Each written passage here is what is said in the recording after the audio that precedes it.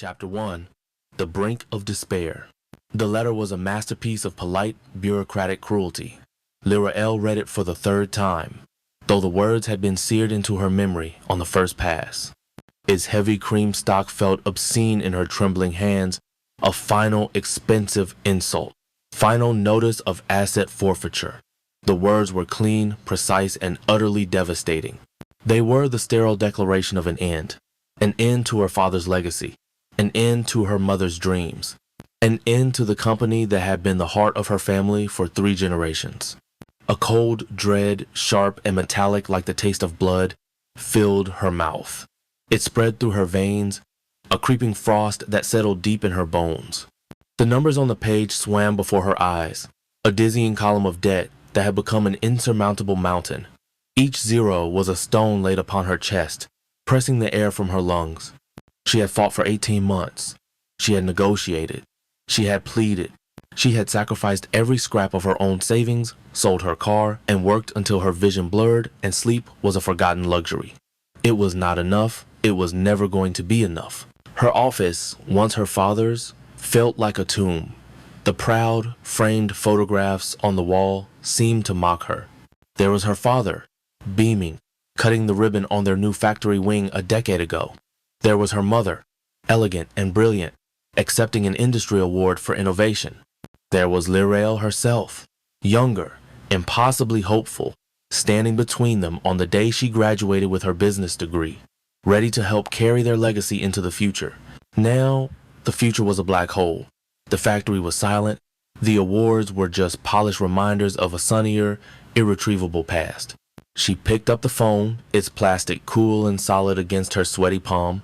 Her contact list was a graveyard of failed hopes. She scrolled past the names, each one a small, sharp sting of rejection. Mr. Abernathy. The bank's position is firm, Lyra.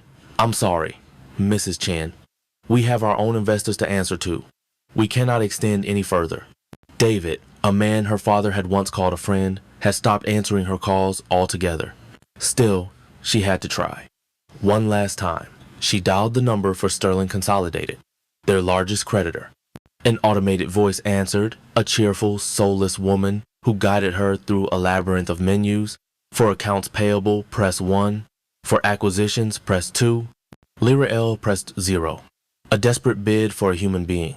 After a painful eternity of hold music designed to sand down the human will, a bored voice crackled to life. Sterling, this is Marcus. Hello, Marcus. My name is Lyra L. Vance. I'm calling about account number 734B, Vance Innovations. Her voice was shaking, but she forced it into a mask of professionalism. There was a series of clicks as he typed.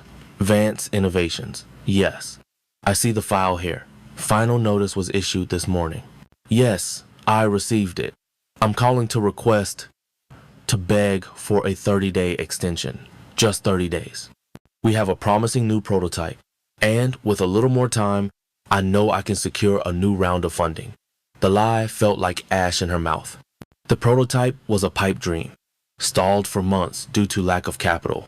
Marcus sighed, a sound of pure, unadulterated apathy.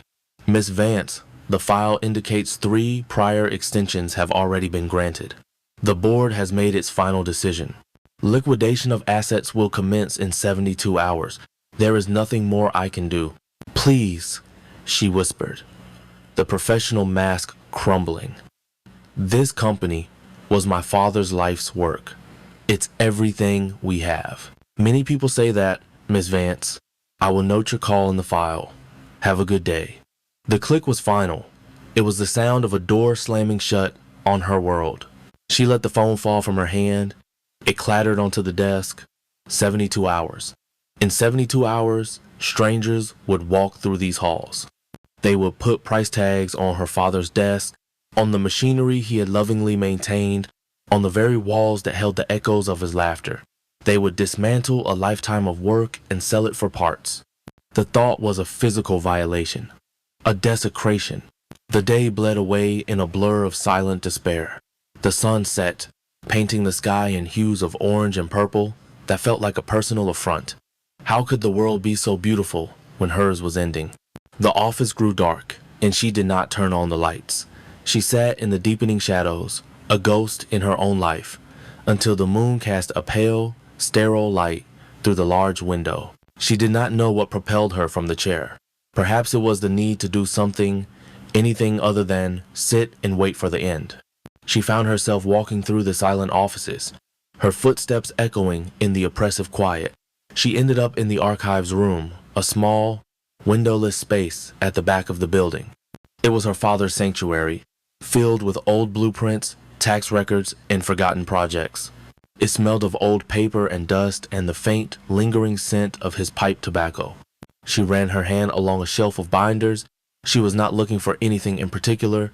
She was just touching the pieces of her history, saying a silent goodbye. Her hand brushed against a small, ornate wooden box on a high shelf tucked away behind a stack of ledgers. It was not a file box. It was a personal item. She had to stand on her toes to retrieve it. Dust clouded the air as she set it down on the table. She did not recognize it. It was dark, carved wood, almost black, with intricate patterns that seemed to shift in the dim light. There was no lock, but it was sealed shut with age. As she examined it, she noticed a small, almost invisible keyhole on the front. Where would the key be?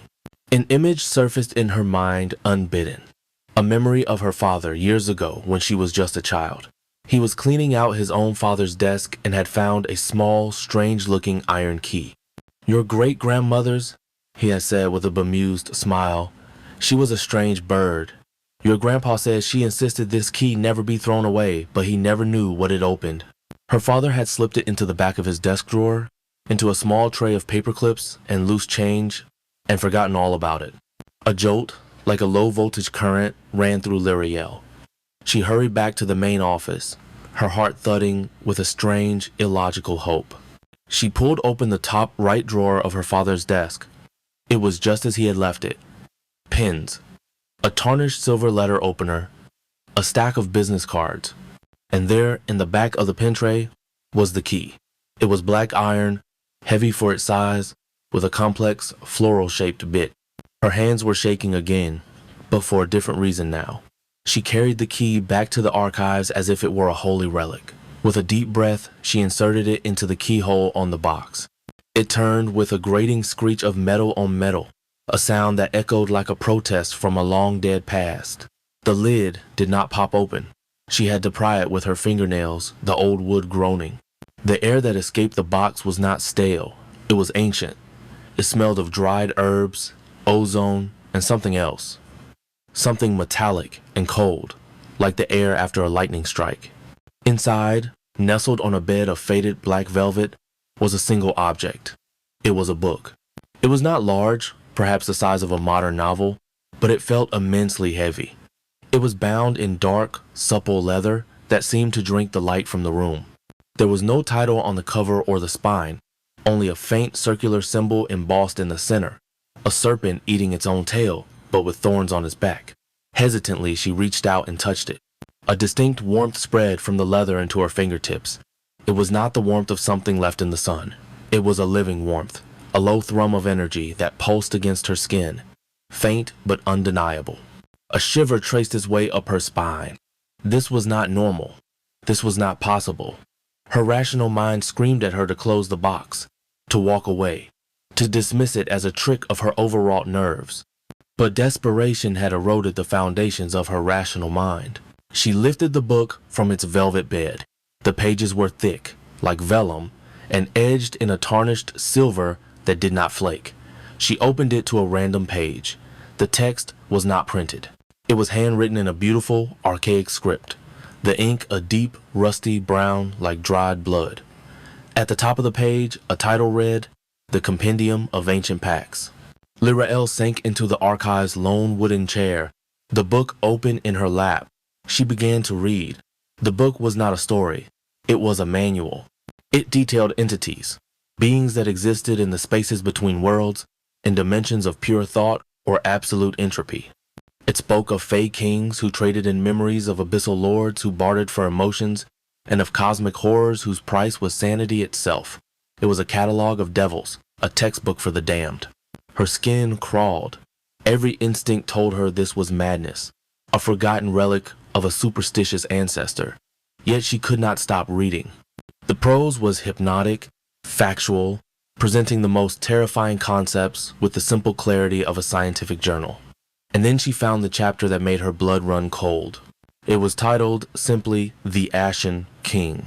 The text described a being of immense primordial power, an entity born not of fire or shadow, but of the end of things, of the final cold silence after a star dies, of the dust and ruin left behind by forgotten empires. His name was Cendrillon. The book said he did not desire souls in the traditional sense, for a soul was a thing of fire and passion. He was the antithesis of that. He craved the spark itself. He was a being of infinite emptiness who sought to possess a singular, vibrant flame, not to extinguish it, but to keep it as a solitary candle in his endless, colorless void. The book detailed the pact he offered. He could rewrite reality, undo ruin, erase debt, and restore fortune. His power over the material world was described as absolute. In exchange, his price was specific and terrible. He did not take your soul to torture it. He took you, body and soul, to his realm. A place described as A Chroma, the colorless realm. A place of eternal twilight, silence, and way. Ash. He would make you his consort, his queen. A living, breathing work of art to be admired in his silent gray gallery. L'Oreal's breath hitched. A section below detailed the summoning ritual. It was complex, but did not require any exotic ingredients a desperate person could not find. Salt, for purity of the circle. Ash, for his domain. 4 black candles, for the absence of light. And an offering. Not a blood sacrifice, the book specified with chilling precision. Cendrillon had no use for blood. The offering had to be something of true emotional value. A tear of genuine despair. A memory of profound joy. Willingly surrendered. Her mind was a maelstrom.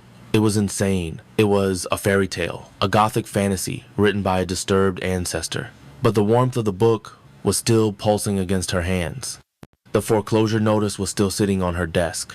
The 72-hour countdown was still ticking. What were her options? Surrender, let the company die, watch her family's name be disgraced, see her brother, still in university, have his future prospects shattered by their family's bankruptcy. Or this impossible, terrifying, insane choice presented by a book that should not exist. A pact with the devil. A deal with something that called itself the Ashen King. She closed her eyes, and all she could see was her father's face, the pride in his eyes turning to crushing disappointment. She saw her mother's portrait, her gentle smile seeming to fade into sadness. She saw the faces of the dozen employees who would lose their livelihoods, people who had trusted her family. The despair inside her was no longer a creeping frost. It was a physical weight, a solid black stone in her gut. A single tear, hot and heavy, with the full gravity of her failure, escaped her eye and rolled down her cheek. It dripped from her chin and landed on the open page of the book.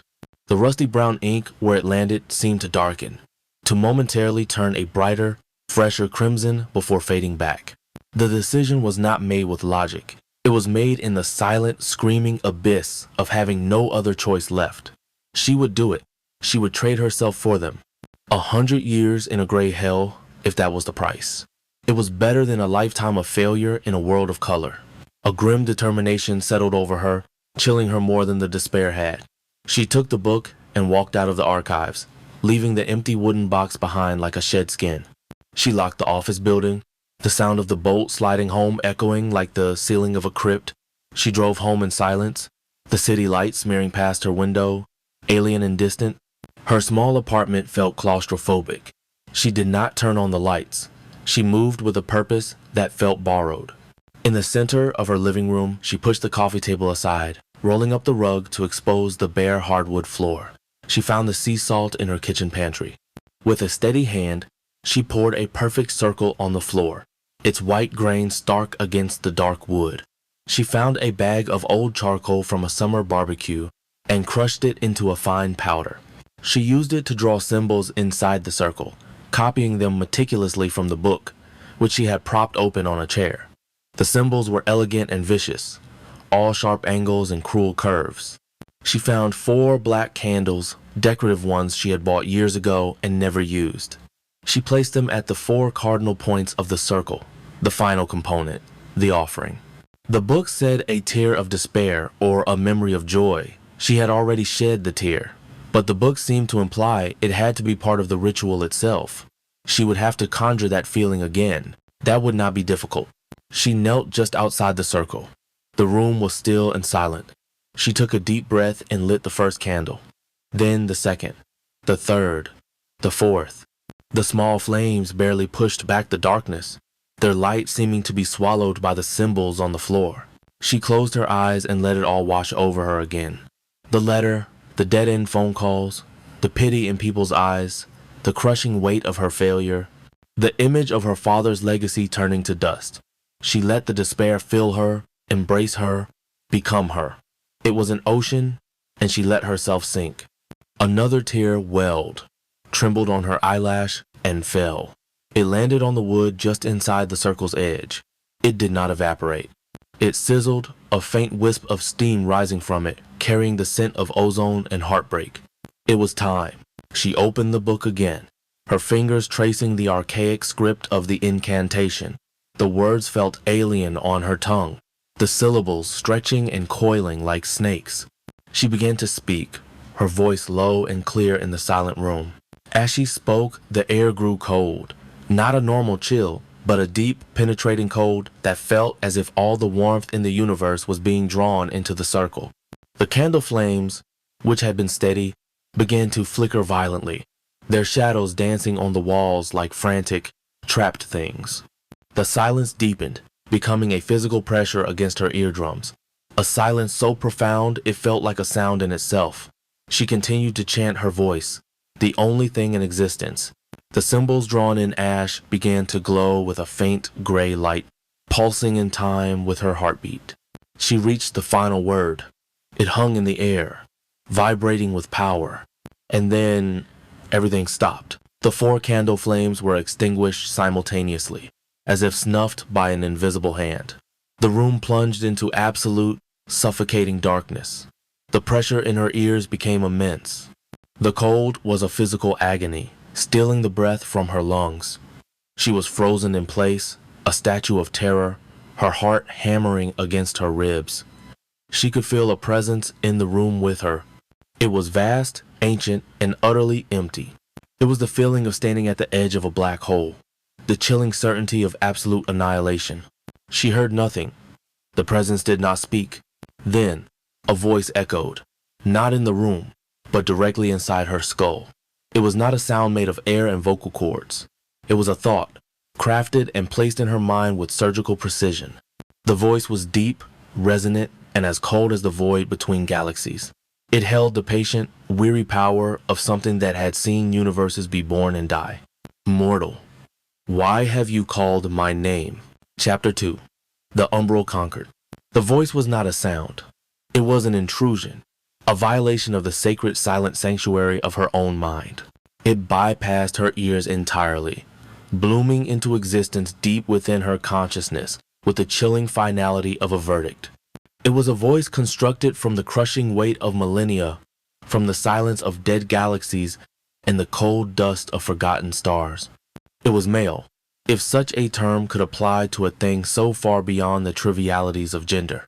It was deep, a resonant hum that vibrated through the very marrow of her bones, and it was colder than the absolute zero she had read about in physics textbooks.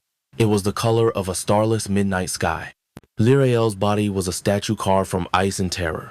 Her heart, a frantic bird trapped in a cage of ribs, was the only part of her that still seemed to function. The air in the room, once merely cold, was now an active entity of frost. It solidified in her lungs, making each breath a painful, shallow gasp. The absolute darkness was a physical presence. A heavy blanket woven from shadow and oblivion, pressing in on her from all sides. She felt its weight on her skin, its pressure against her eyelids. The circle she had so meticulously drawn felt less like a ward of protection and more like the target area for an impending celestial judgment. He was here. The presence was immense, a void that had shape, a vacuum that had weight. It was as if the universe had been punctured, and the nothingness from beyond was leaking into her small apartment living room. She felt an instinctual, primal urge to flee, to scream, to tear herself apart, but her limbs were locked in a paralysis, born of pure, undiluted awe and fear. Then, the darkness in the center of the circle began to move. It was not a sudden appearance. There was no vulgar puff of smoke or flash of fire. It was a coalescing. The shadows seemed to deepen, to fold in on themselves, weaving together like threads of night on a loom of cosmic scale. The darkness thickened, gathering substance, drawing in the faint residual light from the city outside the window. A form began to resolve itself from the concentrated emptiness. He was tall, impossibly tall. His silhouette seemed to stretch and scrape against the ceiling of her apartment, which suddenly felt like a doll's house. He was not a monster of horns and claws, no grotesque demon from a medieval tapestry. The horror of him was far more subtle and far more profound. He was beautiful. It was a terrible, inhuman beauty, the kind one might find in the perfect, lethal geometry of a shard of obsidian or the catastrophic elegance of a collapsing nebula. His form was clad in what looked like solidified shadow, a material that drank the light and gave nothing back. It shifted and flowed as he moved, less like fabric and more like a captured piece of the night sky. Long, slender limbs gave him an air of grace that was utterly at odds with the crushing power he radiated. His face was a masterpiece of cruel classicism, all sharp angles and aristocratic planes, as if sculpted from pale, moon-bleached marble. His hair was the color of ash, a stark, lifeless white that cascaded over his shoulders like a frozen waterfall. But it was his eyes that truly captured the essence of his terror. They were the source of the voice in her head. They were not black. They were the gray of a sky moments before a blizzard, shot through with pinpricks of light that were not reflections. They were distant, cold, and dead, like the last light of stars that had extinguished themselves eons ago. They were eyes that had witnessed the heat death of entire universes and had remained utterly, profoundly unimpressed. He took a step out of the circle, the salt and ash crunching under a boot that made no sound. The boundary she had created meant nothing to him. He was the rule, not the exception. His Death Star eyes fixed on her, and L'Oreal felt a sensation far worse than being looked at. She felt seen, she felt known. It was a gaze that did not stop at her skin, or her flesh, or her bones. It pierced through the fragile shell of her physical form and went straight into the core of her being. It was an analytical gaze, a connoisseur's inspection. And then she felt it, a flicker of something within the cold emptiness of his attention. It was not warmth, it was interest, a focused, predatory curiosity. He could see it. He could see the thing she herself was only vaguely aware of, her soul. To him, it was not an abstract concept, it was a tangible thing. In the vast, colorless desert of his perception, her soul was a bonfire.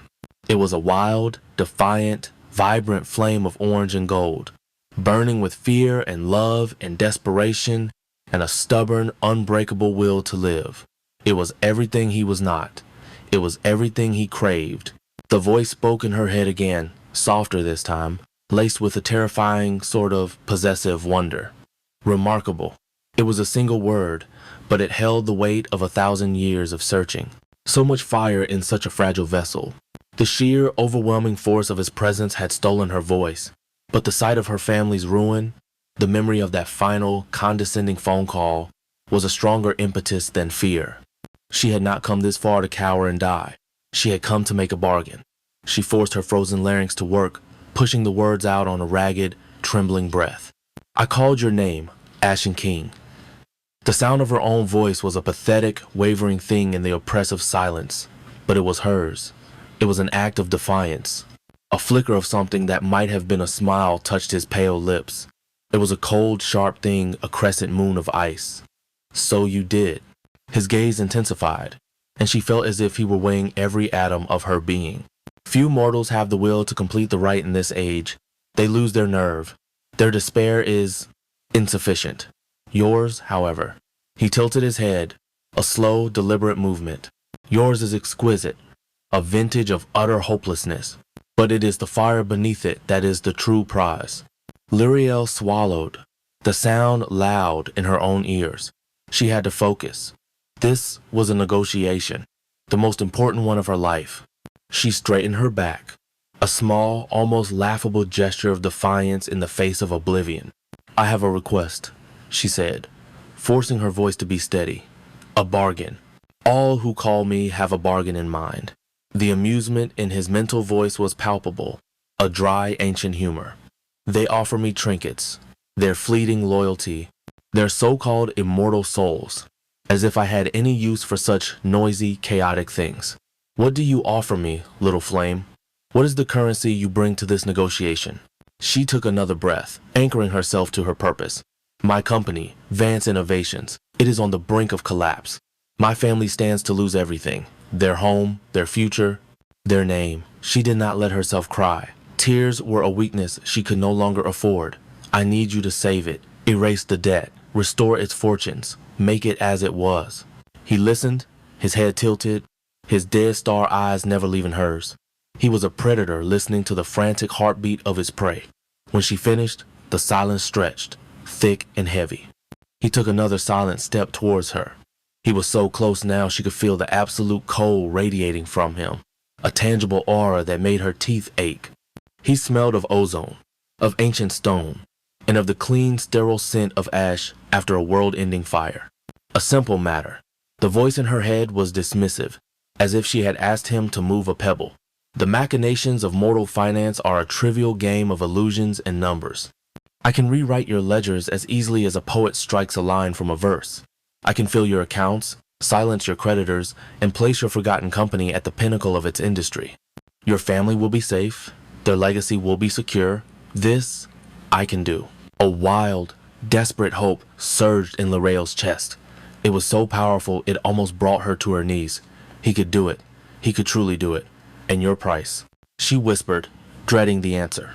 Cendrillon slowly raised a hand. His fingers were long and elegant, like a pianist's, but they were the color of bleached bone. He did not touch her. He simply held his hand in the air between them, palm up, as if waiting to receive something. My price is not a trinket, he said, his mental voice losing its amused edge and taking on a tone of deadly seriousness. I do not want your loyalty. It is fickle. I do not want your worship. It is tedious. I told you, I have no use for a soul as a plaything. I want the fire itself. I want you. L'Oreal's blood ran cold. Mais, you, he confirmed, body and soul, intact, unbroken. You will come with me to my realm, to A Chroma. The name was a whisper of static and dust in her mind. You will be my queen. For 100 of your mortal years, you will belong to me. You will be the single point of color in my colorless world, the solitary flame in my endless hall of shadows. You will be a living work of art, a masterpiece of vibrant life in a gallery of eternal stillness. That is my price. 100 years. The number was incomprehensible. A lifetime. More than a lifetime. Trapped in a gray, silent world as the possession of this terrifying, beautiful entity. The hope that had surged in her moments before guttered and died, replaced by a suffocating horror. It was too much. It was an eternity. A queen, she managed to say, the word tasting like ash, or a prisoner. His cold smile returned. Is there a difference? The question was not a philosophical one. It was a statement of fact in his reality. You will have every comfort, every luxury, a palace of sculpted starlight and woven shadows. But you will be mine, your presence, your thoughts, your memories, your very essence. All will be mine to observe, to appreciate, to possess. He was a collector. That was what he was. A collector of the unique and the priceless. And she was to be the centerpiece of his collection. She shook her head, a small, involuntary movement of number. I can't, you. His voice was soft, dangerously so. He had anticipated this. He was prepared for it. You think in terms of loss, your freedom, your world. You are not weighing the true cost. And then, the world dissolved. It did not fade. It shattered. The walls of her apartment, the glowing circle, the very air itself, fractured into a million pieces of light and disappeared. She was no longer standing in her dark living room. She was standing on a sun-drenched lawn, the grass soft and green beneath her bare feet. The air smelled of freshly cut grass, of blooming roses from a nearby trellis, and of barbecue smoke. Laughter, warm and familiar, drifted on the breeze. She turned, and her heart stopped. There was her mother, alive and radiant, her smile erasing years of worry. She was arranging food on a picnic blanket, her movements light and carefree. There was her brother tossing a football with their father, her father. He looked 10 years younger, the lines of stress and failure completely gone from his face. He caught the ball and turned, his eyes locking with hers. He beamed, a smile of pure, unadulterated pride and happiness. Lirael, her mother called, her voice full of love. Come on, sweetie, everything's ready. We were just talking about the new Sterling Consolidated deal. Your father says you saved us all. This was the vision, the temptation. It was not a dream. It was more real than reality. She could feel the warmth of the sun on her skin. She could smell the food. She could feel the love emanating from them, a physical wave of warmth and acceptance. This was everything she had fought for, everything she had lost. A tear escaped her eye, but this one was not of despair. It was a tear of profound, heartbreaking joy. She took a step towards them, her hand outstretched. She wanted this. She wanted this more than she had ever wanted anything in her life. And with a wrenching, violent tear, it was gone. She was back in the suffocating cold and darkness of her apartment. The whiplash was a physical blow, stealing her breath and leaving her staggering, gasping for air. The beautiful, sunny memory was already fading, its colors and sounds draining away, leaving only a hollow ache in its place. Cendrillon stood before her, his expression unchanged, his dead star eyes holding her pinned in place. That reality, his voice echoed in her skull, devoid of any emotion. Or this one, that future for them, paid for by your future with me. The choice has always been yours, Lirael. I am merely the merchant offering the transaction. The choice. It was no choice at all. How could she live with herself in a world of color, knowing she had denied them that sunny, happy afternoon? How could she enjoy her freedom, knowing it was built on the foundation of their ruin? The 100 years of gray servitude suddenly seemed like a small price to pay for the light in her father's eyes, for the carefree laughter of her mother. Her own life, her own happiness, seemed a trivial thing to weigh against theirs. The fight went out of her. The last embers of her resistance turned to ash. Her shoulders slumped, her head bowed. The decision was made. I accept. The words were a ghost of a whisper, but in the profound silence of the room, they boomed like a cannon. A deep, resonant satisfaction flowed from Cendrillon. It was not triumphant or gloating. It was the calm, quiet contentment of an acquisition finally secured. A wise choice, little flame. He gestured to the floor. The pact must be sealed. The umbral concord is a bond of spirit and substance. It requires a catalyst, a drop of life, willingly given to bind the promise in the flesh. Blood. Of course. She looked around the dark room, her eyes falling on the heavy silver letter opener still lying on the desk where the phone had fallen. Her father's letter opener. The irony was a bitter, metallic taste in her mouth. She walked to the desk on legs that felt like they were made of glass. She picked it up. The silver was cold against her skin. She returned to the circle, standing before the Ashen King. She held up her left hand, the one that did not bear the weight of a family's legacy. With a deep, shuddering breath, she pricked the tip of her index finger with the sharp point of the opener. A single, perfect, ruby drop of blood welled up.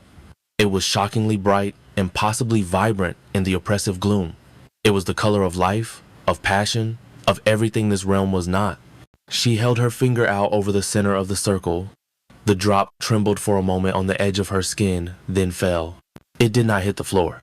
It stopped in mid-air, suspended in the space between them, glowing with an internal crimson light. The ashen symbols on the floor flared, not with gray light this time, but with a deep, hungry darkness, an anti-light that seemed to solidify. Tendrils of this darkness snaked up from the floor, coiling around the drop of blood, consuming it. The moment the blood was gone, the pact was sealed. A low hum filled the room, the universe itself seeming to groan as its fundamental laws were being rewritten.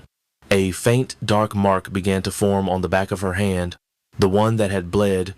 It was a faint, shadowy scar, a twisted circle of thorny darkness that mirrored the sigil on the book. It tingled with a cold energy. a permanent reminder of the bargain she had just made. And then, her world began to come undone. It started with the colors. The deep brown of the hardwood floor, the off-white of the walls, the glint of silver from the letter opener in her hand, they all began to fade. The color leached out of them, draining away like water down a sink, leaving behind a monochrome palette of gray, black, and white. The vibrant city lights outside her window muted to pale, sterile smudges. Then the sounds began to muffle.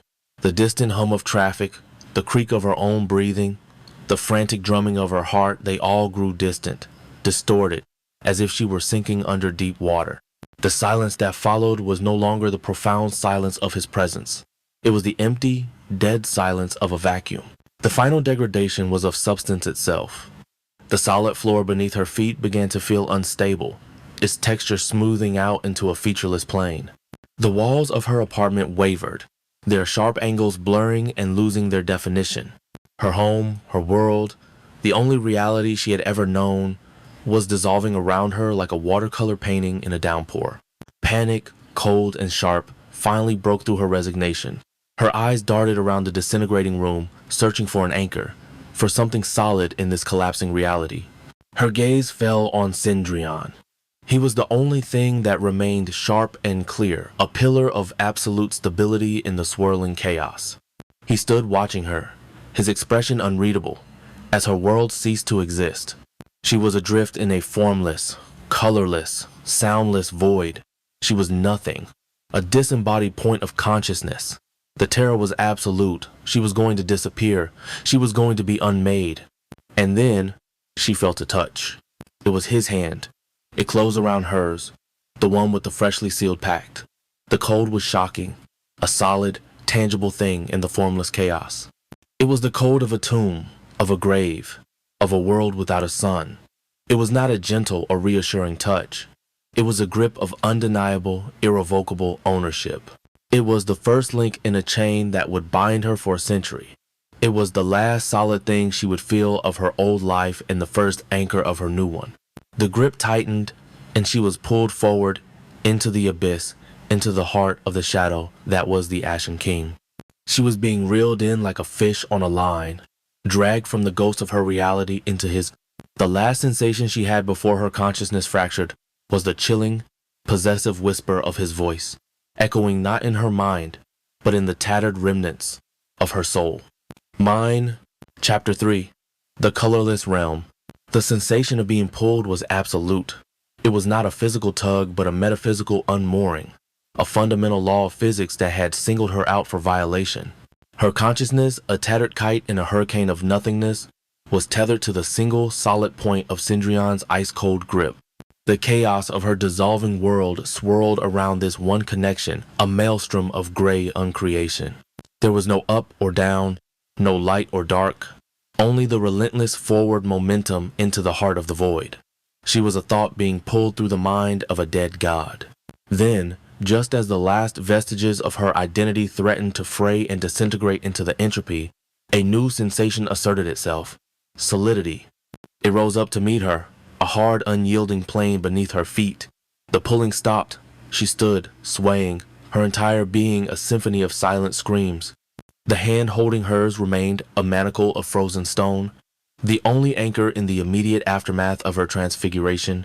She kept her eyes squeezed shut, a final, futile act of defiance against the reality she knew waited for her.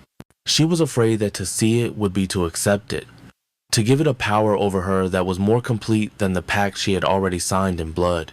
She focused on her other senses, praying for a familiar sign, a single scrap of the world she had just lost. She listened first. She strained her ears, desperate for the hum of traffic, the whisper of wind, the sound of her own ragged breath. There was nothing. The silence was not an absence of noise. It was a presence, a thick, heavy, suffocating thing that pressed in on her from all sides, clogging her ears and muffling the frantic, panicked beat of her own heart. She could feel the blood rushing past her eardrums, a frantic, wet sound that was horrifyingly loud in the dead quiet. She could hear the faint, dry click of her own eyelids as she blinked behind their closed shields. This was a silence that was louder than any sound she had ever known. It was the silence of a tomb, of a world that had forgotten how to make noise. She risked a breath. The air that filled her lungs was thin and sharp, devoid of any scent. There was no dust, no life, no decay. It was sterile, like the air of a laboratory, but it was also ancient. It carried a faint, mineral tang, the smell of old, cold stone, and the static ozone of a place that existed outside of time. It was so cold, it felt like swallowing microscopic shards of glass. Each inhalation was a painful reminder that this atmosphere was not meant for human lungs. It was an environment designed to sustain only the absence of life. The grip on her hand tightened fractionally, a silent command. It was time. She could not hide in the darkness behind her own eyes forever. With a shudder that racked her entire frame, Lyriel forced her eyelids to open.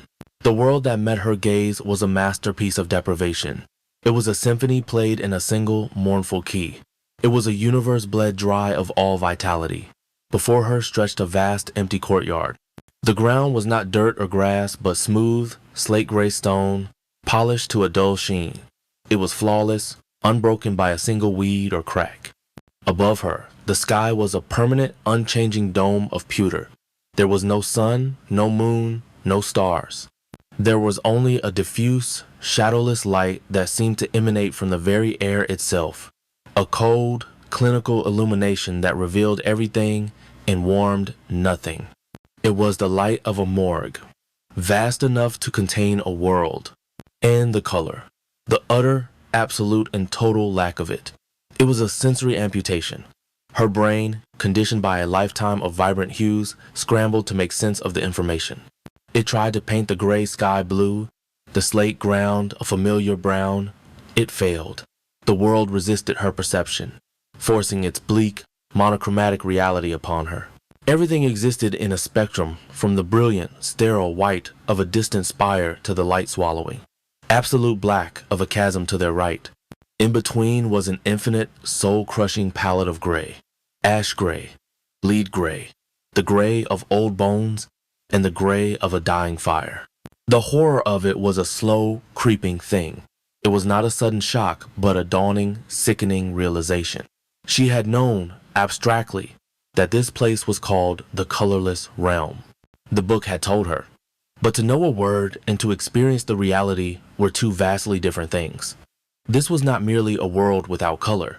It was a world that had had its color violently ripped away, leaving behind a scarred, grieving landscape. The very concept of blue or green or red felt like a forbidden thought here, a heresy against the ruling emptiness.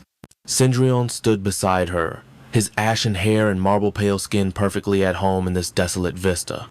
He was a natural extension of this world, while she was a glaring, offensive mistake. She glanced down at her own hands and saw that the color was draining from her as well, her skin taking on a pallid, grayish tint under the relentless, neutral light. The umbral concord on the back of her hand was a stark black sigil, a brand of ownership. Welcome to A Chroma, Lyriel. The voice in her head was devoid of any welcome. It was a simple statement of fact. He began to walk, pulling her along with him. Her legs moved automatically, her mind still reeling from the sensory assault.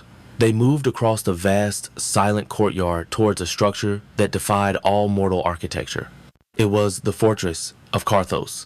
The book had not done it justice. It was not a castle. It was a mountain that had been carved into the shape of a weapon.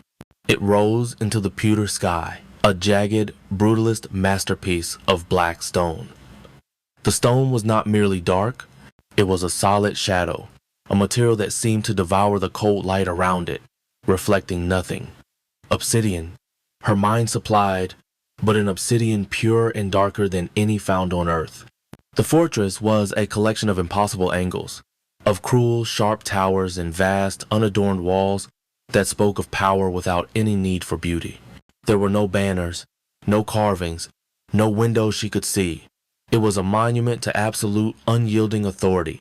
As they approached, a section of the wall simply dissolved. There was no sound, no grinding of gears.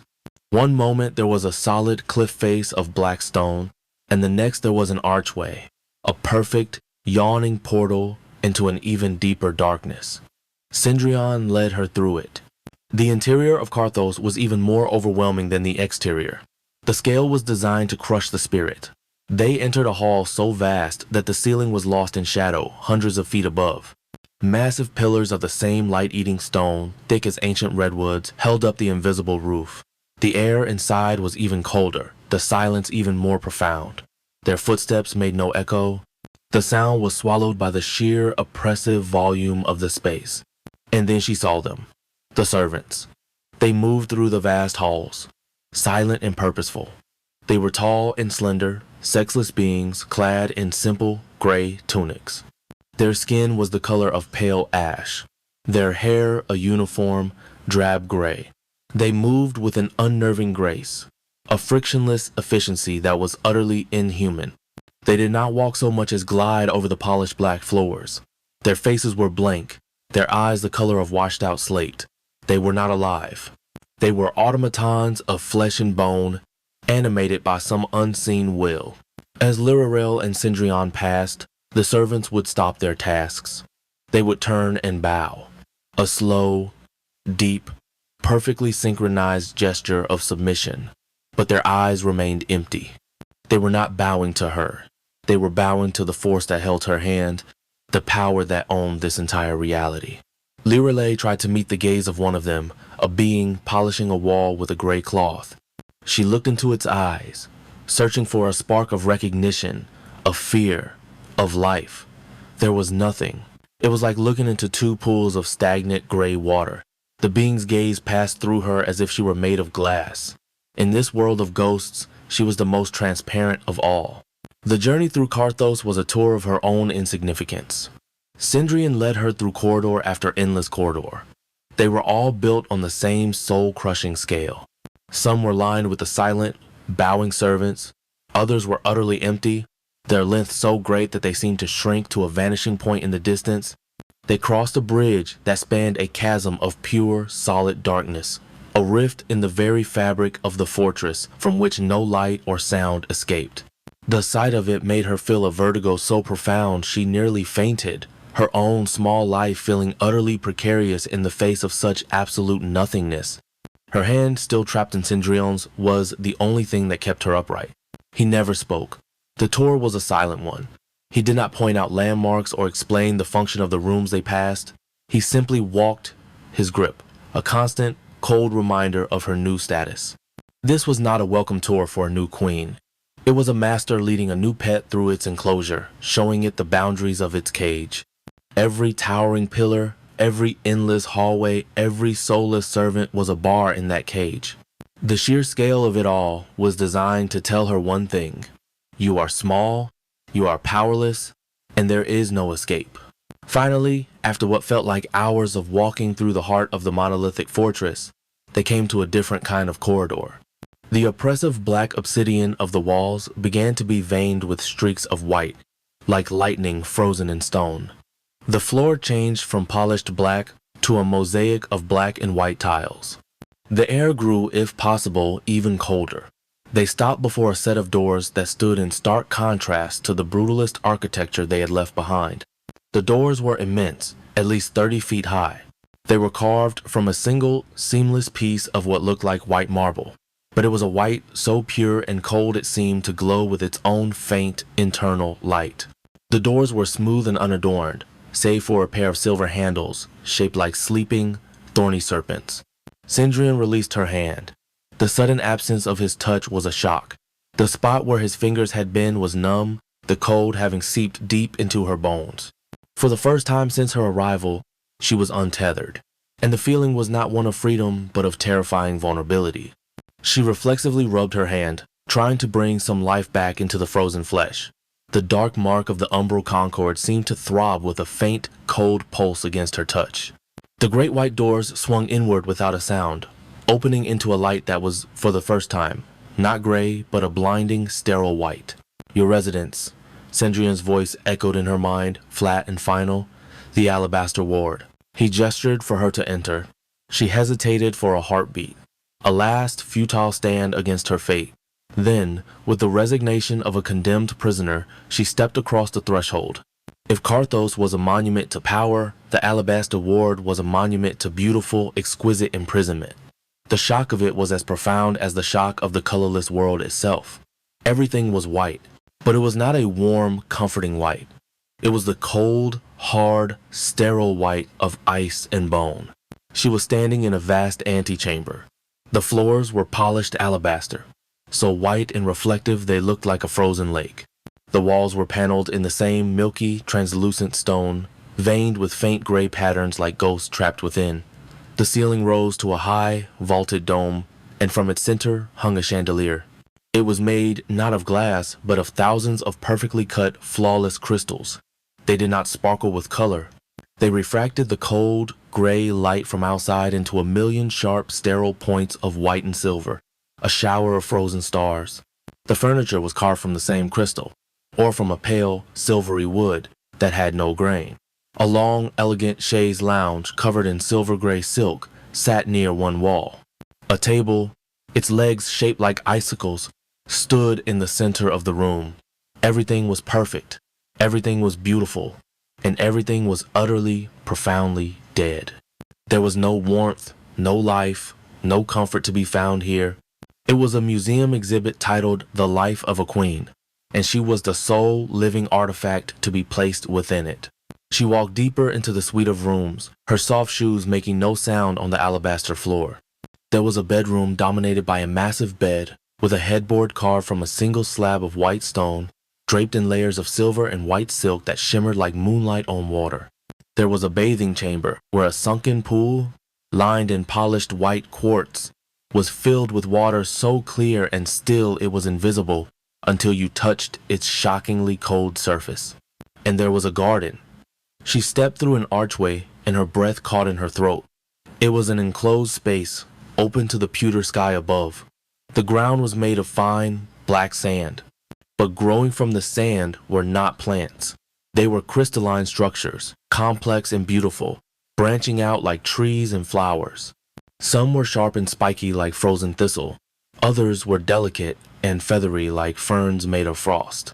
They chimed faintly when a non-existent breeze stirred them, a sound like tiny, cold bells. It was a garden of perfect, eternal, lifeless things.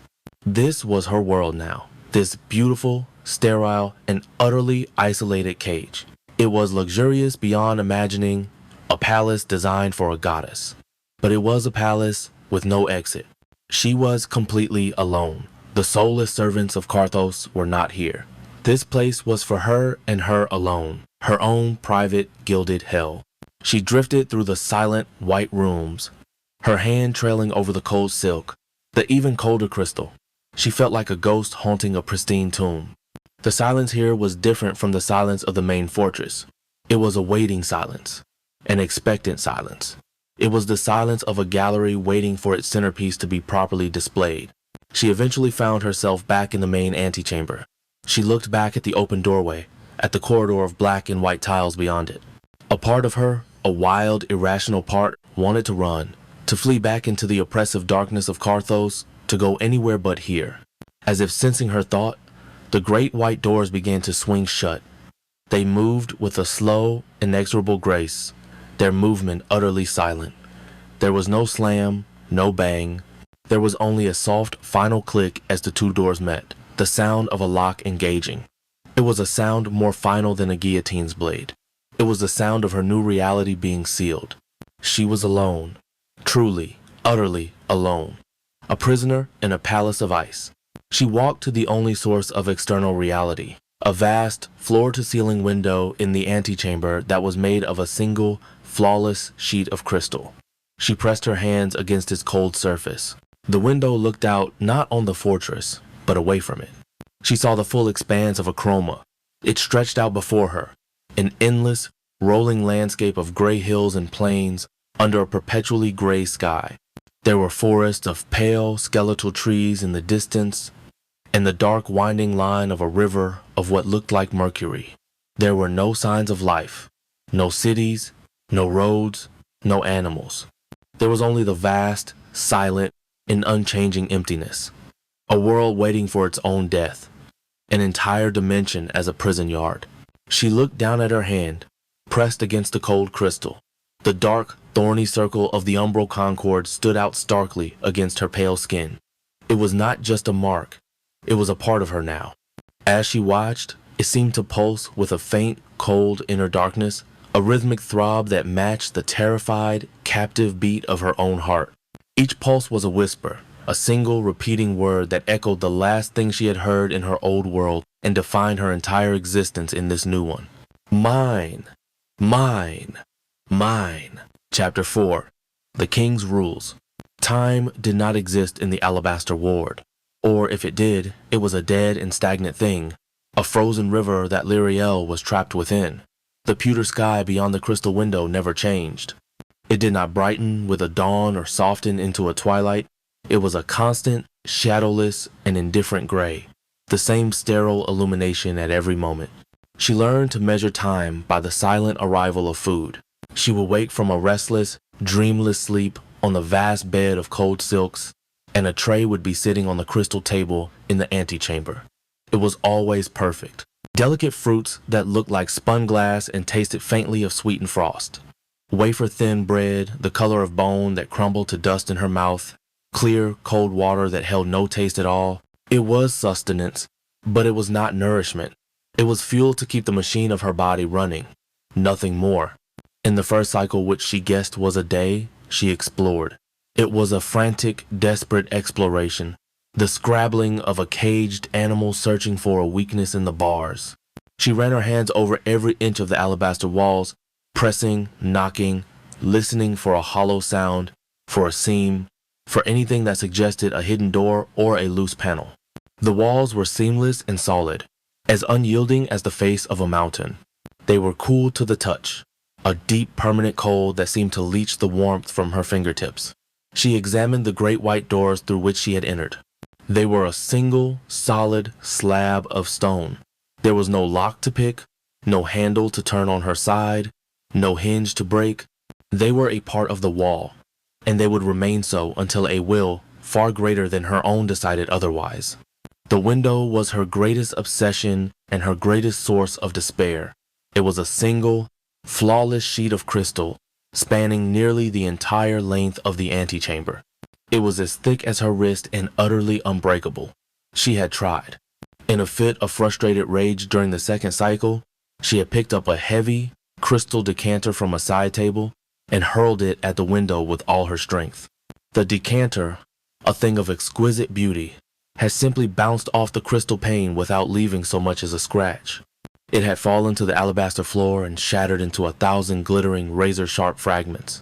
The sound of its destruction had been a shocking, beautiful violation in the tomb-like silence. For a moment, she had felt a thrill of triumph. She had made a mark. She had caused chaos. But the triumph was short-lived. She had turned away for a few minutes, pacing the length of her cage, and when she returned, the shattered pieces were gone. The floor was as pristine and flawless as it had ever been. There was no sign of her rebellion. The ward had simply healed itself, erasing her defiance as if it had never happened. That was a deeper horror than the window's resilience. It told her that even her anger was meaningless here. She spent hours, perhaps entire cycles, standing before that window, gazing out at the colorless realm of A Chroma. The bleak landscape was a portrait of entropy. It was a world that had given up. In the distance, she could see a forest of pale, skeletal trees, their branches like the grasping fingers of the dead. A river of what looked like liquid mercury wound its way through hills of ash, its surface gleaming with a dull, metallic light. There was no movement, no birds in the sky, no animals scurrying through the great plains. The world was a still life painting of the end of everything. Her prison was not just the alabaster ward, it was the entire dimension. The crystalline garden was another form of exquisite torture. It was beautiful, undeniably so. The intricate structures of frost and crystal chimed with a delicate, ethereal music when she walked among them. But it was the beauty of death, of perfection achieved through the utter cessation of life. She would touch a branch, and it was hard and cold as glass. She would stare at a flower with petals of razor-thin quartz, and it would never wilt, never grow, never change. It was a garden built in mockery of life, a sterile tribute to stillness. She began to hate it more than any other part of her gilded cage. On the third cycle, she stopped exploring. Despair, a heavy, cold sludge, began to fill her veins. She would spend long periods simply sitting on the silver-gray chaise, staring at nothing. She tried to remember her old world. She tried to conjure the vibrant green of the grass in the park near her old apartment. She tried to recall the brilliant, chaotic splash of colors in the sunset over the city. She tried to hear the sound of her mother's laughter or the deep timbre of her father's voice. The memories were still there, but they were becoming faint and distant, like old, faded photographs. The relentless monochrome of A Chroma was leaching the color from her mind, just as it had leached it from her skin. The silence was erasing the memory of sound. She was forgetting. Her own past was becoming a foreign country, and she feared a time would come when she would no longer remember what she had sacrificed herself for. It was during one of these long stretches of silent apathy on what she guessed was the fourth or fifth cycle that he came. There was no warning, no sound of the doors opening, no footstep. One moment she was alone in the vast white antechamber, and the next he was there. He was standing in the center of the room, near the crystal table, as if he had simply resolved into being from the cold, sterile air. The change in the atmosphere was instantaneous and absolute. The air, already cold, plunged into a deep, bone-aching frost. The ambient pressure seemed to increase, as if his very presence displaced the reality around him. He was a black hole of power and stillness in the center of her white prison. He wore the same shifting garments of solidified shadow, his ashen hair a stark and lifeless white against the darkness of his attire. His dead star eyes, those swirling nebulas of gray and extinct light, were fixed on her. Lyriel's heart, which had been beating with the slow, dull rhythm of despair, kicked into a frantic, panicked gallop. Every instinct screamed at her to run, to hide, but there was nowhere to run, nowhere to hide. She was a mouse in a glass box, and the cat had just appeared inside it with her. She forced herself to remain seated, a pathetic attempt to project a calm she was nowhere near feeling. To stand would be to acknowledge his power, to react to his presence. She would not give him the satisfaction. She met his gaze, her jaw tight, her hands clenched into fists in the folds of her simple gray gown, the only clothing that ever appeared for her. He did not speak for a long time.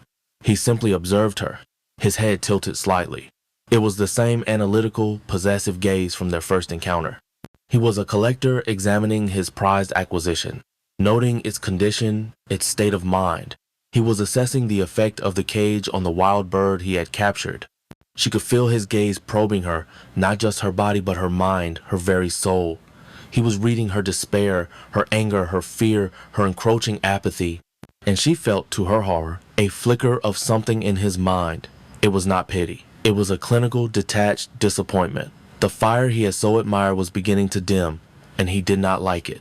Finally, the voice bloomed in her mind, as cold and precise as ever. "You are pale, little flame." The observation was so mundane, so infuriatingly calm, that it broke through her fear and ignited a spark of her old defiance. She forced her voice out and was relieved to find it was steadier than she had expected. "The lighting in here is dreadful." A ghost of a smile touched his lips, a fleeting razor-thin curve of ice. The voice in her head was laced with a dry, ancient amusement. "It is the only light there is. You will grow accustomed to it. I will not." She said, the word sharp, "You will." His reply was not an argument. It was a statement of fact, as immutable as the pewter sky.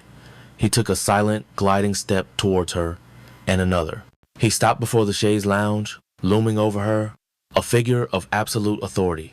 The cold radiating from him was a physical presence, making the hairs on her arms stand on end. "I have come to explain the terms of your residency." The voice was formal, a king addressing a subject. "The rules of the alabaster ward, the rules of your new life." Lyriel said nothing. She simply stared up at him, her heart hammering against her ribs. "You have, and will continue to have, every material comfort." He began, his tone dispassionate. "Sustenance will be provided. Your garments will be appropriate. The environment is stable. Every luxury this realm can conceive of is at your disposal within these walls. You need only think of a thing. and if it is within my power to create a facsimile of it, it will appear. A hollow, bitter laugh almost escaped her, but she choked it down. A facsimile, a dead copy, like the crystalline flowers in the garden. She could probably conjure an image of her father's face, but it would be a cold mask, an empty puppet. You are, however, restricted to the confines of the alabaster ward. The words were dropped into her mind with the weight of granite. You will not leave these chambers. You will make no attempt to leave these chambers. To do so would be inadvisable. Inadvisable, she repeated, the word tasting like poison. Or impossible. The distinction is academic, he replied without a pause. Should you require to leave for any reason, you will request my permission. I, and I alone, will grant it, and I will escort you. The sheer, suffocating arrogance of it was breathtaking. She was not even allowed to walk the halls of her own prison without his express permission and his personal escort. The cage was even smaller than she had thought. And what of my role? She asked, her voice dripping with a sarcasm she could not contain. You called me your queen. What does that title mean in this colorless world of yours? What are my duties? What is my purpose? Besides sitting in this beautiful empty room until my mind rots. Cendrillon's dead star eyes seemed to focus on her with a new intensity. He was not angered by her tone. If anything, he seemed intrigued. The fire was flickering back to life. Good. That was what he had come for. You misunderstand the nature of your position. His voice was patient, the kind of patience a scientist might have for a specimen that was failing to grasp the parameters of its experiment. The title of queen is a classification. It denotes your status relative to all other things in this realm. You are singular, you are unique, you are mine. That is the meaning of your title. He gestured vaguely with a long, bone-white hand, encompassing the entire magnificent chamber. Your purpose. You are looking at it. Your purpose is to be, to exist. Here, in this place I have created for you. You are the sole living work of art in a gallery of eternal stillness, a flame kept under glass. You are a source of warmth in a universe of cold. You are a point of vibrant, chaotic, passionate life in a realm of perfect, ordered emptiness. Your laughter, your tears, your anger, your despair, they are all colors in a world of gray. They are a symphony in a world of silence. They are my entertainment, my solace, my possession. The words struck her with the force of a physical blow. All her fears, all her darkest suspicions were confirmed in that one chilling speech. She was not a person to him. She was not even a prisoner in the traditional sense. A prisoner is still a person, a being with a will to be broken. She was an object, a thing, a beautiful, interesting bauble he had acquired to decorate his empty, eternal existence. She was a snow globe, and he was the bored god who would occasionally shake it to watch the flakes fly. Rage, pure and white-hot, surged through her, burning away the cold sludge of despair. It was a fury so intense it made her tremble.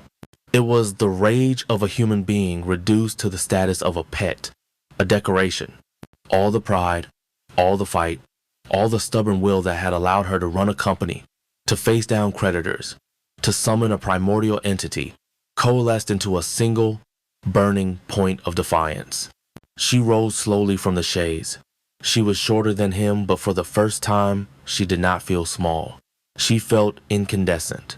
She lifted her chin and looked him directly in his dead, swirling eyes. I am not a thing, she said, her voice low and shaking with suppressed fury. I am not a painting to be hung on a wall. I am not a flower to be kept under glass. I am Lyra L. Vance, and I am your queen, you said. A queen has agency. A queen has power. A queen is not a decoration. For the first time, she saw a genuine, definite emotion in his eyes. It was amusement, a deep, profound, and utterly condescending amusement. His cold, marble lips curved into that sharp, icy smile again, wider this time. You are whatever I say you are. The voice in her head was soft, almost gentle, but it carried the crushing finality of a collapsing star. Your agency exists because I allow it. Your power is a toy I have given you to play with inside your designated nursery. You are a decoration, Lyriel. A magnificent, fiery, breathtakingly beautiful one. but a decoration nonetheless. Your purpose is to please my eye and warm the crushing emptiness of my existence. Nothing more. That was it. That was the moment her control snapped. The rage became a physical force, a wild energy demanding release. Her eyes darted around the room, searching for a target, for something to break, something to violate, something to destroy in this place of sterile perfection. Her gaze fell upon it. On a slender alabaster pedestal near the window stood a vase. It was the most beautiful thing in the room. It was tall and elegant, carved from a single piece of crystal that seemed to capture and freeze the cold light. Its surface was etched with patterns like frost on a winter window pane. It was perfect. It was flawless. It was a symbol of this entire beautiful, soul-destroying cage. It was a symbol of his power and her imprisonment. She hated it with a sudden, violent passion. She did not think, she acted. With a cry that was torn from the very depths of her soul, a sound of pure, primal rage, she lunged towards the pedestal. Cendrillon did not move. He simply watched her, his amused expression unchanging, as if he were watching a toddler throw a tantrum. She reached the pedestal. She wrapped her hands around the cool, smooth surface of the vase. It was heavy, solid, real. For a heartbeat, she paused.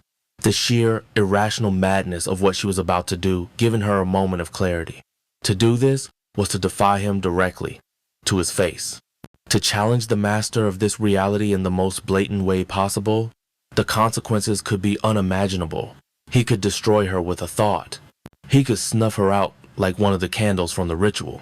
And in that same heartbeat, she knew she did not care.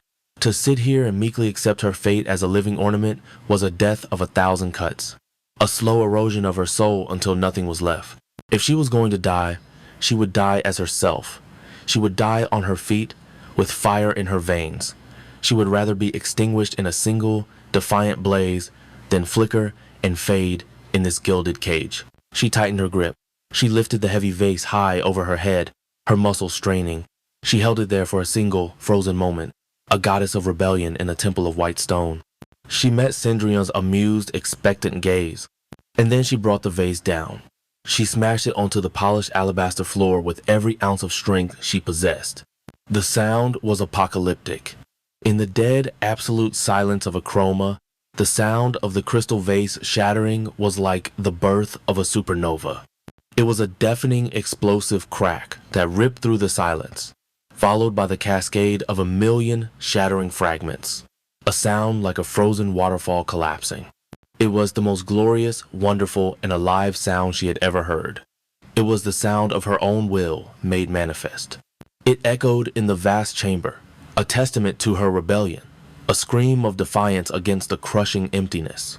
The fragments skittered across the floor, a field of glittering, dangerous diamonds.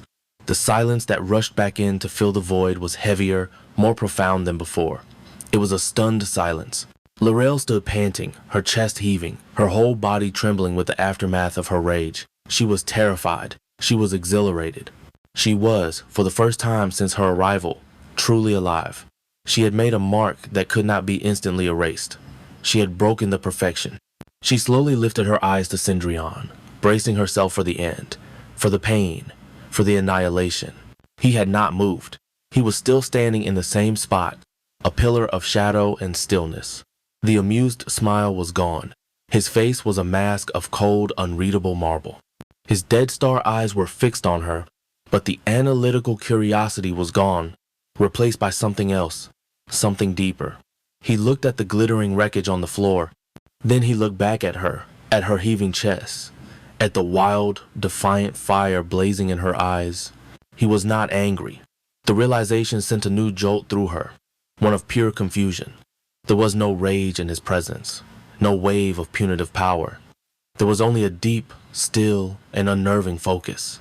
He was looking at her as if he was seeing her for the first time, not as an object, not as a flame, but as a will equal to his own, a force of chaos that he had willingly introduced into his world of perfect order.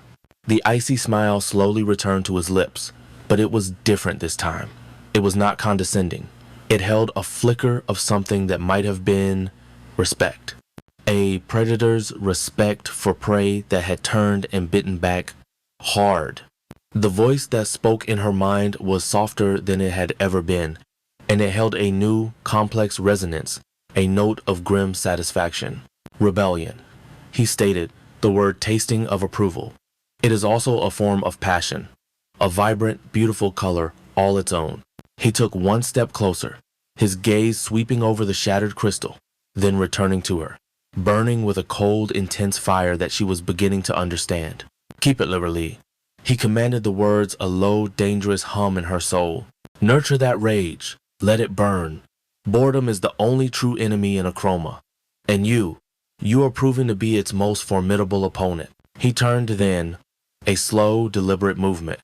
And just as he had appeared, he dissolved, his form unraveling back into the sterile air, leaving nothing behind but a lingering, profound chill and the glittering, beautiful ruins of her defiance on the floor. He did not fix it this time. He left it for her. A trophy. A reminder.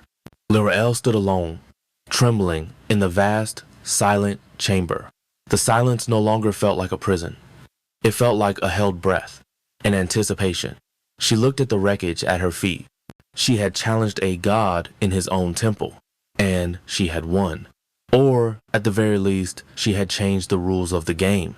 A small, shaky, but triumphant smile touched her lips. This was not the end. This was the beginning. Chapter 5. Cracks in the shadows. The silence that followed his departure was a physical thing, a solid wall of quiet that pressed in on Lirelel from all sides. It was heavier than before, weighted with the ghost of his presence and the lingering echo of her own shattered rage. She stood trembling in the center of the vast, white antechamber, her bare feet just inches from the glittering, dangerous field of crystal shards. The air was cold, so cold, but a fire burned in her veins, a strange and terrifying mixture of exhilaration and mortal fear. He had not punished her. He had approved. The thought was more chilling than any punishment he could have devised. Her defiance had not been a blow against him. It had been entertainment. He had watched her fury as a man might watch a particularly dramatic scene in a play, applauding the passion of the performance. Her rebellion was not a threat to his power. It was a spice, a new flavor to add to the bland, eternal meal of his existence. The broken crystal on the floor was not her trophy. It was his. It was a monument to the moment his new possession had proven to be more interesting than he had anticipated. The realization settled in her gut, a cold, hard stone of truth. She could not fight him with rage. Rage was a color he enjoyed, a sound he found pleasing. To fight him with passion was to feed him, to play his game by his rules. A new kind of resolve began to form in the ashes of her fury. It was not hot and explosive, but cold, hard, and sharp, like a shard of the broken vase itself. If she could not break his world with force, she would unmake it with knowledge. She was a businesswoman, a strategist.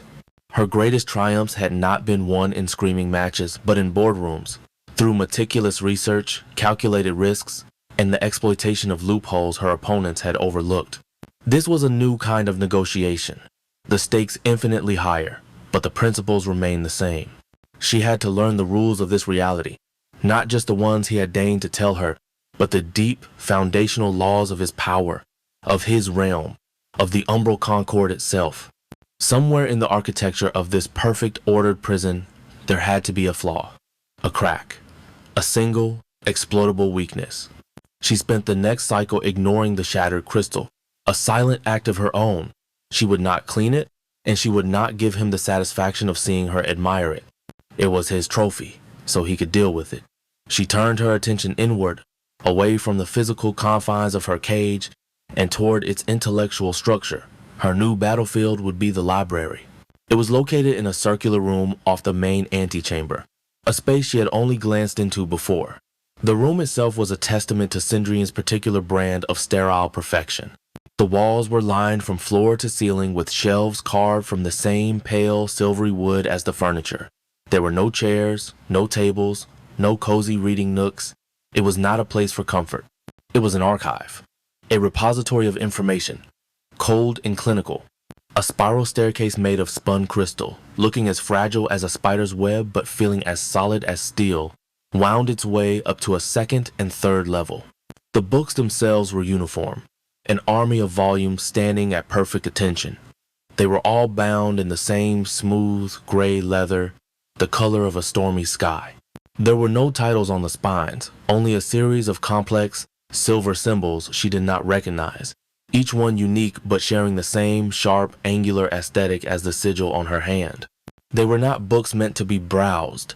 They were books meant to be cataloged. She pulled one from a shelf. It was heavy. Its pages, not paper, but thin, flexible sheets of a vellum-like material that was cool to the touch. The text was not printed but inscribed in the same perfect, archaic script as the Book of Pacts. Though this ink was a uniform, soulless black. The title, on the first page, read, A History of the Obsidian Throne, Volume 1, The Forging of A Chroma. She began to read. It was pure propaganda. The book described the birth of A Chroma not as a dying or a fading, but as a purification, a transcendence from the messy, chaotic vulgarity of color and life into a realm of perfect order, silence, and eternal stability. Cendrillon was not a king of ruin, but a first principle, an architect of stillness. It was nauseating. She slammed the book shut, the sound a dull thud in the silent room, and placed it back on the shelf with distaste.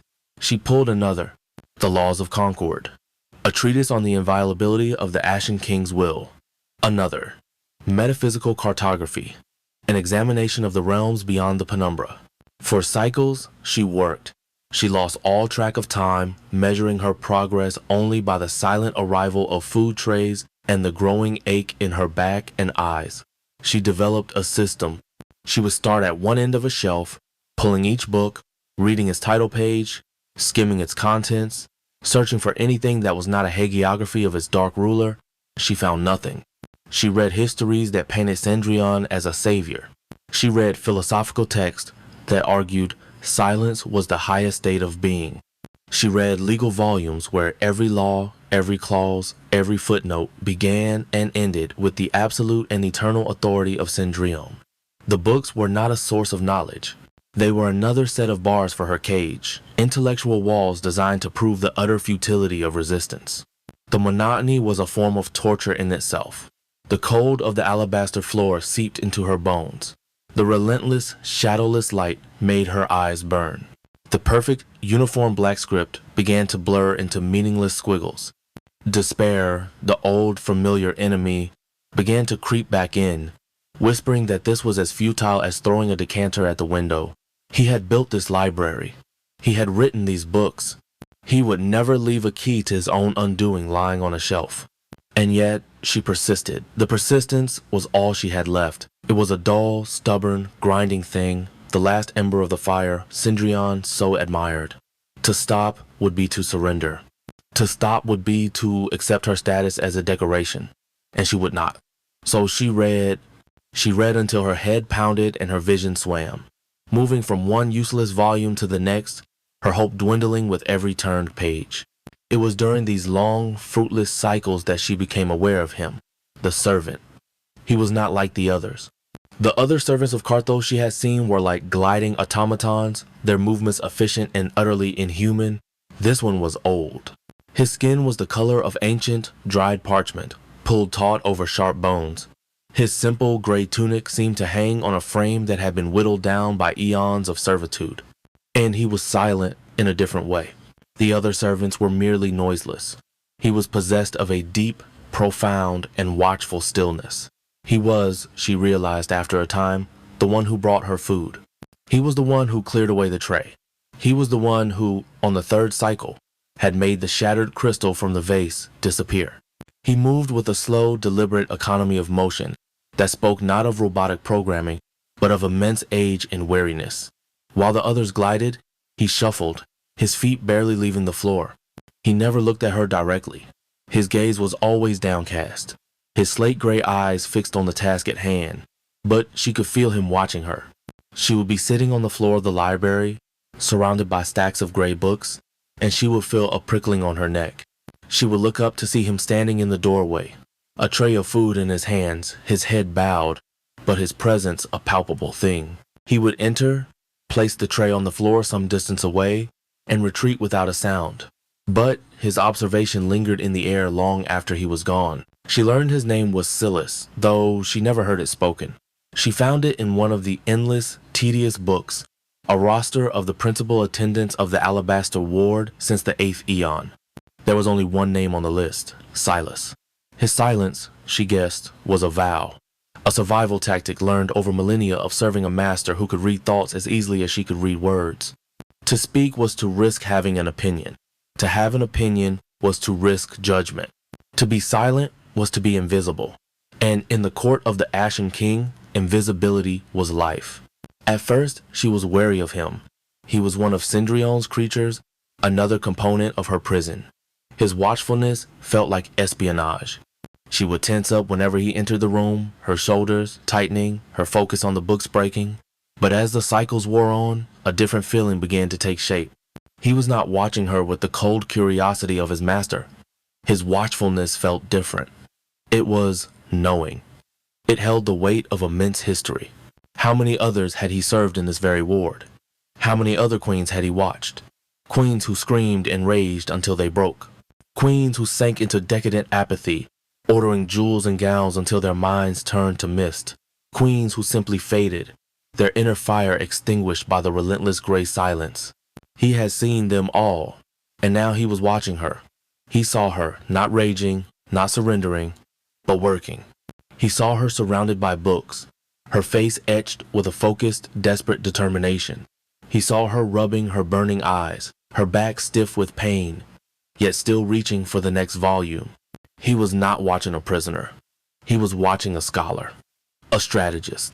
And in the quiet, ancient depths of his being, something shifted.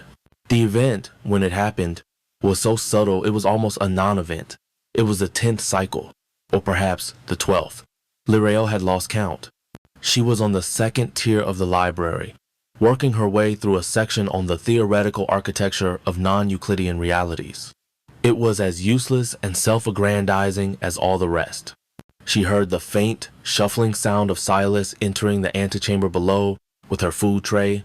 It was a rhythm she had become accustomed to. But this time, something was different. Instead of leaving the tray and departing, he came into the library. This was new. She looked down from the crystal staircase and saw him standing at the bottom, his back to her. He was not looking at her. He was looking at a shelf of books on the first floor, the same shelf she had cleared and examined on her first cycle. In his hands, he held a small stack of 3 gray volumes. He was performing a task she had never seen before. Tidying, reshelving. It felt wrong. It felt staged. She stayed where she was, silent, watchful, her breath held tight in her chest. He shuffled over to the shelf. He moved with his usual, wary slowness. He reached up to place the books back in their designated spot. And then, it happened. His foot seemed to catch on the smooth, flawless floor. He stumbled. It was not a dramatic fall. It was a small, awkward lurch. The kind of clumsy misstep that happens to the old and the tired. The small stack of books fell from his grasp. They clattered to the alabaster floor. 2 of them landed neatly, their spines intact. The third, however, tumbled end over end and skidded across the polished surface, coming to a stop directly at the bottom of the crystal staircase, mere feet from where she would have been standing had she been on the ground floor. Silas let out a small, almost inaudible sound. It was a gasp of air, a sharp intake of breath. It was the first sound she had ever heard him make, and it was a sound of pure, abject terror. He froze for a heartbeat, a statue of fear, his head bowed, his shoulders hunched, as if waiting for a lightning bolt to strike him from the invisible ceiling. He seemed to be listening for the attention of his master. The silence in the library was suddenly electric, humming with a new and terrible tension. Then, as quickly as he had frozen, he moved. He scrambled, his old limbs moving with a speed she would not have thought possible. He snatched up the 2 books that had fallen nearby. He scurried over to the third one, the one that lay invitingly at the foot of the stairs. He bent to pick it up. His gnarled, parchment-thin hand reached for it. And then he stopped. His hand hovered over the book for a fraction of a second. His head was still bowed, but she could feel it, an intense, urgent message being broadcast in the absolute silence. Take it. Take it now. Before I do, Lirael's mind raced. This was it. This was not an accident. This was a message. A delivery, an act of rebellion so profound and so dangerous it could cost this ancient servant his very existence. He was risking everything for her. Why? Because he saw something in her that the others had lacked. Not just fire, but method. Not just rebellion, but hope. She moved. Her feet were silent on the crystal steps as she descended. She reached the bottom of the staircase just as Silas's hand was beginning to tremble with the strain of his hesitation. He had to complete the act. He had to retrieve the book to maintain the illusion of an accident. She knelt down, her simple gray gown pooling on the floor around her. Her hand reached the book a heartbeat before his. Her fingers brushed against its cover. At the same time, her other hand shot out and rested gently on his arm. The contact was a shock to them both. His skin was dry and cool, as thin as paper. He flinched under her touch, a small, violent tremor running through his entire body. He finally lifted his head, and for the first time, his slate-gray eyes met hers. There was a universe of terror in those eyes, a fear so ancient and so deep it was breathtaking. But underneath the fear, there was something else, a plea, an ember of hope that he was passing to her, praying she would know what to do with it. It was a silent, desperate communication that transcended language. I have done what I can. The rest is up to you. Do not fail. The moment lasted for an eternity, a single, frozen tableau in the silent, white library. Then it was broken. Lirel gave his arm a faint, reassuring squeeze, a gesture of thanks and acknowledgement. She drew her hand back, her fingers closing around the book. Silas snatched his own arm back as if he had been burned. He did not look at her again. He bowed his head low, gathered the other two books, and practically fled from the library, his shuffle now a frantic, terrified scuttle. He was gone. Lirali was left kneeling on the cold floor, the book clutched in her hand. Her heart was hammering. The weight of his sacrifice felt heavier than the book itself. He had seen countless queens fail. He had placed his final, desperate bet on her. She could not let him down. She looked at the book. It was different. All the other books in the library were identical, bound in that same cold gray leather. This one was old. The leather was a dark, mottled brown, almost black. It was worn smooth in places, cracked and crazed in others. It was a book that had been held, read, and hidden. There were no silver symbols on its spine. There was no title on its cover. It was anonymous. It was a secret. She stood up and walked quickly, silently, from the library into her bedchamber, the book held tightly against her chest. She needed to hide it. But where? In a world where her every comfort was provided, there was no clutter, no place to conceal anything. The ward was a place of pristine, open surfaces. Her gaze fell upon the massive bed with its layers of silver and white silk. It was the only option. She pulled back the heavy comforter and the top sheets and slid the book under the mattress, pushing it far into the center. She smoothed the silks back into place, her hands trembling slightly. It was a crude hiding place, but it would have to do. Only then did she allow herself to breathe. She waited for a time, listening to the oppressive silence, half expecting Cendrillon to appear, his cold voice in her mind asking her what she had just hidden. But nothing happened. The ward remained silent, still, and empty. For now, the secret was safe. Later, when the immediate adrenaline of the encounter had faded, she retrieved the book. She sat on the edge of the cold bed, the book open in her lap. It felt warm to the touch, or perhaps it was just the contrast with the ever-present chill of her rooms. The pages were a pale, creamy yellow, not the sterile white of the other books. And the script, it was handwritten in a faded, brownish ink, but it was not the elegant, perfect script of Cendrillon's library. It was smaller, more hurried, and in a language she did not recognize at all. The characters were intricate and flowing, full of spirals and curves, utterly alien to her. Her heart sank. A key.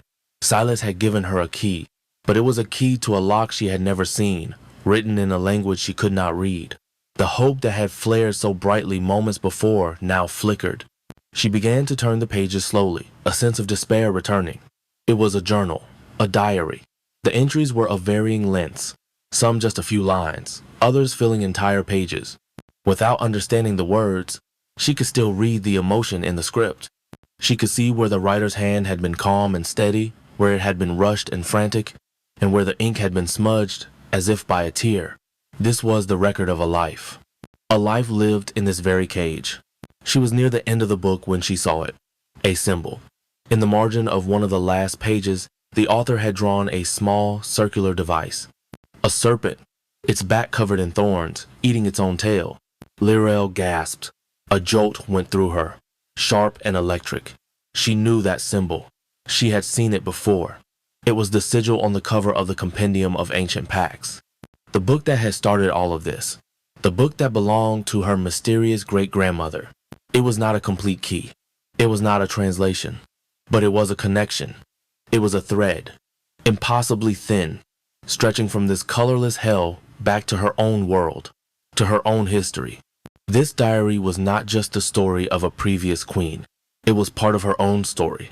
This ancient, unreadable language, perhaps it was a language her family, or at least one ancestor, had known. She closed the diary, her mind reeling with the implications.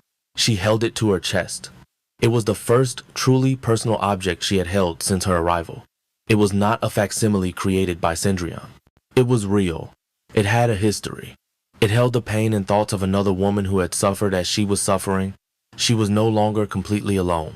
She had an ally, a ghost from the past who had left her a map she did not yet know how to read.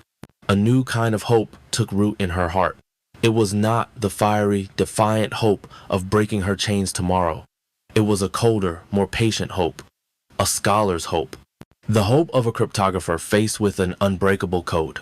It would be a long, arduous process. It might take years. It might take decades. But for the first time, she had a purpose beyond mere survival. She had a project. She would learn this language. She would read this diary. She would uncover the secrets of the queen who came before her. She would find the cracks in the shadows. And she would, one day, find her way out. The promise was a silent vow, made to the ghost in the book and to the old servant who had risked everything to give it to her. Chapter 6. The Jealousy of Ash. The work was a slow, grinding torment that became Lirel's only salvation. The anonymous diary, her ghost, ally's legacy, was a mountain she had to erode one grain of sand at a time. The language was a labyrinth of elegant, flowing script that defied all her attempts at logical deconstruction.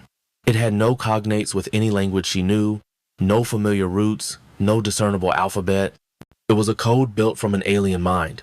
Her days, or cycles as she had begun to call them, fell into a new rhythm, one dictated not by the unchanging pewter sky, but by the limits of her own endurance. She would wake on the cold silks of her bed, the diary a solid weight beside her. She would work until her eyes burned and the intricate symbols swam before them, until her back ached from hunching over her notes on the alabaster floor. She had nothing to write with, so she had improvised. Using a shard of the broken crystal vase, a piece she had kept, a secret trophy of her own, she painstakingly scratched her notes onto the discarded trays Silas left behind, the silvery metal serving as a makeshift tablet. She tried to find patterns, repeating symbols, characters that appeared more frequently than others. She assigned them her own markers, creating a key for a lock she did not understand, a map of a territory that was still entirely dark. It was grueling, soul-crushingly tedious work, but it was hers.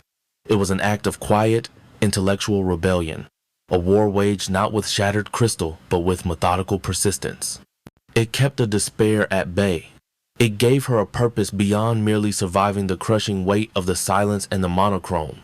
In this room, with her secret book and her scratched-up trays, she was not Cendrillon's queen. She was not a decoration. She was a cryptographer, a scholar, a survivor forging a weapon out of forgotten words. But the work took its toll. Sometimes, the sheer, monolithic impossibility of the task would overwhelm her. She would stare at a page for an hour, a single, elegant word mocking her with its impenetrable meaning, and a wave of hopelessness would wash over her. It was in one of these moments, after what felt like an entire cycle of fruitless effort, that exhaustion finally claimed her. She had not meant to fall asleep. She had merely leaned back against the cool, unyielding base of the silver chaise lounge, closing her eyes for a moment to rest them from the strain. The diary lay open in her lap. her fingers still tracing a particularly complex symbol. Her scratched metal notes were spread around her on the floor like the schematics of a mad woman. The last thing she remembered was the cold, hard reality of her prison, the endless white and gray, the profound, waiting silence. And then, she was not there. The cold was gone, replaced by a delicious, impossible warmth that soaked into her skin, a gentle caress she had almost forgotten existed. The silence was shattered by a symphony of life, the cheerful, chaotic chirping of sparrows, the deep, rumbling laughter of her father, the rustle of a summer breeze through the leaves of a great oak tree. She smelled it before she saw it. The scent of freshly cut grass, damp earth, and the sweet perfume of her mother's favorite honeysuckle bushes. She opened her eyes. The world was a riot of color, so vibrant, so saturated, it was almost painful. It was a physical assault of beauty on eyes that had grown accustomed to starvation.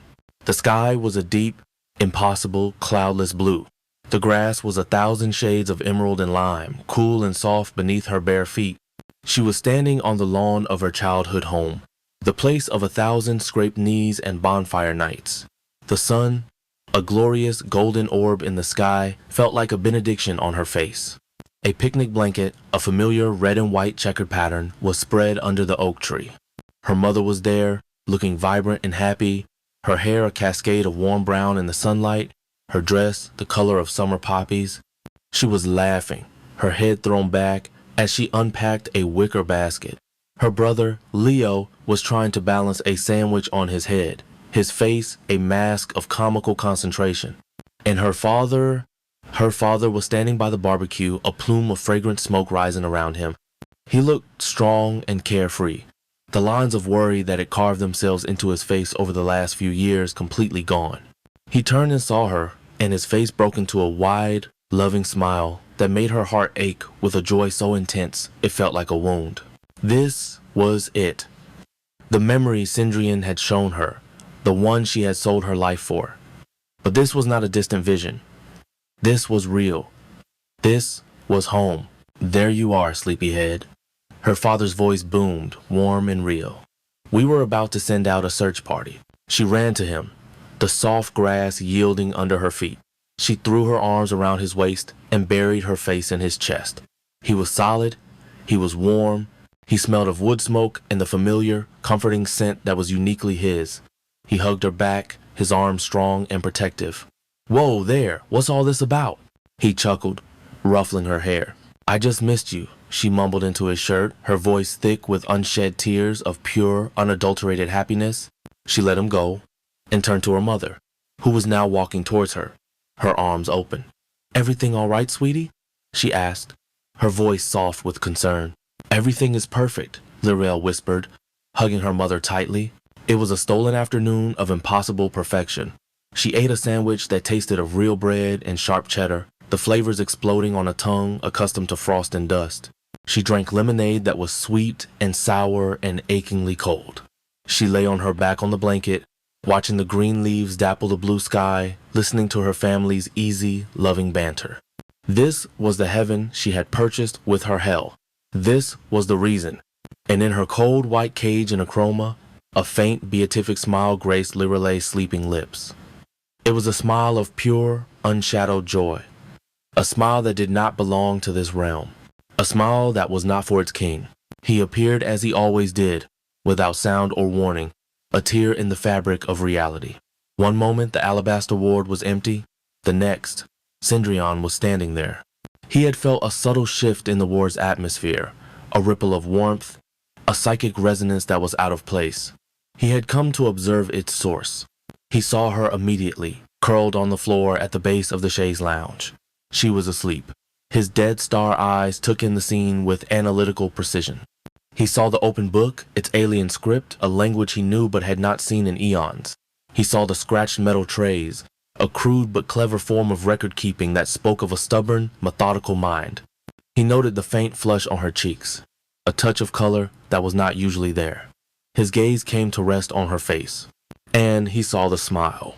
It was a small thing, a gentle curving of the lips, but in the context of his eternal, gray existence, it was a cataclysm. It was a sun rising in a world that had only ever known twilight. He had seen her express a range of passions since her arrival. He had seen fear, a cold, sharp silver. He had seen despair, a deep, bruised purple. He had seen rage, a brilliant, explosive crimson. These were colors he understood. They were reactions to him, to his world. They were part of the symphony he was composing. This was different. This was a color he had not orchestrated. This smile was not born of a chroma. It was soft, peaceful, and utterly self-contained. It was a light shining from within her, fueled by something he could not access. Her body was here, in his ward, his possession. But her heart, her spirit, was somewhere else, somewhere warm, somewhere colorful, somewhere he was not. A sensation he had not felt in millennia began to stir in the infinite void of his being. It was a cold, negative pressure, a profound gravitational pull towards an absolute emptiness. It was jealousy, but it was not the hot, petty jealousy of a mortal man. It was the cosmic, territorial rage of a god whose prized possession was revealing a facet he had not known existed and could not control. Her memories. He had known they existed, of course. He had even used one to secure their pact, but he had considered them a part of her initial makeup, a component of the beautiful thing he had acquired. He had not considered them an active, ongoing rival. That smile was a closed door. Behind it, she was in another world, with other people. Her joy was being spent on ghosts. Her light was warming a place he could not touch. It was an imperfection in his ownership. It was a flaw in the masterpiece, a single errant brushstroke on a canvas that was supposed to be his alone to paint, and it was intolerable. His gaze intensified. He focused his immense will not on her body, but on the smile, on the energy radiating from it. He would not simply wake her. He would follow the thread of this errant joy back to its source. He would see this world that dared to compete for the attention of his queen, and then he would burn it to the ground. He reached out with his mind, a tendril of cold gray shadow, and touched the edge of her dream. The sun on Lirel's face flickered. A sudden, unseasonable chill traced its way down her spine. She sat up on the picnic blanket, a frown creasing her brow. "Did it just get cold?" she asked. Her father, who was mid-laugh at something Leo said, paused. "Cold? Not at all, kiddo. It's a perfect summer day." But it wasn't. The brilliant blue of the sky seemed to be dimming, a thin, gray film spreading across it, muting its vibrancy. The edges of the green leaves on the oak tree began to curl and fade, turning the color of old parchment. The cheerful chirping of the sparrows faltered, growing distorted and thin, like a recording being played at the wrong speed.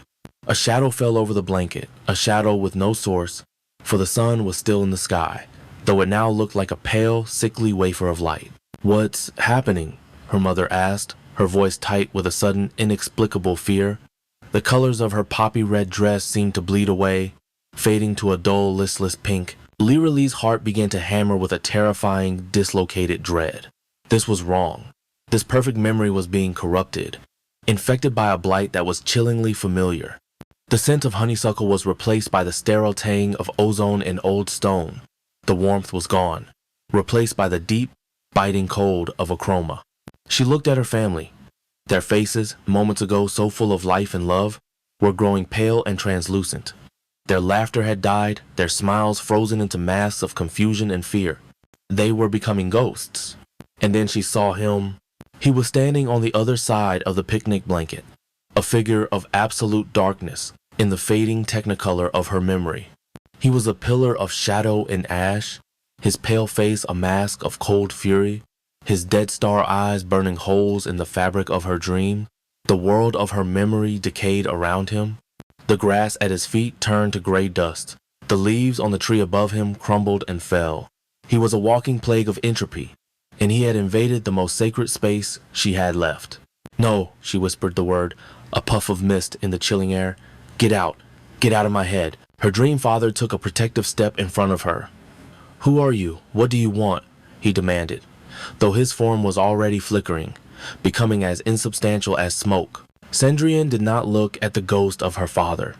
His gaze was fixed solely on her, a look of terrible, possessive hunger. The voice that filled the dream was not in her mind. It was in the world itself, a sound of grinding glaciers and collapsing stars. "I have come for what is mine. He raised a hand, and the last of her dream world shattered. Lirael was ripped from sleep with a violent, silent scream that tore through her soul. One moment she was in the dying warmth of her memory. The next she was back in the absolute sterile cold of the alabaster ward, gasping for breath, her heart a frantic, wild thing trying to batter its way out of her chest. The whiplash was a physical agony, leaving her disoriented and nauseous. And he was there. He was no longer standing across the room. He was kneeling over her, his immense frame eclipsing her, his shadow a suffocating blanket. His face was inches from hers, a mask of cold, sublime fury. His dead star eyes were swirling vortexes of gray, pulling her in, threatening to annihilate her. Before she could react, his hand shot out and clamped around her throat. It was not a choking grip, not yet. It was a brand of ice and granite, a gesture of absolute ownership. His thumb pressed against a frantic pulse at the base of her neck, a cruel reminder that he held her life in his grasp. The cold of his touch was so intense it burned, searing her skin. That place? The voice exploded in her mind, a barrage of frozen shards. It was no longer calm or amused. It was laced with the chilling rage of a despot whose authority had been questioned. That world, those phantoms, you smiled for them. Panic, pure and undiluted, washed over her. He had been in her dream. He had seen her family. He had walked through the sacred halls of her memory and desecrated them with his presence. The violation was more profound, more intimate, more terrifying than any physical imprisonment. Her mind, her past, her very soul, it was no longer a sanctuary. It was just another room in his prison, and he had just proven he could walk into it at will. They are my memories, she gasped, her own voice, a raw, desperate croak. They are all I have left. You can't. I can, he interrupted, his mental voice a blade of ice. His grip tightened, not enough to stop her breathing, but enough to steal the air from her lungs, a demonstration of his effortless power. I am your reality now, Lirael. There is no other.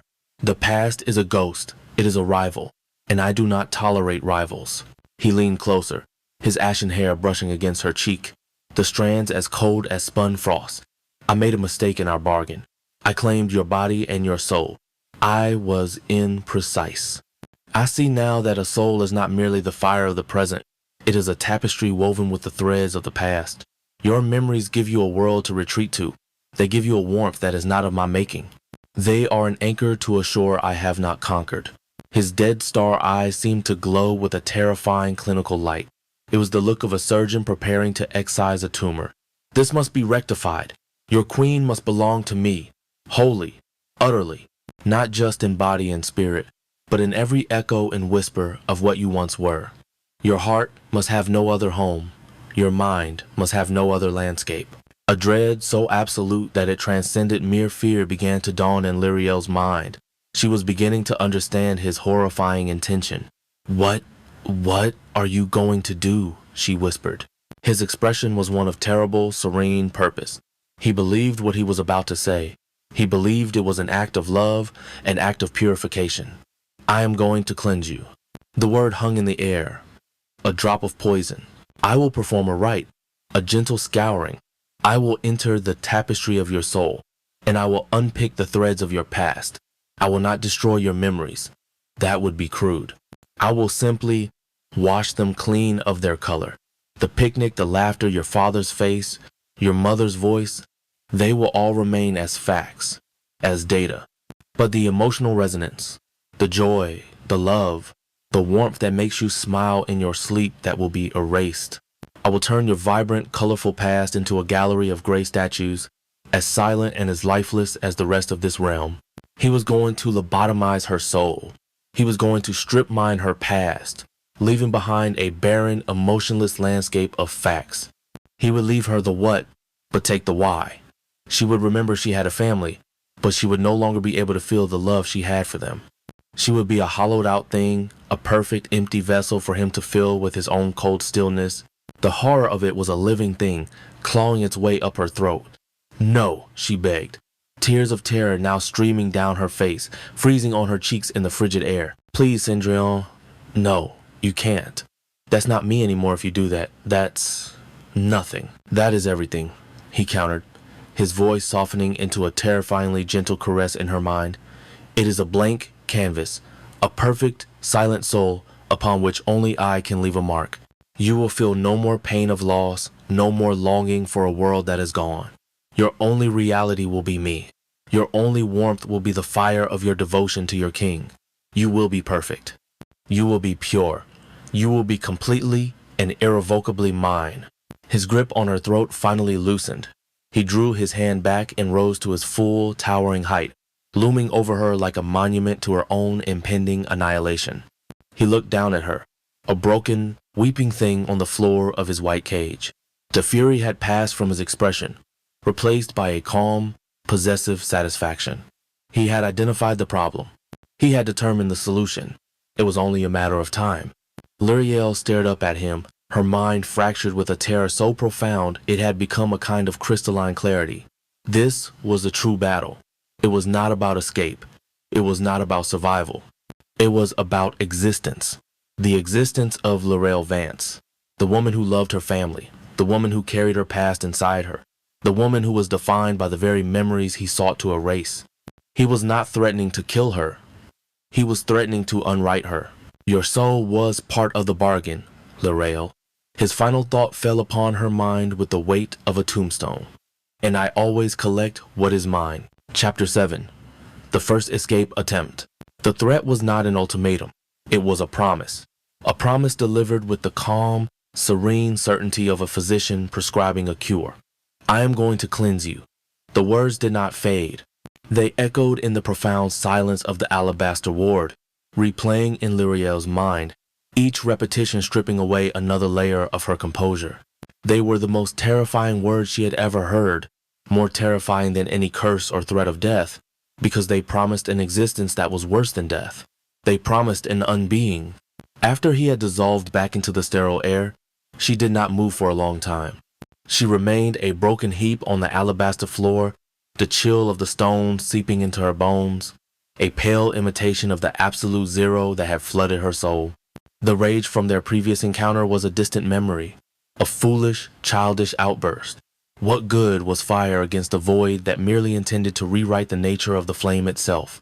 To fight him with passion was to perform for him.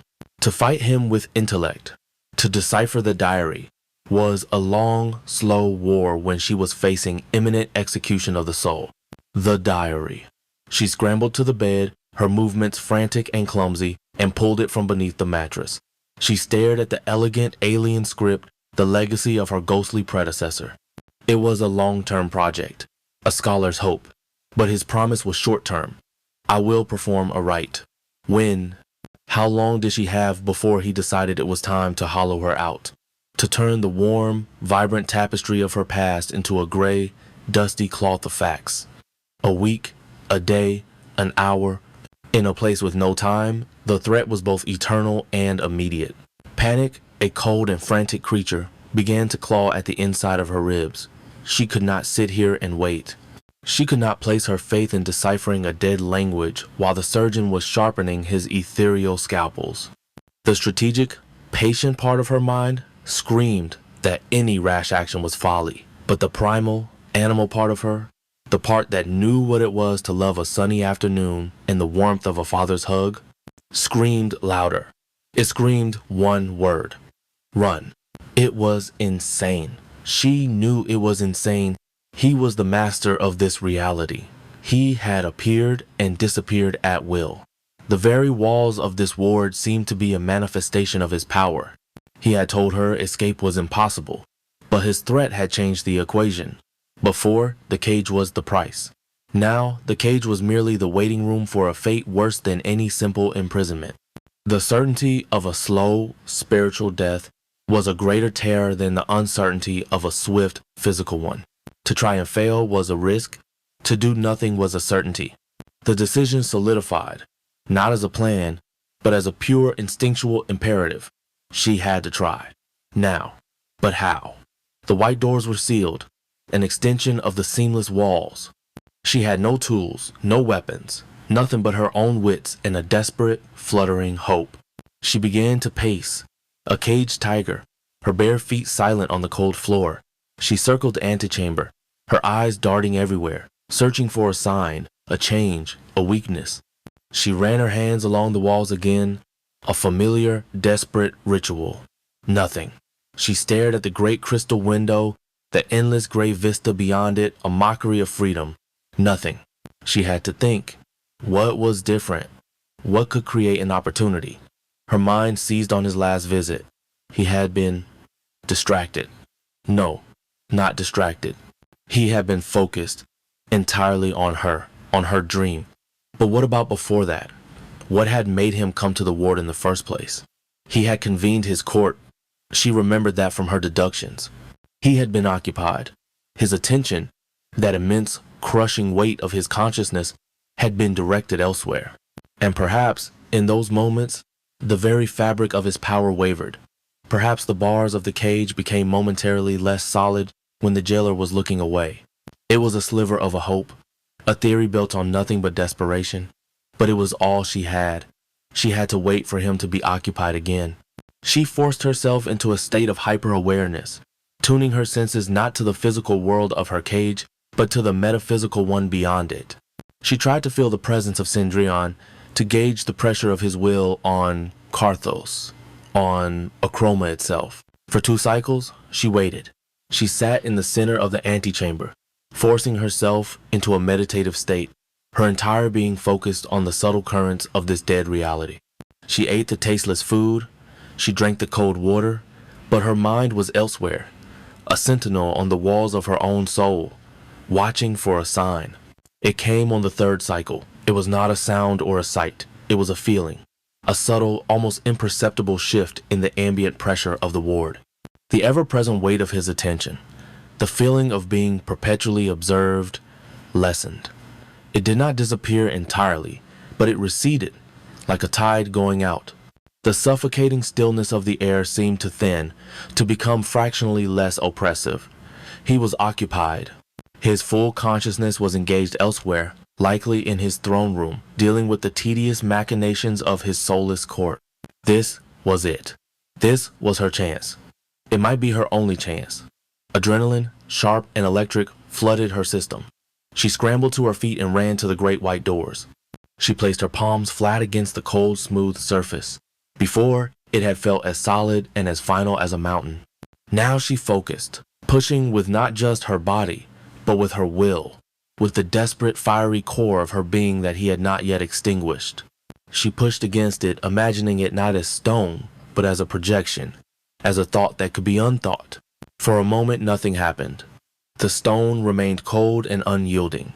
Despair, sharp and bitter, lanced through her. It was a foolish hope. It was all for nothing. And then she felt it. A faint, deep vibration. The stone trembled under her palms. It was not a physical shaking. It was a wavering of its reality, a flicker. Hope, wild and savage, roared back to life. She pushed harder, pouring every ounce of her terror and her will into the gesture. With a low, resonant groan, a sound like the shifting of tectonic plates, a vertical line of pure darkness appeared down the center of the doors. It was a crack in the perfection. It widened, the 2 halves of the massive portal sliding silently, grudgingly apart.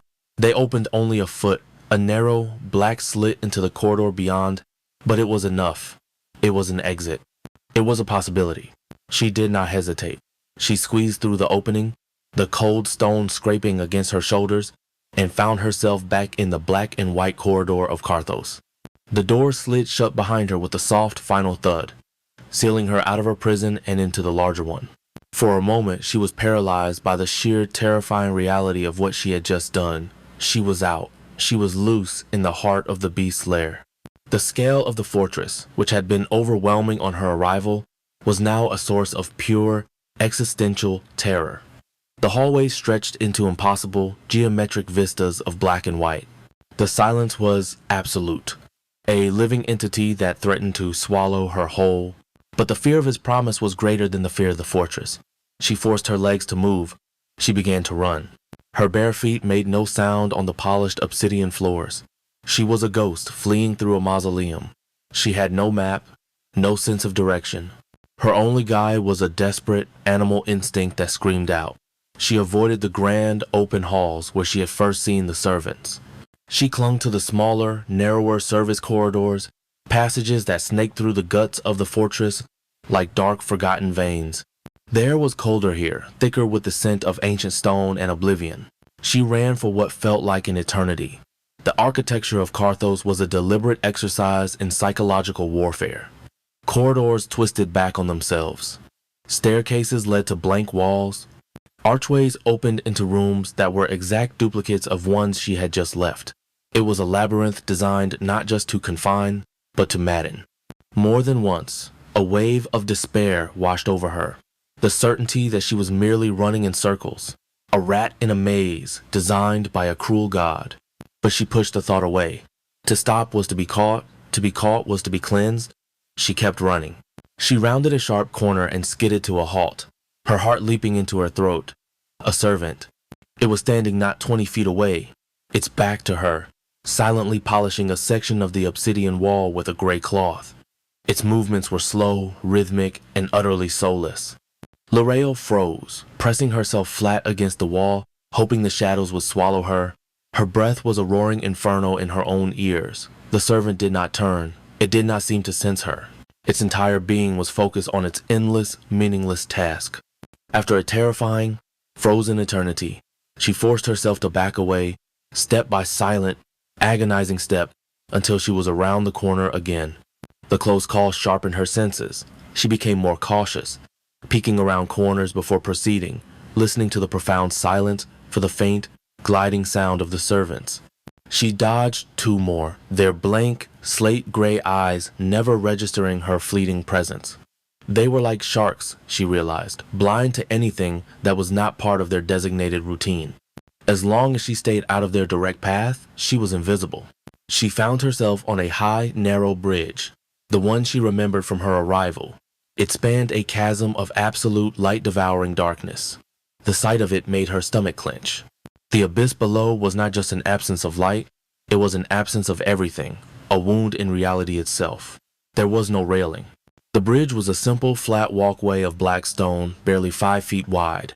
To cross it was an act of faith, a defiance of the vertigo that screamed at her to turn back. But the corridor on the other side seemed different. The oppressive blackness seemed to lessen. It felt like the way out. Taking a deep, shuddering breath, she forced herself to take the first step. She kept her eyes fixed on the archway at the far end of the bridge, not daring to look down. Each step was a battle against a primal fear of falling, of being consumed by the patient, hungry nothingness below.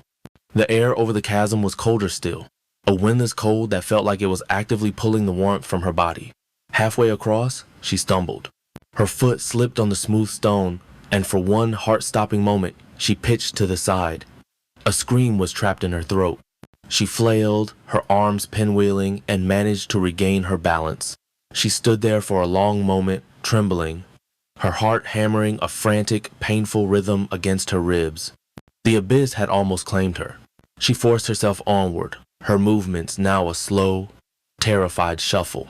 When her feet finally touched the solid ground of the far side, her knees buckled and she collapsed against the wall, gasping for breath, her body slick with a cold sweat. She had made it. She pushed herself to her feet and continued. The architecture was changing. The corridors were wider, the ceilings higher. She could see vast, arched openings in the distance, and through them she saw not more darkness, but the pale, gray light of the Acroman sky. She was getting closer. The monolithic interior darkness of Carthos was giving way to its outer edges. Hope, a delirious, intoxicating feeling, began to bubble up inside her, overriding the fear. She was going to make it. She was actually going to make it. She began to run again, her exhaustion forgotten. Her path was clear now, always leading towards the pale, gray light. The corridors finally opened into a vast, final hall, a cavernous space that dwarfed even the one she had first entered. At the far end, she saw them. The main gates of Carthos. They were a sight of terrible, magnificent finality. They were not doors. They were a solid wall of black obsidian, at least 200 feet high, carved with a single, massive relief of Cendrion's sigil, the thorny, Ouroboros-like serpent. They were a statement of absolute, impenetrable power. But as she watched, A vertical line of gray light appeared, and the two massive halves of the gate began to slide apart, opening onto the courtyard beyond. Someone was leaving or entering. This was her chance. A wild, triumphant laugh bubbled up in her throat. She had done it. She had beaten the labyrinth. She had evaded the ghosts. She had crossed the abyss. Freedom, or at least the illusion of it in the wider prison of A Chroma, was just a few hundred feet away. She broke into an all-out sprint, her bare feet flying over the polished floor, her eyes fixed on the widening rectangle of gray sky. The air that flowed in from outside felt fresh, clean, a startling contrast to the stagnant, ancient air of the fortress. She was 50 feet away. 40. The opening was now wide enough for a giant to walk through. The slate-gray flagstones of the courtyard were visible, tantalizingly close. She could taste the freedom, and then she saw him. He was not standing in the gateway. He was simply there, standing in the middle of the vast hall, directly in her path, as if he had been there all along. He was not looking at the gates. He was looking at her. His expression was not one of anger or surprise. It was one of calm, placid, and utterly soul-crushing patience. He was a teacher who had allowed a student to work through a problem, knowing all along that their answer was wrong. He stood with his hands clasped behind his back, a figure of absolute stillness and control, a black hole of power that effortlessly halted her forward momentum. Lyrael's sprint faltered, her legs turning to lead.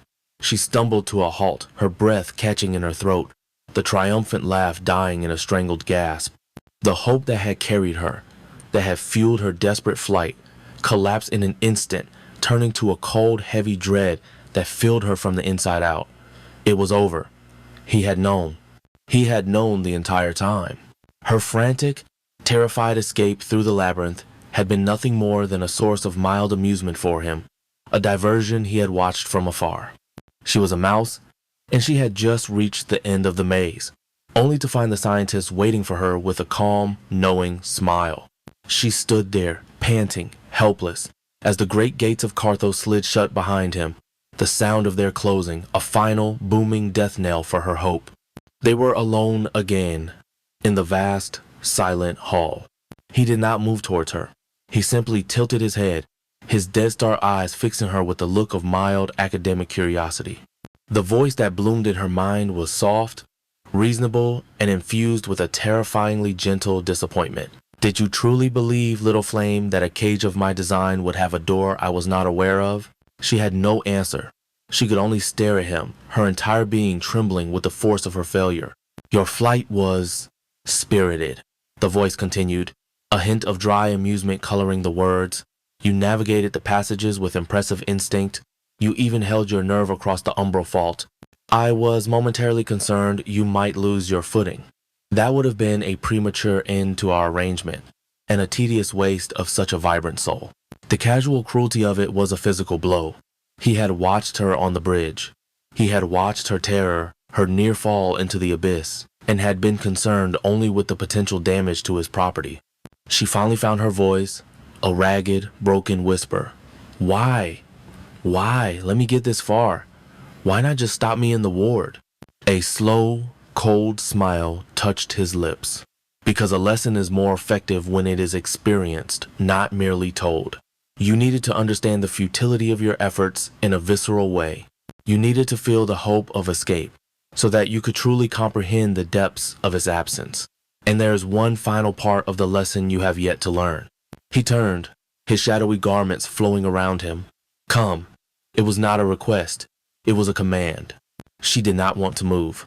She wanted to collapse onto the floor and let the darkness take her. But her legs, no longer her own, obeyed his will. She walked towards him, a puppet whose strings he held. He did not touch her this time. He simply led the way, gliding silently through a series of corridors she had not seen before, each one leading higher and higher into the fortress's spire. They ascended a spiral staircase that seemed to have no end, climbing for an eternity through the cold, silent dark. Finally, they emerged onto a small, circular platform at the very apex of Carthos' highest tower. The platform was open to the elements. For the first time since her arrival, Lyrael felt wind. It was a thin, biting wind, as sharp as a razor and carrying the deep, mineral cold of the realm. It tore at her simple gown and whipped her hair across her face, but the sensation was so alien, so real, that it was almost welcome. The view was absolute. They were thousands of feet in the air, perched on the needlepoint of the world, and all of A Chroma was spread out below them, a 360-degree panorama of infinite, desolate gray. She could see everything: the skeletal forests, the mercury rivers, the rolling hills of ash, the distant jagged mountains that marked the edge of the known realm. The world stretched out to a horizon that was impossibly far away, all of it under the same unchanging, pewter sky. It was a vista of majestic, soul-crushing emptiness. "You see, Lirel." Cendrion's voice was a soft whisper in her mind, a stark contrast to the thin, sharp keening of the wind. He stood beside her at the edge of the platform, his gaze directed out at his empty kingdom. "You have been operating under a misapprehension, a fundamental error in your understanding of your circumstances." He raised a long, pale hand and made a sweeping gesture that encompassed the entire world below them. "You believe that this fortress, Carthos, is your prison. You think that if you could only breach its walls, you would be free. You are thinking on a mortal scale. This fortress is not your prison. It is merely the room in which you sleep." His gaze turned to meet hers, his eyes swirling voids of ancient, patient power. "This entire world, this dimension, this reality, this is your prison, Lirel. From the highest peak of the Shadowfang Mountains to the lowest depths of the Silent Sea. Every speck of dust, every dead tree, every drop of mercury in every river. It is all your cage." She stared at him, her mind refusing to process the scale of what he was saying. It was too vast, too absolute. He leaned closer, his voice dropping to an intimate, conspiratorial whisper that slid like a shard of ice into her very soul. "And here is the final, most important part of the lesson. The part you must understand so that you will never again waste your beautiful, fiery energy on such pointless endeavors. This realm, A Chroma, it is not a place I rule. It is a place I am. Its substance is my substance. Its laws are my will. This cold wind you feel is the outer edge of my breath. Those distant mountains are the ridges of my bones. That silent river of mercury is the blood in my veins. This entire reality is nothing more than a projection of my own consciousness, a physical manifestation of my own infinite, empty soul." The truth of his words slammed into her with the force of a physical impact, shattering the last, fragile remnants of her hope, of her very conception of reality. The wind was his breath. The mountains were his bones. She was not a prisoner in his world. She was a prisoner inside him. "So you see," he concluded, his voice soft, almost gentle, the voice of a being explaining a simple, self-evident truth to a child. "There is nowhere to run. To flee Carthos is to merely run from my heart into my lungs. To cross the plains is to wander across my skin. Even if you found a way to tear a hole in the sky and escape this dimension, you would only be escaping my mind. But your soul, Liraele, your soul is bound to me by the Concord, and I will simply think you back." He fell silent, letting the truth of her situation settle upon her in the cold, biting wind. She looked out at the endless, gray vista, and for the first time, she saw it not as a landscape, but as the anatomy of a god. She was a single, trapped microbe in the body of an immense, eternal being. Her escape attempt had not even been a flea bite. It had been a momentary, interesting twitch of a single nerve ending. She had thought her despair in the alabaster ward was the bottom. She had been wrong. This was the bottom. This was the absolute crushing and final understanding of her own utter and complete powerlessness. The cage was not made of stone. It was made of reality itself. She stood on the highest point of the world, 1,000 miles of prison in every direction, and felt the last spark of her defiant fire be extinguished by the cold, endless breath of her jailer, her king, her god. Chapter 8. A Flower in the Realm of Death. The bottom was not a place, it was a state of being. Lyra Lee had thought she had found it before, in the screaming abyss of her own hopelessness after the escape attempt. She had been wrong. That had merely been the edge of the cliff. Cendrillon, in his infinite casual cruelty, had then shown her that the cliff was an illusion, that there was no ground below, only the endless falling void of his own being. The bottom was the understanding that there was no bottom, there was only the fall. Despair was no longer an emotion, it was the air she breathed, the substance of the world around her. The alabaster ward, once a beautiful cage, was now just a collection of geometric shapes, meaningless and cold. The fire of her defiance, the defiant smash of the crystal vase, the methodical passion of her work on the diary, all seemed like the foolish tantrums of a child who had not yet understood the nature of her confinement. She had been trying to find a crack in a wall, and he had shown her the wall was the universe, and he was the universe. The diary lay untouched under her mattress. The scratched metal trays, her Rosetta Stones of hope, were stacked neatly in a corner, gathering a thin, invisible layer of metaphysical dust. What was the point? To learn the secrets of a previous prisoner was to learn new ways to suffer. To find a weakness in the concord was to find a flaw in a single atom when the entire cosmos was the enemy. The war was over before it had begun. He had not won by force. He had won by definition. Her days, her cycles bled into one another, a seamless gray smear of existence. She moved through the white, silent rooms like a ghost, her own spirit having already fled, leaving only a shell of flesh and bone behind. The food trays would appear, and she would eat, a purely mechanical act to forestall the shutdown of her body. She would sleep, but her dreams were now empty, gray voids, as if Cendrillon's threat had already begun to work, his presence having blighted even the landscape of her subconscious. She was becoming a part of A Chroma, her inner world mirroring the outer one. She was fading. She often found herself in the crystalline garden. It was the place that most perfectly mirrored the state of her soul. It was a place of exquisite, intricate, and utterly dead beauty. The crystal trees did not grow. The quartz flowers did not wilt. They simply were perfect, static, eternal. She would sit on the fine black sand, her back against a trunk of jagged, frozen crystal, and she would simply stare. She would stare at the pewter sky that never changed, at the pewter light that offered no warmth. She was a statue in a garden of statues. It was during one of these long, empty stretches of time that it happened. It was not a decision. It was not a thought. It was a tremor from a part of her soul so deep she had forgotten it existed. She was sitting with her knees drawn up to her chest, her arms wrapped around them, a picture of self-containment. Her mind was a perfect, silent blank. And then, from the depths of that blankness, a melody surfaced. It was a simple tune, just a few notes, rising and falling in a gentle, rocking rhythm. It was a ghost of a sound in the cathedral of silence. That was her mind. And her body, without her permission, without her conscious will, gave it voice.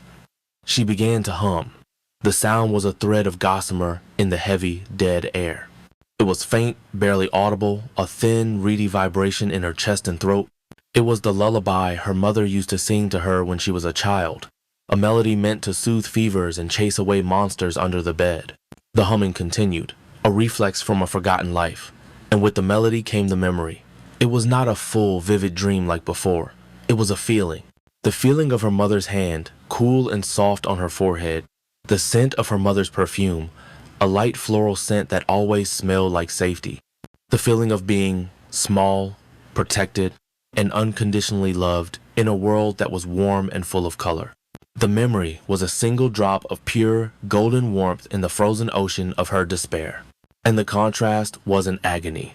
The memory of that perfect, simple love, when set against the absolute loveless reality of her existence, was a pain more profound than any she had yet felt. It was the pain of everything she had lost, of everything she had traded away. It was the pain of a life she would never know again. She did not sob. She did not scream. Her grief was too deep, too profound for such loud expressions. A single tear welled in her eye. It was heavy, impossibly heavy, as if it contained the entire weight of her lost world. It trembled on her lower lash, a perfect, crystalline sphere of sorrow, catching the cold, gray light. And then it fell. It landed on the black, sterile sand at her feet. For a moment, nothing happened. The tears should have been absorbed. disappearing into the dead ground, leaving no trace. But it did not. It sat on the surface of the sand, a perfect, glistening pearl. A faint wisp of steam, no thicker than a thread, rose from it. It was not the acrid, ozone smell of magic. It smelled impossibly of damp earth after a spring rain. L'Oreal stared at it, her humming having stopped, her mind a blank slate of confusion. Then the sand around the tear began to change. It was a subtle shift. A tiny point of light, no bigger than a pinprick, began to glow where the tear rested.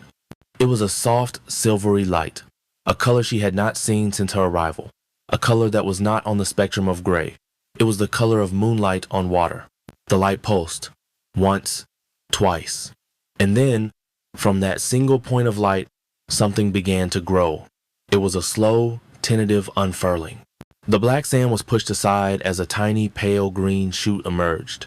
It was not the hard, crystalline green of the dead garden. It was the soft, tender, living green of a new seedling. It climbed, reaching for the pewter sky, and as it did, two leaves, shaped like tiny, delicate hearts, unfurled from its stem. L'Oreal's breath caught in her throat. She leaned forward, her entire being focused on this impossible, miraculous event. This was life. This was true, chaotic, unpredictable life happening in a place where life was heresy. The shoot continued to grow, reaching a height of a few inches, and then, at its very tip, a bud began to form. It was a tight, silver sphere. It swelled, its outer casing growing thin and translucent, the silver light within it growing brighter, more intense. And then, with a slowness that was breathtaking, it began to bloom. The petals unfurled one by one. They were not made of crystal or frost. They were soft, velvety, and real. They were the color of spun moonlight, a luminous, silvery white that seemed to generate its own gentle light, pushing back against the oppressive grayness of the world. At the heart of the flower, a cluster of stamens glowed with a soft golden light, a miniature sun in a galaxy of silver. The flower was no bigger than her thumb, but it was the most magnificent, most beautiful, most powerful thing she had ever seen. It radiated a faint warmth. When she held her hand near it, she could feel a gentle, living heat, a stark contrast to the deathly cold of the crystal plants around it. And it had a scent, a faint, clean, sweet fragrance, like night-blooming jasmine and fresh hope. L'Oreal reached out a trembling finger and touched one of the petals. It was soft. It yielded under her touch. It was alive. It was real. This was a thing of her world, a thing of her. Her sorrow, her love, her memory, her very essence had taken root in this dead soil and created life. She had not just broken a vase, she had broken a fundamental law of this reality. She had created something Cendrillon had not. Awe, so profound it bordered on religious terror, filled her. She stared at the small, glowing flower, this impossible star in a universe of ash. It was a beacon. It was a weapon. It was a promise. It was proof. Proof that she was more than just a component of his reality. She was a force that could change it. She was not just a prisoner within him. She was a seed of life that could bloom even in the heart of death. In the heart of Carthos, Cendrillon sat upon the obsidian throne. The throne room was a void given shape, a cathedral of absolute silence and shadow. Here, in the epicenter of his being, he was not a man, not a king, but a consciousness. A vast, still, and ancient awareness that permeated every particle of his realm. He was in a state of eternal, static contemplation, observing the slow, predictable heat death of distant galaxies, feeling the patient, geologic stillness of his own mountains, the cold, silent flow of his own mercury rivers. His existence was a perfect, unchanging equation of emptiness. And then, the equation was broken. It was not a sound. Sound was a vulgarity this chamber did not permit. It was not a tremor. His realm was perfectly stable, its foundations laid in the bedrock of his own will. It was a change in the fundamental texture of his reality. It was a single, errant note in an eternal symphony of silence. Imagine an artist who has spent eons painting a masterpiece using only black, white, and a million shades of gray. His control is absolute. Every brushstroke is perfect. The composition is flawless in its bleak, monochrome majesty. Then, one day, as he observes his work, a single, tiny, luminous speck of silver appears on the canvas. A color he did not paint. A color that, by the very laws of his art, should not exist. It is not a flaw, it is an impossibility. That was the sensation. It was a point of warmth in a universe of absolute zero. It was a flicker of chaos in a system of perfect order. It was a whisper of life in the silent tomb of his soul. It was infinitesimally small, a single grain of sand in a desert of infinity, but his awareness was absolute, and he felt it as if it were a sun exploding behind his eyes. The source was distant, yet intimately close. It was coming from the alabaster ward, from her. His consciousness, a thing that moved at the speed of thought, focused. It narrowed from the cosmic to the specific, hurtling through the corridors of his own being, and coalesced in the antechamber of the ward. He did not appear physically at first. He observed. He saw the untouched food tray. He saw the diary and the scratched metal notes, the abandoned project of a mind that had surrendered. He saw her not in the library, not on the shades, but in the crystalline garden. And he felt the impossible sensation grow stronger. It was a warmth, a scent, a light.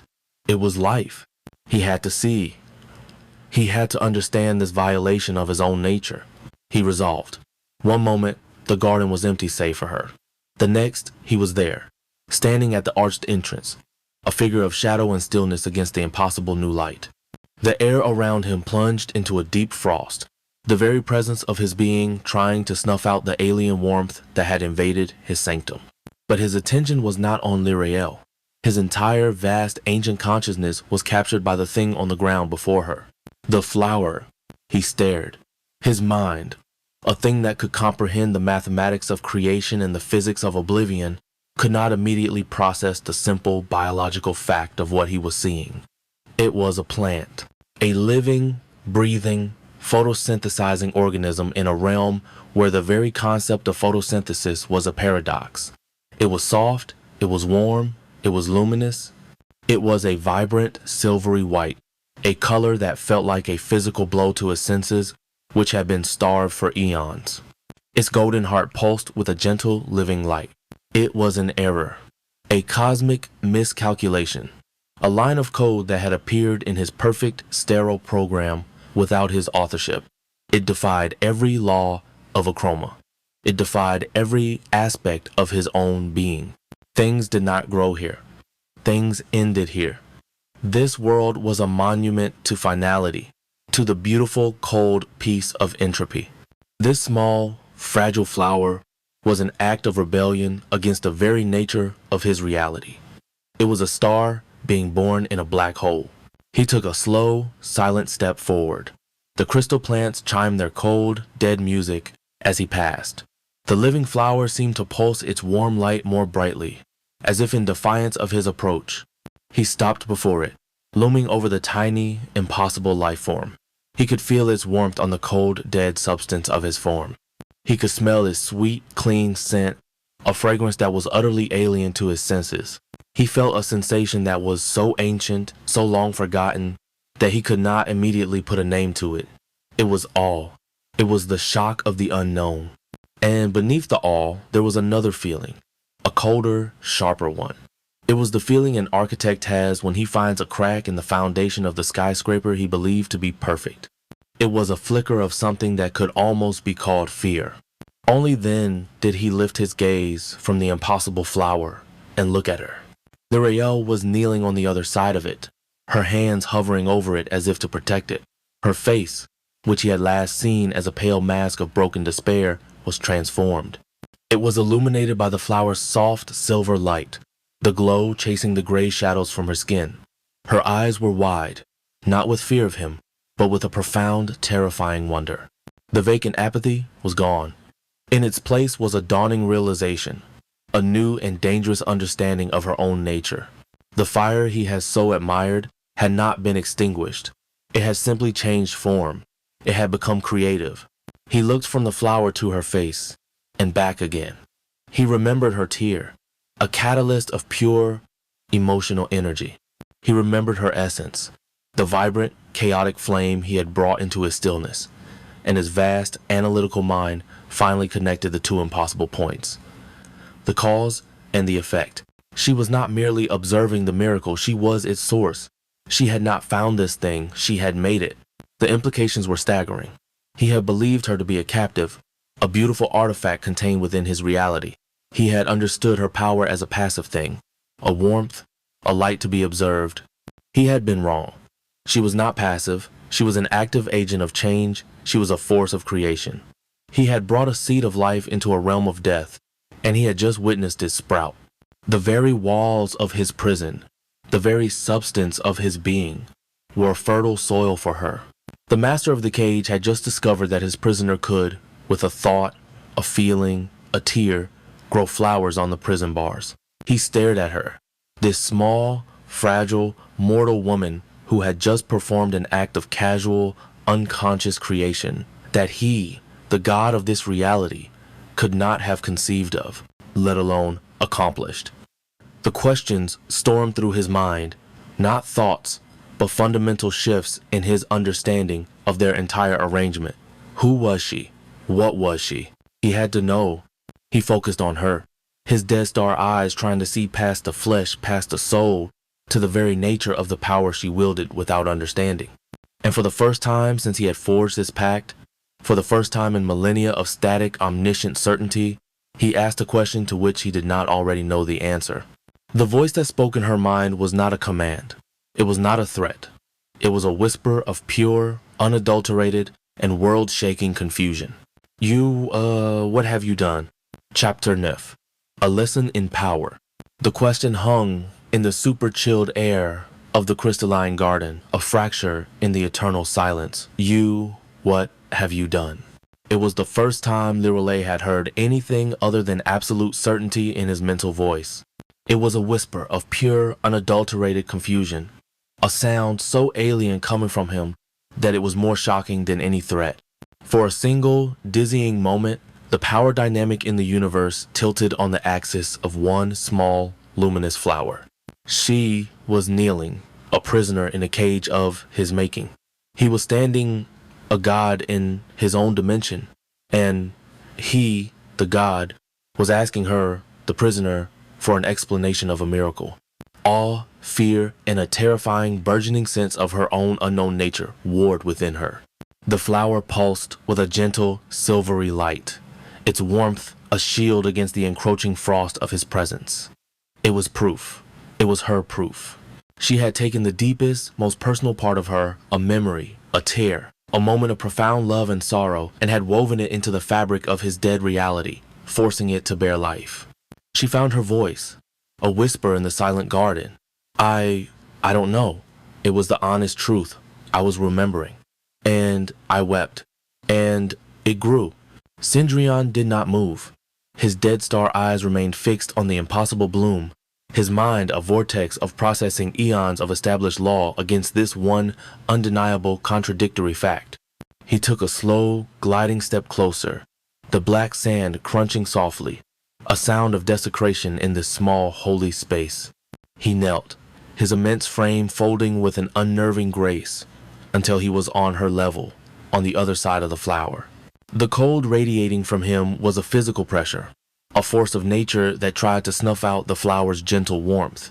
But the light from the silver petals did not dim. It held its ground, a tiny, defiant star against an encroaching void. He looked from the flower to her face, his gaze analytical, searching, trying to dissect the mechanics of the miracle. The confusion in his mind began to recede, replaced by something harder, colder. It was the resolve of a master architect who, having found a flaw in his creation, must now decide not how to fix it, but how to recontextualize it, how to reassert the dominance of his original design. Her power was real. He could not deny it. But it was the power of chaos, of emotion, of unpredictable, messy life. It was a thing of tears and memories. It was, to his mind, a lesser power. The power of a child making a mud pie in the shadow of a mountain. He had to show her the mountain. Life? The voice in her head was quiet, measured, the confusion having been locked away behind a wall of ancient authority. It is a chaotic, fleeting thing, a brief, pointless spasm of energy before the inevitable return to stillness, a colorful mold that grows on the surface of reality. You have created a beautiful, transient weed, Lirael. Nothing more. He rose to his full, towering height, casting a long, absolute shadow over her and the small flower. The lesson he had intended to teach through her escape attempt had been incomplete. She had learned the scale of her cage, but she had not yet learned the nature of the power that forged it. You believe this is power, he continued, his mental voice sweeping over her, dismissive. This sentimental alchemy. This is the power of a nursery, the power of small, soft things. I brought you here to be a flame, not a gardener. You have forgotten your place. You have forgotten what true power is. I see that I must provide you with a more visceral demonstration.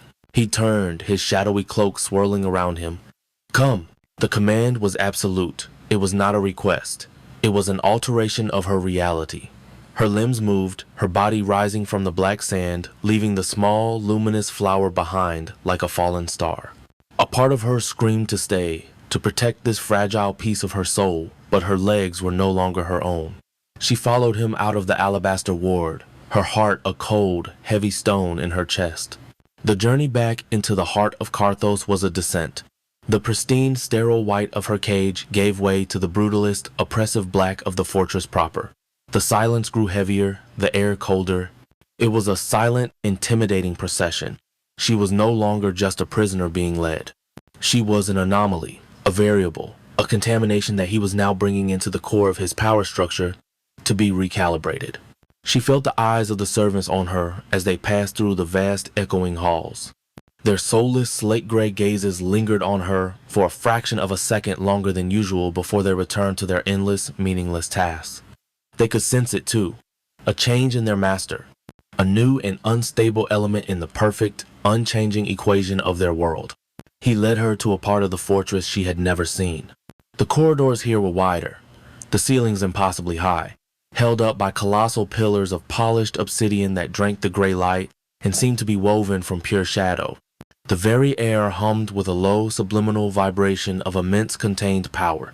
He stopped before a set of doors that made the gates to her own ward look like a closet entrance. They were forged of a dark metallic substance that was not quite black, but the deep, iridescent purple-gray of a thunderhead, and they were carved with intricate, geometric patterns that seemed to shift and writhe at the edge of her vision. The door swung open without a sound, revealing the throne room. The sight stole the breath from her lungs and replaced it with ice.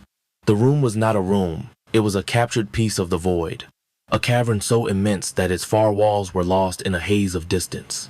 The floor was a single, unbroken sheet of polished obsidian, so black and reflective it was like walking on a frozen, starless night sky. High above, the ceiling was a swirling nebula of captured shadows, a permanent, silent storm of darkness. And at the far end of this temple of nothingness, upon a dais of 7 black steps, sat the obsidian throne. It was not carved. It looked as if it had been formed from a cataclysm, a solidified explosion of jagged, razor-sharp shards of the purest, most light-devouring obsidian, all pointing inward toward the being who sat upon it. It was a throne made of teeth, a throne that spoke of pain and absolute unyielding dominion. And upon it sat Cendrillon. But this was not the Cendrillon who visited her ward. This was the king. His presence here was magnified 1,000-fold. He was no longer just a figure of shadow. He was the nexus of all shadow, the gravitational center of the entire realm. The power flowing from him was a palpable thing, a physical weight that pressed down on her, making it hard to stand, hard to breathe. The throne room was not empty. Arranged in a silent, geometric formation on the vast, reflective floor stood the court of A Chroma. They were not human.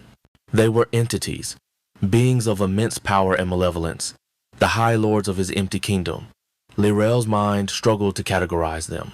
There were figures cloaked in rags of solidified dust, their forms constantly shifting, their eyes glowing like dying embers. Dukes of ash, perhaps. There were tall, slender beings encased in armor of what looked like cracked, desiccated earth, from whose joints seeped a fine, gray powder, barrens of decay. And there were others, things of pure shadow, their forms barely coherent, their presence a stain of deeper blackness against the ambient gloom. They were all silent, motionless, an army of statues. But their silence was not the empty silence of the servants. It was the coiled, watchful silence of predators.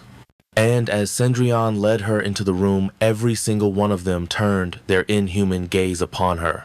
It was a physical assault. She felt 100 different kinds of ancient cold malice wash over her.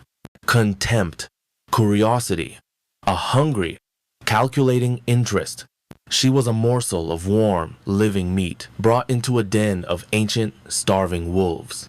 She felt a primal urge to flee, but Cendrillon's will held her rooted to the spot. He led her to the foot of the dais, placing her to his right, a position of honor that felt like being placed on an altar.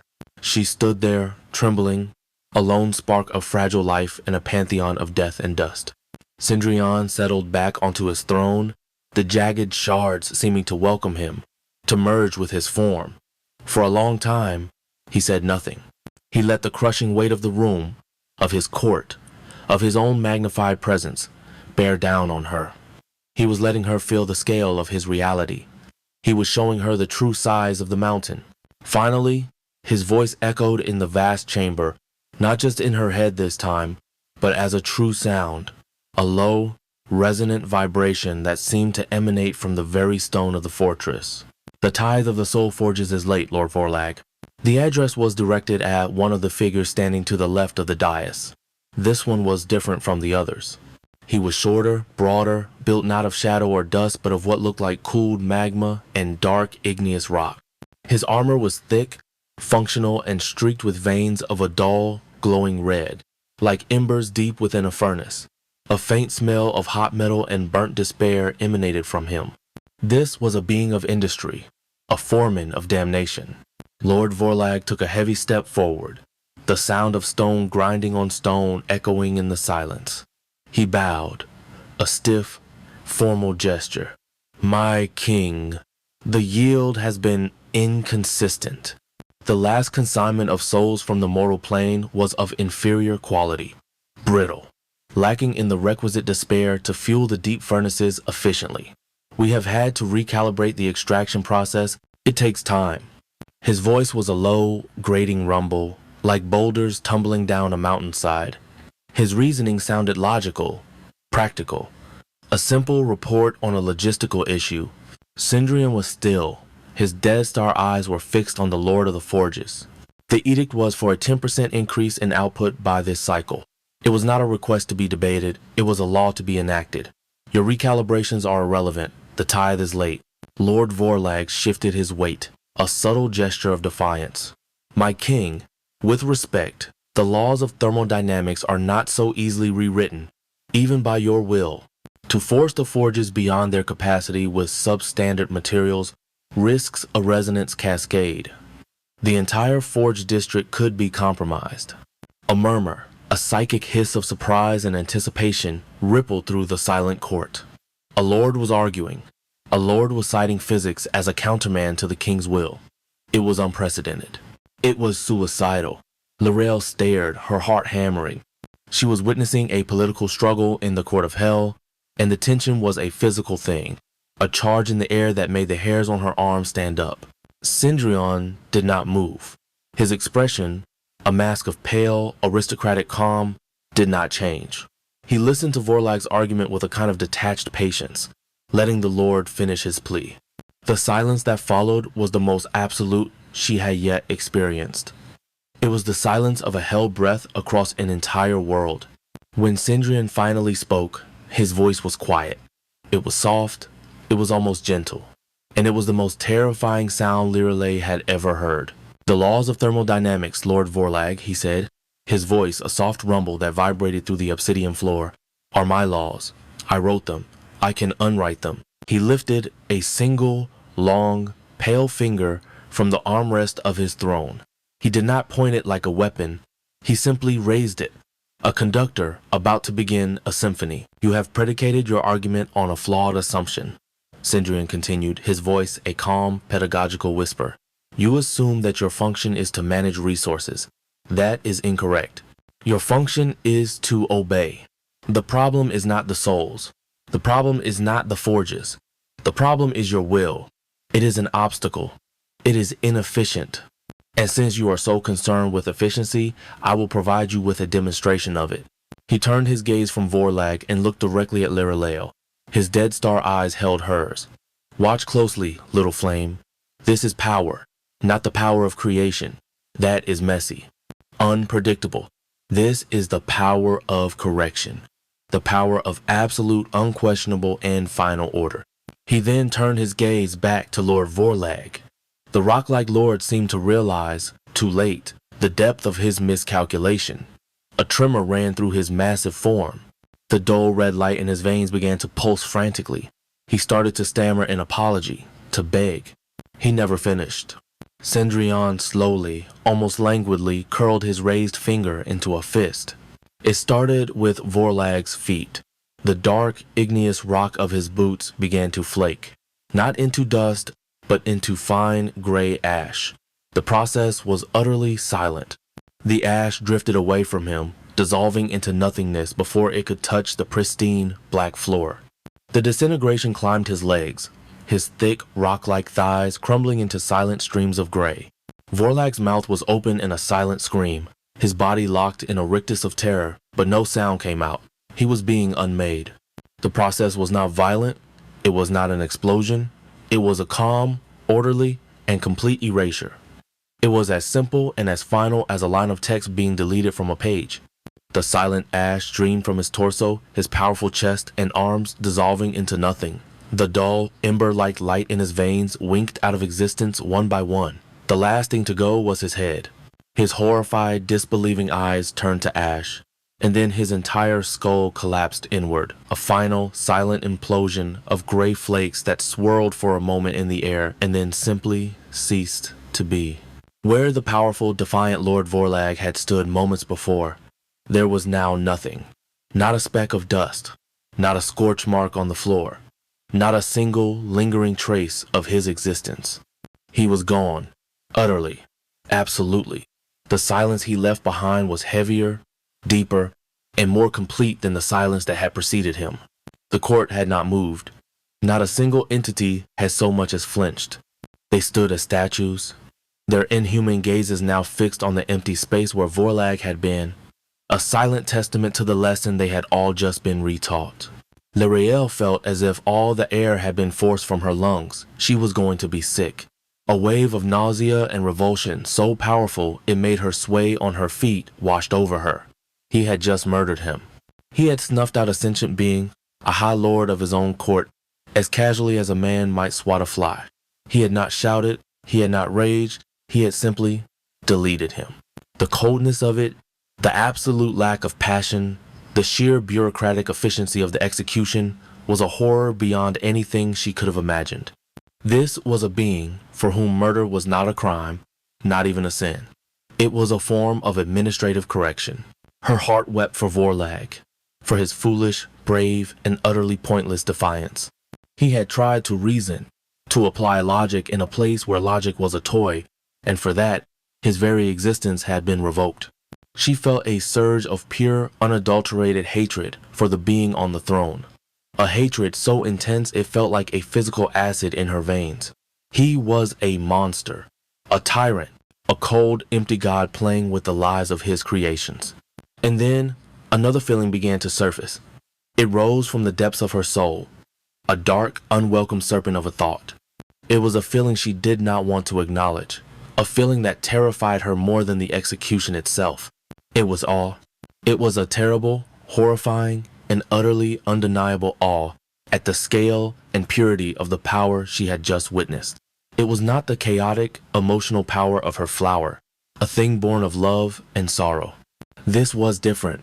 This was the power of absolute certainty, the power of a will so immense that it could look at a problem, a defiant lord, a logistical issue, and make it simply cease to exist. There was no argument, no negotiation, no messy aftermath. There was only the problem, and then there was its absence. A tiny, treacherous part of her mind, a part she wanted to cut out and burn, was captivated. It was the same feeling one might get watching a tsunami erase a coastline or a star collapsing into a black hole. It was not good. It was not right. It was a force of pure, beautiful, and terrible annihilation. She who had spent her life negotiating, pleading, and compromising with banks and creditors had just witnessed a being for whom such concepts were utterly alien. He did not solve problems. He erased them from the equation. The thought was a poison, and it was seductive. The sheer, unadulterated freedom of such power. The ability to look at an obstacle, an injustice, an enemy, and, with a simple gesture, make it as if it had never been. The seduction of it was a vertigo, a glimpse into an abyss of absolute control that was both terrifying and intoxicating. She hated him for what he was. But a dark, secret part of her was beginning to understand him, and that terrified her more than anything. She was afraid of the part of herself that was not repulsed, the part that was, in some small, horrifying way, impressed. Cendrillon turned his head slowly, his dead star eyes fixing on her once more. He had felt the shift in her, the complex cocktail of her horror, her hatred, and her dawning, terrible awe. The lesson had been delivered. Power, Lyriel, his voice whispered in the confines of her mind, ignoring the rest of the court, speaking only to her. It is not born from a tear. It does not grow in a garden. It is not a thing of beauty or sentiment. It is the will to impose order on chaos. It is the ability to break any will that dares to oppose your own. That is the only power that has ever mattered. He had given her the demonstration. Now he waited for her to acknowledge that she understood, that she accepted the brutal, simple truth of his reality. He expected her fear. He expected her submission. Lyriel stared back at him, her mind a maelstrom of conflicting emotions. The horror was real. The hatred was real. But the terrible, fascinating awe was also real. And it was this last part that gave her a strange, new kind of courage. She had seen the full extent of his power. And she had also seen the full extent of her own. They were opposites, antithetical. His was the power of the absolute end. Hers was the power of the impossible beginning. And in the face of his ultimate weapon, erasure, her own small, insignificant flower suddenly seemed infinitely more profound. His power was to make things nothing. Her power was to make something from nothing, which, she wondered with a sudden, terrifying clarity, was the greater miracle. She took a shaky breath. The nausea had passed, replaced by a cold, sharp resolve. She would not let him see her awe. She would not let him see her fear. She would only let him see the one thing he could not understand. She met his gaze, and her voice, when it came out, was not a shout of rage or whisper of fear. It was quiet, clear, and laced with a genuine, unnerving curiosity. Then why, she asked, her voice a tiny, human sound in the vast, demonic throne room, are you so worried about a single flower? Chapter 10. Echoes from the Past. The throne room was a memory burned onto the back of her eyelids. It was a brand of absolute black on the pale gray canvas of her existence in A Chroma. Lirelei was returned to the sterile white confines of the alabaster ward, but she was not the same person who had left it. The silence of her prison was no longer merely empty.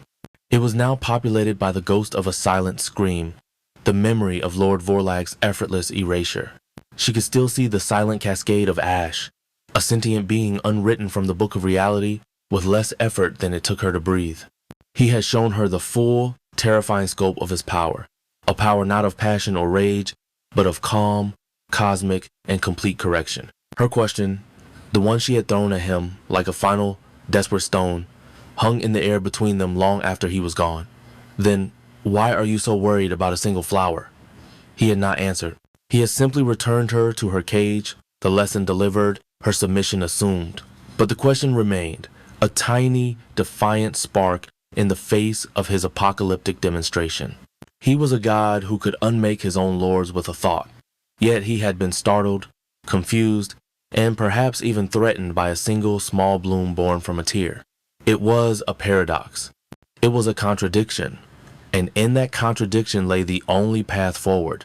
For 2 cycles, she did nothing. She moved through the white rooms in a daze, the horror of what she had witnessed playing on a loop in her mind. The seductive, Terrible awe she had felt in the throne room warred with a deep, visceral revulsion. She understood now that direct defiance was not just futile. It was a performance he enjoyed. Her rage was a color. Her escape attempt was a diversion. Her passion was his nourishment. To fight him on his terms, with displays of will and emotion, was to lose before the battle began. He was a master of that game because he had defined its rules. She had to find a different game, a quieter one, a slower one, a war fought not on the battlefield of power, but in the silent archives of history. Her eyes, haunted by the memory of crumbling rock and fading embers, eventually turned back to the corner of her bedchamber where the scratched metal trays lay. Her notes, her crude, desperate attempt at cryptography, and under the mattress, the diary. It was her only remaining weapon, not a weapon of force, but one of understanding. Vorlag had tried to fight Cendrillon with logic, with the physics of his forges, and had been deleted for his trouble. Lirael realized now that you could not apply the logic of a system to the being who had created the system. It was pointless. But what if there was a logic that predated him? Or at least, a logic that existed outside his absolute control. A history he had not written. A weakness he had not accounted for. The diary was that possibility. It was a voice from the past. A ghost who had walked these same cold floors, breathed this same sterile air. A ghost who might have seen something Lirael had not. A new resolve, colder and harder than any she had felt before, settled in her soul. She would not be his entertainment. She would not be his fiery decoration. She would become a scholar of her own damnation. She would dissect his world, his history, and his nature, one forgotten word at a time. The work was no longer a desperate hope for escape. It was a focused, intellectual assault. She was searching for the original source code of her jailer, the one flaw in the program that could cause the entire system to crash. She retrieved the diary and her scratched notes. She spread them out on the cold alabaster floor, creating a small island of focused chaos in the sterile perfection of the ward. The diary, with its worn, dark leather cover, felt like a sacred object, a lone artifact of genuine history in a world of manufactured facsimiles. She opened it, its creamy, yellowed pages a warm and welcome contrast to the stark white and gray of her surroundings. The alien, flowing script awaited her, a silent, taunting challenge. The work was agonizing. She would spend hours staring at a single symbol, a complex knot of curves and lines, trying to imprint it on her memory. Then she would turn to the books in the library, the endless, propagandistic volumes of Cendrillon's official history. She was looking for a match, a single point of intersection between the official narrative and the secret one. The sigil on the diary's cover, the thorny serpent, was a starting point, but it was too complex, and it was the sigil of her own family's book, not of this world. She needed a simpler key. She focused on the most common symbols in the diary, the ones that appeared again and again. She had assigned them her own markers: spiral, knot, thorn, crescent, triple, dot. She hunted for them in the massive gray tomes from the library. She scanned chapter headings, marginalia, and cartouches in the unbroken annals of the Ashen Reign, and a lexicon of primordial sigils. For cycles, she found nothing. It was like searching for a single, unique grain of sand on an infinite beach. The frustration was a physical thing, a tight knot in her chest. More than once, she was tempted to hurl the heavy volumes against the wall, to give in to the screaming futility of it all. But the memory of Vorlag's silent, ashen end held her back. That was the path of passion. That was his path. Her path was quieter, harder. The breakthrough, when it came, was not a lightning strike of inspiration. It was a slow, dawning realization, born of pure, grinding exhaustion. She was on the third level of the library, in a dusty, neglected section dedicated to architectural blueprints and schematics of the fortress itself. The books here were even more tedious, filled with endless geometric calculations and structural diagrams. She was skimming through a volume titled Foundational Schematics of Carthos, Eon 7, her eyes bleary, her mind numb. She was about to give up for the cycle when her gaze snagged on a small, ornate cartouche at the bottom of a page depicting the layout of the throne room. The cartouche contained a simple, stark symbol, a downward-pointing triangle with a single, sharp line drawn through its center. It was a symbol of dominion, of power directed downwards, of absolute authority. She had seen it before. It was etched above the great black doors of the throne room itself. She had dismissed it as mere decoration. A flicker of recognition sparked in her weary mind. She had seen that symbol somewhere else, not just on the doors. She scrambled back to her chamber, her heart starting a low, hopeful thrum.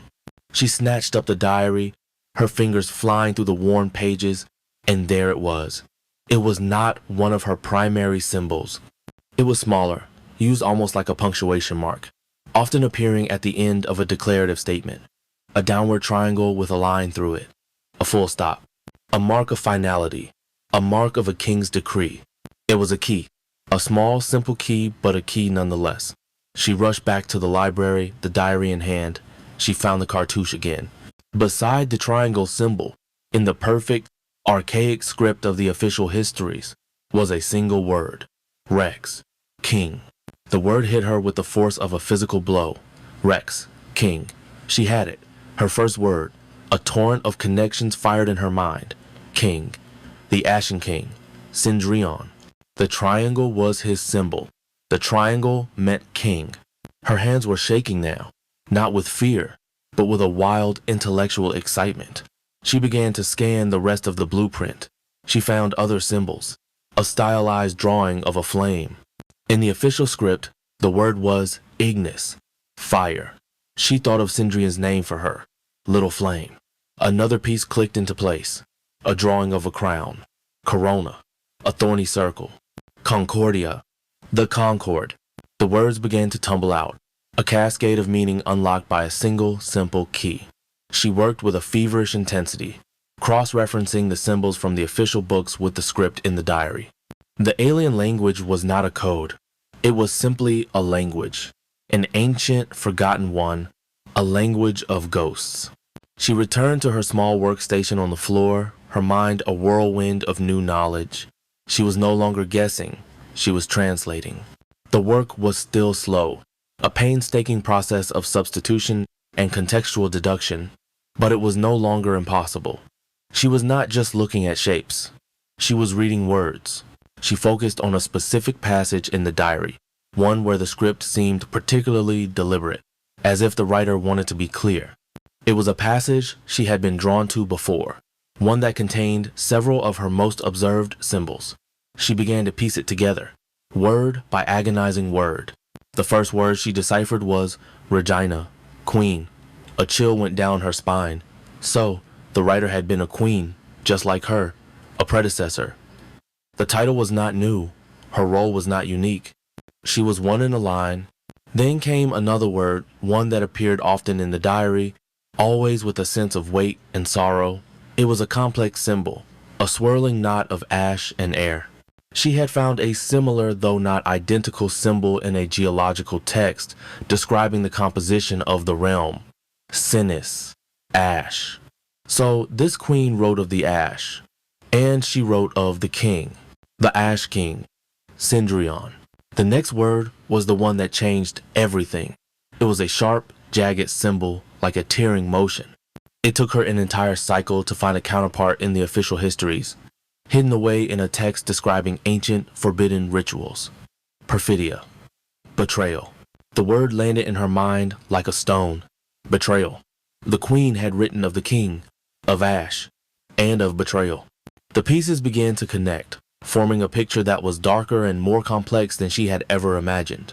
The final key word in the passage was the most abstract. It was a symbol of two interlocking circles, one dark, one light. She could not find an exact match in the histories. It seemed to be a philosophical or mystical concept, one that Cendrillon's sterile, factual library had no room for. She had to deduce its meaning from the context, from the words around it.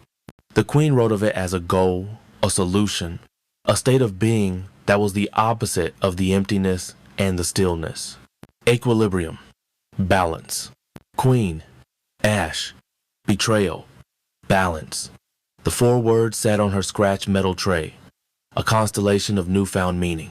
She took a deep breath and translated the full passage, her heart pounding with a mixture of dread and profound, world-altering curiosity.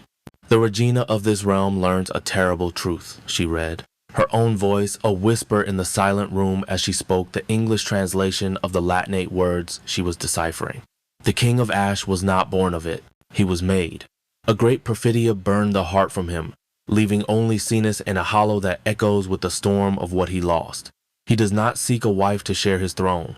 He seeks an anchor to still the storm in his soul, a flame to warm the endless winter of his being.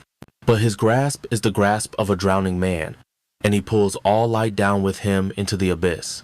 I sought to bring equilibrium, to show him that light and shadow could coexist.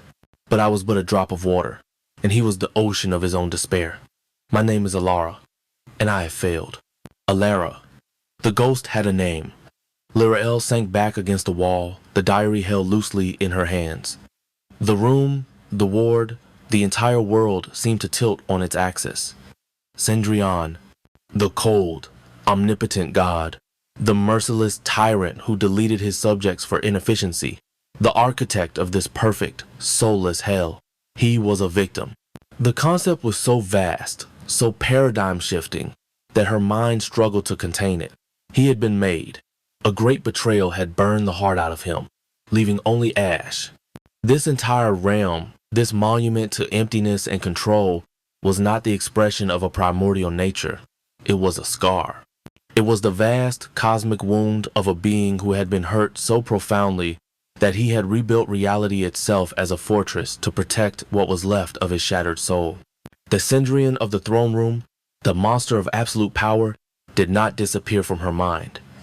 The memory of Vorlag's death was still a raw, open wound, but now another image was laid over it. A younger Cendrillon. A Cendrillon before the betrayal. A Cendrillon who was not made of ash. What had he been like? What had been taken from him? Who had betrayed him so completely as to inspire the creation of an entire dimension of sorrow? Alara's words echoed in her mind. He seeks an anchor to still the storm in his soul. She was not a possession to be admired. She was a tool. Her fire was meant to be a metaphysical sedative for his eternal internal torment. The grasp of a drowning man. That was the truest thing she had ever read. His possessiveness, his jealousy, his desire to cleanse her memories, it was not the simple arrogance of a king. It was the frantic, desperate terror of a drowning man clinging to a piece of driftwood, afraid it will be swept away by the current of a past he cannot control. A strange, unwelcome, and profoundly dangerous emotion began to bloom in Lirael's chest. It was not forgiveness. He was still a monster. He was still her jailer. But it was empathy. It was the dawning, horrifying understanding of the magnitude of his pain.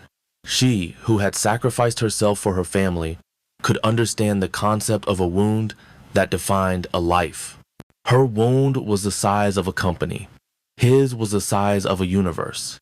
Her quest, which had begun as a desperate bid for freedom, then shifted to a strategic battle for survival, now transformed once more. The question was no longer, how do I escape? It was no longer even, how do I fight? A new question, a deeper and far more compelling one, took root in her mind.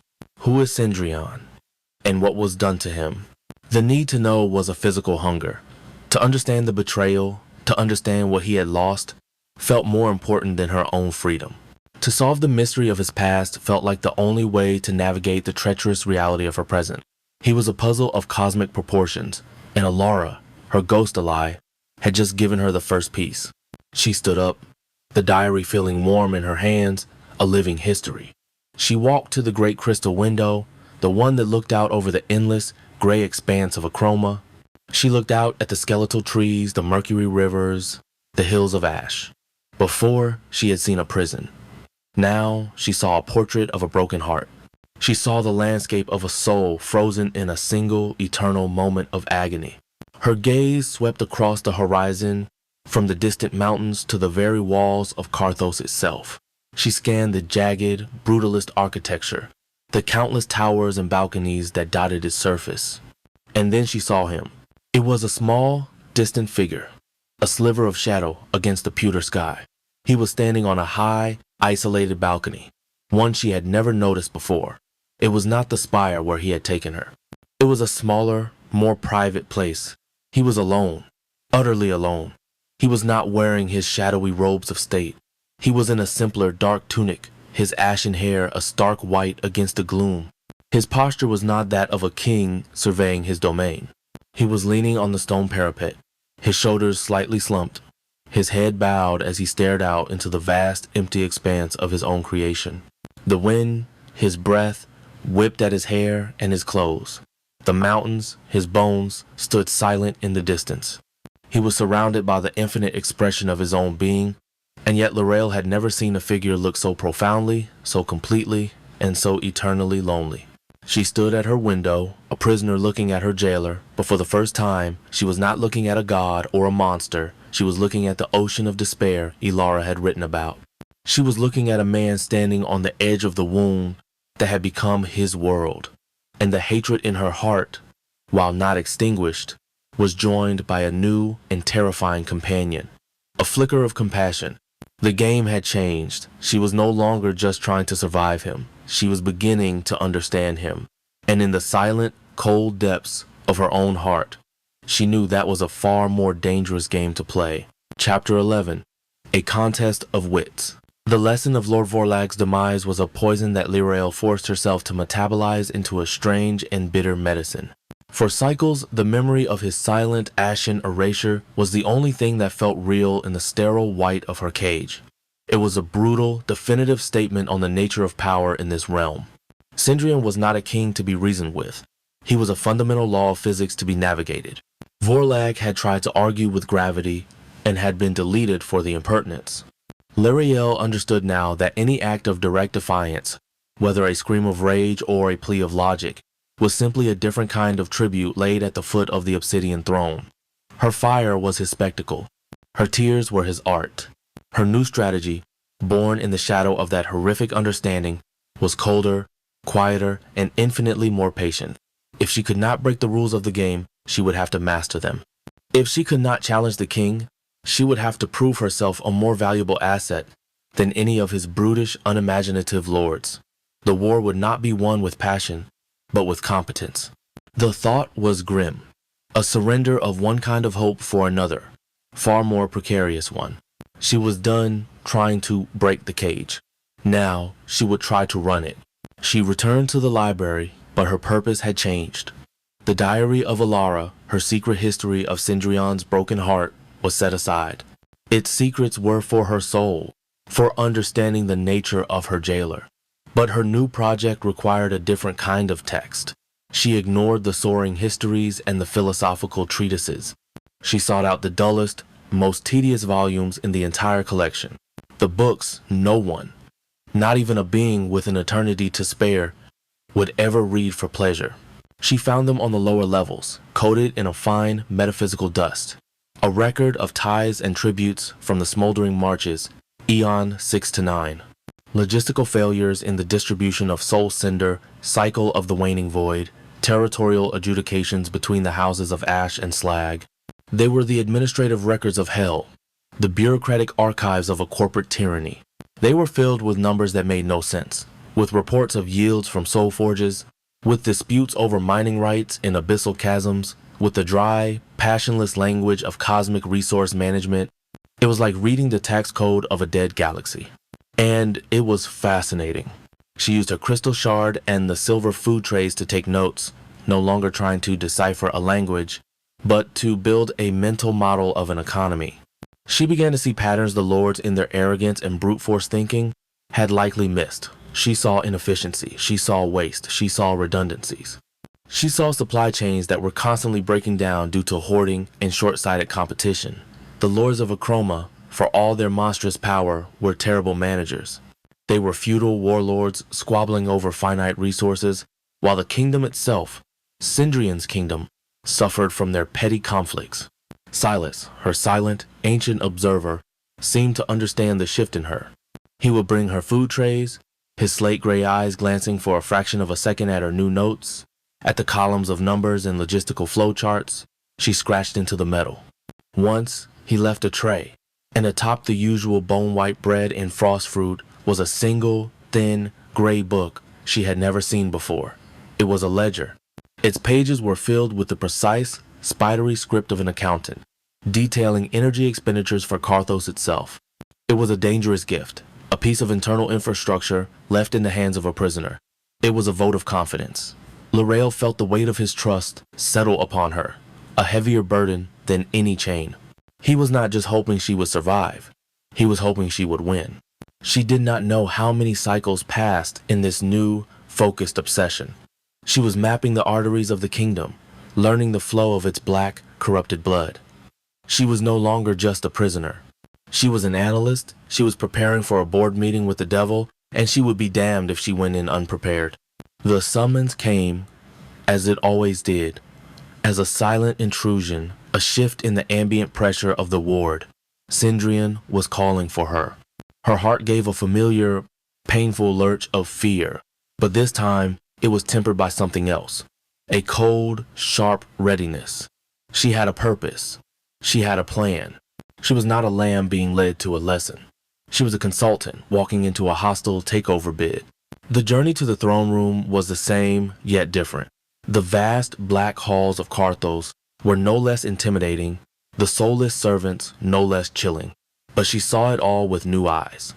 She saw the inefficiencies in the servants' patrol routes. She saw the wasted energy in the single massive light sources that could have been better distributed. She saw a system of immense power being run with the short-sightedness of a dying empire. When she entered the throne room, the full weight of its oppressive grandeur fell upon her. The silent, monstrous lords of the court stood in their designated places, pillars of dust and malice. The obsidian throne dominated the void, a nexus of absolute power. Cendrillon sat upon it, a figure of pale, bored authority, the architect of stillness presiding over his perfect, unchanging tableau. He had her brought to the foot of the dais again, to her designated spot, the place of the favorite pet. The court ignored her. To them, she was a curiosity, a mortal distraction, an object. She let them think it. The council, or what passed for one in this realm of absolute monarchy, proceeded. A lord of shadow reported on the subjugation of some rebellious wraiths in the silent sea. A baron of decay described the slow, successful erosion of a captured reality fragment. It was all rote, all predictable. Cendrillon listened with an air of profound, cosmic boredom. His only movement, the occasional, slow tap of a single pale finger on the arm of his throne. Lirael stood silent, watchful, waiting. Then, the opportunity she had been waiting for arrived. A dispute erupted. It began as a low grating rumble from the lord who stood where Vorlag once had. This was a new lord of the forges, a being of cracked obsidian-like flesh and eyes like burning coals. His name was Gorgonoth. He was a creature of brute force and blunt demands. My king, his voice was the sound of grinding rock. The soul forges of the West require a greater tithe. The sorrow pits under the dominion of Lord Vexillus are producing the highest grade of soul cinder. Yet his allotment of raw essence remains disproportionately high. My forges run cold while his vaults overflow. I demand a reallocation. On the other side of the throne, a slender, shrouded figure stirred. This was Lord Vexillus. He was cloaked in robes, the color of a deep bruise, and his face was hidden in the shifting shadows of his hood. Only 2 points of cold, violet light betrayed the presence of his eyes. Demand. Vexillus's voice was a silky, venomous whisper, a stark contrast to Gorgonoth's rumble. You demand, my lord of soot and hammers? You whose forges waste more energy in a single cycle than my entire territory consumes in a year. The king's wisdom granted me control of the pits because my methods are subtle, efficient. I do not crack souls open like nuts. I distill them. It is a slow, precise art. To give you more raw material would be like giving a master painter's pigments to a child to make mud pies. Gorgonoth bristled, the coals of his eyes glowing brighter. Your art is hoarding, Vexillus. You starve the kingdom's heart, the forges that power the legions to protect your own small fiefdom. The king's armies need weapons and armor, not your pretty distilled essences. The king's power requires stability. Vexillus countered smoothly, not the short-sighted ravages of your blast furnaces. My territory provides a steady, reliable stream of energy. Your forges are a chaotic drain, prone to surges and catastrophic failures. The argument escalated, their voices echoing in the vast, silent chamber. The other lords watched, impassive. their inhuman faces betraying nothing. But Lyra Lee could feel the psychic currents in the room, the subtle alignments of faction and rivalry. It was a classic business dispute, production versus research and development, short-term yield versus long-term stability, and it was a problem that brute force could not solve efficiently. She looked at Cendrillon. He was listening, but his dead star eyes were glazed with a familiar, terrifying boredom. She recognized the look. It was the same look he'd had just before he had erased Lord Vorlag. He was growing tired of the bickering. He was moments away from a correction. He would simply silence one of them, likely the louder, more irritating Gorgonoth. And the problem would be gone, but the underlying inefficiency would remain. This was her moment. It was now or never. Fear, cold and sharp, coiled in her stomach. She was about to speak, unbidden, in the court of hell. She was about to interrupt the squabbles of ancient demonic entities in front of their omnipotent God King.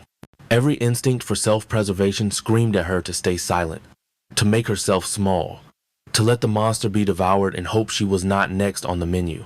But the trust of a silent old servant and the knowledge gleaned from 100 hours of tedious study formed a shield around her fear. She had the answer, not just an opinion, an answer. She took a single step forward. The universe seemed to hold its breath. The argument between the two lords died in their throats. The psychic murmuring of the court ceased. 100 pairs of malevolent, inhuman eyes swiveled to fixate on the small, mortal creature who had dared to move from her designated spot. It was a weight of attention so immense it was a physical force, threatening to crush her into the floor. Lord Gorgonoth sneered, a cracking sound of stone on stone. The master's pet has an opinion. Lord Vexillus's violet eyes narrowed in their shadowy cowl. He said nothing, but his silence was thick with contempt. Lyrael ignored them. She looked only at Cendrillon, at the pale, still figure on the obsidian throne. His head had tilted, just a fraction. The boredom in his eyes had been replaced by a flicker of that predatory curiosity she knew so well. He was intrigued by this new, unexpected move in the game. He did not silence her. He waited. She bowed her head, a gesture of deference that was both genuine and deeply strategic. "My king," she began, her voice a low, clear thread in the vast, echoing silence. She was relieved to find it did not tremble. "I have listened to the arguments of your lords. The problem is not malice or deliberate insubordination. The problem is a flawed system." She had his complete attention now. "Lord Gorgonoth speaks of need, but his methods are wasteful," she continued, her confidence growing as she fell into the familiar cadence of a business presentation. "Lord Vexillus speaks of efficiency, but his methods lead to hoarding and bottlenecks in the supply chain. You are trying to run a kingdom-wide energy grid with the logistics of a feudal bartering system. The issue is not the lords, it is the infrastructure." She paused, letting the words sink in. She was not taking sides. She was identifying a systemic failure, a problem that existed above the petty squabbles of his underlings. "You require a new system," she stated. "A system based not on demands or territorial prestige, but on logic, data, and centralized control, which is to say, on your control, my king." This was the masterstroke. She was framing this not as her idea, but as an extension of his own power, his own desire for order. "First," she said, holding up a single finger, her mind clicking through the points she had rehearsed for cycles, "the establishment of a central tithe depository, a royal bank controlled directly by the throne. All raw soul essence from every territory is to be deposited here directly. No exceptions. This eliminates hoarding and gives the throne a precise real-time accounting of the kingdom's total energy reserves." A low hiss came from somewhere in the court. The idea of surrendering their direct control over their resources was heresy. "Second," she pressed on, ignoring them, "a tiered system of allocation. The depository will release essence to the territories based on proven need and demonstrated output efficiency. Lord Gorgonoth's forges require vast amounts of energy, so they will receive it, but their allocation will be directly tied to their production quotas. If they meet their quota for forged steel and weaponry, their allocation is renewed. If they fail due to wastefulness, their allocation is reduced until they can demonstrate improved methods. Their need is met, but they are incentivized to innovate, not just consume." She glanced at Gorgonoth. The sneer on his rock-like face had been replaced by a look of grudging, confused calculation. She had not denied him his resources. She had simply tied them to performance. Lord Vexilus's methods are efficient, she continued, turning her attention to the shrouded figure, and that efficiency should be rewarded. Territories that consistently produce high-grade distilled essence with low waste will receive a resource bonus from the depository, a surplus they can use for their own research and development. They are incentivized to continue their art as it benefits the entire realm's long-term stability. The violet eyes of Vexillus seemed to glow a little brighter. He had been offered a reward for his methods, not just a defense of them. Finally, and most importantly, Lirael said, her voice ringing with a newfound authority, the problem of waste. There must be a system for reclamation. Spent soul cinder, the byproduct of the forges, is not useless. My studies of the text suggest it retains a residual resonance. It cannot be used for primary power, but it can be reconstituted. I propose the creation of reclamation pits, where this spiritual ash can be gathered and subjected to a slow process of energetic infusion, drawing ambient necrotic energy from the realm itself. It will be a slow process, but over time, it will create a secondary, sustainable energy source from what is currently discarded as dross. It will create a closed-loop system. Silence, absolute, profound, and stunned silence filled the vast throne room. She had just, in the space of a few minutes, outlined a comprehensive economic and industrial reform for the entire kingdom. She had proposed a centralized banking system, performance-based incentives, and a renewable energy program. She had taken their brutal feudal squabbling and subjected it to the cold, clean logic of a corporate efficiency model. The lords of the court stared at her. Their expressions, where they were visible, were a mixture of shock, disbelief, and a dawning grudging respect. She had not used magic. She had not used threats. She had used a form of power they had never even considered. The power of a well-structured plan.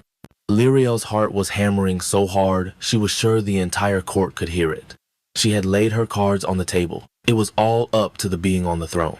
She held his gaze, praying her analysis had been correct, that his desire for order and efficiency would outweigh his contempt for a mortal's audacity. Cendrillon had not moved. He sat upon his throne of obsidian teeth, a still point in the swirling vortex of her gamble.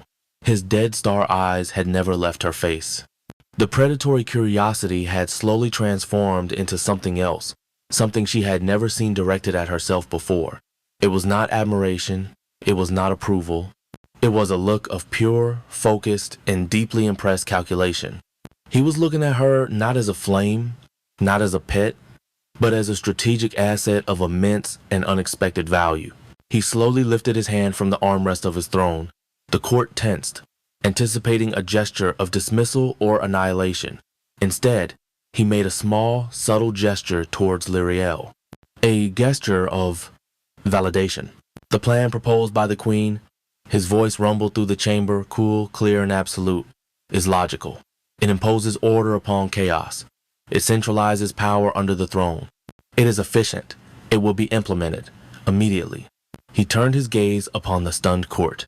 Lord Gorgonoth, you will oversee the construction of the reclamation pits. Lord Vexillus, you will design the charter for the central tithe depository. You will both report your progress not to me, but directly to the queen. She will act as arbiter and administrator of this new system. Her word on these matters is my word. Is that understood? A wave of pure shock rolled through the court. He was not just approving her plan. He was giving her the authority to execute it. He was placing two of his most powerful lords under the command of a mortal. He was making her a queen, in fact, not just in name. Gorgonoth and Vexillus, for once united in their disbelief, bowed their heads low. Yes, my king. The council is dismissed, Cendrillon declared, his voice a final, booming note of finality. The lords of the court turned and departed in silence, melting back into the shadows from whence they came. Their malevolent gazes lingered on Lirael as they went, no longer with simple contempt, but with a new and dangerous mixture of awe, resentment, and strategic assessment. She was no longer just a curiosity. She was a power player. She had a seat at the table. Soon, only she and Cendrillon remained in the vast, echoing throne room. The silence that settled was different now. It was not the silence of oppression. It was the silence of a chessboard after a shocking, game-changing move. Lirael stood, her body trembling with the aftermath of the adrenaline. She had done it. She had survived. She had won. Cendrillon rose from his throne, gliding down the 7 black steps until he stood before her. He was close, his presence a vortex of cold and ancient power, but for the first time she did not feel crushed by it. She felt seen. Alara tried to change me with love, his voice whispered in her mind, a sudden shocking intimacy that made her flinch. She failed. You have tried to change my kingdom with spreadsheets. He reached out a hand, not to touch her, but to gesture at the empty space where his bickering lords had stood. It is proving to be a remarkably more effective strategy. He let his hand fall. His eyes, those swirling voids, seemed to focus on her with a new depth. Your intellect is as sharp as an obsidian blade, Lirael. It is a beautiful, dangerous thing. He took a step closer, his voice dropping to a low, conspiratorial murmur, a sound meant only for her. But you must be careful, my queen. In this court, power is a magnet for resentment. Those who display talent often become the most tempting targets. You have not just earned my attention today, you have earned theirs. And while I may find your competence pleasing, their jealousy could prove to be lethally entertaining. His words were a compliment wrapped around a threat, a reward laced with poison. He was acknowledging her victory, but he was also reminding her that he was still the master of the game. He had simply given her a more complex, more dangerous board to play on. She had won his respect, but in doing so, she had painted a target on her own back for every other power player in this hellish dimension. And he, her king, her jailer, would be watching the results with great interest. She met his gaze, the cold of the throne room seeping into her bones, but the fire of her mind burning brighter than ever before. She had survived. She had gained power. She had made a difference. And she had just realized that her life in A Chroma was about to become infinitely more complicated and infinitely more dangerous. The contest of wits had only just begun. Chapter 12. Cracks in the Armor. The victory in the throne room was a strange and hollow thing. It tasted of ash and triumph in equal measure. Lirael had won, but the prize was a heavier, more gilded set of chains. She was no longer merely Cendrillon's queen, a living decoration in a cage of ice and bone. She was now the administrator of His Majesty's economic reforms, the arbiter of industrial disputes, the architect of a new order. The titles were unspoken, but the power was real, and it was a form of servitude far more complex and demanding than her previous existence. Her days, once measured by the slow erosion of her own hope, were now structured by the bickering of ancient demonic lords. The alabaster ward, her silent prison, had become her office. Using the smooth silver surfaces of the food trays as her slates and the sharp, glittering edge of a crystal shard as her stylus, she managed the burgeoning economy of a dimension. The pristine white floor of her antechamber was often littered with these strange, metallic documents, covered in her meticulous notes, flowcharts of soul cinder distribution, and calculations for the projected output of the new reclamation pits. It was a surreal parody of her old life, a corporate strategy session held in the heart of a Gothic nightmare.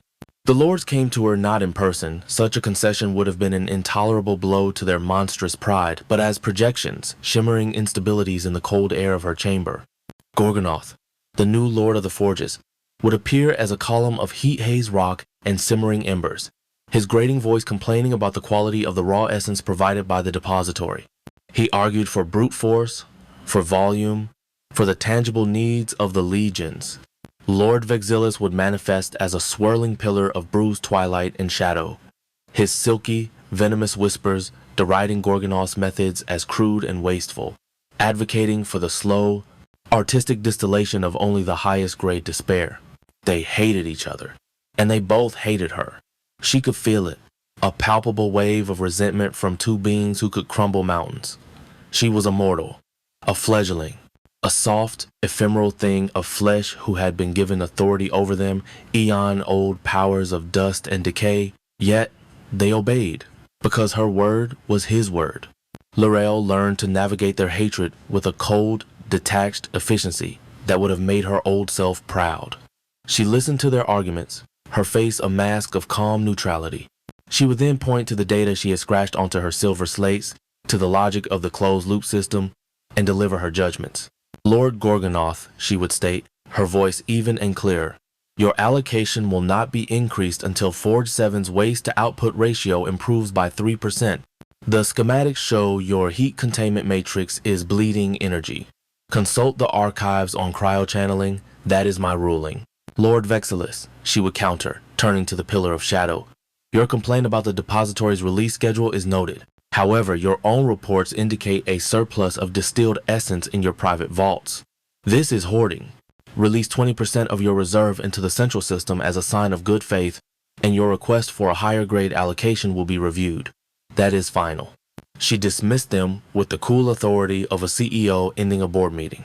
Their projections would dissolve, leaving behind only a lingering chill of resentment and the hum of their thwarted ambitions. She was good at this, terrifyingly good. She could manipulate their greed and their pride, playing them against each other, always framing her decisions within the cold, undeniable logic of efficiency and order, the only two concepts Cendrillon seemed to truly respect. But each small victory felt like a step deeper into the morass. She was proving her value, yes, but she was also embedding herself more completely into the machinery of his kingdom. She was becoming an indispensable part of her own prison. The path to freedom was not becoming clearer. It was being paved over by the new roads of responsibility she herself was building. The diary of Alara lay hidden, a whisper of a different kind of solution, a solution of the heart. But Lyriel's days were now consumed by the cold mathematics of Hell's economy. She feared, sometimes, that in learning to think like a monster to survive, she was forgetting how to feel like a human. It was during one of the quiet periods between these surreal council sessions, in the gray, timeless space that passed for night in A Chroma, that the world broke. Lyrelay was asleep, a shallow, restless state on the cold, vast expanse of her bed. She was not dreaming. She never dreamed anymore. Her subconscious was a silent, gray field. A territory Cendrillon had declared a future battlefield, and it seemed to have surrendered preemptively. She was simply offline. A machine powered down for a cycle of rest. The disturbance began not as a sound, but as a feeling. A deep, resonant vibration that was not in the air, but in the very substance of the world. It started in the floor. A low, subsonic hum that traveled up through the stone bed, through the mattress of woven silk, and into her bones.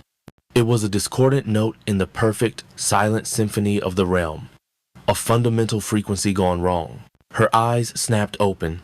The alabaster ward was unchanged, bathed in the same eternal, shadowless light. But the feeling was undeniable. The floor beneath her was trembling, a faint, rhythmic shudder, like the purr of a colossal, sleeping beast stirring in its slumber. She looked up at the crystal chandelier. The thousands of flawless prisms were shivering, their silent, cold light fracturing into a million jittery points. The delicate, crystalline plants in her garden began to chime, not with their usual ethereal music, but with a frantic, discordant clattering, as if shaken by an invisible hand. Fear, cold and immediate, seized her. An attack. That was her first thought. One of the lords, Gorgonoth perhaps, his pride wounded beyond endurance, had decided to test the limits of the king's protection. Or perhaps it was an external threat, a rival entity trying to breach the walls of Carthos. She scrambled out of bed, her bare feet meeting the vibrating floor. The entire ward felt alive with a sick, nervous energy. She ran to the crystal window and looked out. The desolate landscape of A Chroma was still, as always. No armies marched, no comets fell from the pewter sky. But the sky itself? It seemed darker, bruised. The very light of the realm felt unstable, flickering with an almost imperceptible strobe effect that made her feel dizzy. This was not an attack from without.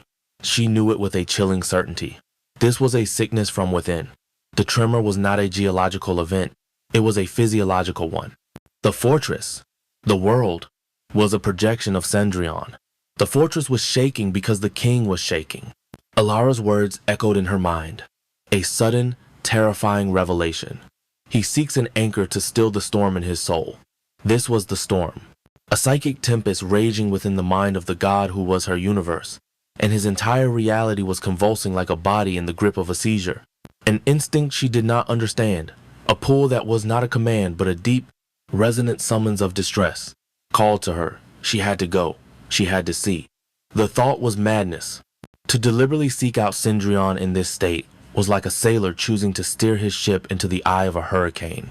The last time he had lost control of his emotions, when he had felt the cold sting of jealousy, he had threatened to lobotomize her soul. What would he do in the grip of a pain so profound it was making his entire world shake? But the alternative was to stay here, a helpless passenger in a ship that was breaking apart, waiting for the storm to consume her. And there was something else, a darker, more compelling motive. It was the scholar's curiosity. It was the empath's morbid need. Alara had written of his wound. She was now feeling its symptoms. She had to see the cause. She had to understand the nature of the storm. Driven by this fatal cocktail of fear and fascination, she ran to the great white doors of her ward. She placed her palms against them, expecting them to be sealed. But the tremor was in them too, the cold stone alive with the king's agony. They offered no resistance. They slid open at her touch, a silent invitation into the heart of the pain. The corridors of Carthos were different. The oppressive, perfect stillness was gone. The shadows on the walls seemed to writhe and twitch, no longer static but alive with a nervous, frantic energy. The air was thick with a low, humming dread. The soulless servants were nowhere to be seen, having presumably retreated from the presence of their master's uncontrolled distress. The fortress was empty, a vast, echoing labyrinth of stone and shadow, and at its heart, its god was in torment. She did not know the way to his private chambers, but she did not need to. She followed the feeling. The vibration grew stronger with every step, the psychic hum rising in pitch, a keening note of pure, undiluted pain that resonated deep inside her own mind. It led her away from the grand public spaces, away from the throne room, into a section of the fortress that was older, starker. The walls were unadorned black stone, the architecture simpler, more primal. This was the foundation, the original structure. She finally came to a halt before a set of doors. They were immense, but unlike the others, they were utterly plain. Forged from a single slab of what looked like pitted, black iron, they bore no sigils, no carvings. They were a simple, brutalist statement of privacy. A vault door for a soul. The vibration was so strong here that she could feel it in her teeth, and she could hear a sound, a real physical sound, a shocking violation of the realm's eternal quiet. It was a low, choked-off groan, the sound of a being in a pain so immense it could not be contained by silence alone. It was the sound of a mountain weeping. This was it, the heart of the storm. Her hand hovered over the cold iron of the door. Every rational part of her mind, the part that had run a company, the part that had learned to survive his court, screamed at her to turn back, to flee. He was a monster, a murderer, a tyrant. His pain was not her concern. To enter that room was to offer herself up to the storm, to risk being annihilated by the shrapnel of his unraveling mind. But the ghost of Alara whispered to her. The memory of the single luminous flower in her garden pulsed with a faint warmth in her soul. He was a monster, yes, but he had been made. And the lonely, slumped figure on the distant balcony, a portrait of infinite sorrow, rose in her mind's eye. She was not just a prisoner. She was a witness. And perhaps she was the only being in this entire, empty universe who looked at the storm and saw not just a destructive force, but the symptom of a wound. She took a breath that felt like swallowing ice and pushed the door open. The room was not a chamber. It was a cavern of raw, elemental emptiness. It was the absolute antithesis of her own ornate ward. The walls were bare, unpolished black stone, the floor the same. There was no furniture, no decoration, save for a single, massive slab of obsidian in the center of the room that served as a bed. It was a room designed for sleeping, not for living, a place of pure function, a cell, not a sanctuary. The air was frigid, a pocket of absolute zero. And upon the stone bed, Cendrillon lay. He was not sleeping. He was fighting. His immense frame was coiled tight, his powerful limbs tense, his long, pale fingers clenched into fists, digging into the unyielding stone beneath him. He was on his back, his head thrashing from side to side, his ashen hair a wild white storm against the black of the stone. A low guttural sound of agony was being torn from his throat, a sound of pure, helpless torment. But it was the shadows that terrified her the most. The shadows in the room were not still. They were being pulled towards him, drawn into him like iron filings to a magnet. They writhed and coiled over his body, a living shroud of darkness. And within the shadows, she could see things. Flickering, half-formed images, psychic projections of the nightmare that held him captive. She saw flashes of a world that was not a chroma, a world of impossible vibrant colors, of soaring silver towers that pierced a sky of sapphire and gold. She heard the echo of laughter, a woman's laughter, clear and bright as bells. She smelled the scent of blossoms she had never known, a perfume of alien, cosmic spring. It was a memory of a time before the ash, a glimpse of the paradise he had lost. Then the images soured, the laughter twisted, becoming a scream of terror and betrayal. The silver towers cracked, bleeding fire.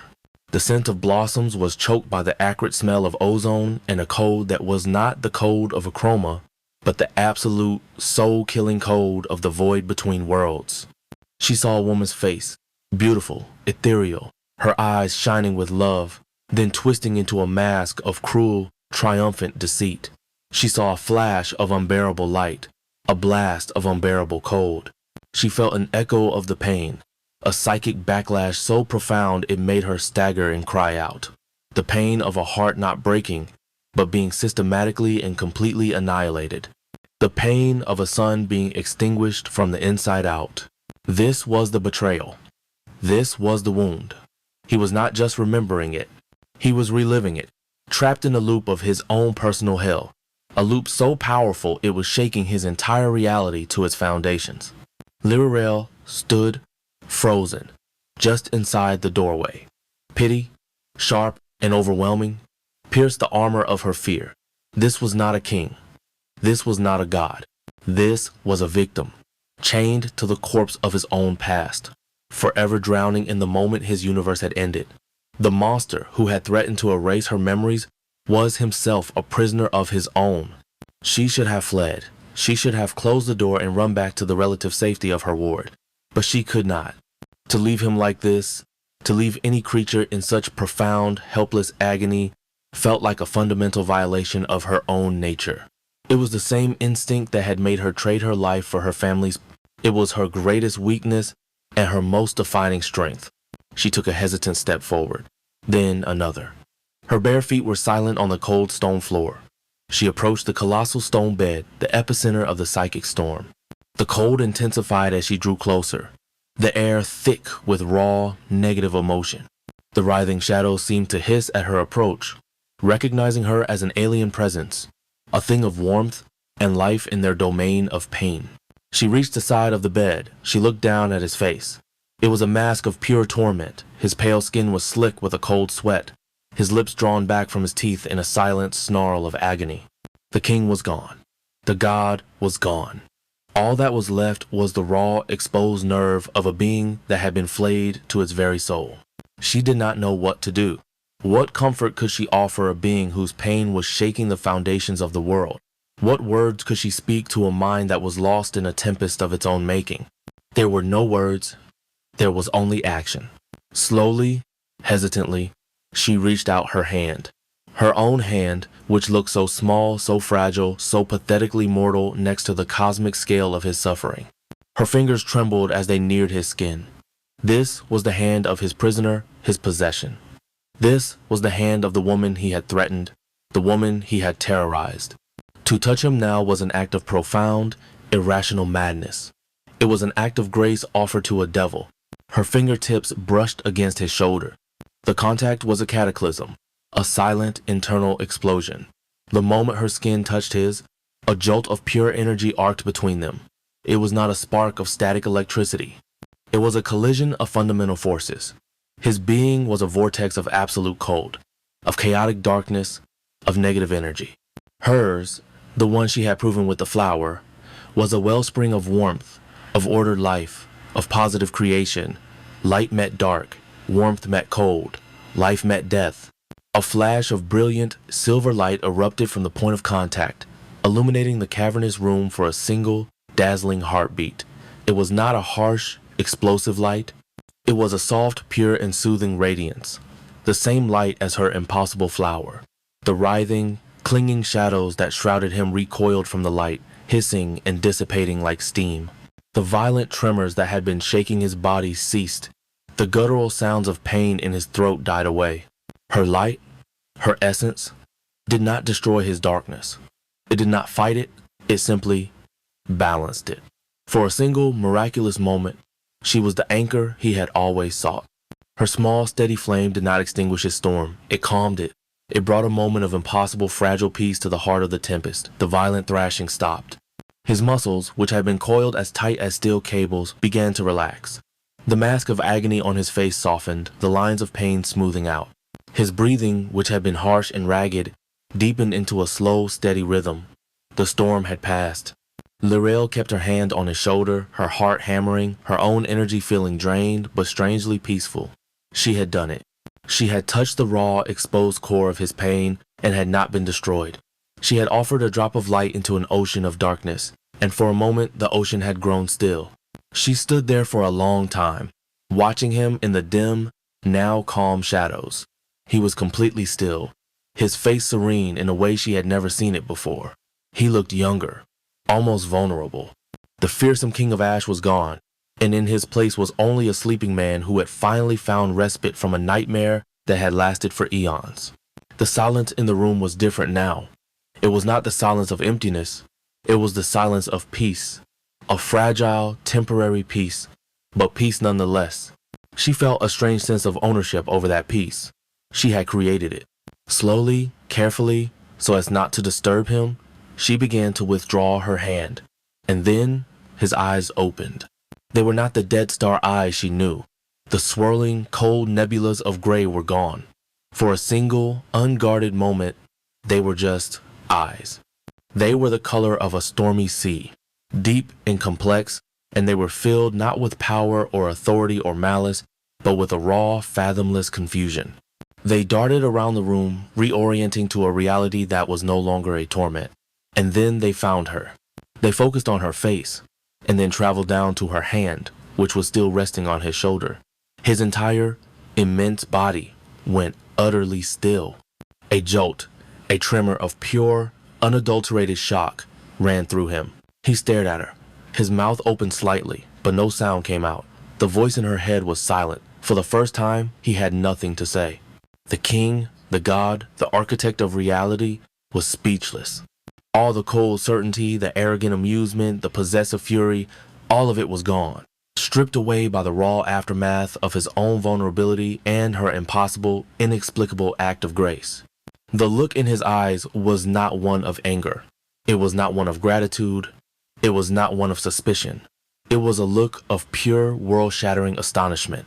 It was the look of a man who has spent an eternity alone in a cold, dark room, only to wake up and find someone has, against all laws of nature and reason, lit a candle. And he had absolutely no idea what to do. Lirael met his gaze, her own heart a frantic bird in her chest. The silence stretched, thick and heavy with unspoken, unformed questions. The power dynamic of their entire existence, jailer and prisoner, god and mortal, master and possession, had been irrevocably and terrifyingly fractured. They were just two beings, one of light, one of shadow, in a silent room, in the quiet aftermath of a storm, and neither of them knew the rules anymore. The cracks in his armor were no longer just visible. She had reached through them and touched the broken thing within. And the consequences of that touch were a new, terrifying, and unknown country they would now have to navigate together. Chapter 13. The Garden of Light. The silence he left behind was a different substance entirely. It was not the oppressive, waiting silence of the alabaster ward, nor the coiled, malevolent silence of the throne room. It was a hollow, ringing silence, the kind that follows a great and terrible revelation. It was the silence of a void where a storm had just been. Lirael stood in the doorway of his Spartan bedchamber, her own essence feeling thin and scoured, the echo of his ancient pain, a phantom limb she could still feel attached to her own soul. He had not dismissed her. He had not threatened her. He had simply vanished. One moment he was staring at her, his stormy eyes a maelstrom of confusion and shattered pride. The next he was gone, dissolving into the very shadows of the room, retreating from his own vulnerability like a wounded animal crawling back into its cave. She had touched the god's wound, and the god had fled. Slowly, her limbs feeling as heavy as lead, she backed out of the chamber, pulling the great iron door shut behind her.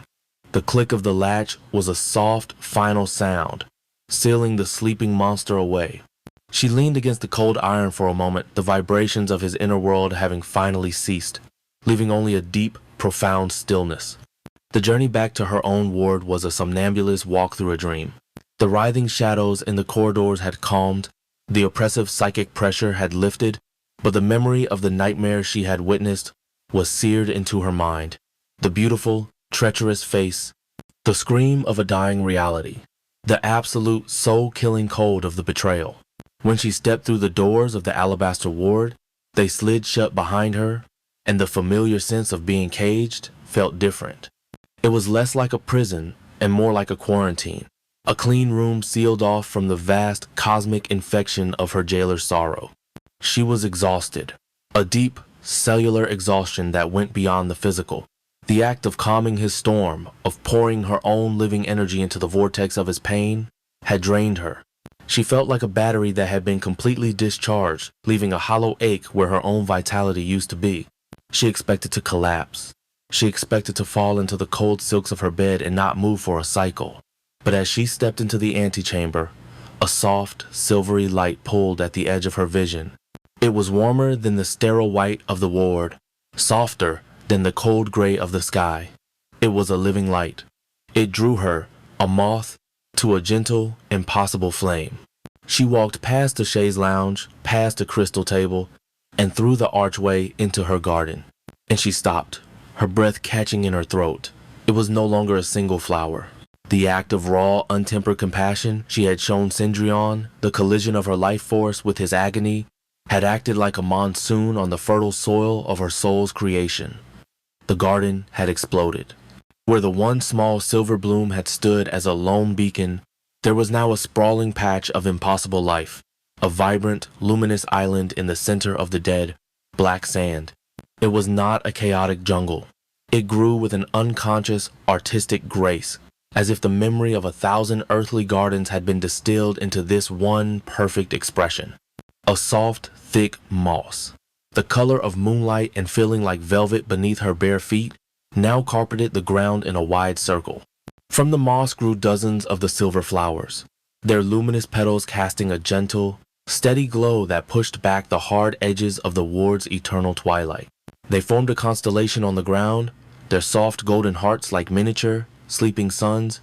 But there were other plants now, slender, silvery vines, their leaves, shaped like hearts, had begun to creep along the ground, their tendrils tentatively exploring the edges of the crystalline plants, as if testing the boundaries of their new territory. Small, bell-shaped flowers, the color of a pale, spectral lavender, hung from delicate, arching stems, and when she leaned closer, she realized they were the source of a faint, sweet music, a soft, continuous chiming that was the antithesis of the crystal garden's cold, dead clatter. And in the center of it all, a new miracle was taking shape.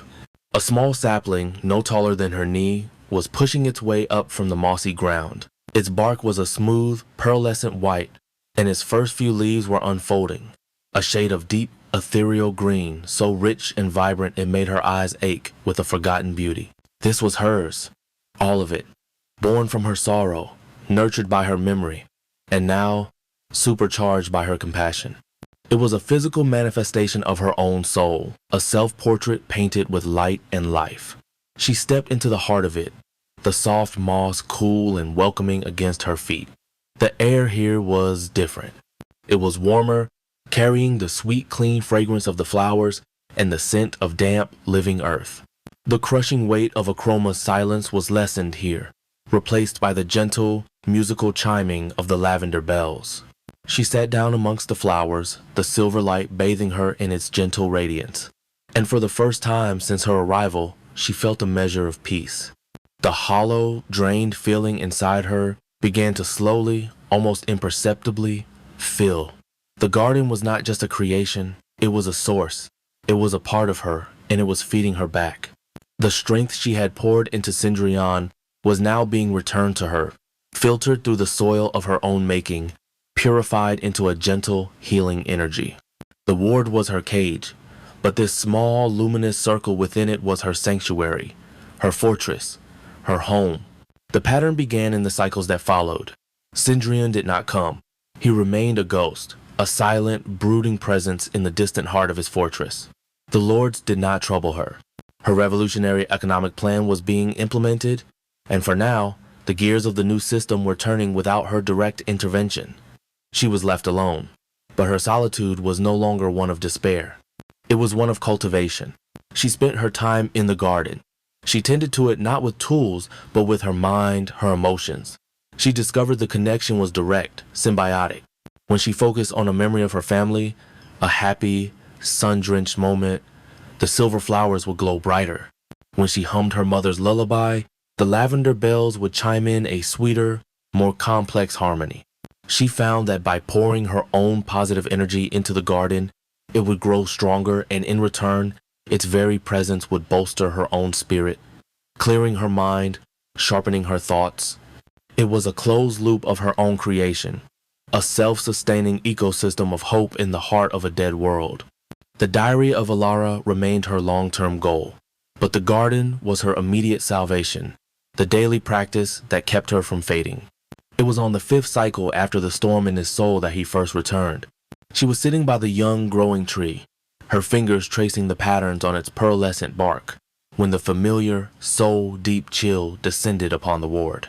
Her head snapped up, her body instantly tense, the fragile peace of her sanctuary threatened. He was standing at the arched entrance to the garden, a figure of absolute shadow, his presence a stark, black violation of her luminous space. She prepared for the worst.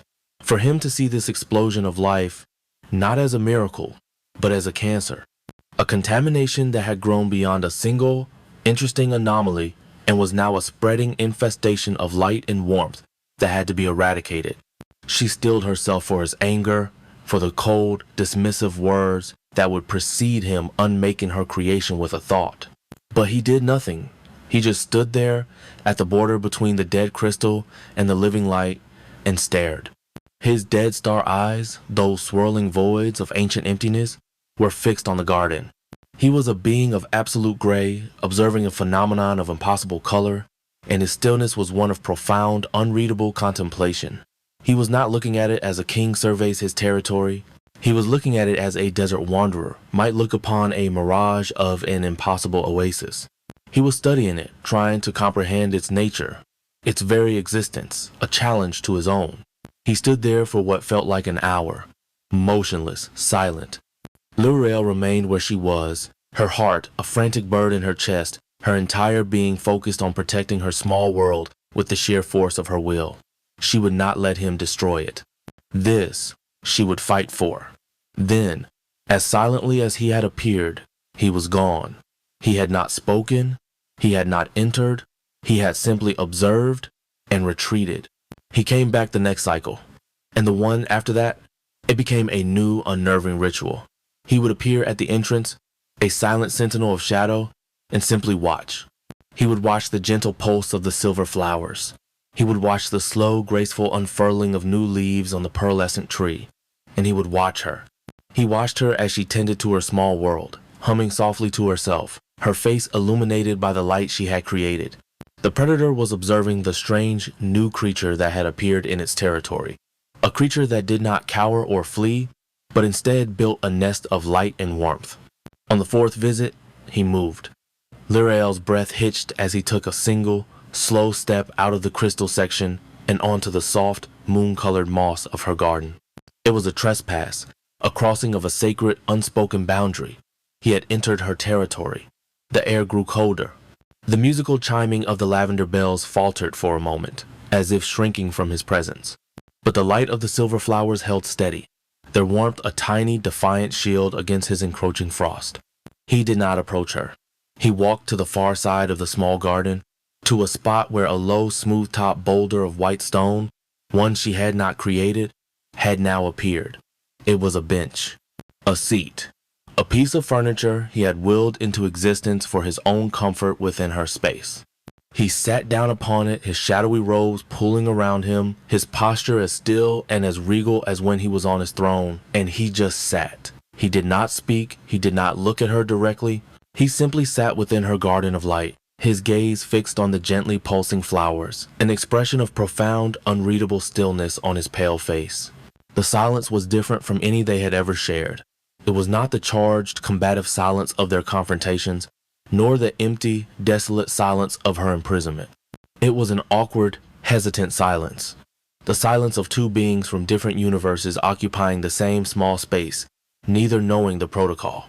L'Oreal, after a long, tense moment, decided she would not let his presence dictate her actions. This was her space. She would not cower in it. She forced herself to relax, to turn her attention back to the small tree, her fingers once again tracing the patterns on its smooth bark. They sat like that for what felt like hours. The Queen of Light and the King of Ash, separated by a few yards of impossible moss, sharing a silence that was thick with unspoken histories and unknowable futures. She could feel his presence, a constant, low thrum of ancient power and infinite cold, but it was contained. Here, in her garden, he was not the raging storm or the absolute tyrant. He was just a still, quiet point of darkness. A black hole that was, for a moment, not consuming the light, but simply observing it. This became the new pattern. Every cycle, at around the same time, he would appear. He would walk to his stone bench and sit, a silent, brooding statue in her living sanctuary. And L'Oreal would continue her work, tending to her garden, humming her soft melodies, deliberately and pointedly ignoring him. She was reclaiming a piece of herself, and she would not let him make her feel like a prisoner while doing it. The garden became a neutral territory, a demilitarized zone in the Cold War of their existence. It was her creation, but it was his realm. He did not seek to control it, and she did not try to bar him from it. It was a space that belonged to neither of them, and to both of them. Their relationship, which had been defined by conflict, possession, and fear, was slowly, almost imperceptibly, being redefined by this shared, silent proximity. It was during one of these silent vigils, perhaps the 20th, perhaps the 50th, that the equilibrium shifted once more. The garden had grown more confident. The pearlescent tree was now as tall as she was, its leaves forming a small, luminous canopy. A tiny spring had appeared at its base, bubbling up from the mossy ground, the water clear and tasting faintly of moonlight. The sound of its soft trickling was a constant, gentle music, a sound of impossible life. L'Oreal was kneeling by the spring, cupping the cool water in her hands, when he spoke. The voice in her mind was so unexpected after the long stretch of silence that she flinched, the water spilling through her fingers. "It is quiet here." She looked up. He was sitting on his bench, his posture unchanged. But his gaze was not on the flowers. It was on the small, trickling spring. He was watching the movement of the water, the play of the silver light on its surface. She said nothing, her heart beginning a slow, cautious beat. This was the first time he had spoken in the garden. It felt like a momentous occasion, a delicate truce being put to its first test. He seemed to be waiting for a response. When she offered none, he continued, his mental voice a low, hesitant rumble, as if he were trying out words he had not used in centuries. The silence of the throne room is absolute. It is the silence of finality, of things that are concluded. The silence of the ward is the silence of emptiness, of waiting. It is a heavy thing, a weight. He paused, and she could feel the immense, grinding effort it took for him to formulate the next thought, to admit a weakness, to express a feeling that was not one of command or possession. He was still not looking at her, his dead star eyes fixed on the impossible, living water. This light, his thought faltered for a moment, as if the concept itself was difficult to articulate. And this sound, he gestured almost imperceptibly with a single pale finger towards the spring. It does not erase the silence, but it changes its nature. It gives it texture. It makes the silence less heavy. The confession fell into the quiet garden with the weight of a collapsing mountain. It was the most vulnerable, the most honest, the most human thing she had ever heard from him. He was not just observing her creation, he was benefiting from it. Her light, her life, her sound, they were a balm. They were a medicine for a sickness he had carried for eons. The silence of his realm, the silence of his own soul, was a crushing weight, and she, his prisoner, his possession, had, with a tear and a memory, found a way to momentarily lift it. He was admitting he needed her, not just as a flame to possess, not just as an asset to be managed, but as a source of something he could not create for himself. He needed her warmth. He needed her light. Lyriel stared at him, at the dark, still figure sitting alone on his stone bench. The monster who had murdered his own lord, who had threatened to scour her soul, who held her captive in the prison of his own being. That monster had just confessed that her presence made his eternal torment fractionally more bearable. She looked from him to the luminous garden around her, her sanctuary, her weapon, her creation. She realized with a sudden chilling clarity that it was not just a garden anymore, it was a bridge. A fragile, impossible bridge of light and life, spanning the infinite chasm between her soul and his. And she was standing in the middle of it, with no idea where it led, or if the weight of their shared broken existence would eventually cause it to collapse. She did not answer him. There was no answer to give. She simply turned her gaze back to the small, bubbling spring, cupped the cool, clean water in her hands again, and listened. She listened to the sound of life, and for the first time, she had the terrifying feeling that he was listening with her. Chapter 14. Eyes in the Shadows. The truce of the garden was a fragile, unspoken thing, a treaty written in the language of silence and silver light. For a succession of cycles it held. The new rhythm of Lyriel's existence was a strange and delicate dance, a life partitioned between the cold intellectual rigor of celestial economics and the quiet spiritual cultivation of her impossible sanctuary. The alabaster ward had become a paradox, both a cage of sterile white and the incubator of the only true life in the entire dimension. The lords of Cendrion's court, their pride still smarting from their forced subservience to a mortal, sent their shimmering, resentful projections. She would meet with them, her silver slates covered in the cold hard data of their realm's logistics, and she would deliver her rulings with an unassailable logic that left them fuming but obedient. She was becoming a master of their system, a strategist in a game where the pieces were ancient demons and the board was a kingdom of ash. But it was the silent hours between these consultations that defined her. The hours spent in the garden. It had become her soul-made manifest. The pearlescent tree at its heart was now taller than she was, its luminous green leaves forming a small, gentle canopy under which she could stand and feel a peace that was an act of profound rebellion in itself. The moss was a thick, soft carpet, cool and alive beneath her feet. The silver flowers pulsed with a steady, calming light, their gentle warmth a constant, low-level hum of energy that seemed to recharge her very cells. The lavender bells chimed their soft, ethereal music, a melody that wove itself into the fabric of the ward's crushing silence, giving it texture and grace. And the spring, born from the base of the tree, trickled with its water of liquid moonlight, its soft gurgling a sound of such impossible vitality that it felt like the heartbeat of her small world. And he would come, like clockwork, in the period of quiet that followed her administrative duties. The temperature in the ward would drop, a familiar harbinger of his approach. He would appear at the threshold of the garden, a pillar of shadow and stillness, and after a moment of silent observation, he would cross the boundary of dead crystal into her living domain. He would walk to the smooth, white stone bench he had created for himself, and he would sit, a dark king in a court of light. He never spoke. He rarely moved. He simply sat, a silent partner in her solitude, his dead star eyes fixed on the gentle motion of the water, on the soft pulsing of the flowers. He was a black hole that had, for now, ceased its consumption to simply observe the strange, warm star that had wandered into its orbit. Lyriel, in turn, had learned to master the art of ignoring a god. She would not let his presence disrupt her sanctuary. She would continue her tending, humming her soft melodies, her fingers tracing the living patterns of a leaf or the cool smoothness of a petal. She would not look at him, she would not acknowledge him. She treated him as a feature of the landscape, a permanent, brooding mountain on the horizon of her world. This silent, shared proximity was a new language they were learning, a language devoid of the threats and bargains that had defined their relationship. It was not peace, it was an armistice.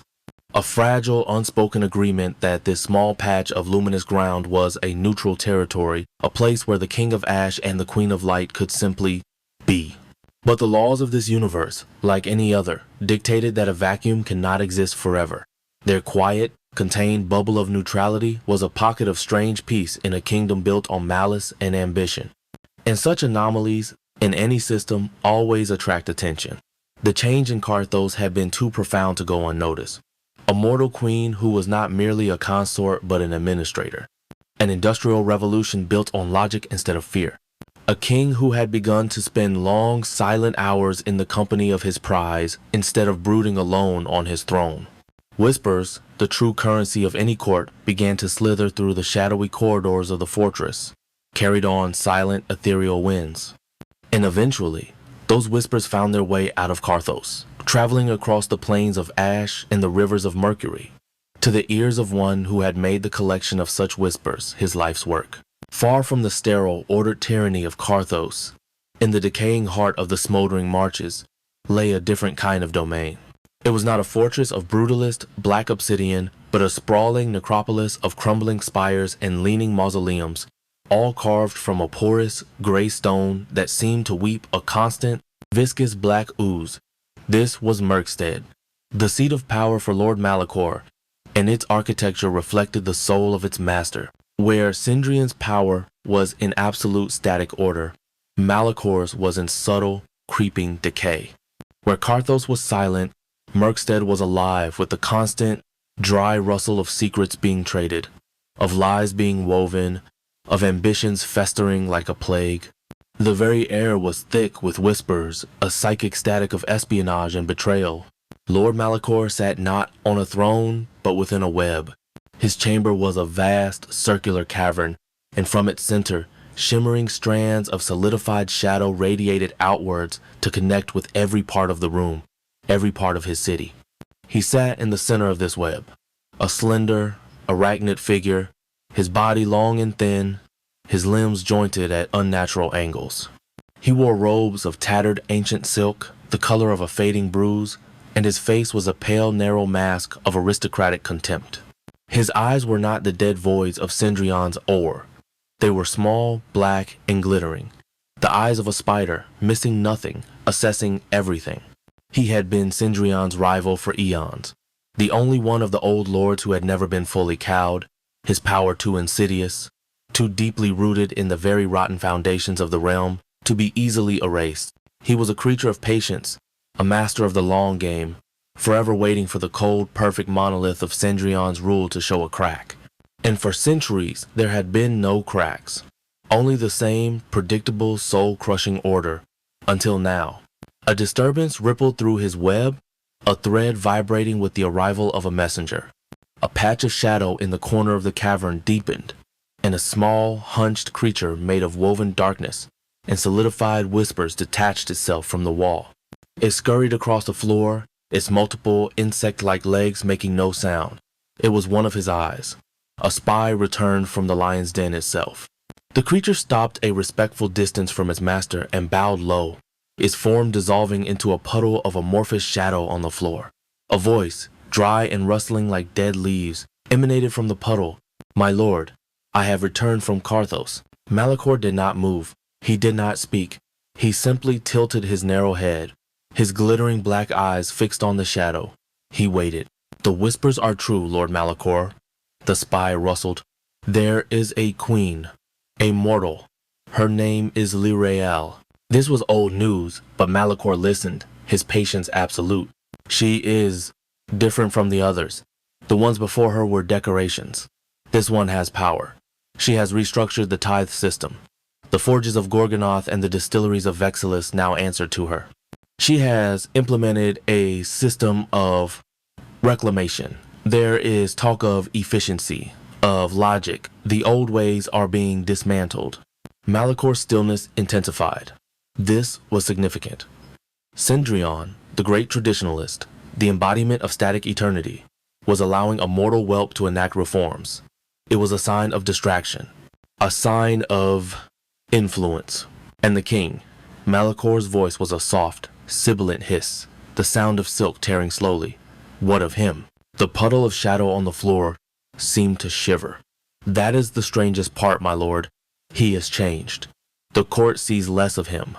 The weight of his presence in the fortress has lessened. I have seen him, my lord. I have seen where he goes. Speak, Malakor commanded, his voice a blade of ice. Her private ward, the spy whispered. It is no longer just a cage of white stone. There is a garden within it, a garden that lives. It glows, my lord. It gives off warmth. It is a place of light. And the king, he goes there. He sits for hours. He does not speak. He does not command. He simply sits in her garden of light, watching her like a man entranced. The information settled into Malakor's mind, not as a whisper, but as a thunderclap. A garden of light, a mortal queen with real power, a besotted king neglecting his duties to sit in silence at her feet.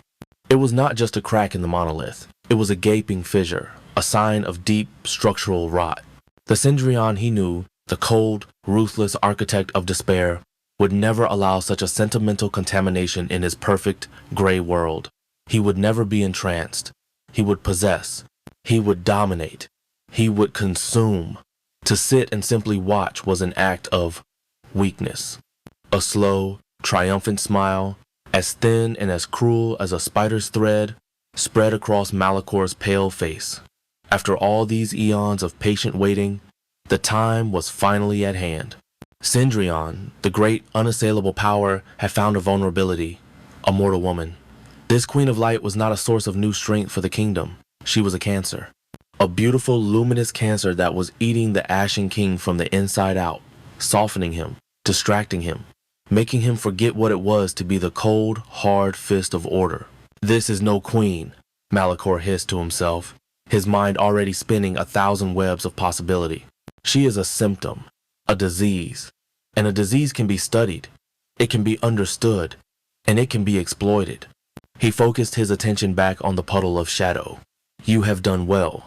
Now you will gather your kin. You are to return to Carthos. But this is not a mission of simple observation. I require leverage, a source of information from within the ward itself. The mortal queen, what of her attendants? There is only one, my lord. The spy rustled, an ancient one. A servant named Silas. He is old, feeble, a relic from a forgotten age. He alone brings her sustenance. He alone enters the ward. An ancient, feeble relic. A weak link, perfect. This servant, Malakor commanded, his voice dropping to a low, conspiratorial whisper. I want him. Bring him to me, alive. We will dissect his loyalty. We will learn the queen's secrets, her strengths, her fears. We will learn the true nature of the king's sickness. Go, be shadows, be silent, do not fail. The puddle on the floor bowed once more, then flowed back into the nearest corner, melting into the ambient darkness of the chamber and disappearing. Malakor was left alone in the center of his web, his glittering black eyes gleaming with a triumphant, venomous light. The great game, the only game that mattered, had begun again. And for the first time in millennia, he held a winning hand. The spies of Merkstead were not like the brutish soldiers of the Forge Lords or the ethereal phantoms of the Shadow Dukes. They were subtler things, creatures born of secrets and lies. They did not travel through the corridors of Carthos, they traveled through the cracks. The metaphysical seams in reality, the tiny imperfections in Cendrillon's will, the forgotten back alleys of his own consciousness. To them, a shadow cast by a pillar was a highway. A moment of inattention from a guard was a wide-open gate. A trio of them, led by the one who had reported to Malakor, flowed into Carthos, their forms indistinguishable from the ambient gloom. They were patient. For a full cycle, they simply observed, their presence less than a whisper, less than a cold draft. They moved through the walls of the alabaster ward itself, their unique nature allowing them to perceive the world through the very substance of the stone. From this vantage point, they saw it all. They saw the impossible garden, its silver light a painful, offensive thing to their shadow-born senses. They saw the mortal queen, Lorel, moving through her sanctuary with a calm confidence that was utterly at odds with her status as a prisoner. They saw her strange, meticulous work scratching notes onto metal trays. And they saw the king. They watched as Cendrillon appeared, as he sat upon a stone bench, a silent, brooding figure, his gaze fixed on the luminous plants. They saw the strange, silent truce between the two. The lead spy relayed his observations back to his master through the psychic web. The assessment was cold and clinical. The king's sickness is deep, my lord. He is not her jailer in that garden. He is a guest, a supplicant. His will is softened in her presence. Malicor's reply was a sharp, cold command. The servant. The time for observation is over. Acquire the asset. The spies shifted their focus. They learned Silas's routine, a pattern of service honed over countless eons. He would fetch the prepared food tray from a dumbwaiter connected to the fortress's lower kitchens, a place of silent, automated function. He would then carry it on the long, lonely walk through the stark, black and white corridors that led to the alabaster ward. It was on this journey that he was most isolated, most vulnerable. Silas shuffled along the corridor, his ancient frame bent with the weight of both the silver tray and his own immense age. The tray was heavier than usual today.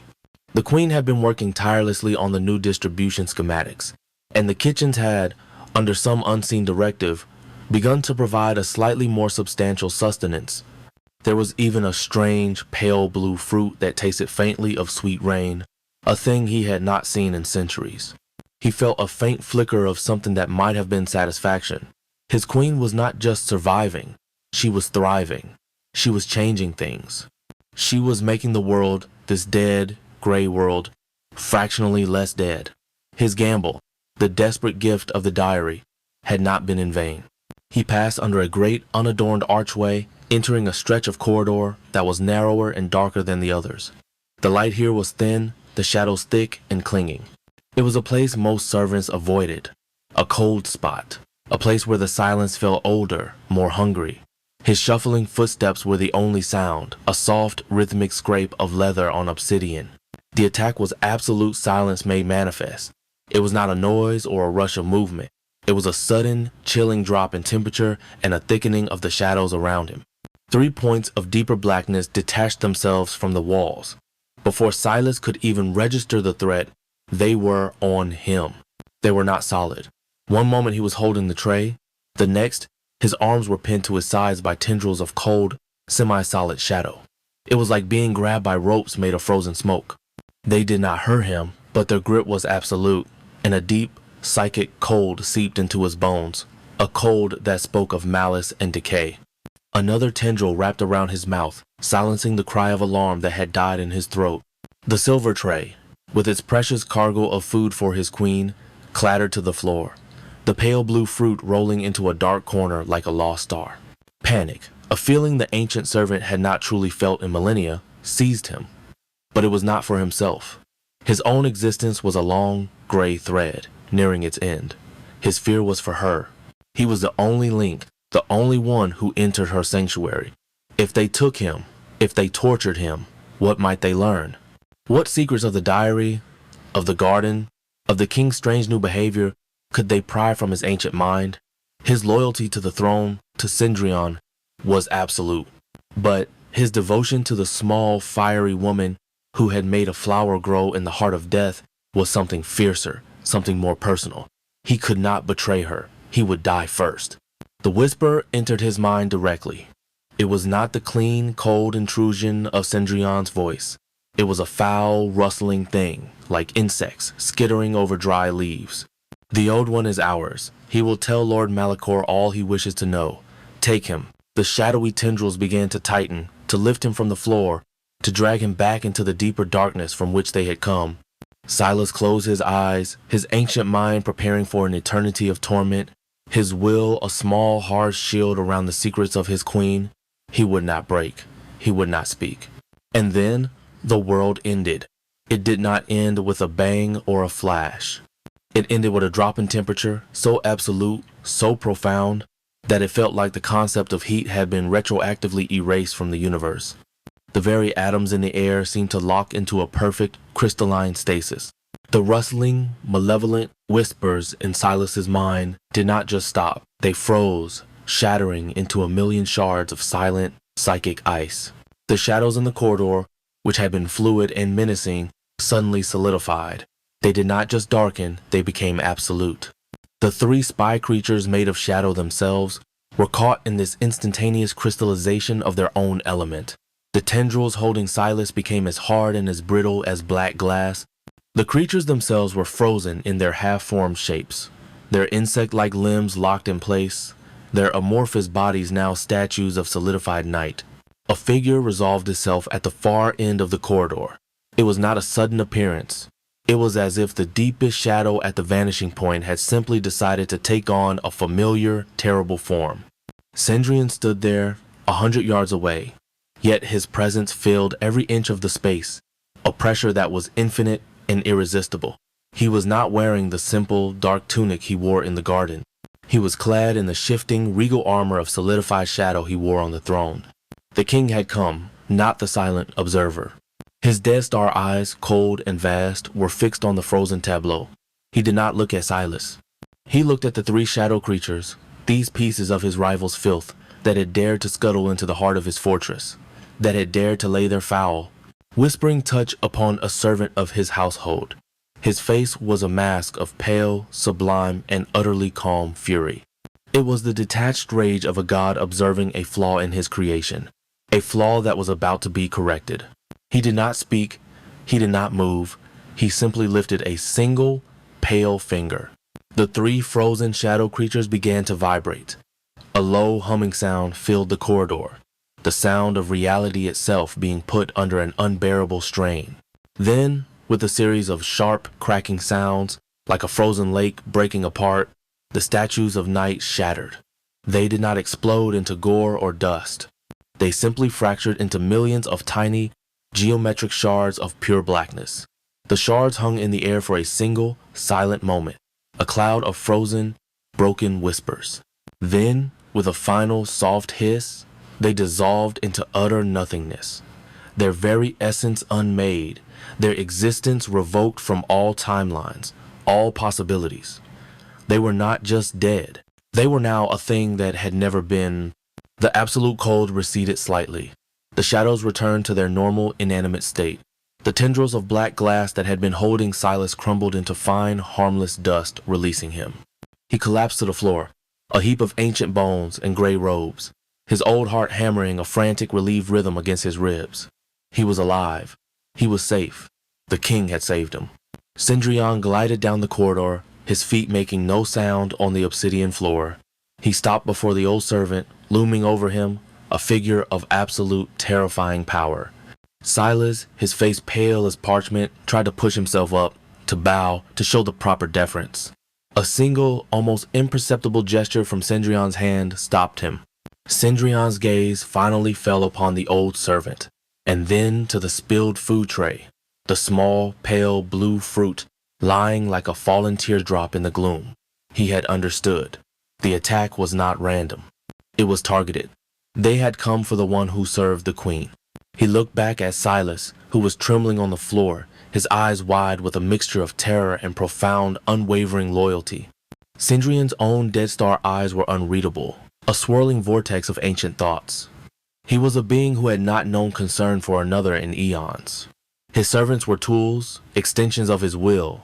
But this one had served him since the beginning. This one had shown loyalty not just to the throne, but to the strange, fiery woman who was becoming the new, unstable center of his universe. And for that loyalty, he had almost been taken, tortured, and destroyed. For the first time in an age, Cendrillon felt a flicker of something that was not boredom, not possession, not anger. It was a cold, sharp, and deeply unwelcome protective instinct. A flaw in his perfect ordered world had been exploited, and that flaw was his own growing attachment to the mortal queen. Her very existence, her light, was a beacon that was now drawing the filth of his enemies towards his throne. She was his greatest treasure and his most profound weakness. He turned, leaving Silas trembling on the floor, and began to move back towards the alabaster ward. His movement was not the slow, contemplative glide of his visits to the garden. It was the swift, purposeful stride of a king whose fortress had been breached, whose peace had been shattered. The lesson was over. The game had changed. Malachor had made a move, and he, Cendrillon, would make a counter-move. The armistice was over. It was time to remind his court, his enemies, and his queen, who was master of this realm. When he appeared in the alabaster ward, Lyrily knew instantly that something was wrong. This was not the silent, watchful guest of her garden. This was the king of the obsidian throne, and he had brought the cold, absolute authority of the throne room with him. He stood in the center of her antechamber, the gentle silver light of her garden seeming to shrink from his presence. "What is it?" she asked, her voice tight, rising from her seat by the trickling spring. "The games of the court have begun." His voice filled her mind. A blade of cold iron. He explained, in short, clipped, factual sentences, what had transpired. The spies of Malachor, the attack on Silas, the interrogation they had sought, the swift, absolute nature of their annihilation. Lirael listened, her blood running cold. Silas. They had gone after the gentle, ancient servant who had shown her such kindness, who had given her the diary, her only true key. They had tried to take him because of her. The guilt was a sharp, physical pain in her chest. Is he all right?" she whispered. "He is unharmed," Cendrillon stated, dismissing the servant's well-being as a trivial, logistical detail that had already been handled. "But the premise of the attack is what matters. My rival, Malachor, sees you not as a strength, but as a weakness. He believes your presence has softened me, that your light has blinded me. He is a fool. But even a fool's actions can have consequences." He took a step towards her, his gaze sweeping over her, over the luminous, living garden, his expression, a complex mixture of possession and a new, grim protectiveness. "Do you see now, Lyrily?" he said, his voice a low, dangerous hum. "The light you create, the life you foster, it does not just bring warmth, it attracts vermin, it is a beacon. In a world of darkness, a single candle does not just give light. It announces its presence to every hungry, shadow-dwelling thing that wishes to extinguish it. You are no longer just my treasure. You are now the primary target of all my enemies." She stared at him, the full weight of her new reality crashing down upon her. Her garden, her sanctuary of hope, her small act of creative rebellion had just painted a giant, glowing target on her back. Her very nature, the thing that made her unique, was now the thing that made her most vulnerable. "The security of this ward will be increased," he declared, his word becoming law as he spoke it. "The servants will patrol these corridors again. The enchantments of sealing will be reinforced. No one will enter. No one will leave." The cage was closing again. The walls were growing higher, but as she looked at him, at the cold, furious protectiveness in his eyes, a strange, disturbing thought occurred to her. For the first time, the bars of her cage did not feel like they were being put in place to keep her in. They felt like they were being put in place to keep the rest of the world out. The heightened security, the renewed imprisonment, it did not feel like a punishment. It felt like a shield. Cendrillon, her captor, her jailer, the monster who held her soul in his hands, was now, through the strange, twisted logic of his own possessiveness, also becoming her most powerful and her most terrifying protector. Chapter 15. A Dance on the Chessboard. The aftermath of the attack on Silas was a new kind of silence. It was the silence of a fortress under siege, a quiet humming with newfound tension and the invisible weight of reinforced wards. Lirael could feel the change in the very air of the alabaster ward. The sterile stillness had been replaced by a watchful, waiting energy. She would look out of the great crystal window and sometimes see them, fleetingly, at the edge of her vision. Shadowy sentinels, things of deeper blackness than the ambient gloom, gliding along the perimeter of her garden, their forms barely distinguishable from the shifting patterns of the obsidian walls of Carthos. They were his protection. They were her new jailers.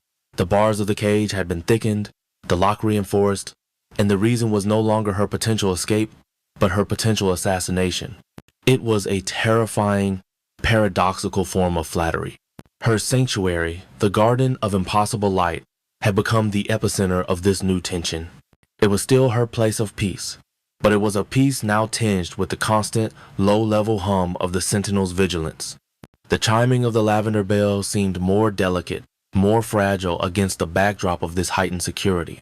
Cendrion's visits continued, but they too had changed. The silent, almost meditative quality of their shared solitude was gone. He would still sit upon his stone bench, a brooding statue of shadow and ash, but his stillness was no longer one of contemplation. It was the cold stillness of a predator scanning the horizon for threats. His dead star eyes, when they rested on the garden, no longer held that flicker of confused wonder. They held the hard, proprietary glare of a king guarding his most precious and most vulnerable treasure. Laurel understood her position with a chilling, absolute clarity. She was the flaw in his armor. She was the weakness Malachor sought to exploit. Her existence, her very nature, had escalated the ancient cold war between the two most powerful beings in this realm. She was no longer just a player in her own story of survival. She was now, against her will, the central piece in their deadly, eternal game. And a piece on a chessboard, however valuable, is still just a piece. It is moved. It is sacrificed. It is used. To simply sit in her garden and cultivate her own soul while cosmic forces gathered against her was a form of suicide. Waiting for Malachor to make another move, a more successful one, was a fool's gambit. She had spent her life reacting to crises, a failing company, a demonic pact, a soul-cleansing threat. For the first time, she decided she would not react. She would act. The decision crystallized during one of Cendrion's silent vigils. He sat on his bench, a figure of contained, cold fury. The memory of his rival's audacity still a fresh wound on the perfect, ordered surface of his reality. Lirael was kneeling by the small, trickling spring, the sound of its living water a stark contrast to the simmering, violent potential in the air. She watched the way his gaze swept the perimeter, the way his power seemed to press outwards from the garden, a shield of pure will.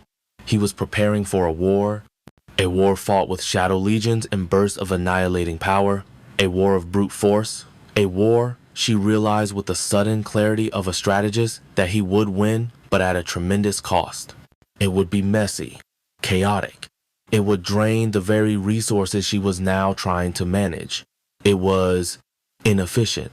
And in that one word, she found her opening.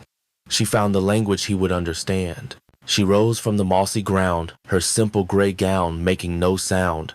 She turned and faced him directly, breaking the unspoken rules of their garden truce. He had not expected it. His head lifted, his dead star eyes snapping from the horizon to fix on her. The surprise was a micro-expression, a flicker in the void, but she saw it. She had his undivided attention. "You are planning to go to war," she stated. It was not a question. Her voice was calm, clear, the voice of the administrator, not the prisoner. It hung in the air between them, over the gentle pulse of the silver flowers. His mental voice, when it came, was flat and cold. The voice of a king who did not need to explain himself. "Malachor has overstepped. A correction is required." "A correction," she repeated, tasting the word. It was the same word he had used before erasing Vorlag. "You will amass your legions. You will march on the smoldering marches. You will shatter the weeping spires of Merkstead. You will annihilate his forces and make a terrible, brutal example of him. You will win, and in doing so, you will prove him right." A flicker of something dangerous appeared in his eyes. "Explain." "Malachor believes you have grown soft," she said, taking a deliberate step towards him, her bare feet silent on the living moss. She was entering his personal space, a calculated risk. "He believes your obsession with me has made you sentimental, predictable. He is goading you into a direct confrontation. A war is precisely what he expects. It is a game played on his level, a game of force and attrition. It is a chaotic, wasteful, and inefficient expenditure of power and resources. It is, in short, a brute solution. You are not a brute, Cendrion. You are an architect." She let the final word hang in the air, a carefully chosen piece of flattery that was also a fundamental truth. She was appealing not to his heart, but to his pride, to his very identity as a being of absolute unassailable order. His gaze intensified. He did not move, but she could feel the immense, grinding weight of his intellect considering her words, dissecting them for flaws, for hidden motives. You speak of wastefulness. The annihilation of an enemy is never a waste. It is a finality. Is it? She countered, her own mind racing, her argument flowing with the practiced ease of 1,000 business negotiations. You will destroy his fortress, yes, but Malachor himself is a creature of webs and whispers. He is not a king who sits on a throne waiting for a challenge. He is a spider. You can burn his web, but he will simply retreat into a crack and begin spinning a new one. A direct war will cost you thousands of soul units in energy. It will deplete the very legions your forges are struggling to arm. It will disrupt the new systems you have put in place. It will create chaos, and chaos is his element, not yours. You will win the battle, but you will have lost the war of principles. You will have lowered yourself to his level. There is a better way, a more efficient way, a way that is truly yours. He was silent for a long time. The only sounds were the trickling of the spring and the soft chiming of the lavender bells. He was listening. She had framed the argument in his own terms, and it had bypassed his defenses. You propose an alternative, he stated, his voice a flat, toneless hum in her mind. You, a mortal, a being whose entire species wages war with sharpened sticks and angry shouting. You believe you can devise a better strategy than I. The condescension was there, a familiar, reflexive armor, but underneath it, she sensed a genuine, grudging curiosity. She had surprised him again. I am not a general, my king, she replied, her tone respectful but firm. I am a strategist, and I have learned that the most effective battles are not won on the field. They are won long before, by controlling the narrative, the resources, and the minds of your enemies. A war fought with armies is a clumsy, bloody affair. A war fought with information is an art form. It is precise, it is subtle, it is clean. She had his complete, undivided attention now. This was the dance, the opening gambit. She had laid out the philosophy. Now she would lay out the plan. She walked closer, until she was standing just a few feet from his stone bench. She began to outline her strategy, her voice low and confident. A CEO presenting a hostile takeover plan. First, we attack his greatest strength, his webs of information. Malachor thrives on secrets. He believes he knows you, knows your weakness. So we will feed his network a new secret, a more terrifying one. She paused for effect. The whispers in Carthos will change. They will no longer speak of a besotted king and a mortal queen. They will speak of a dark pact. They will say that you did not bring me here as a consort, but as a conduit. That my mortal life force is being used to channel a new and terrible form of energy into this realm. A creative, living power that makes the old magic of souls seem like children's toys. The garden will no longer be seen as a sign of your weakness, but as the first fruit of this new, terrifying power. The flower will not be a symbol of love. It will be a weapon in its larval stage. She could feel the change in him, a subtle shift in the psychic atmosphere. He was intrigued. This was a lie that contained a sliver of a terrible, unnerving truth. Malachor's spies will hear these whispers, she pressed on. They will report them, and Malachor, who is a creature of shadows and decay, will be confronted with a power he cannot comprehend. The power of life. It will sow paranoia among his allies. Is their lord provoking a Syndrion who is weakened, or one who is on the verge of a terrible, new apotheosis? They will begin to doubt. His web will begin to fray with uncertainty. A clever deception, Syndrion's voice admitted in her mind. It was a concession, a small victory. But deception alone is not a victory. No, she agreed. It is merely the first move. The second is to attack his resources. The lords of the court, in their arrogance, believe their territories are secure. But I have spent cycles studying the archives. I have mapped the flow of tithes and tributes across the realm for the last 3 eons. I know the fault lines. She began to pace slowly before him, her mind's eye filled with the logistical charts she had created. Malachor's power base in the smoldering marches is dependent on tribute from 3 minor houses in the Ashen Plains. The House of Shiver, the House of Soot, and the House of Echoes. They are small, weak, and terrified of him. They pay him tribute not out of loyalty, but out of fear. And their tribute routes, The caravans of captured essence and soul cinder are poorly guarded. They pass through the Whispering Canyon, a place where even his own spies fear to linger. She stopped and looked at him. A small, elite force of your phantoms, not a legion, could intercept those caravans, not to destroy them, but to divert them. The ties would simply disappear. Malakor's supply line would be severed. His forges would begin to cool. His own vassals would see him as weak, unable to protect his own interests. He would be forced to expend his own resources to investigate, to send his own legions to guard the routes, a costly and visible display of his own vulnerability. This was a language he understood perfectly, the cold, hard calculus of resource denial. She saw a flicker of something in his eyes, a hunter's glint of approval, and the third move, she said, her voice dropping, saving the most audacious part for last, is to turn his own vassals against him. While he is distracted by the whispers of your new power and the mystery of his disappearing supplies, you will make an offer to the minor houses, an offer they cannot refuse. She met his gaze directly. You will offer them a place in your new system. You will offer them protection. You will offer them a tithe rate that is lower than Malakor's extortion and access to the Central Depository's resources if they meet their quotas. You will offer them order instead of fear. You will not conquer them with force. You will acquire them like assets in a portfolio. They will switch their allegiance not because they love you, but because it is the logical, more profitable choice. Malakor will not just lose his tribute, he will lose his territory. He will be isolated, starved of resources, and surrounded by his former allies who are now loyal to you. His web will not just be frayed, it will be dismantled, thread by thread, without a single one of your legions ever leaving Carthos. She finished. The garden was silent save for the trickling spring. She had laid the entire plan before him. It was a strategy of psychological, economic, and diplomatic warfare. It was quiet, it was insidious, and it was devastatingly efficient. It was a dance of shadows and whispers, a game of chess played on a board the size of a dimension. She had offered him a way to destroy his rival not by becoming a bigger monster, but by becoming a smarter one. Cendrillon was completely still.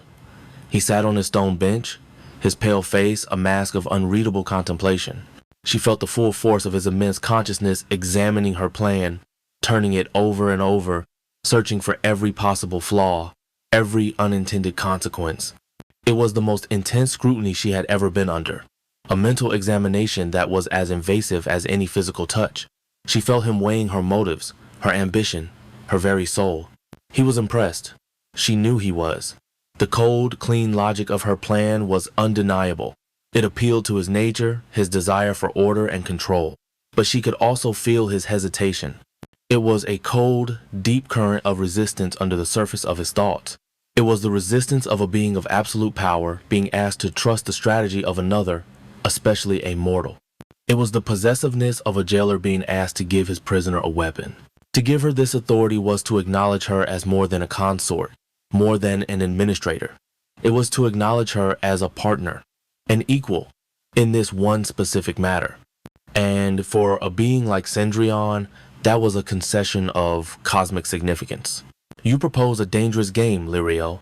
His voice finally came, a low, rumbling vibration in her mind. It lacked the usual condescension. It was a statement of fact. You wish to wield the levers of my kingdom, to speak with my voice, to move my pieces. The lords of my court already resent your influence. To give you this much direct authority, it would be like placing a single warm candle in the center of a powder keg. A powder keg is only dangerous if you light a match, she countered softly. I am not proposing chaos. I am proposing a more subtle, more absolute form of order. Your order. He rose from the bench. The movement was slow, deliberate, a river of shadow uncoiling to its full, intimidating height. He glided towards her, stopping just before her. So close she could feel the absolute zero of his presence, the scent of ancient stone and ozone. He loomed over her, and for a moment, she thought he would refuse, that he would tell her the lesson was over, that she had overstepped the final boundary. He looked down at her, his Death Star eyes seeming to pierce through her, to see the intricate calculating machine of her mind working behind the fragile facade of her mortal form. He saw the fire, yes, but he also saw the cold, hard logic. He saw the strategist. And in that moment, a decision was made. A risk was accepted. Your strategy is sound, he admitted, the words feeling like they were being torn from him. It is elegant, the method of the spider, not the wolf. It has merit. He lifted his hand. From the palm of his shadowy glove, a new object began to coalesce, drawing substance from the gloom. It was a disk of what looked like solidified darkness, about the size of her palm.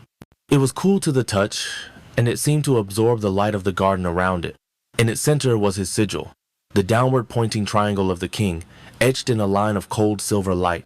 It was a seal, a royal seal, a tool of absolute authority. He held it out to her. It was not a gift, it was a loan, a delegation of power, a leash, and also a weapon. You will require a means to send your directives, he stated, his voice flat, formal, the voice of a monarch conducting a transaction. The whispers to be spread, the offers to be made to the minor houses. This will give your words the weight of my will. Any message that bears this mark will be seen as coming directly from the obsidian throne. They will not dare to question it. Her hand trembled as she reached out to take it. The disk of shadow was cool and heavy, a solid piece of his power now resting in her mortal hand. The silver sigil seemed to pulse with a faint, cold light, in time with her own frantic heartbeat. It felt like holding a key to the entire kingdom. She looked up at him, her throat too dry to speak. She had done it. He had agreed. She had won this strange, terrifying negotiation. Cendrillon looked at her, at the small mortal woman holding the symbol of his absolute authority in her hand. A complex, unreadable expression crossed his pale features. It was a mixture of his newfound impressed calculation and a flicker of his old, deep-seated possessiveness.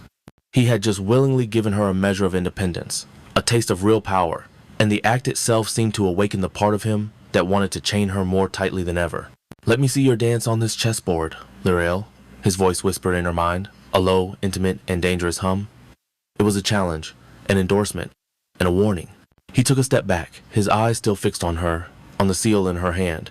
"But remember," he added, his voice dropping still further, laced with the ancient, cold possessiveness she knew so well, "every move has a price." And with that final chilling pronouncement, he dissolved into the shadows, leaving her alone in the center of her garden of light. She stood trembling, the cold, heavy seal in her palm, a symbol of her impossible victory. She had earned a measure of his respect. She had gained a foothold of real power. She had painted a target on her back for every resentful lord in this hellish dimension. And she had just taken the first, deliberate step in a dance with the devil, on a board where a single misstep would not just mean losing the game, but losing her very soul. The weight of the seal in her hand was the weight of her new, terrible, and exhilarating reality. Chapter 16. The Price of the Soul.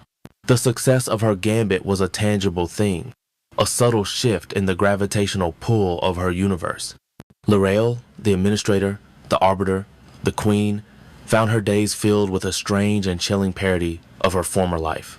The alabaster ward, once a symbol of her static, beautiful imprisonment, had transformed into the silent, efficient heart of a kingdom's restructuring. The lords of A Chroma, ancient beings of dust and malice, now came to her. Their simmering projections would materialize in the sterile white air of her antechamber, their forms a testament to their resentful obedience. Gorgonoth, the brutish lord of the forges, would complain of essence purity, his arguments built on the blunt cudgel of production quotas. Vexillus, the spider-like lord of the distilleries, would whisper of logistical elegance and the sublime art of despair extraction. They brought her their problems, their disputes, their hatred for one another, and their shared, burning resentment of her. She handled them all with the same cool, dispassionate logic. Armed with her silver slates, her mind a fortress of data and strategic foresight, she would listen, analyze, and deliver her rulings. Her word, backed by the chillingly silent authority of the obsidian throne, was now law. She diverted supply lines, sanctioned wasteful territories, rewarded efficiency, and slowly, meticulously, began to weave the chaotic, feudal strands of Cendrillon's kingdom into a coherent, functional tapestry. With every directive issued, with every dispute settled, she felt her influence grow, a strange and unnerving vine taking root in the dead soil of this realm. Her relationship with Cendrillon had settled into a new, stranger equilibrium. His visits to the garden continued, but they were different. The silent, brooding watchfulness now held a new element of focused, intellectual assessment. He would sit on his stone bench, a still point of darkness in her luminous sanctuary, and she could feel the weight of his mind, not just observing her, but observing her work. Sometimes a question would drop into her mind, a query about a specific logistical bottleneck or the projected yield of a reclamation pit. They were the questions of a CEO to a trusted executive, a monarch to a capable vizier. He was testing her, yes, but he was also using her, relying on the strange, mortal engine of her mind to bring an order to his realm that his own eon-old power had never bothered to conceive. A dangerous comfort began to settle in Lorel's heart. In the quiet moments in the garden, with the silver flowers pulsing their gentle light and the pearlescent tree growing steadily taller, she would look at the silent, dark figure on the stone bench and feel a flicker of something that was terrifyingly close to hope. Not the hope of escape, that was a child's dream she had long since abandoned. It was the hope of partnership, the hope that her worth, now proven, had elevated her beyond the status of a pet or a possession. Perhaps, just perhaps, Alara's dream of balance was not an impossibility. Perhaps it could be achieved not through love, a concept this being seemed to equate with absolute consumption, but through mutual respect, through competence. She had made herself indispensable, and in a world governed by a being who prized order above all else, to be indispensable was to be safe. It was a fragile hope, a flower growing on the edge of a black hole, but it was a hope nonetheless.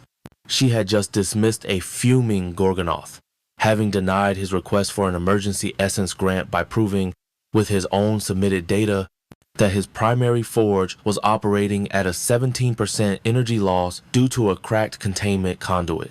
She felt a familiar, weary satisfaction. It was the feeling of a complex problem solved, a chaotic system forced into a logical framework.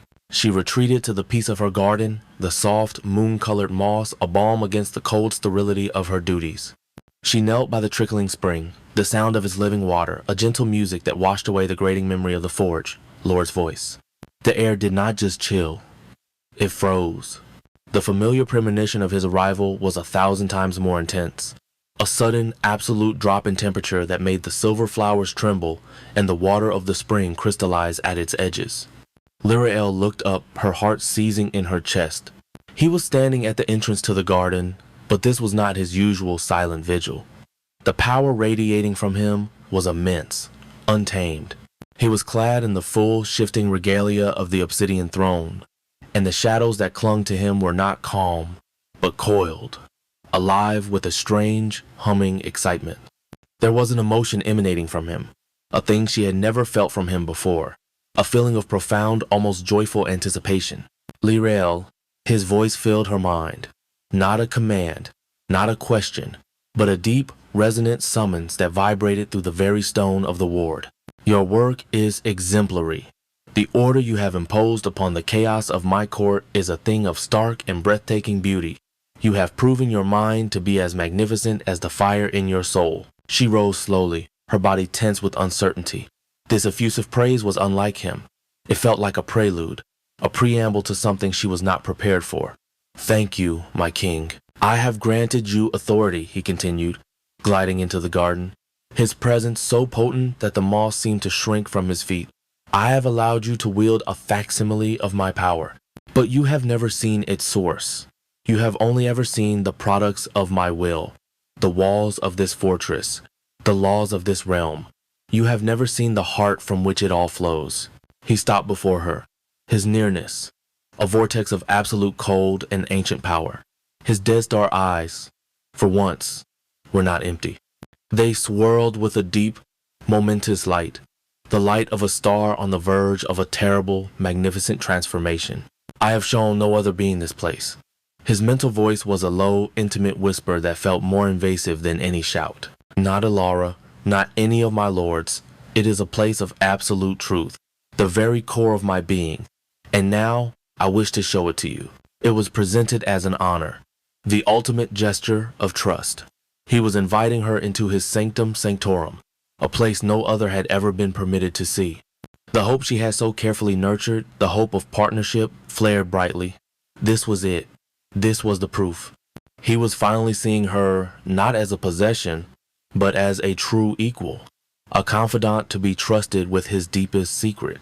To refuse would be an insult of cosmic proportions.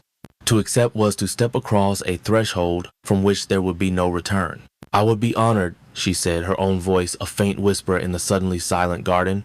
"Come," he commanded, though the word was softened by the strange new warmth of his anticipation. He turned and glided from the garden, and she followed, a moth drawn to a flame that promised either illumination or annihilation. The journey was a descent into the deepest, most primal layers of the fortress, into a reality older than the polished obsidian of the upper halls. The corridors here were not carved. They were torn from the raw, living stone of Carthos's foundation. The walls were jagged, unadorned, and they seemed to weep a slow, black sweat that smelled of ozone and deep geologic time. The silence was different here, not empty, but full, humming with a low, subliminal vibration of contained, unimaginable power. It was the feeling of walking through the engine room of creation. They stopped before a portal that was not a door. It was a perfect, circular hole in the stone, a wound in reality that opened into an abyss of absolute, non-reflective blackness. There was no light, no sound, no sensation from beyond its event horizon. It was a place where physics went to die. "Do not be afraid," Cendrillon's voice soothed in her mind, a chillingly gentle sound in this terrifying place. "You are with me. Nothing here can harm you." He stepped through the portal and disappeared. For a terrifying heartbeat, L'Oreal was left alone, standing on the precipice of nothingness. Then she felt a familiar, cold grip on her hand as he reached back for her. It was not a command. It was an invitation. She closed her eyes, took a breath that felt like her last, and allowed him to pull her through. The sensation was not of movement, but of cessation. All sound, all light, all feeling ceased to exist. She was adrift in a perfect, timeless void. Then, with a slow, gentle pressure, reality resolved around her again. She opened her eyes and gasped. The sound was swallowed by the immense, silent space. She was standing on a circular, obsidian platform, seemingly suspended in the center of an infinite, spherical cavern. The walls of the cavern, if they existed, were beyond the reach of any sight, lost in an eternal, starless dark. The only illumination came from below, a soft, deep, and menacing violet glow that seemed to emanate from the heart of the cavern itself. And in the center of their platform, floating a few feet above the obsidian surface, was the source of all of it, the heart of Carthos, the source of his power. It was a crystal, but the word was a pathetic, inadequate descriptor. It was a perfect sphere of what looked like black, polished glass, perhaps 20 feet in diameter. It was a thing of impossible, absolute blackness, a darkness so profound it made the stone of Carthos look like pale gray. It did not reflect light. It consumed it.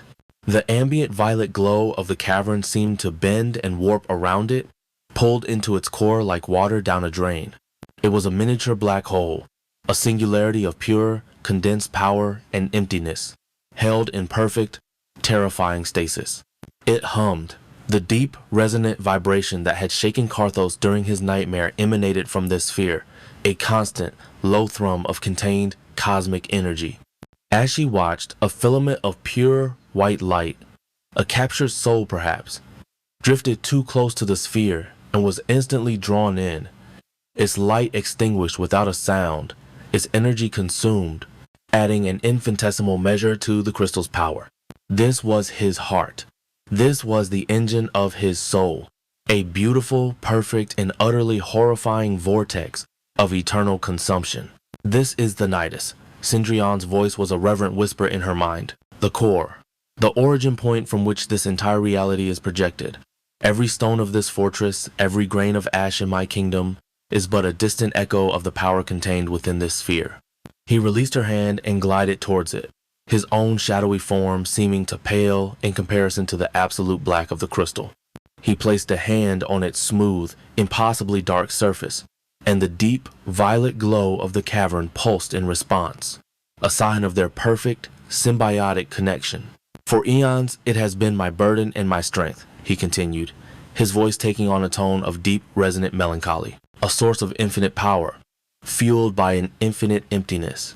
I have been its guardian, its prisoner. We have been alone, together, in the silence. He turned to face her, his dead star eyes reflecting the deep violet light, making them look, for a moment, like living galaxies. But now, you are here. Your fire, your mind, your spirit, you have brought a new variable into the eternal equation. You have brought warmth. You have brought change. Our pact, Lyriel, it is a magnificent thing. But it is flawed. It is temporary. His words sent a chill through her that had nothing to do with the temperature of the cavern. 100 years. In my existence, it is less than the blink of an eye. And then you will be gone. Your flame will gutter and die, as all mortal flames do. You will return to the dust of your chaotic, colorful world. And I will be returned to the silence, to the cold, to the emptiness. Alone. Again. The sorrow in his voice was a tangible thing, a wave of cosmic loneliness so profound it made her own soul ache in sympathy. He was framing her mortality as a tragedy, a future heartbreak that he, in his infinite power, could not bear to endure.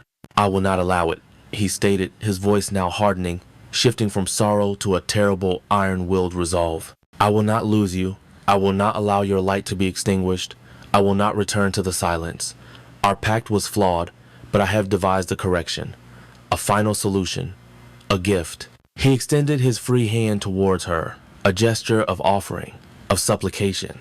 I will give you a gift that no mortal has ever received, a gift I would offer to no other being. I will give you eternity, Lyriel. I will give you permanence.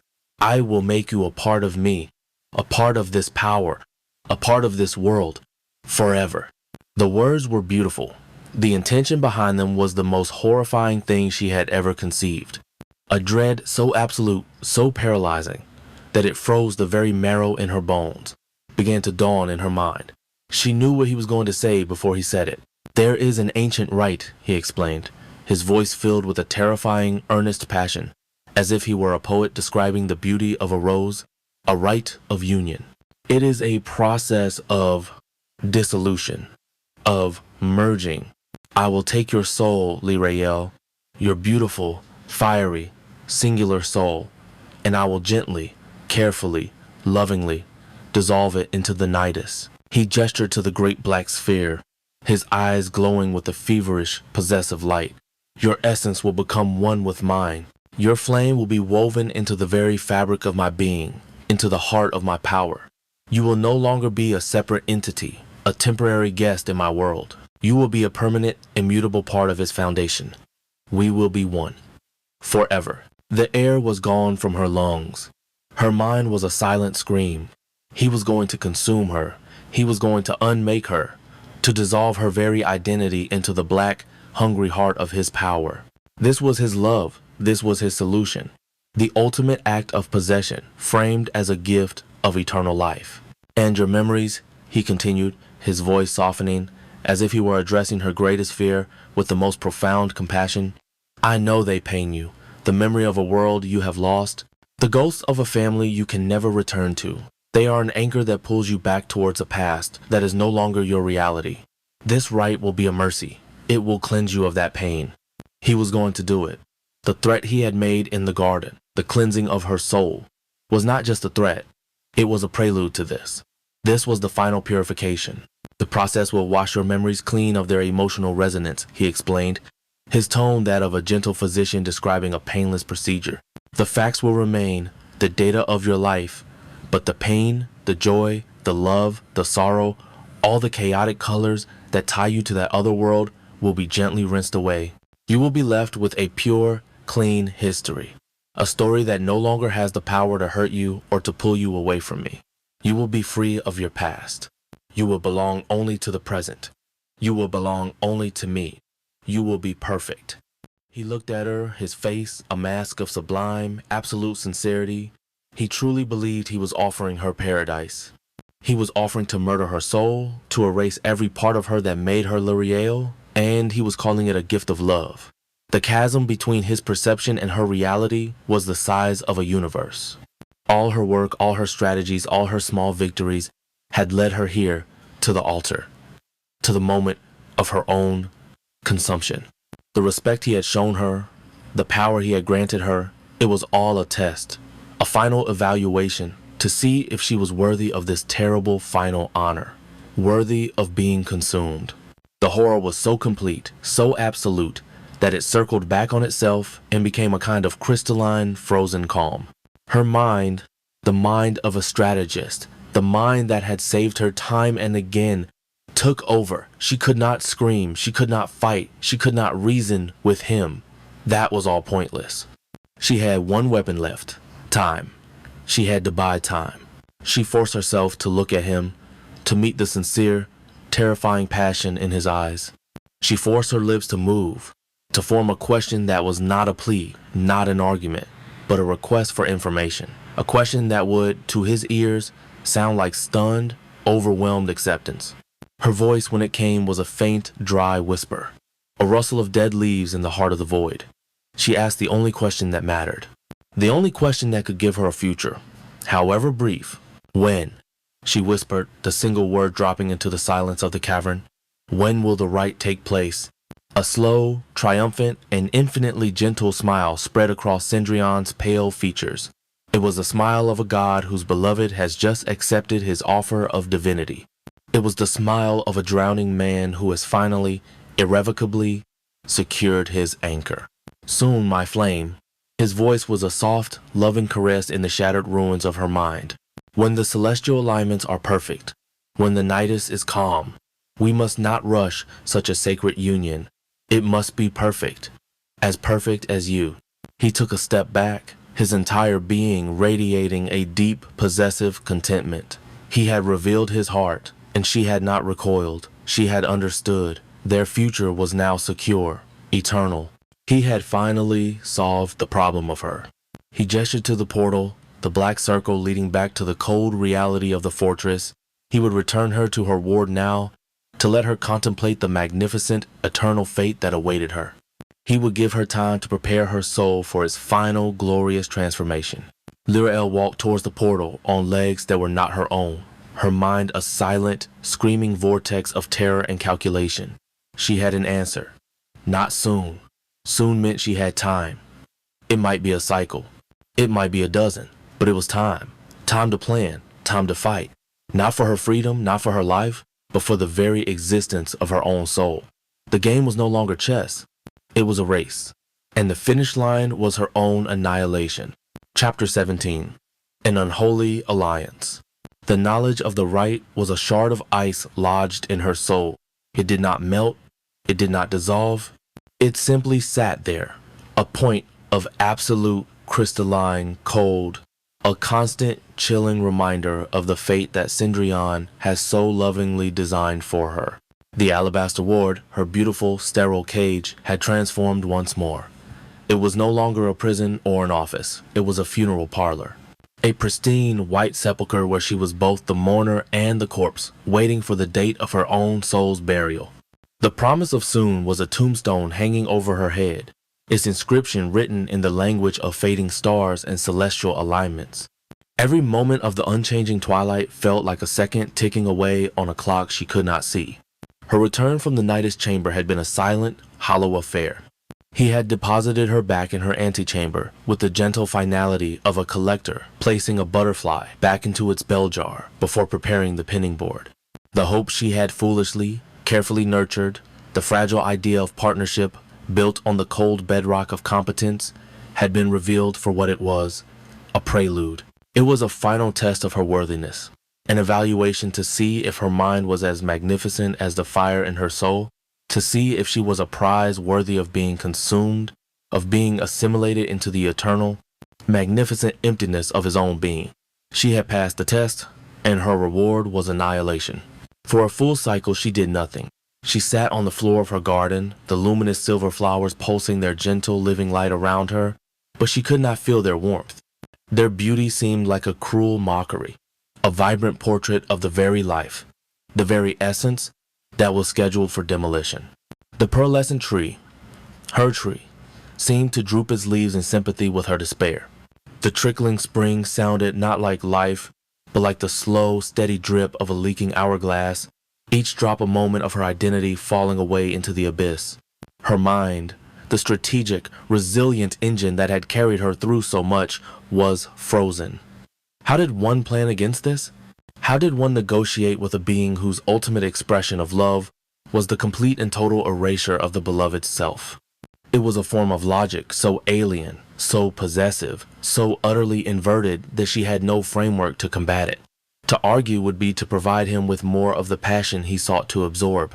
To rage would be to burn brightly just before being snuffed out. To flee was an impossibility she had already proven to herself in the most soul-crushing way imaginable.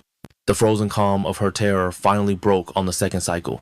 It shattered into a frantic, desperate energy. She could not wait. She could not simply sit in her beautiful tomb and wait for the executioner to decide the stars were right. The scholarly patience with which she had approached the diary of Alara was gone, burned away by the fires of pure existential panic. She scrambled to her bed, her hands shaking as she pulled the worn, leather-bound volume from its hiding place. It was no longer just a key to understanding his past. It was her only hope for a future. It was a race now, a race against the celestial clock, a race to find a word, a phrase, a secret in the faded, brownish ink of a long-dead queen that could save her from the loving embrace of her god, King's oblivion. She spread her notes, her scratched silver slates, across the floor of the library, the crystal room now feeling less like an archive and more like the frantic, desperate workspace of a bomb disposal expert. Her mind worked with a feverish intensity. Every new word she managed to decipher from Alara's elegant alien script felt like a victory. Obsidianus, obsidian, thronus, throne, dolor, pain. She was building a vocabulary of sorrow, a lexicon of his ancient wound. The work was slow, agonizingly slow. For every word she unlocked, 100 more remained impenetrable mysteries. The elegant curves of the language mocked her, their secrets locked away behind centuries of silence.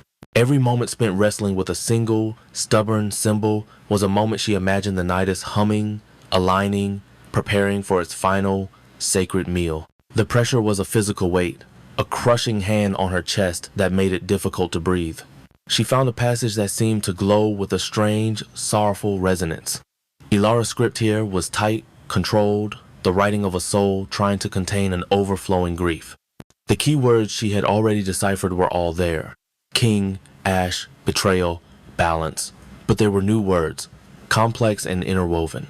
Loreo worked, her crystal shards scratching frantically against the silver trays, her mind a whirlwind of cross-referencing and contextual deduction. The translation began to emerge, a ghost of a story whispered across the eons.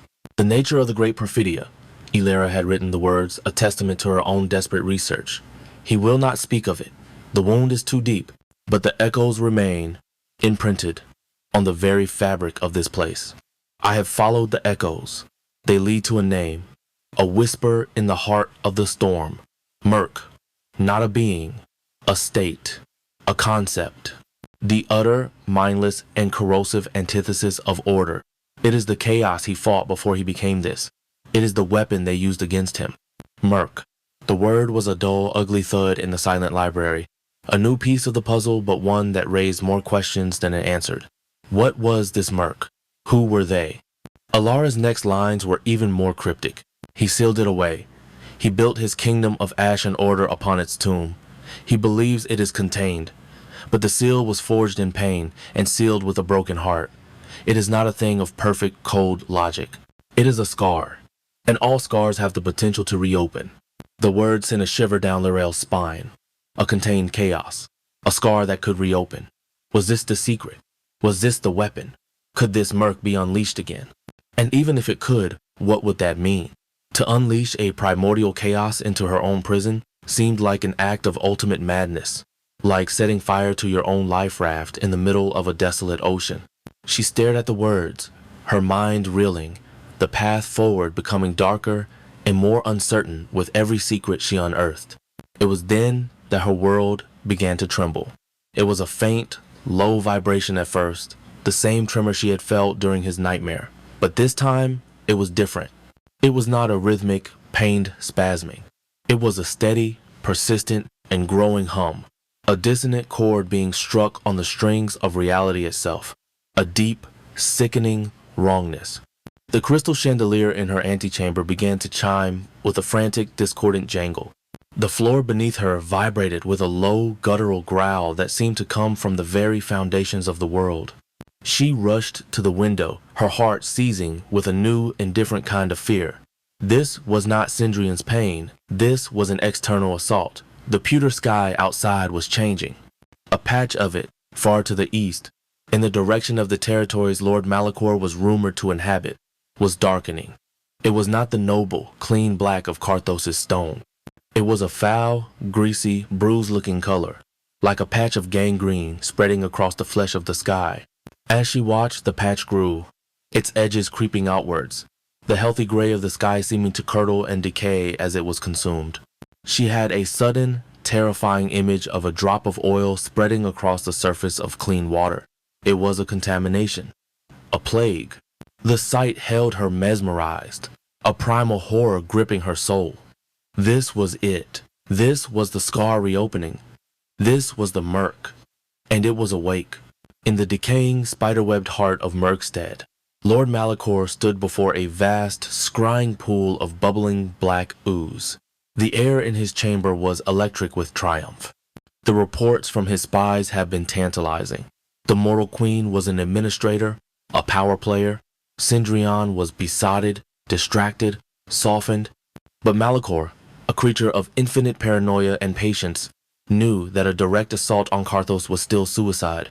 Cendrion, even a softened Cendrion, was a force of nature. To fight him on his own terms in his own fortress was a fool's game. So Malachor had decided to change the terms of the game entirely. He would not attack Cendrion's fortress. He would attack Cendrion's reality. The whispers from his spies had been useful. The economic reforms proposed by the mortal were a nuisance, a temporary disruption to his power base. But the whispers from his oldest, most secret sources, the ancient, dust-choked spirits bound to the very foundations of A Chroma, had yielded a far greater prize. They had whispered the secret of Cendrion's original wound. They had whispered of the primordial fen, a place of ancient, forbidden power on the edge of the smoldering marches.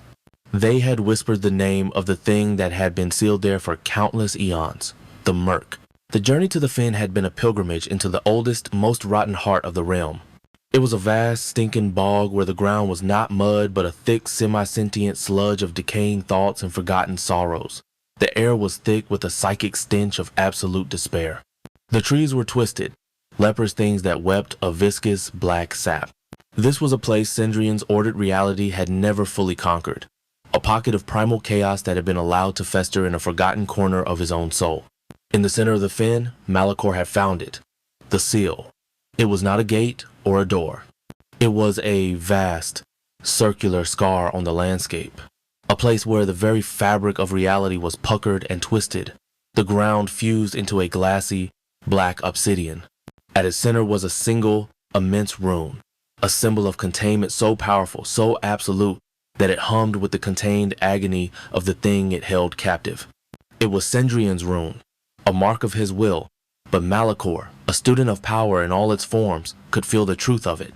It was a seal forged not in calm certainty, but in desperate, world-shattering pain. It was a lock made from a broken heart, and any lock, however powerful, could be picked if one had the right key.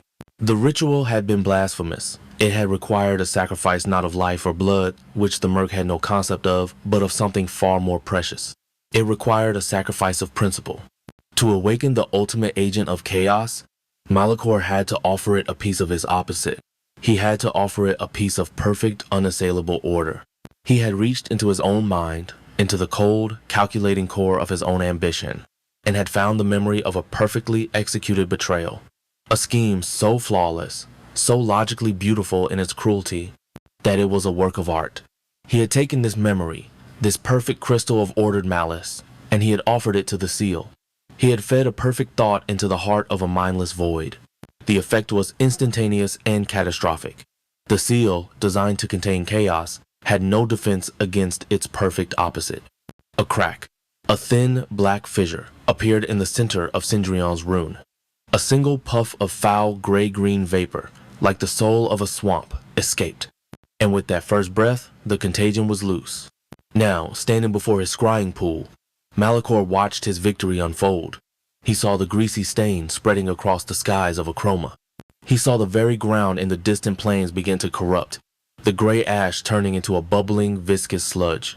He saw the skeletal trees sag and dissolve, their forms melting like wax. The murk was not a rampaging army. It was a silent, creeping plague. It did not destroy. It unmade. It corroded the very laws of reality, breaking down order into a primal, undifferentiated slime. It was a cancer eating the world from within. And as he watched the world decay, he could feel, through the fine, sensitive threads of his psychic web, the corresponding agony of his rival. He could feel the shockwave of pain that emanated from Carthos as Cendrillon. The god whose body was his own kingdom felt his own substance begin to rot. The great, unassailable king of ash was being poisoned, his very being eaten away by the same ancient chaos he had once defeated.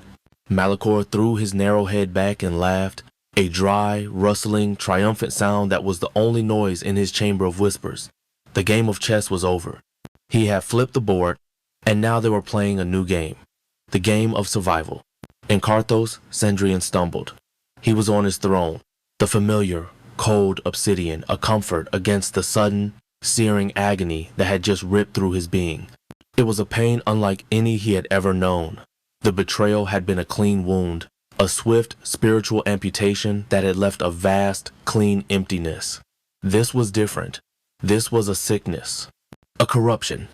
A part of him, a distant province of his own consciousness, was rotting. He could feel the very structure of his reality, the perfect ordered lattice of his will, beginning to corrode, to dissolve into a foul, mindless chaos. The murk. He had not felt its presence in 10,000 years, but its touch was unmistakable. The scar had reopened. He rose from the throne, a wave of dizziness, a sensation so alien it was terrifying, washing over him. The very air of the throne room seemed to shimmer, his control over his own projection wavering. He could feel his power, the infinite wellspring of the nidus, being drained, being siphoned off to fight this internal infection. A desperate, autoimmune response on a cosmic scale. He was weaker. For the first time in millennia, he felt the cold, unfamiliar touch of vulnerability. His lords, his court of monsters and shadows, saw it. They saw the flicker in his projection, the momentary unsteadiness in his gait. A psychic gasp rippled through the assembled entities.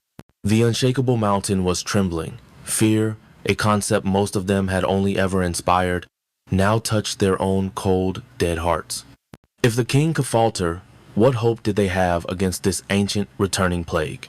Cendrillon ignored them. His mind, vast and swift, raced through the possibilities. A direct assault. He no longer had the strength for it. To project his will across the realm to cauterize the wound would be to leave the heart of his kingdom, Carthos itself, undefended. Reinforce the seals. Too late. The contagion was already spreading. His options were narrowing with every passing moment, with every acre of his realm that dissolved into primordial slime. He needed a weapon, a different kind of weapon. Not the power of erasure, the power of absolute order. That was a tool for fighting rebellion, for correcting defiance. To fight the murk, to fight pure, mindless chaos, he needed its opposite. He needed a force of pure, focused, and indomitable life. A power that could create, not just command, a power that could mend the very fabric of reality that was being unmade. And he knew with a chilling, desperate certainty that there was only one such source of power in his entire dying universe. Her. Lyriel stared out of her window, a prisoner watching the walls of her own jail begin to dissolve. The creeping, greasy stain in the sky was larger now, a visceral promise of the encroaching doom. The vibrations in the floor had intensified, a constant, sickening hum of a world in its death throes. She had to make a choice. The instinct for self-preservation, the one that had driven her to attempt her escape, screamed at her.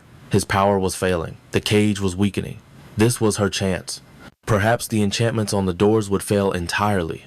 Perhaps she could flee Carthos and find some forgotten corner of this vast realm where she could hide, where she could wait out the apocalypse.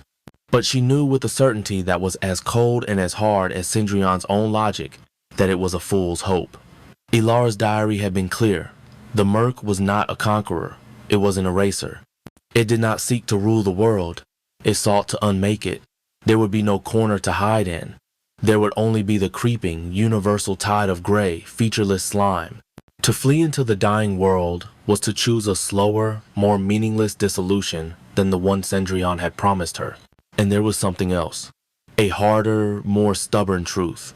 As she watched the sky rot, she did not feel a sliver of triumph at her jailer's agony.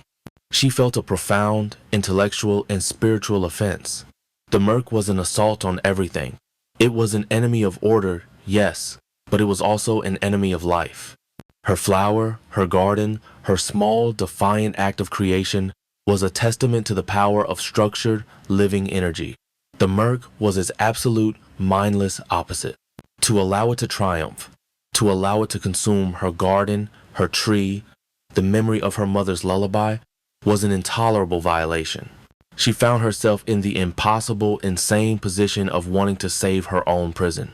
She wanted to save it not for the sake of its king, but for the sake of the one, tiny, living flower that she had planted in its heart. She had to save this world, this hell, because it was now the only soil in which her own soul had managed to take root. The decision was made. She would not flee. She would fight. But how? She was a mortal woman trapped in a cage. What could she possibly do against a world-eating plague? The chill in the air of the ward became absolute.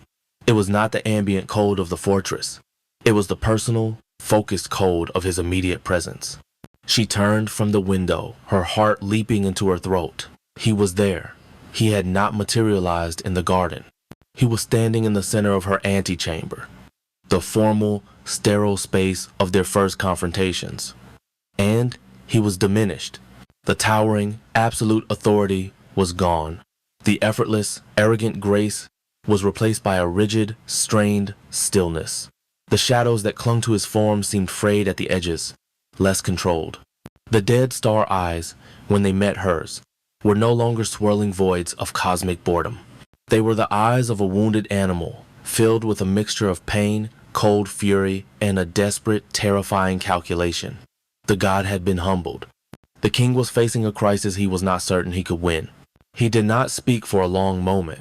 He simply looked at her, his gaze sweeping over her form, and then, for a fraction of a second, flickering towards the gentle silver light emanating from the archway to her garden. He was looking at his only asset, his final, desperate gambit. When the voice came to her mind, it was stripped of all its former layers.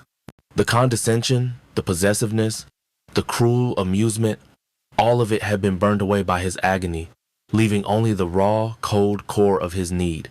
A plague has been unleashed, he stated, his voice a flat, iron wire of controlled pain. An ancient chaos. Malachor has opened a wound in the world, and it is bleeding into reality. The Merc has returned. He paused, and she could feel the monumental effort it took for him to make his next admission. It is consuming me. My power is being drained to contain its spread. It is a battle of attrition I cannot win, not alone. He took a single, unsteady step towards her. It was the first time she had ever seen him move with anything less than perfect, gliding grace. The sight of that small falter was more shocking than any display of power he had ever shown her. He stopped, his gaze locking with hers. The ancient being, the primordial power, the architect of her own personal hell, looked at her, his prisoner, his possession, his flame. And in that moment, she was none of those things. She was his only hope. The voice that spoke next was the sound of a king, a god, a universe, admitting its own defeat and begging for help. It was the sound of a new, terrifying, and unholy alliance being forged in the crucible of a dying world. I need you, Liraele. He let the words hang in the air, a confession of absolute, unprecedented need. Not as my queen, not as my possession, as my ally. Chapter 18.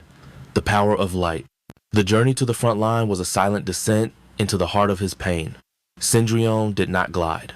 He walked, and for the first time, Liraele was acutely aware of the mechanics of the motion, the slight, almost imperceptible effort it took for him to place one foot before the other. The immense, effortless grace of the god was gone, replaced by the grim, strained physicality of a king leading his last army to a battle he was not certain he could win. The corridors of Carthos were no longer a testament to his absolute power, but a map of his own afflicted anatomy. The cold stone seemed to sweat a deeper chill. The shadows in the corners seemed to pulse with a sick, feverish energy. His fortress, his body, his reality was fighting a cancer, and she was walking beside the mind of the patient. He did not speak to her, not with the voice in her mind, nor with the resonant rumble of the throne room. The alliance he had begged for was a raw, new thing, and he seemed to have no protocol for it. He simply moved with a grim, forward momentum, and she kept pace, a small, pale ghost in the wake of a fading star. The weight of his need was a palpable thing, a pressure in the air that was heavier than his authority had ever been. He had admitted he needed her, and that admission had shattered the old world, leaving them in this strange, terrifying new one where the prisoner had become the last resort, and the jailer was now the one who was truly trapped. They emerged from a lower gate of Carthos, a place she had never seen, a jagged wound in the base of the fortress that opened directly onto the blighted plains. The air that hit her was not the thin, sterile cold of the upper realms. It was thick, heavy. It carried a stench that was the very essence of anti-life, a foul, wet odor of decay, and something worse. The smell of reality itself coming undone, like rotting fabric. The landscape before them was a nightmare. The familiar, desolate beauty of the gray ash plains was gone. In its place was a creeping, moving sea of corruption. The murk. It was not a simple slime or ooze. It was a physical manifestation of chaos, a substance that defied physics and sanity. It was a churning, bubbling morass of a color that had no name, a greasy, greenish gray that seemed to absorb the light and give back only sickness. It moved slowly, inexorably, not flowing over the land but consuming it, the gray ash and dead rock dissolving into its substance as it advanced. The edge of the corruption was a horrifying spectacle, a place where the hard, defined lines of Cindrian's world softened, wavered, and then melted into the same primordial, undifferentiated sludge. It was a slow-motion erasure of existence, and facing this tide of uncreation were his armies. The legions of Carthos. She had only ever seen the palace servants, the soulless automatons. These were different. These were his warriors, and they were terrible and magnificent. They were beings of solidified shadow and raw, dark power, clad in armor of jagged obsidian that seemed to have been forged from frozen screams. Some were immense, brutish things, wielding great swords of pure darkness. Others were swift and silent, wraith-like figures that darted at the edges of the formation, their eyes glowing with a cold, malevolent light. They were a vision of hell's finest, an army that could conquer galaxies, and they were losing. They did not fight the murk with swords or sorcery, they fought it with will. They stood in rigid, disciplined lines, their obsidian armor gleaming, and they projected a wave of pure, ordering force, a psychic bulwark against the encroaching chaos. It was a battle of concepts, order versus chaos, stillness versus decay. For a time, it worked. The tide of the murk would slow, its bubbling surface calming where the wave of their power hit it. But it was like trying to hold back the ocean with a net. Then she saw it happen. A single tendril of the greenish-gray sludge, no thicker than her arm, lashed out. It moved with a sluggish, unintelligent purpose. A tall, powerful shadow warrior, a creature that looked as if it could wrestle a moon into submission, met the tendril with its shield of pure darkness. The moment the murk touched the shield, there was a sickening, wet, tearing sound. The shield did not shatter, it dissolved. The darkness of it seemed to curdle, to lose its substance, and it was simply gone. The warrior let out a silent, psychic scream of pure shock as the tendril touched its arm. The obsidian armor, the solidified shadow of its form, it all began to decay. The hard, sharp lines of its being softened, turning into the same greasy sludge as the murk itself. The warrior collapsed, its form melting, its essence being unmade, its power and identity consumed by the mindless, hungry chaos. A ripple of horror, a wave of pure, psychic dread passed through the disciplined ranks of the Shadow Legions. These were immortal beings, creatures of eternal, unchanging order. The concept of decay, of dissolution, was as alien to them as color. They had just witnessed one of their own being, not just killed, but erased, turned into the very substance of their enemy. Cendrillon stood beside Lyrael on a small rocky outcrop overlooking the battlefield, a general watching his finest strategies fail. A tremor of pain and fury ran through his immense frame. He had seen this before. This was the horror of the First War. This was the weapon that had broken his first reality. The sight of his perfect, ordered soldiers being unmade by this mindless, creeping filth was a fresh, agonizing echo of his original wound. He lifted a hand, and a bolt of pure, annihilating darkness, a concentration of his own kingly power, shot from his fingertips and struck the heart of the murk. The sludge vaporized where the bolt hit, leaving a clean, dark crater. But an instant later, the ooze from the sides simply flowed back in, filling the space as if nothing had happened. His power was a weapon. The murk was a disease. You could not kill a plague with a sword. The line of his warriors began to falter.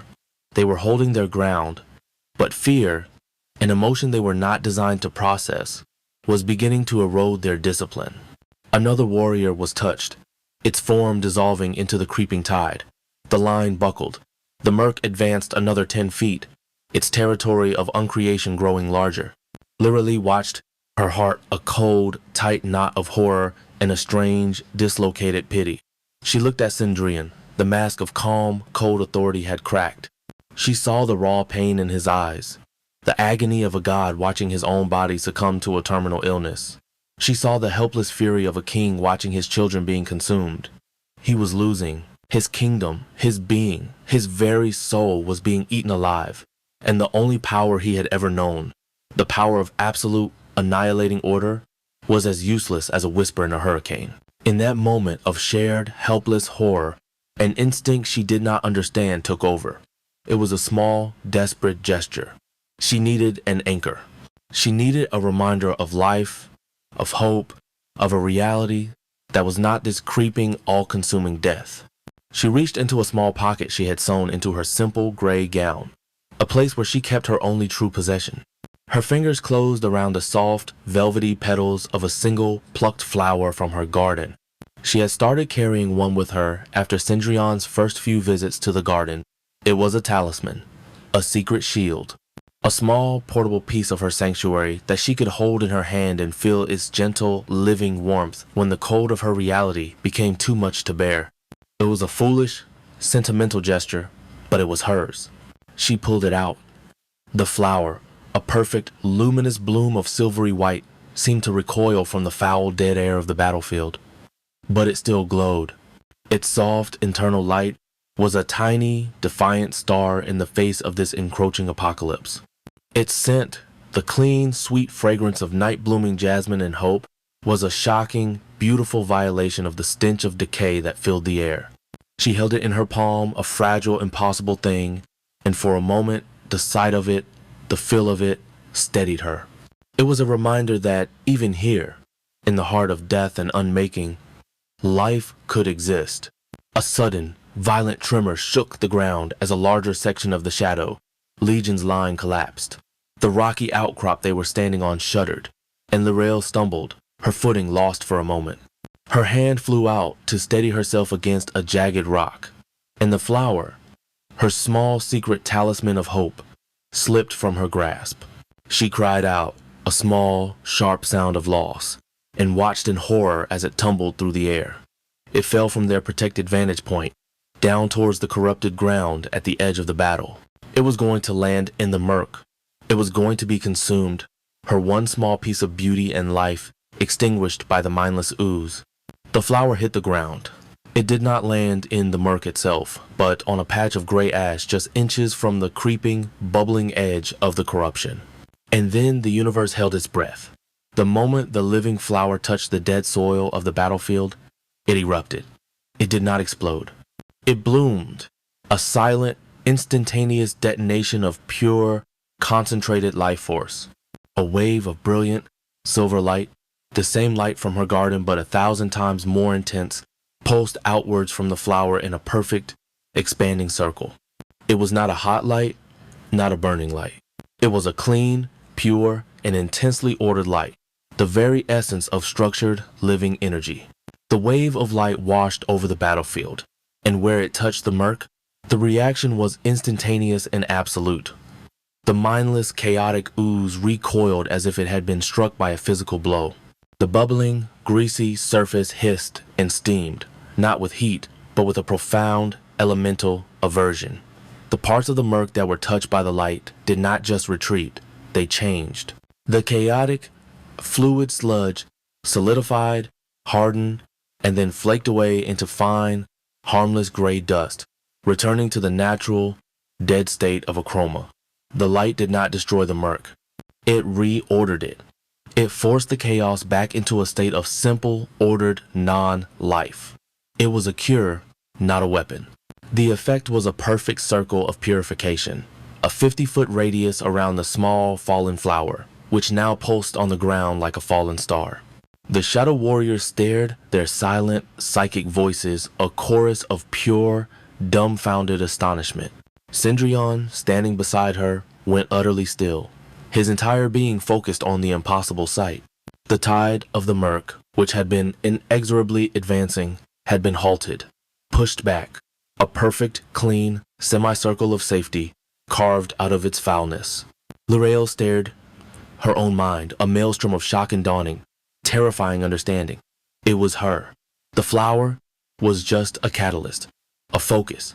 The power was hers, her essence, the thing born of her memories, her sorrow, her love, her very life force, was the absolute, fundamental antithesis of the murk. One was creation, the other was uncreation. They were the two opposing poles of existence, and they could not occupy the same space. The realization was a bolt of lightning to her soul. It was a key turning in a lock she had not even known existed. The power she had viewed as a small, personal, creative thing, the power to grow a garden, was not just a curiosity. It was a force of nature. It was a power on a cosmic scale. A power that could do what Cendrillon's own world-shaking might could not. He could erase his enemies. She could heal his world. The murk, its mindless hunger thwarted, began to press against the edges of the light circle, its foul substance bubbling and hissing where it met the perimeter of her power. The single flower on the ground, though powerful, was not enough. Its light began to flicker, the circle of safety shrinking as the immense, mindless pressure of the chaos began to overwhelm it. She had to do more. The thought was not born of logic or strategy. It was a pure, primal instinct, the instinct of a body recognizing its own immune system. She closed her eyes, shutting out the horrifying landscape, the astonished warriors, the towering, silent figure of the king beside her. She turned her consciousness inward, away from the battle, and reached with her mind.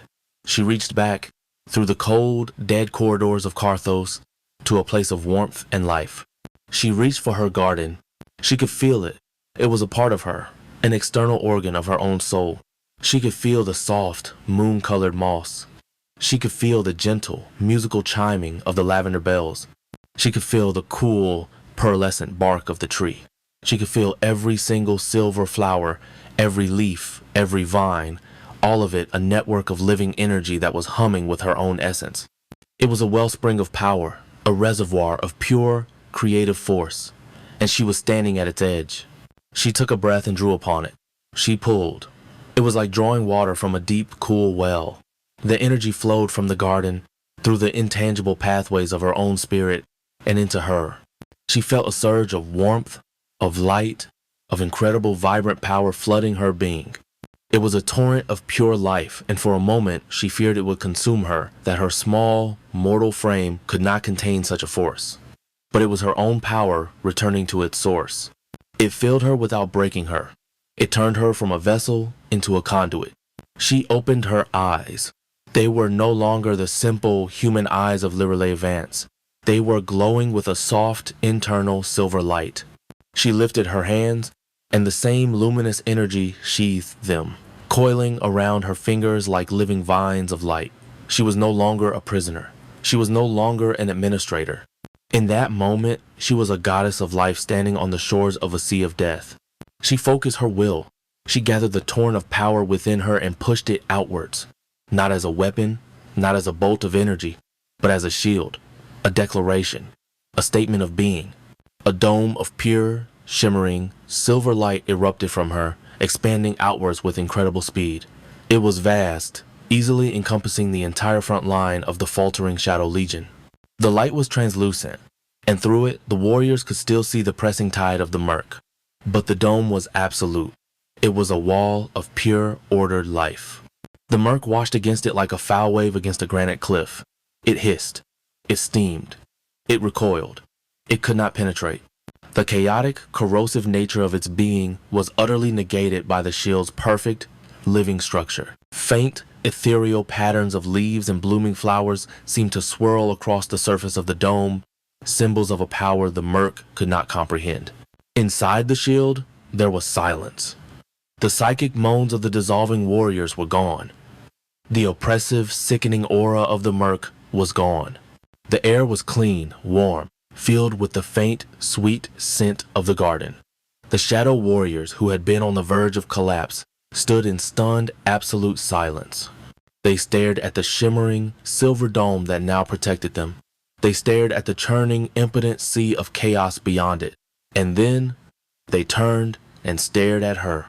They looked at the small mortal woman, her form now radiating a soft, celestial light, her hands held outstretched, single-handedly holding back the apocalypse that had been consuming them. Their inhuman faces, masks of shadow and malice, were filled with a new and alien expression, awe. One of them, a tall, brutish captain who stood near the front, a being who had likely reaped entire civilizations, slowly, deliberately, lowered his great sword of darkness until its tip touched the ground, and then he knelt. He bowed his proud, shadowed head to her. It was not the bow of a servant to a master's consort. It was the absolute, unconditional prostration of a soldier to the general who has just saved his life and the lives of all his men. Another warrior knelt, then another, then the entire legion, a silent black ocean of hell's finest soldiers, knelt before her. They knelt before their queen of light.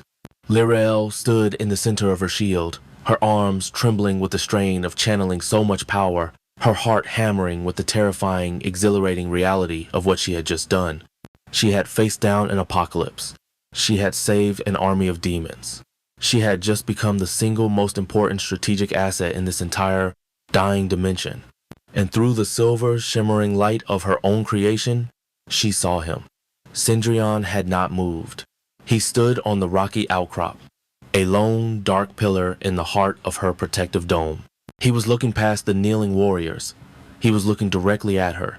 His dead star eyes were wide, the swirling nebulas of gray within them stilled by a profound, world-shaking shock. The cold certainty, the possessive hunger, the arrogant amusement, it was all gone, stripped away, annihilated. Replaced by an expression she had never seen on him, an emotion she would never have believed him capable of. It was not jealousy that his soldiers now knelt to her. It was not anger that her power had succeeded where his had failed. It was something far deeper, something far more terrifying. It was pure, unadulterated, and reverent awe. The god was looking at his creation, and, for the first time, he was seeing not a possession, but a power equal to, and in this one, crucial way, perhaps even greater than his own. The chessboard was gone. The pieces were scattered. A new game had begun, and he no longer knew any of the rules. He only knew that the small, mortal flame he had sought to capture and control had just become a roaring, celestial fire, and its light was the only thing holding back the end of the world. Chapter 19. Sharing the Burden. The dome of silver light held. It was a perfect, shimmering hemisphere, against which the mindless, corrosive tide of the murk washed in impotent, silent waves. Inside the bubble of impossible life, there was a profound and ringing silence, broken only by the faint, musical chiming that seemed to emanate from Lirael's own being and the soft, steady hum of the shield itself. The air was clean, warm, and scented with the impossible fragrance of her garden. Outside was an apocalypse. Inside was a sanctuary. An army knelt at her feet. The legions of Carthos, beings of shadow and despair, remained in a state of stunned, silent prostration. They were creatures of order, and they had just witnessed a higher order, a a more fundamental power, manifest in the fragile form of a mortal woman. Their allegiance, which had always been to the absolute crushing power of the king, had in that moment of salvation been offered in pure, unadulterated awe to the queen. Lirael felt their submission as a heavy, terrifying weight. She stood, her arms still outstretched, her body a conduit for the torrent of living energy she was drawing from her garden miles away. The power was a roaring celestial fire within her veins. It was exhilarating. It was terrifying. It was a force she was wielding on pure instinct, a weapon she had just discovered she could hold, but had no idea how to aim. The strain was immense. Her muscles trembled, not from weakness, but from the sheer effort of containing a power her mortal frame was never meant to channel. The silver light that sheathed her hands was beginning to feel less like a glove and more like a brand. Through the shimmering, translucent wall of her shield, she watched Cendrillon. He had not moved from his rocky outcrop. He stood as a pillar of black stone, a silent, dark anomaly within her luminous creation. The awe was still on his face, a stark, frozen expression that had shattered the familiar masks of his boredom and his tyranny. He was looking at her, but his gaze was distant, as if he were not just seeing her, but seeing a fundamental law of his own reality being rewritten before his very eyes. He had brought her here to teach her a lesson in power, and in a moment of sublime, cosmic irony, she had taught him one instead. The moment stretched, a frozen tableau of a kneeling army, a luminous queen, and a thunderstruck god, but it could not last. The murk, mindless and eternal, continued its assault, its foul substance pressing relentlessly against her shield. The dome flickered. The strain on Lirael's body intensified, a deep ache starting in her bones. She could not hold this forever. It was Cendrillon who moved first. He seemed to shake himself from his stupor, the awe in his eyes being slowly replaced by a familiar, cold, and now deeply complex calculation. He understood the situation with a swift, brutal clarity. She was the weapon, but she was a weapon that would break if wielded for too long. He glided from his perch, his feet making no sound on the rocky ground, and moved through the ranks of his kneeling soldiers. They did not rise. They simply parted before him, their shadowed heads still bowed, creating a path from the king to his newfound queen. He stopped before her, just outside the range of the intense aura of light that radiated from her body. The contrast between them was absolute. He was a figure of pure, negative space, a tear in the fabric of the universe. She was a source of pure, positive creation, a miniature, living star. They were the two opposing poles of existence, staring at each other across a battlefield of their own making. Lirael, his voice entered her mind. It was stripped bare. All the layers of possession, of condescension, of cruel amusement were gone, scoured away by the raw, undeniable proof of her power. All that remained was a flat, toneless recognition of fact. You cannot maintain the shield indefinitely. Your mortal form will rupture. She knew he was right. The power was already starting to feel like a fire burning its own furnace. If I let it fall, she thought back, her mental voice strained, the murk will consume us all. No, he replied. You have done what I could not. You have halted its advance. You have reordered the chaos. You have given me what I needed. Time. As he spoke, he lifted his hands. The shadows around him coalesced, darkening, solidifying. He was gathering his own power, the cold, dark energy of order and finality. But he was not preparing to attack. He was preparing to build. Release the shield, he commanded. Trust me. Trust him. The words were a bitter, familiar poison. The last time she had trusted him, he had revealed his plan to lovingly annihilate her soul. But as she looked at him now, at the stark, unadorned need on his pale face, she knew this was different. This was not a gambit. This was a necessity. Her power was the shield. His was the sword. But right now, what was needed was a wall. She took a deep breath, and with an act of pure, terrifying faith, she let go. She released her hold on the energy, cutting the tether to her garden, to the wellspring of her own soul. The torrent of power ceased. The dome of silver light did not burst. It simply faded, its luminous flower-strewn surface dissolving into the foul air like a dissipating dream. The light from her hands and eyes vanished, leaving her feeling suddenly small, cold, and terrifyingly mortal. The full, oppressive weight of the Merc's presence slammed back into reality. The stench of decay filled her lungs. The psychic hum of chaos pressed in on her ears. The Shadow Legion stirred, a collective gasp of psychic terror rising from their ranks as their salvation vanished. The tide of the Merc, no longer held back by her light, surged forward once more. But before it could touch them, Cendrillon acted.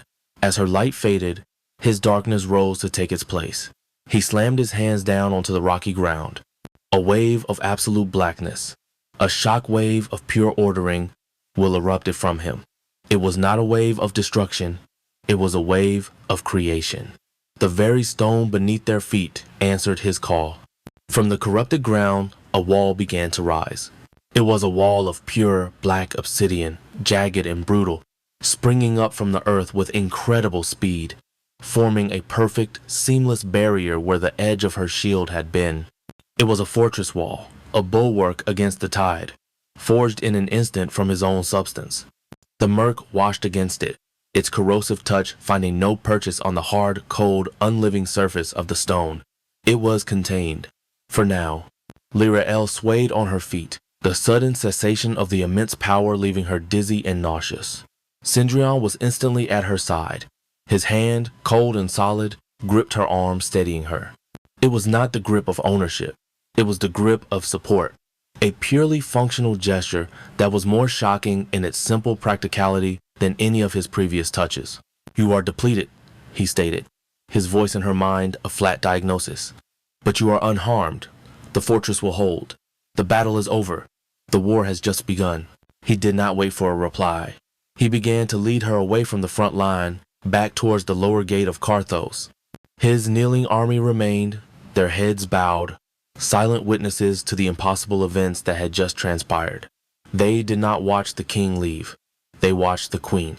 The journey back was a long, silent walk through the humming, wounded corridors of his fortress body. He did not release her arm. His grip was a constant, cold anchor, and she found herself leaning on it more than she wanted to admit. The expenditure of her own energy had left her feeling hollowed out, a fragile, empty vessel. She had expected him to take her back to the alabaster ward, to return her to her cage, now reinforced with a new and terrifying respect. She expected him to leave her, to retreat to his throne, to contemplate this new, paradigm-shattering turn of events. He did neither. He led her upwards, through corridors she had never seen, climbing the spiraling arteries of Carthos.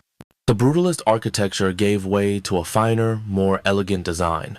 The black stone veined with silvery ores that seemed to pulse with a faint, captured light. They ascended for what felt like miles.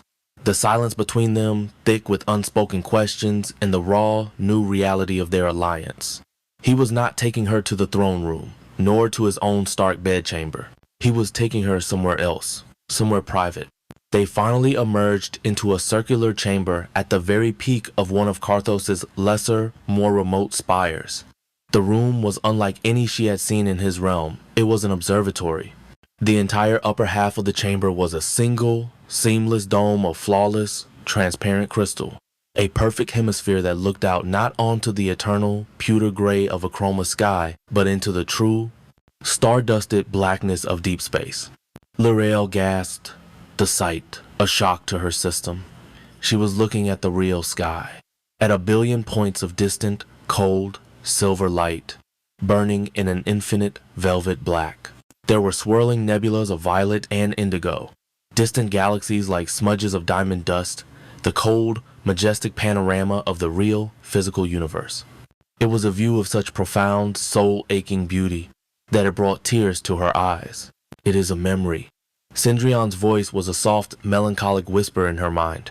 He finally released her arm and glided to the center of the room, his form a sliver of deeper black against the star-dusted void. A window into what was the only true window in this entire realm. I come here when the silence becomes too uniform. This was his private place, his place of mourning, the place he came to remember that he had once been a part of the real universe, before he had been forced to retreat into this self-made prison of his own soul. To bring her here, it was an act of vulnerability so profound it terrified her. It was a baring of the soul that went deeper than any physical nakedness. The murk, he said, his back to her, his gaze fixed on a distant, spiraling galaxy. Your power is its antithesis, the only true weapon against it. But it is a wild power, an instinctive power. You do not understand it. You do not control it. To defeat the chaos, your light cannot just be a shield. It must be a sword. It must be focused, precise. And to do that, you must understand the enemy. You must understand the nature of the wound it inflicted upon this world. Upon me. He turned to face her. The starlight from the dome above seemed to get lost in the dead voids of his eyes, but it cast his pale, sculpted features in a soft, silvery light, making him look less like a king of ash and more like a fallen god of twilight. I have kept this memory locked away for eons, he said, his mental voice a low, painful thrum. A poison I have kept sealed in the deepest vault of my being. To show it to another, it is a risk beyond any I have ever taken. But I find myself in a position where I have no other choice. To win this war, I require more than your power, Lirilo. I require your trust, your complete and unreserved cooperation. And trust, I now understand, must be earned. The admission was a tectonic shift in the foundation of their relationship. The being of absolute command was admitting the necessity of a transaction based on mutual faith. He was stepping off his throne and meeting her on level ground. I will show you, he said, the words heavy with the weight of ages. I will show you the betrayal. I will show you what I was before the ash. I will show you the birth of the murk and the death of my world. I will open my mind to you, and you will see it as I saw it, as I see it still, every moment, in the deepest part of the storm. He glided towards her, stopping just before her. He was so close she could see the faint, silvery patterns in the irises of his storm-gray eyes, a hint of the light he had once possessed. He was offering her the ultimate key. The key to his past, to his pain, to the very core of his being. He was offering her the truth. It will not be pleasant, he warned, a flicker of something protective in his voice. The psychic backlash is considerable, but you are strong. Your fire will shield you. Are you willing? She looked into his eyes, into the swirling maelstrom of a pain that had lasted for millennia. This was the moment that would define everything. She could refuse. She could maintain the distance, keep her soul separate from his, and try to fight this war as a reluctant, untrusting ally. Or she could accept. She could step into the heart of his wound, and in doing so, bind their fates together irrevocably. The scholar in her, the empath in her, the part of her that needed to understand the why of it all, screamed that there was no other choice. She gave a single, slow nod. Show me. A flicker of relief, so faint it was almost imperceptible, passed through his eyes. He lifted his hand, his long, pale fingers, trembling slightly with the effort of what he was about to do. This was not an act of power, it was an act of surrender. He slowly, hesitantly, placed his fingertips on her forehead. His touch was not the searing cold she was used to. It was just cool. And then, the starlit observatory, the fortress of Carthos, the entire reality of A Chroma dissolved. It did not shatter or fade. It was gently, but completely, overwritten by a world of impossible, breathtaking beauty. She was standing in a city of soaring silver spires that twisted towards a sky of deep sapphire blue. But there was not one sun. There were two. A brilliant golden sun that cast sharp, warm shadows, and a larger, softer silver sun that bathed everything in a gentle, ethereal twilight. It was a world of perfect, harmonious duality. A realm of both day and night, existing at the same time. The air was alive with the sound of chimes, a music that seemed to emanate from the very architecture, and it smelled of 1,000 alien, intoxicating blossoms. This was not A Chroma, the realm of the end. This was the Argent realm, the kingdom of the twilight. And she was not alone in her own mind. She was looking through his eyes. She was feeling with his heart. She felt a sense of deep, peaceful contentment, the calm satisfaction of a ruler beloved by his world. She looked down and saw his hands, her hands, and they were not the bone-white hands of the Ashen King, but the hands of a living man, pale but infused with a vital energy. Then she heard the laughter, clear, bright, and musical. It was a sound of pure, unadulterated joy. A woman appeared, gliding down a floating, crystalline staircase. She was a being of sublime, starlit beauty, her form seemingly woven from moonlight and cosmic dust. Her hair was a cascade of deepest indigo, shot through with shimmering silvery strands like a captured nebula. Her eyes were the color of amethyst, and they were fixed on him with an expression of such profound absolute love that it made his Liralee's heart ache. Her name bloomed in his, Lirael's mind with the force of a supernova. Astoria. My love. Astoria's voice was the music of the spheres. You brood. Is the balance of the realms troubling you again? Always, his own voice replied, and Lirael was shocked to hear it. It was his voice, the same deep resonance, but it was warmer, laced with an easy affection and a gentle amusement. The scales must be tended to. The twilight must remain perfect. Astoria came to him and wrapped her arms around his neck, her touch a warmth that was both physical and spiritual. It is perfect, Cendrillon, because you are here, because we are here. He, Cendrillon, turned and kissed her, and Lirael felt it. She felt the kiss. She felt the surge of deep, abiding love, a love that was a universe unto itself, a perfect, balanced equation of two souls intertwined. The depth of it, the purity of it, was so intense it was almost painful for Liralee to witness a sacred thing she had no right to be seeing. This was what he had lost. It was not just a world. It was this perfect, soul-deep connection. I have found a way, Astoria whispered against his lips, her amethyst eyes shining with a fervent, passionate light. A way to make it even more perfect, to lock the balance in place forever, so that no outer darkness can ever touch our world. A rite of union, not for our souls, my love, for our realms. We can weave the very fabric of our powers together, create a ward so absolute that our home will be an eternal, untouchable jewel in the heart of the cosmos. He felt his own hesitation, a flicker of caution. Such a rite is dangerous. It requires absolute trust, absolute harmony. And do you not trust me? Astoria asked, her voice a soft, silken caress. She looked into his eyes, and the love there was so complete, so convincing, that his hesitation melted away. He trusted her more than he trusted the twin suns to rise. She was the other half of his own soul. The memory fast-forwarded. They were in the heart of the Argent Realm, in a chamber of pure, living crystal, the twin suns shining through the walls. They stood on opposite sides of a swirling vortex of energy, a place where the golden light of day and the silver light of twilight met and merged. They were performing the rite. They joined hands, and their combined power, a torrent of balanced, harmonious energy, poured into the vortex. Lirael felt the exhilaration of it, the godlike power of two beings in perfect, loving accord, reshaping reality with their will. It was a moment of pure, sublime creation. And then came the cold. It did not come from without, it came from within, it came from her, from Astoria.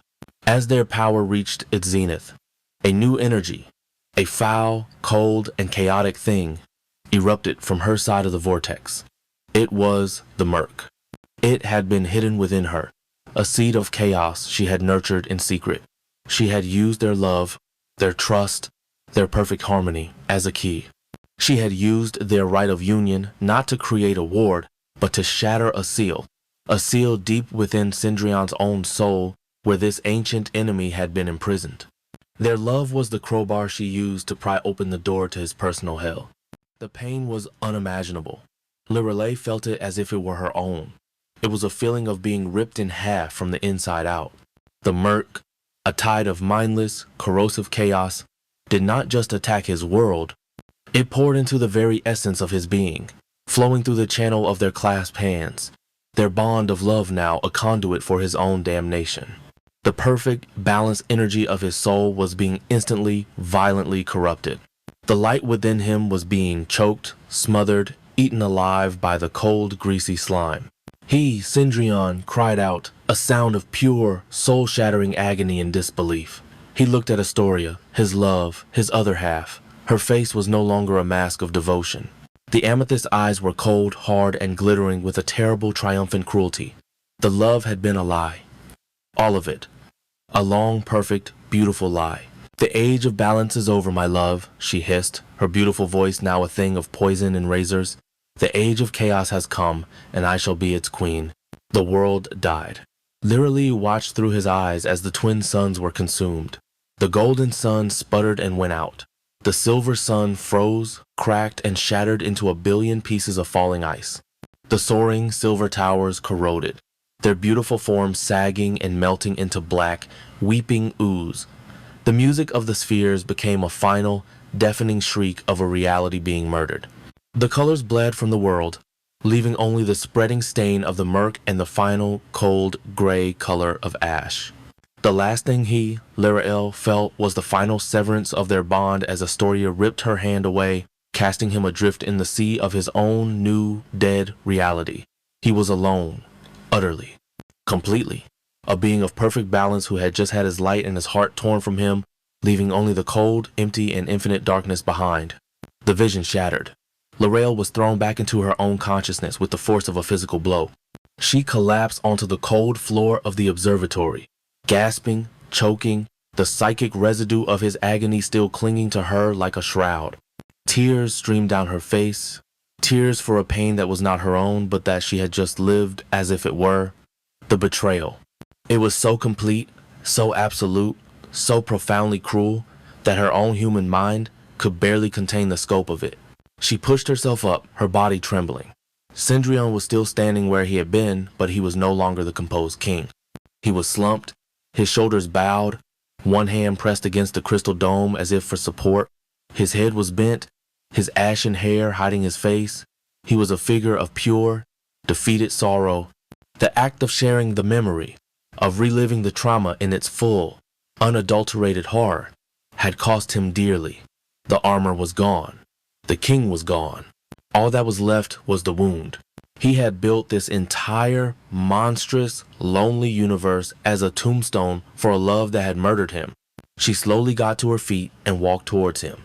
The monster who had imprisoned her, who had terrorized her, who had threatened to unmake her, she walked towards him, and the hatred was gone. The fear was gone.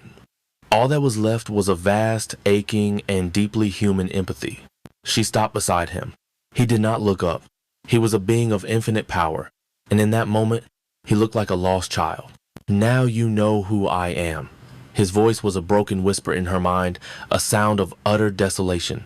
A king who built an empire on the ashes of his own heart. Lirael looked at him, at the slumped shoulders, at the eons of pain he had carried in silence. She thought of his cruelty, his possessiveness, his rages. They were not the actions of a primordial god. They were the desperate, clumsy, terrified reactions of a victim trying to ensure he would never, ever be hurt that way again. She reached out and laid her hand on his arm. He flinched, a tremor of surprise running through him, but he did not pull away. She looked past him, out at the cold, beautiful, indifferent stars, the universe he had been cast out of. No, she whispered, her own voice soft but clear in the silent, starlit room. Her mental voice touched his, not with power, but with a quiet, firm, and unwavering certainty. I see a man who survived. Chapter 20. The Final Plan.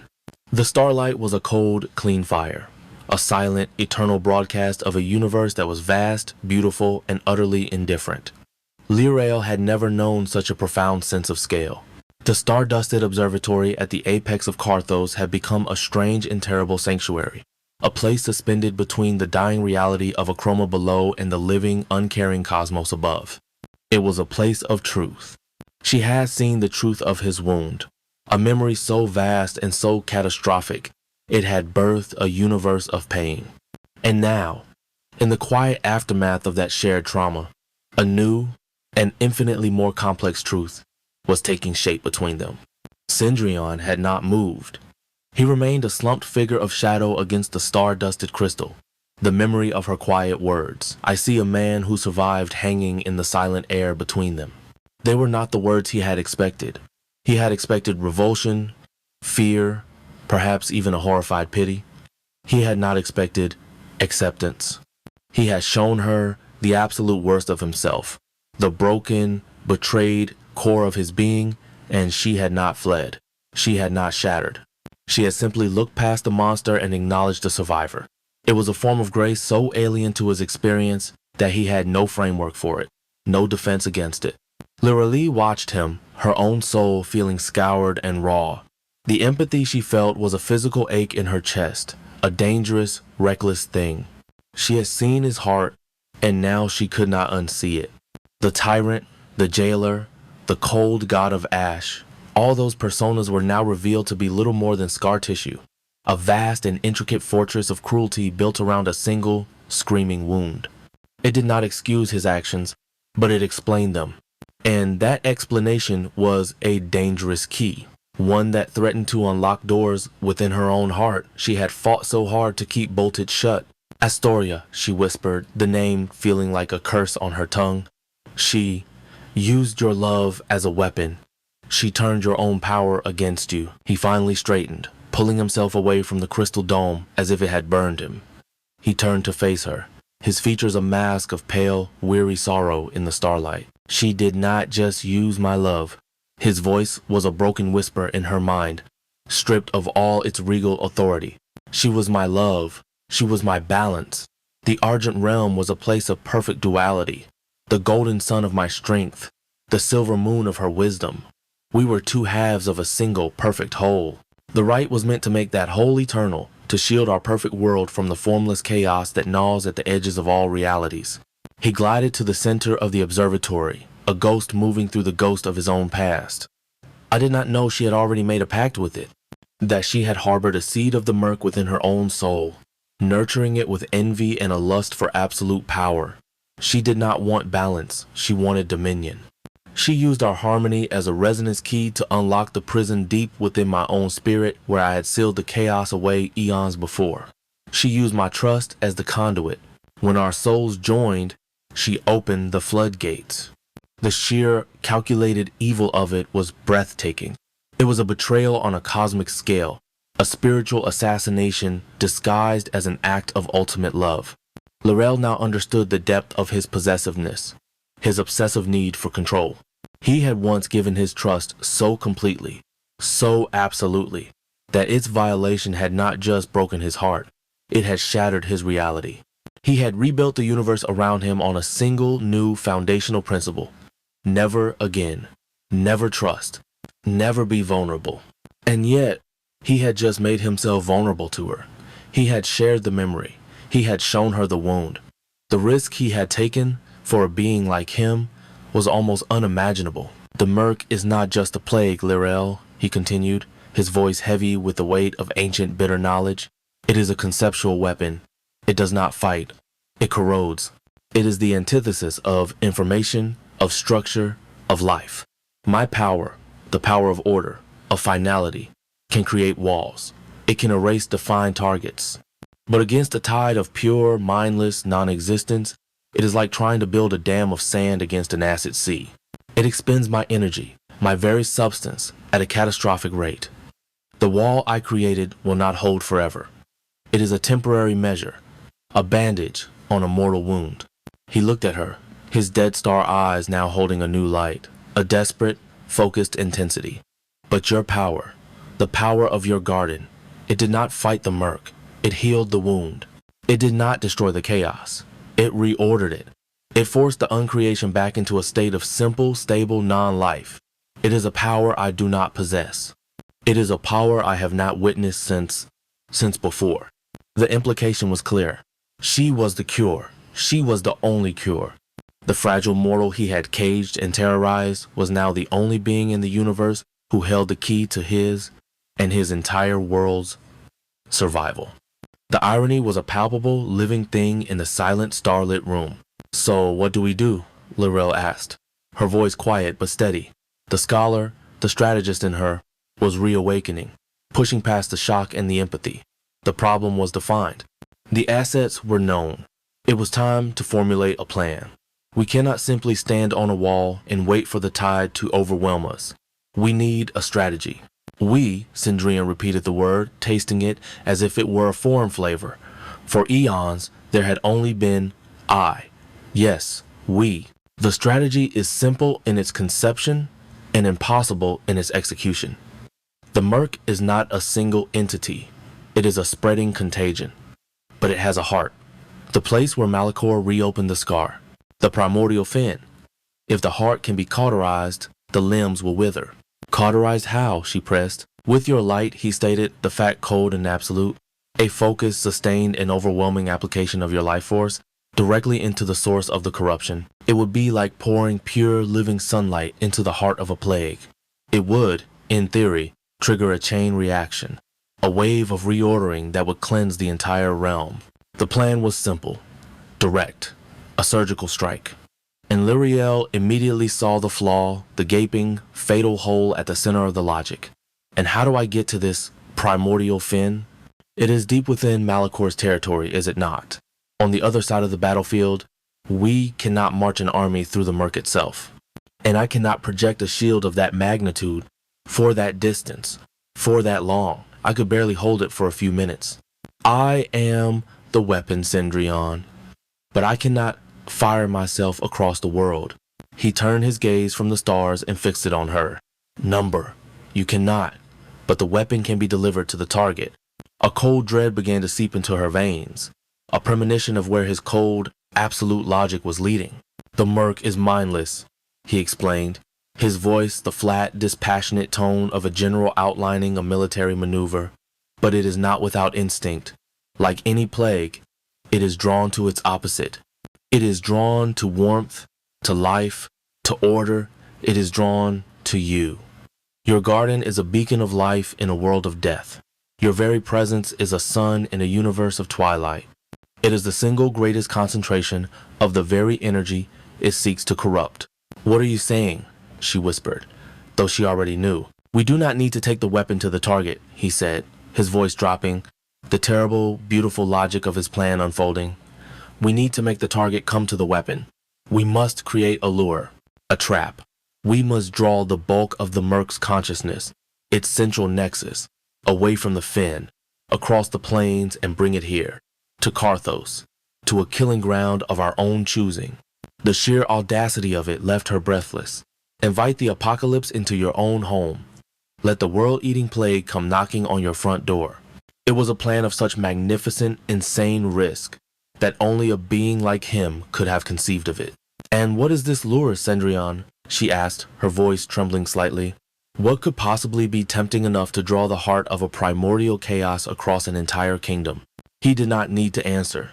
His eyes, those swirling vortexes of dead starlight, gave her the answer. They were fixed on her, on the gentle, living light that still seemed to cling to her aura. The lure was her. I am the bait, she said, the words a statement of fact, not a question. You are the beacon, he corrected, the choice of word deliberate, elevating the concept from a victim's role to a hero's. The plan will be this. We will prepare the throne room. It is the most heavily warded, most structurally sound location in the fortress, the place where my power is most focused. We will create a resonance chamber, a trap. Then you will go to the highest point of the fortress, the grand spire, and you will shine. You will unleash your power, not as a shield, but as a broadcast, a focused, irresistible call of pure, living energy. You will become a lighthouse, and the murk will be the ship, drawn irresistibly towards the light. Once the majority of its essence has entered the throne room drawn in by your call, we will seal the chamber, and I will do what must be done. His final words were chilling in their vagueness. He was omitting the final step of the plan, the endgame. But Lyriel's mind was still reeling from her own role in it. To stand on the highest tower of this hellish fortress and deliberately make herself the single brightest, most tempting target for a world-eating monster. To be the cheese in a trap for a cosmic horror. It was insane, it was terrifying. And it was the only plan they had. It was a perfect synthesis of their two natures. Her power to attract, his power to contain, her life force as the bait, his fortress as the trap. Light and shadow working in perfect, terrible harmony. But as the strategic part of her mind acknowledged the grim, brutal elegance of the plan, another, more human part of her recoiled. She looked at Cendrillon, at the cold, clinical focus on his face, and she saw the king, the general, the being who could sacrifice a piece on a chessboard without a moment's hesitation. And she was that piece. A new kind of conflict began to brew in the silent observatory. It was not the conflict of prisoner and jailer. It was the conflict between two allies with very different definitions of acceptable risk. No, Cendrillon said suddenly, his own train of thought having apparently reached a conclusion that horrified him. His voice was no longer flat and strategic. It was sharp, final, absolute. He turned away from her, gliding back towards the star-dusted dome, his back a rigid wall of denial. Lirael stared at him, confused. No? No to what? It is your plan. It is a flawed plan, he shot back, his mental voice a blade of ice. The logic is sound, the strategy is correct, but the central component is unacceptable. I will not allow it. Allow it? She said, a flicker of her old defiance returning. I thought we were allies. I thought this was a partnership. Our alliance is a matter of necessity, he retorted, his voice tight with a new and unfamiliar emotion. It was not anger. It was a cold, fierce, and utterly adamant terror. But my first duty is to the preservation of my assets, and you, Lirael, are the single most valuable asset in this realm. To place you on a spire and use you as bait for a primordial chaos, it is a risk I am not willing to take. The potential for miscalculation is too high. If the murk were to touch you, if your light were to falter for even a moment, the consequence is unthinkable. And there it was, the fatal flaw in their new alliance. He had shared his pain, he had admitted his need, he had even in his own cold way earned a measure of her trust. But at his core, he was still the same being, a creature of absolute possession. His fear was not for her as a person. It was for her as his possession, his beautiful, unique, and now utterly indispensable flame. He would rather watch his entire kingdom rot and dissolve into slime than risk a single scratch on his most prized work of art. The drowning man would let the world sink before he risked losing his life raft. His old toxic possessiveness was reasserting itself, but now it was cloaked in the noble guise of protection. So what is your alternative? She challenged, her voice rising. Do we simply wait here until the walls crumble? Do we let Malachor win? Do we let the murk consume everything, including me and my garden, and this memory of a universe you cling to? I will find another way, he insisted, his back still to her.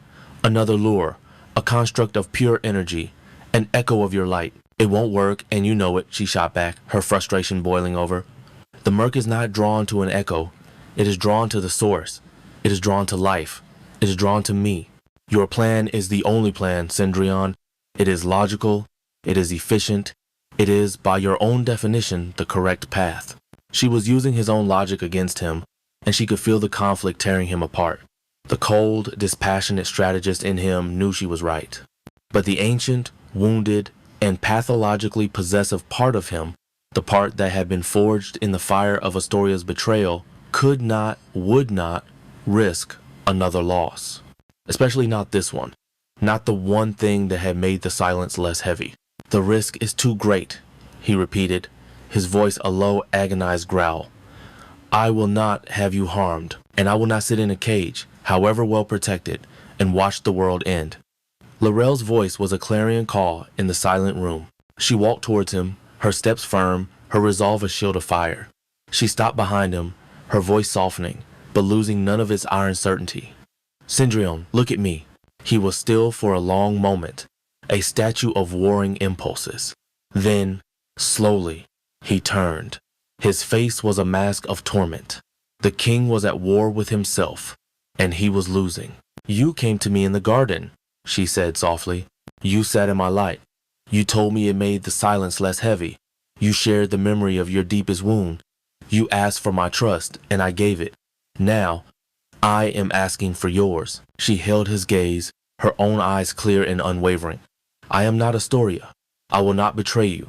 And I am not a fragile flower to be kept under glass, to be protected until the frost claims me. I am a soldier in this war now, your soldier, and you must allow me to fight. Her words were a direct assault on the very foundations of the fortress he had built around his soul. He had asked for her trust, and she was now demanding his in return. Not the trust of a king in his subject, but the trust of one partner to another, the trust to let her walk into danger, the trust to let her risk herself for their shared survival. You don't understand the danger, he whispered, his voice almost a plea. It was the first time she had ever heard him plead for anything. If it touches you, then it touches me, she finished for him, her voice absolute. But I will not let it. My light held it back once. It will hold it back again. You created the trap. I will be the lure. It is the only way. You know it is. She could see the battle raging in his eyes. The strategist versus the survivor. The king versus the wounded man. Logic versus fear. For an eternity, he seemed to waver, the fate of his entire reality hanging on his decision. He looked from her face, so full of a fire and a resolve that was both terrifying and magnificent, to the stars beyond the crystal dome, a reminder of the world he had lost through a misplaced trust. Finally, with a shudder that seemed to run through the very stone of the observatory, a decision was made. The strategist won. The king asserted himself over the man. But the price of that victory was etched in the new deep lines of pain on his pale face. Very well, he conceded, the words sounding like they were being physically torn from him. He had agreed to the logic. He had agreed to her role. He had agreed to let her face the storm. But he was Cendrillon. He was the king of Ash. And he would not do so without his own conditions. He would not do so without placing his own final, possessive mark upon the plan. He glided closer, his face a mask of grim, terrible resolve. You will do as you say. You will be the beacon. You will draw the enemy to our killing ground. But you will not do so alone, and you will not do so unprotected. He reached out, not to her forehead this time, but to her hand, the one that bore the dark, thorny mark of the umbral conquered. His grip was ice cold, but it was not the grip of ownership. It was the grip of a smith about to forge a weapon. I will place a ward upon you, he declared, his voice a low, dangerous hum of power. A final contingency, a piece of my own essence, woven into the fabric of your soul. It will not be a chain. It will be a shield, but it will also be a tether, a connection between us that is absolute. If your light should begin to fade, if the murk should breach your defenses, if the worst should come to pass, he paused, and his eyes glowed with a cold, terrifying, and utterly protective fire. It was the fire of a dragon guarding its hoard, the fire of a god promising vengeance upon anything that would dare to harm his most sacred object. I will know, he finished, his voice a promise of absolute cosmic retribution, and I will come, and I will unmake not just the murk, but the very stars from the sky before I allow it to extinguish you. He was agreeing to her plan, but on his terms. She would be the bait, yes, but she would be a bait attached to a divine, possessive, and apocalyptically powerful leash. He was giving her his trust, but he was also branding her with his ultimate protection, his final claim. Lyrel looked at his hand on hers, at the promise of this new, deeper, and more terrifying connection between them. It was a compromise born of desperation, a strategy forged in the fire of their shared, broken reality. It was not the plan she would have chosen, but it was the only plan they had. She met his gaze, her own resolve as hard and as clear as the crystal dome above them. She gave a single, firm nod. Agreed. The final plan was set. The dance on the chessboard was about to reach its endgame, and in the silent, starlit observatory at the top of a dying world, the Queen of Light and the King of Ash prepared to face the end together. Chapter 21. The Prophecy in the Diary. The quiet before the final battle was a strange and terrible thing. It was a silent stretched taut, a high, thin wire of anticipation thrumming through the very stones of Carthos. The fortress held its breath. The coming storm, the planned, deliberate invitation of the apocalypse into its own heart, was a secret known only to two beings. To the rest of the realm, there was only the creeping, existential dread of the Merc's advance and the unnerving, silent preparations of the king's legions. Lyrel felt the tension as a physical weight, a pressure behind her eyes, a cold knot in the pit of her stomach. She was the linchpin of the final, desperate plan. She was the beacon. She was the bait. And she was terrified. In the cycles that followed the forging of their grim alliance, she had tried to prepare. Cendrillon had retreated into a state of focused, silent energy, overseeing the fortification of the throne room, turning it into the celestial trap they would need. He did not visit her garden, The fragile truce of their shared solitude was over, replaced by the stark, functional reality of their military partnership. He had given her his trust, a thing more rare and more precious than any star, and now he was leaving her to her own preparations. He trusted her to be ready when the time came. But how did one prepare to become a living lighthouse for a world-eating horror? She could not practice. She could not drill. The act of unleashing her full power was a thing she could only do once, a final, desperate gambit. So she turned to the only preparation that remained to her. She turned to the diary. It was her last refuge, her last connection to a logic that was not Sindrian's cold, absolute order. Alara's book was a history, a warning, a lament, and somewhere in its faded, elegant script, Laurel felt with a certainty that was bone deep, there was a final secret. A final piece of the puzzle that she needed to understand before she walked to the top of the Grand Spire and offered her soul as a lure. She had to know how Ilara's story ended. She had to know if there was any hope beyond the grim calculus of their final plan. The library of the Alabaster Ward had become her entire world. The crystal shelves spiraled around her, their endless gray volumes a silent testament to Sindrian's sterile, ordered mind. But her focus was on the small island of chaos she had created on the floor. The worn brown leather of Alara's diary. The silvery, scratched-up surfaces of the metal trays that served as her notebooks. Her translation was nearly complete. She had deciphered the grammar, the syntax, the sorrowful, poetic cadence of her long-dead predecessor. Only the final pages remained. The script there was different, tighter, more rushed. The ink was fainter in places, as if the writer's hand had been trembling. It was the writing of a soul confronting its final, terrible truth. She worked with a focused, desperate intensity. The world outside, the impending battle, the fate of A Chroma, all of it faded into the background. There was only the text, the elegant alien symbols, and the slow, painstaking process of unlocking their meaning. She deciphered a phrase, the fulcrum of the worlds. Then another, a choice of flame. The words were poetic, prophetic, and deeply unsettling. They were not the words of a simple historian recording events. They were the words of a seer, a visionary, staring into the abyss of possibility. Her fingers traced the final lines on the last page. The script was almost a scrawl, the ink smudged in one corner as if by a tear that had fallen long ago. There were two symbols here that she had not seen before, symbols that were not in any of Sindrian's official lexicons. They were complex, balanced, and utterly fundamental. One was a circle, half dark, half light, but with a single, sharp line, a sword, cutting it in two. The other was the same circle, but with the two halves flowing into each other. A gentle serpentine curve connecting them, a symbol of union, destruction, and union. She stared at the two symbols, her mind racing. They were a choice, a bifurcation, a path that split in two. She looked back at the words she had managed to translate. She saw the name of the king. She saw the word for the Concord. She saw a word that meant both freedom and severance. And she saw another word, a beautiful, complex word that seemed to mean rebirth, renewal, the dawn. With a deep, shuddering breath, she put the pieces together. The final prophecy. The last will and testament of Queen Alara of the Argent Realm.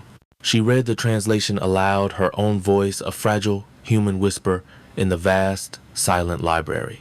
Hear this, my sister who is yet to come, my queen of light who will walk this path of ash after me. The concord you have sworn is more than a chain. It is a key. Your fire, your essence of life, is the one force in this universe that can resonate with the broken heart of the Nidus. The one power that can touch the core of the Ashen King's being. And upon the day of the great crucible, when all seems lost and the shadows gather, you will be brought to the fulcrum. You will be given a choice. L'Oreal's heart hammered against her ribs. This was not a history. This was a message, sent across the gulf of eons directly to her. She continued to read. The first path is the path of justice, the path of freedom. Your light can be honed into a blade.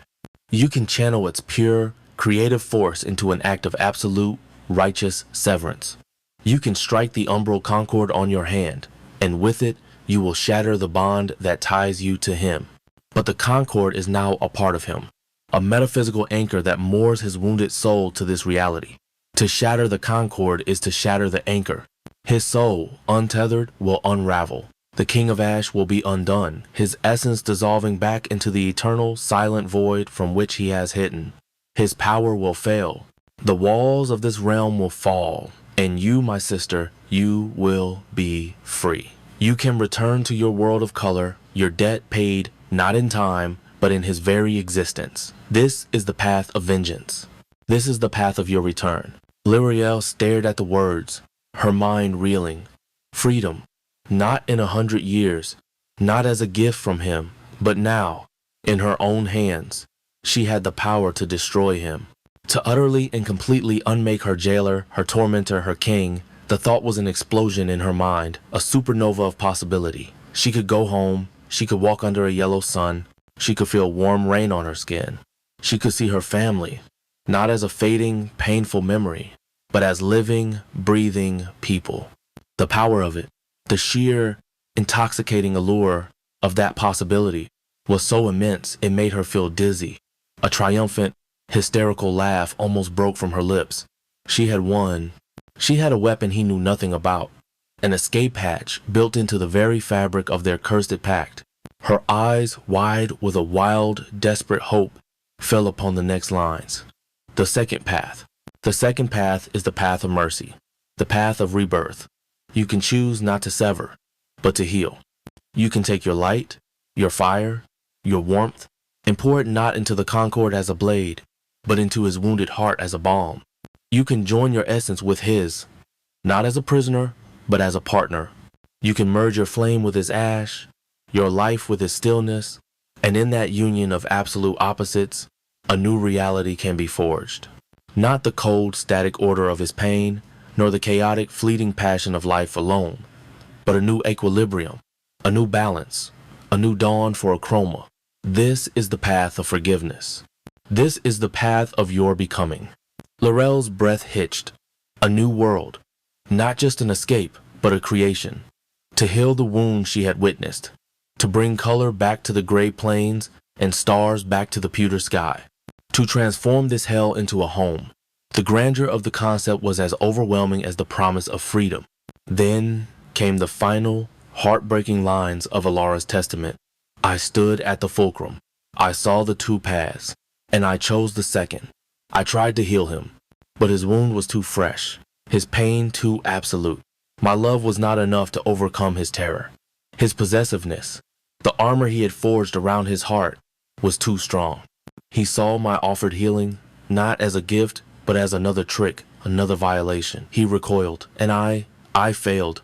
My light was not strong enough. The choice was lost to me. May your flame, sister, burn brighter than mine. Lyrael let the diary fall into her lap. The weight of Alara's sorrow, her failure, settled upon her like a physical shroud. She understood now. Alara had not been a victim who had simply faded away. She had been a warrior who had fought and lost a battle of the soul. She had tried to save him and had been rebuffed, her power insufficient to penetrate the fortress of his pain. But Lorelli's situation was different. Cendrillon was different now. Eons had passed. The wound, while still open, was ancient, and he had, in his own desperate way, begun to lower his defenses. He had led her into his garden. He had shared his memory. He had asked for her trust. The Cendrillon of today was not the same Cendrillon who had rejected Alara's love. He was a being on the precipice, a being whose entire reality was crumbling. He was a being who had finally, terrifyingly admitted that he needed her. The full, staggering weight of the choice that now lay before her descended. It was a choice of cosmic significance, a choice that would determine the fate of a god in his entire universe. And it was her choice alone to make. Her mind, her heart, her very soul became a battlefield. Two warring armies clashed within her, their banners stark and absolute. Freedom. The word was a song, a prayer, a desperate, yearning cry. The path of justice. The path of vengeance. She thought of her first days in the ward, the crushing despair, the absolute loneliness. She thought of his cold, clinical pronouncements, his dismissal of her as a decoration, a pretty object to amuse him. She thought of his terrifying jealousy, his violation of her dreams, his obscene threat to scour her soul of her own past, to turn her memories of her family into gray, lifeless statues. The memory of that threat still sent a shiver of pure, primal terror through her. He had planned to unmake her for his own comfort. Did such a being not deserve to be unmade himself? The umbral concord on the back of her hand seemed to throb with a cold, dark energy. She could feel it, the connection, the key. She could feel how her light, her living essence, could be focused into a point of pure, positive energy that would annihilate the negative, contractual darkness of the pact. It would be easy, a single act of will, a focused burst of the very power he had caged. She would strike the chain, and the chain would shatter, and in shattering, it would destroy the man who had forged it. It would be justice, it would be retribution. She could walk away from this nightmare, back to the sun, back to the rain, back to a world where flowers grew without needing tears to water them. She could be Lyra Vance again, free and whole. The allure of it was a physical hunger, a deep, gnawing ache for a life that had been stolen from her. But then, the other army advanced. Its banner was not of freedom, but of a heavier, more complex thing: mercy. The memory of the starlit observatory rose in her mind. The image of Cendrillon, slumped and broken, his soul flayed open for her to see.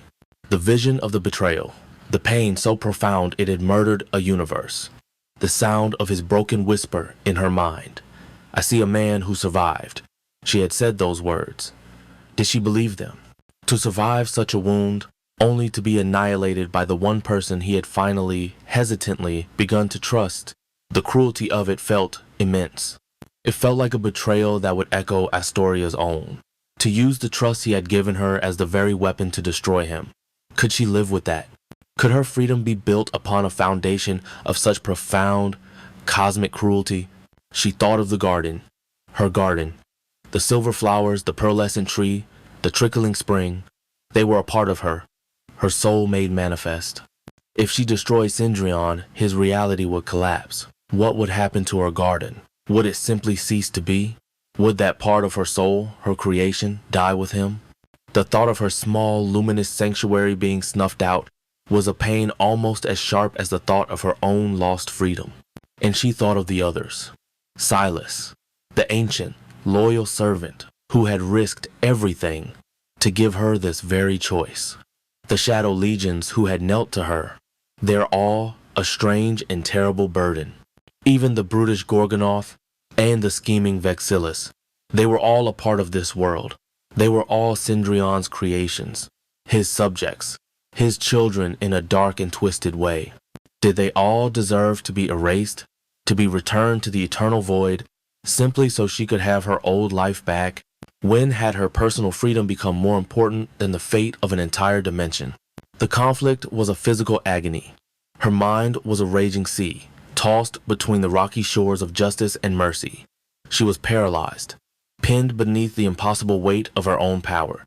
To choose freedom felt selfish, a betrayal of the empathy that was at the core of her being. To choose mercy felt like a surrender, a final acceptance of her role in his world, a closing of the door forever on the life she had lost. It felt, her rational mind screamed at her, like the ultimate act of Stockholm Syndrome, to choose to save the monster who had caged you. Elara had failed because her love was not enough to overcome his fear. Lyra looked into her own heart and found she did not know what was there. Was it love? Or was it just a profound, dangerous, and world-altering pity? Could a new world be built on pity alone? Could she truly merge her soul with her light with his ash, and not be consumed by it? To choose the second path was a gamble of terrifying proportions. It was a leap into an unknown reality, a hope for a new dawn that might never come. To choose the first path was a certainty, a terrible, destructive, but clean certainty. Freedom. She was trapped, utterly, completely trapped, not by his walls, but by the very nature of her own heart. She held the fate of a god in her hands, and she did not know what to do. She looked at the thorny sigil on her hand, the symbol of her enslavement. She thought of the luminous, living flower in her garden, the symbol of her creative power. The two forces warred within her, a silent, cosmic battle for the future of her soul. And then she heard it. It was not a sound in her mind. It was a real, physical sound, a sound so alien in the silence of Carthos that it seemed to tear through the very fabric of the air. It was a low, deep, and resonant blast, a note of profound and terrible portent. It echoed through the stone of the fortress, a vibration that she felt in her bones, in her teeth. It was a sound of summons, a call to arms, a war horn. The sound of it, vast and lonely and full of a grim finality, reverberated through the silent halls of Carthos. It was the signal. The trap was set. The final plan was in motion. It was time. It was time to go to the Grand Spire. It was time to become the beacon. It was time to face the murk. It was time to make a choice. Lirael stood up, the diary slipping from her lap and falling to the floor with a soft thud. Her face was a mask of pure, agonizing turmoil. The horn sounded again, a long, mournful blast that seemed to be calling her name. She stood frozen in the center of her silent, crystal library, the weight of two universes resting on her shoulders. The path to her freedom lay clear before her. The path to a new world lay beside it. And she had to choose. Now, she had to walk out of this room and to the spire, and the intent she carried in her heart, the choice she made in the next few moments, would determine everything. She closed her eyes, the sound of the war horn echoing the frantic, terrified beating of her own heart. Justice or mercy, destruction or rebirth, freedom or forgiveness. The fulcrum was here. The time was now. Chapter 22, Battle for Carthos. The final mournful note of the war horn died, and in its place, a new silence descended upon Carthos. It was not the profound, eternal silence of the king's order, but the sharp, indrawn breath of a world braced for impact. Upon the highest ramparts of the fortress, Lirael stood, a lone figure of pale mortality, against the bruised, pewter sky. The wind, Cendrion's cold breath, tore at her simple gray gown, whipping her hair across her face, but she did not feel it. Her senses were stretched, taut, focused on the eastern horizon, on the creeping, gangrenous stain that was the vanguard of the murk. Her choice, the terrible, magnificent weight of her own agency, was a hard, cold stone in her heart. Justice or mercy, freedom or forgiveness. The answer was a ghost she had not yet been able to grasp. And now, time was up. From her vantage point, she could see the full, terrible majesty of Cendrion's war machine. The legions of Carthos, a silent, black ocean of shadow and obsidian, had arranged themselves in perfect geometric formations upon the ashen plains before the fortress gates. They were a vision of absolute, disciplined dread, an army that had stood unconquered for eons. They held their great swords of solidified darkness at a perfect, uniform angle. Their collective will was a palpable thing, a psychic wall of pure, unyielding order pushed out against the encroaching chaos. There were no shouts, no battle cries. There was only the silent, grim readiness of an eternal army preparing to defend its eternal king. The murk did not charge, it did not rush, it advanced. It was a tide of ultimate entropy, a slow-motion tsunami of greasy, greenish-gray sludge that consumed the very concept of the ground it covered. The gray ash of the plains did not get covered by the ooze.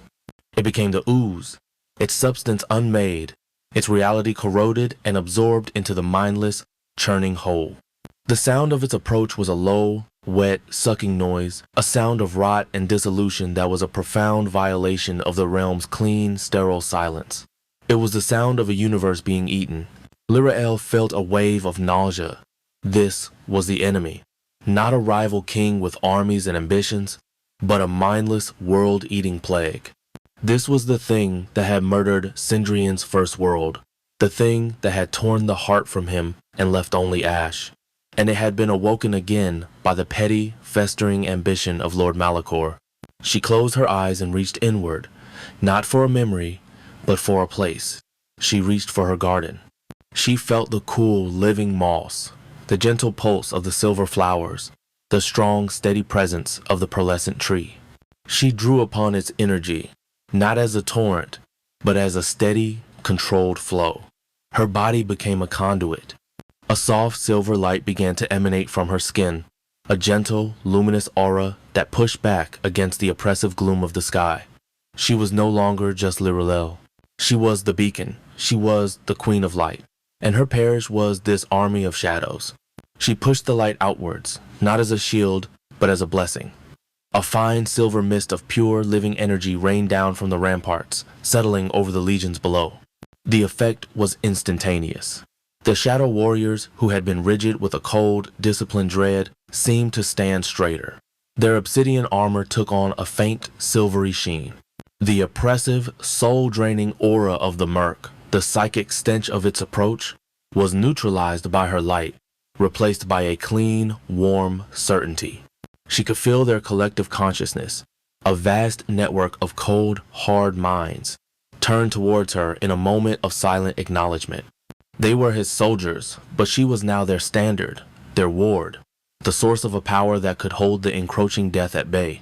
And then she saw him, a figure of absolute darkness moving through the ranks of his soldiers. Cendrillon. He was on the field, on the front lines, a king who would not ask his men to face a horror he would not face himself. He did not walk. He glided, a ghost of pure, annihilating order, his shadowy armor seeming to absorb the very concept of light around him. In his hand, he held a blade that was not a blade.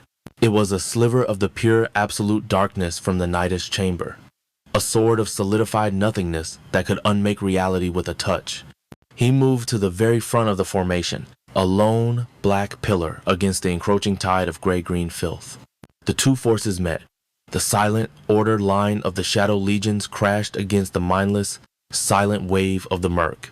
It was a battle of pure concepts.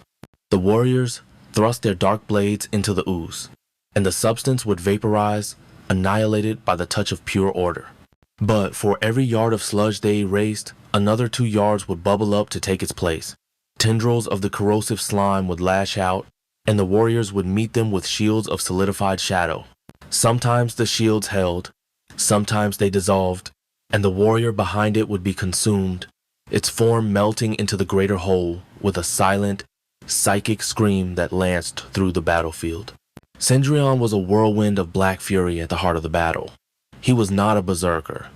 His movements were precise, economical, and utterly lethal. He was a surgeon excising a cancer. He would glide through the chaos, his dark blade a scalpel of pure oblivion, and wherever it passed, the murk ceased to be. He would point a finger, and a line of the ooze would simply vanish, erased from existence. He was magnificent. He was terrible. He was a god of death fighting to protect his world from a greater, more mindless death. From her perch, Lirelel did what she could. She became a triage nurse for an army of demons. She focused her light, sending beams of pure, silver energy to the places where the line was weakest. Where a warrior was touched by the murk's corruption, a flash of her light would halt the decay, reordering the warrior's dissolving form, knitting its shadow flesh back together.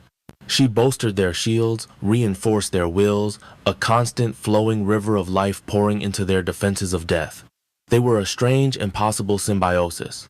His power to destroy, her power to preserve, both locked in a desperate, grinding battle against the ultimate entropy. They were holding, just. But the murk was endless. It was an ocean, and they were a small black island being slowly eroded by its tide. For every tendril they annihilated, 10 more would lash out. For every soldier she saved, another would be consumed. The sheer, mindless, inexhaustible nature of the enemy was beginning to take its toll. The Shadow Legions were infinite in their discipline, but they were not infinite in their number. And the murk was. It was then that the true enemy revealed himself. The chaos of the battle shifted. A great, boiling wave of the viscous ooze surged forward, but it did not attack the line. It rose upwards, like a monstrous foul tsunami, and from its crest a new form began to emerge. It was a thing of nightmare, a monstrous perversion of a form she had seen in her mind. It was Lord Malachor, but the elegant, arachnid schemer was gone. He had been remade by the very chaos he had unleashed. His form was now immense, a grotesque fusion of his own slender, spider-like body and the bubbling, corrosive substance of the murk. He was a towering horror of weeping, gray-green sludge and sharp, chitinous black limbs. His narrow, pale face, a mask of triumphant insanity, set atop this monstrous new body. He wept the murk from his joints. His once silky robes were now tattered streamers of decaying reality.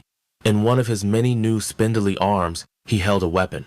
It was a long, cruel-looking spear, but its shaft was made of a dark, oily wood that seemed to twist and writhe, and its tip was not metal or stone.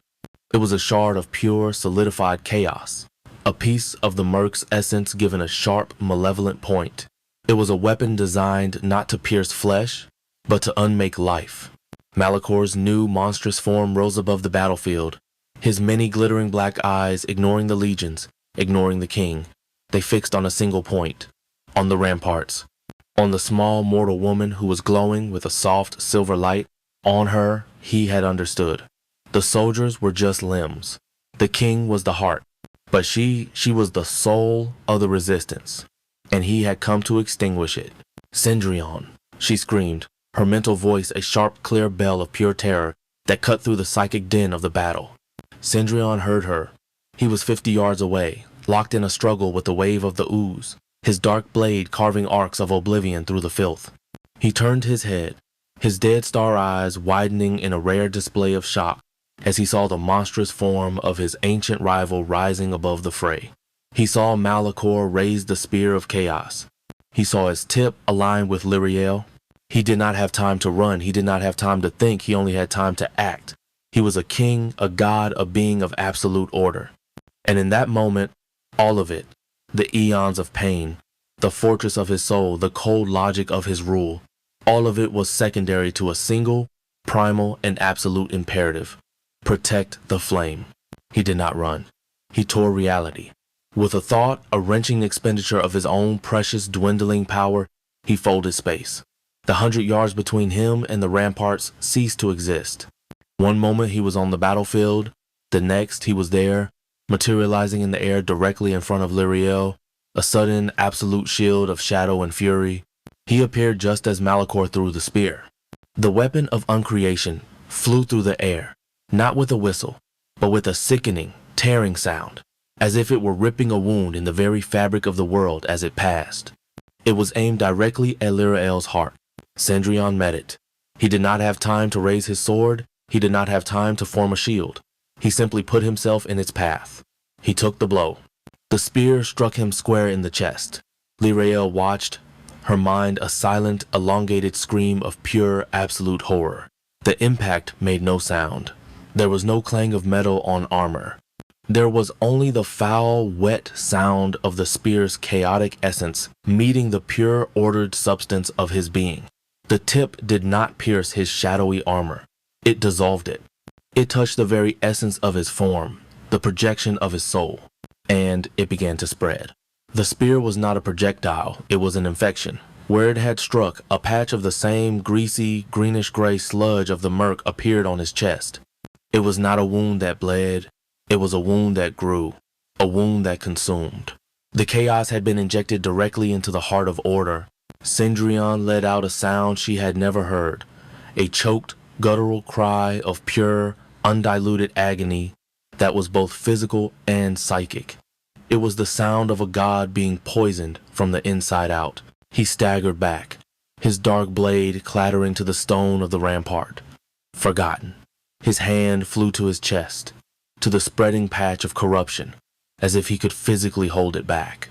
The perfect, absolute black of his form was being eaten away, the edges turning a sick, oily gray. He was being unmade.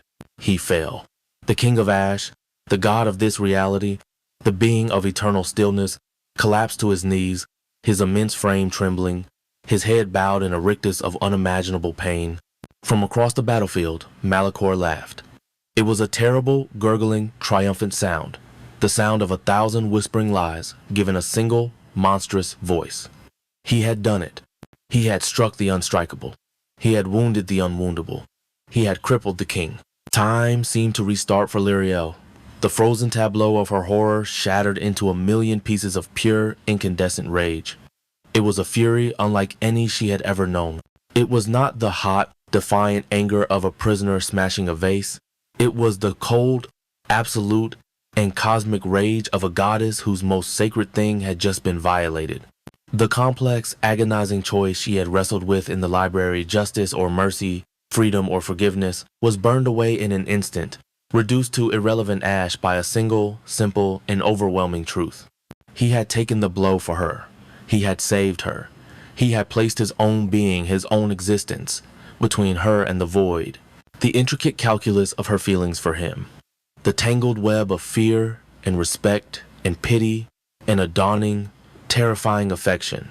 All of it coalesced into a single, burning point of absolute, undeniable certainty. He was hers, not her possession, not her king, hers. And that thing, that monstrous, laughing filth, had hurt him. Number. The word was not spoken. It was not thought. It was a pure, primal, and absolute declaration of will. It was a force of nature. The soft, gentle, silver light that had been flowing from her, the light of preservation and healing, changed. It was no longer a gentle mist. It exploded. A wave of pure, white-hot, celestial fire erupted from her in a silent, expanding nova. It was not the gentle light of her garden. It was the light of a sun being born. It was the raw, untempered power of life itself, weaponized by a will that had just been forged in the fires of love and rage. The wave of light slammed into the battlefield. It did not just push the murk back. It annihilated it.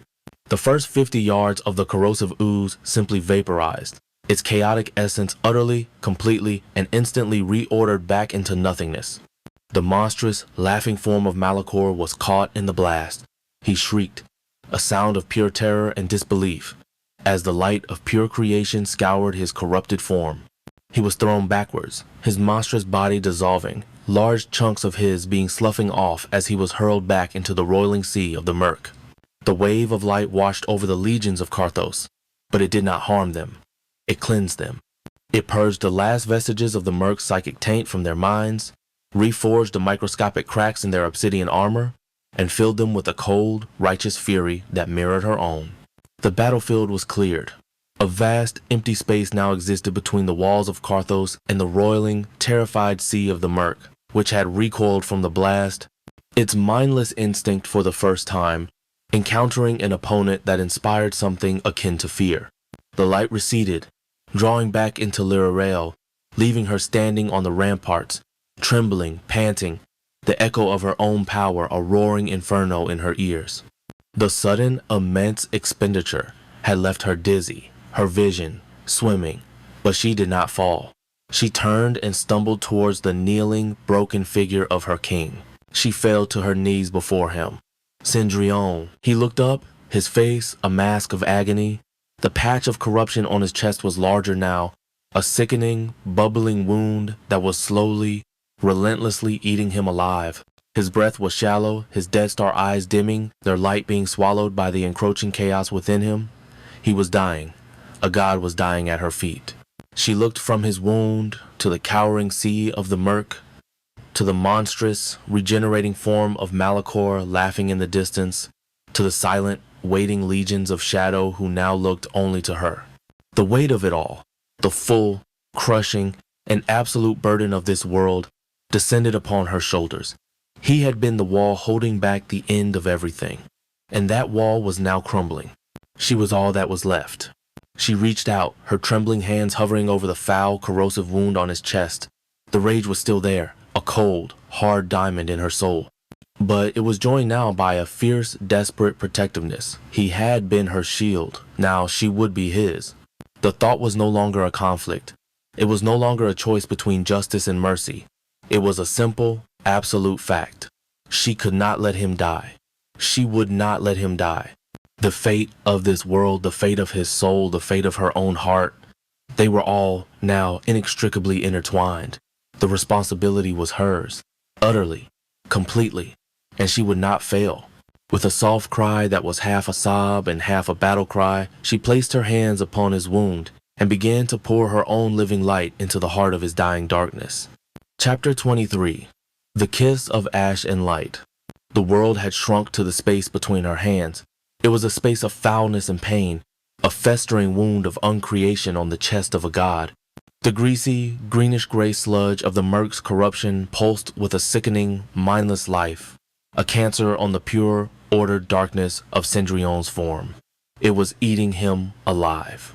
Literally could feel the chaos of it, a psychic stench of absolute entropy that sought to unmake everything it touched. She knelt before him on the cold stone of the rampart, a queen before her fallen king, and poured her own essence into his wound. It was a battle of concepts at the most fundamental level. Her touch, infused with the gentle silver light of her garden, was a force of pure, ordered life. It met the corrosive chaos of the murk, and the two forces annihilated each other in a silent, violent sizzle. Her light was a clean, silver fire trying to cauterize a wound that was actively fighting back. The murk's poison would recede an inch, its foul substance flaking away into harmless dust under the onslaught of her power.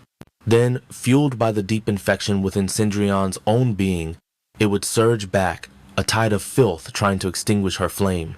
Pain lanced through her own mind, a psychic backlash from the struggle.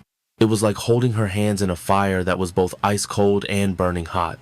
Every particle of her being screamed at her to pull away, to save herself from the agony of this contact. But she did not. She held her ground, her jaw clenched, her entire focus narrowed to this single, desperate task. She was a physician fighting a plague, a gardener trying to tear out a poisoned root that had grown into the very heart of the world tree. It is not enough. His voice was a broken whisper in her mind, a thread of sound nearly lost in the storm of his own agony. He was on his knees, his great frame trembling, his head bowed. He could feel her light, a warm, clean intrusion in the spreading cold of his own dissolution. He could feel it fighting, and he could feel it failing. The infection was too deep. The poison was in his very soul. Lyriel knew he was right. She was pouring her own energy into a black hole of chaos. It was a battle of attrition, and the murk was infinite. She needed more. She closed her eyes, shutting out the sight of his pain, and reached with her mind. She cast a line back to her sanctuary, back to the alabaster ward. She felt the connection, a silver thread of will stretching across the miles of tormented stone. She felt her garden. She felt the pearlescent tree, its roots now deep in the soil of her own making. She felt every luminous flower, every chiming bell, every living vine. They were a part of her, a reservoir of the very power she was now expending. She drew upon them. She pulled. The energy that answered her call was a torrent. It surged along the silver thread, a river of pure, living light pouring into her. The garden, her small sanctuary, gave her its all. She felt the flowers dim, the tree tremble, as their collective life force flowed into her, their conduit. The power that flooded her was immense, a roaring furnace of creation that made her small, mortal body feel as if it would be torn apart. The silver aura around her intensified, no longer a soft glow but a blazing celestial fire. Her eyes, when she opened them, were solid orbs of pure, white-hot starlight. She pushed this new amplified power into his wound. The effect was immediate. The sizzle of the battle intensified. The silver fire of her essence, now a roaring forge against the murk's filth. The spreading stain of corruption began to shrink. The greasy ooze hissed and vaporized under the sheer focused pressure of her will, the clean, dark substance of his being reforming underneath. She was winning, she was pushing it back, but the cost was immense. She felt as if her own soul was being unraveled, used as fuel for this celestial fire. She could feel the garden weakening, its life being drained to feed this desperate battle. She could hold it for minutes, perhaps, but the poison was rooted in the very core of him. To cleanse it completely would take more than she had. It would take more than the garden had. He felt the shift. He felt the tide of her power turn the battle, and he felt the immense, self-destructive cost of it to her. He lifted his head, his face a mask of agony and a new, terrible conflict. He was being saved, but the price was the destruction of the very thing that was saving him. He could feel her light, her beautiful, impossible light, burning itself out to save him. "Stop!" he commanded, his mental voice a raw cry of protest. You will destroy yourself, Lirel. You will burn your own soul to ash. I will not let you die. She shot back, her thought a sharp, defiant blade of light. She held her hand steady, the pain a symphony of agony, her resolve an unbreakable shield. My existence is not worth the price of yours, he gasped, the sentiment so alien to his own nature that the very thought seemed to cause him physical pain. For eons, his existence had been the only thing of worth. But watching her immolate herself for his sake, it was a violation of a new and terrifying principle he was only just beginning to understand. The value of the flame was greater than the value of the vessel it warmed. He looked at her face, which was now pale and strained, beads of luminous sweat on her brow. He saw the absolute, unwavering determination in her glowing eyes. She would not stop. She would fight until she was a husk, until her garden was a desert, until her light was a forgotten memory. She would die for him. And the thought was a horror greater than the poison of the murk itself. A memory surfaced, unbidden, in the maelstrom of his pain. A line from the diary she had left open in her library, a diary he had read with his omnipresent senses while she slept, a line from the ghost of his last queen. I sought to bring equilibrium, but I was but a drop of water, and he was the ocean of his own despair. Ilara had tried to heal him with a touch, with an offer of love. He had rejected it, but Liriel, she was not offering. She was fighting. She was waging a war inside his very soul. And another memory. The night of the storm, her hand on his shoulder, the impossible, miraculous peace that had followed. A simple touch had calmed the tempest of his mind. What would a deeper touch do? A connection not of a hand to a shoulder, but of a soul to a soul. He looked at the battle raging on his chest, at her pure, ordered light, fighting a losing war against the mindless, endless chaos. It was a battle of attrition. But what if it did not have to be? What if it was not about overwhelming the chaos, but about redefining the very nature of the battlefield? He needed to tell her. He needed to make her understand. A new kind of vulnerability, a surrender of pride so complete it was a form of suicide for a being like him, rose in his throat. Lirele. His voice was a broken whisper, thick with a pain that was no longer just from the wound, but from the confession he was about to make. What you are doing, it is a frontal assault. You are fighting an ocean by throwing stones into it. The power of the murk is chaos. Its strength is its mindlessness, its lack of form. Your power is life. It is order. It is connection. He struggled to find the words, to articulate a concept he had spent millennia avoiding. When you touched me in my chambers during the storm, your touch did not destroy the nightmare. It harmonized it. It introduced a new frequency, a new possibility. It did not fight the darkness. It gave the darkness something to hold on to, a balance. He looked at her, his eyes, dimming with pain but blazing with a new desperate understanding, pleading with her. This wound, it is not just a murk. It is the echo of the betrayal. It is a place where my own order was shattered, where a void was created. You are trying to fill that void with your own light. It is too vast. It will drain you completely. You cannot fill the void, my flame. You must seal it from the inside. Lirele heard his words through the roaring inferno of her own effort. The logic of it, the terrible, beautiful, and intimate logic of it, cut through the pain. She was trying to pour herself into him. But he was saying she needed to merge with him, not just her power, her essence. She needed to do what Alara had tried and failed to do. She needed to forge a new equilibrium, not just in the world, but in him. She remembered the two symbols from the end of Ilara's diary, the sword of severance and the serpent of union. Her choice had come, but not as a calm, philosophical decision on the fulcrum. It had come here, now, in the heart of battle, with the fate of everything resting on a single, desperate act of faith. She looked into his eyes, and she saw the truth. She saw the terror of what he was asking, and the absolute certainty that it was their only hope. He was asking her to perform the ultimate rite of trust, to touch his broken soul not just with her hands, but with her own. Her decision was made in the space of a single, frantic heartbeat. To continue this fight was a slow, certain death for them both.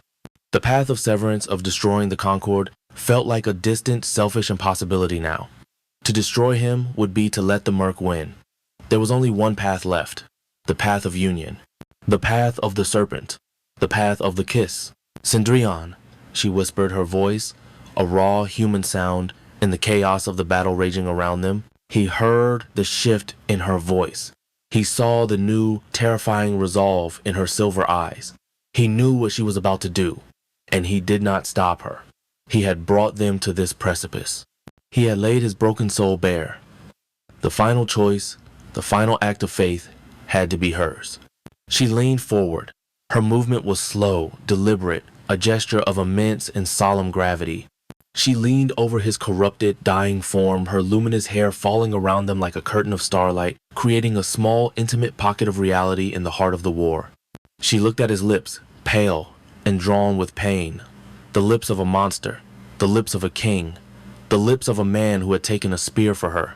She closed her eyes and pressed her mouth to his. The universe ended and was reborn. It was not a kiss of passion. It was not a kiss of romance.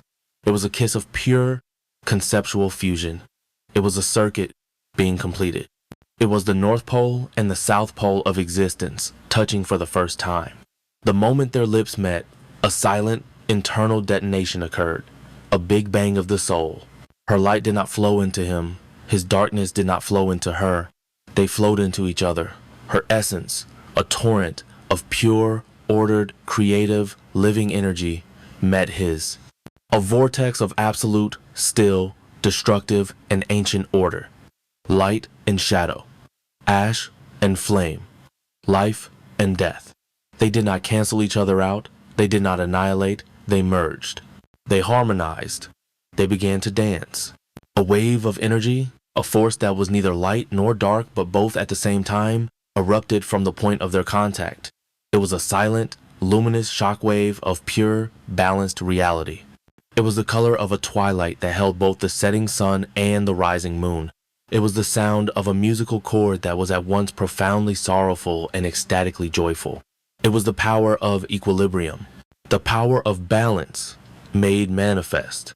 The wave of twilight energy washed over Cendrillon first. The effect was not a healing. It was a remaking. The foul, corrosive poison of the Merc had no defense against this new, balanced power. Chaos cannot exist in the presence of perfect harmony. The greenish-gray sludge did not just dissolve. It was rewritten. Its very nature was unmade, and then reformed into the clean, pure, dark substance of his own being. The wound, the gaping, suppurating hole in his soul, closed.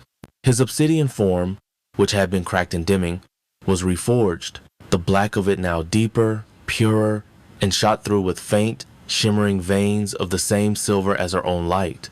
The Dead Star eyes, when they opened again behind his closed lids, were no longer just swirling voids of gray. They were night skies that now held their own constellations. He was not just healed, he was made whole. The shockwave did not stop with him. It expanded outwards from the rampart in a silent, perfect, ever-widening circle. It washed over the legions of Carthos.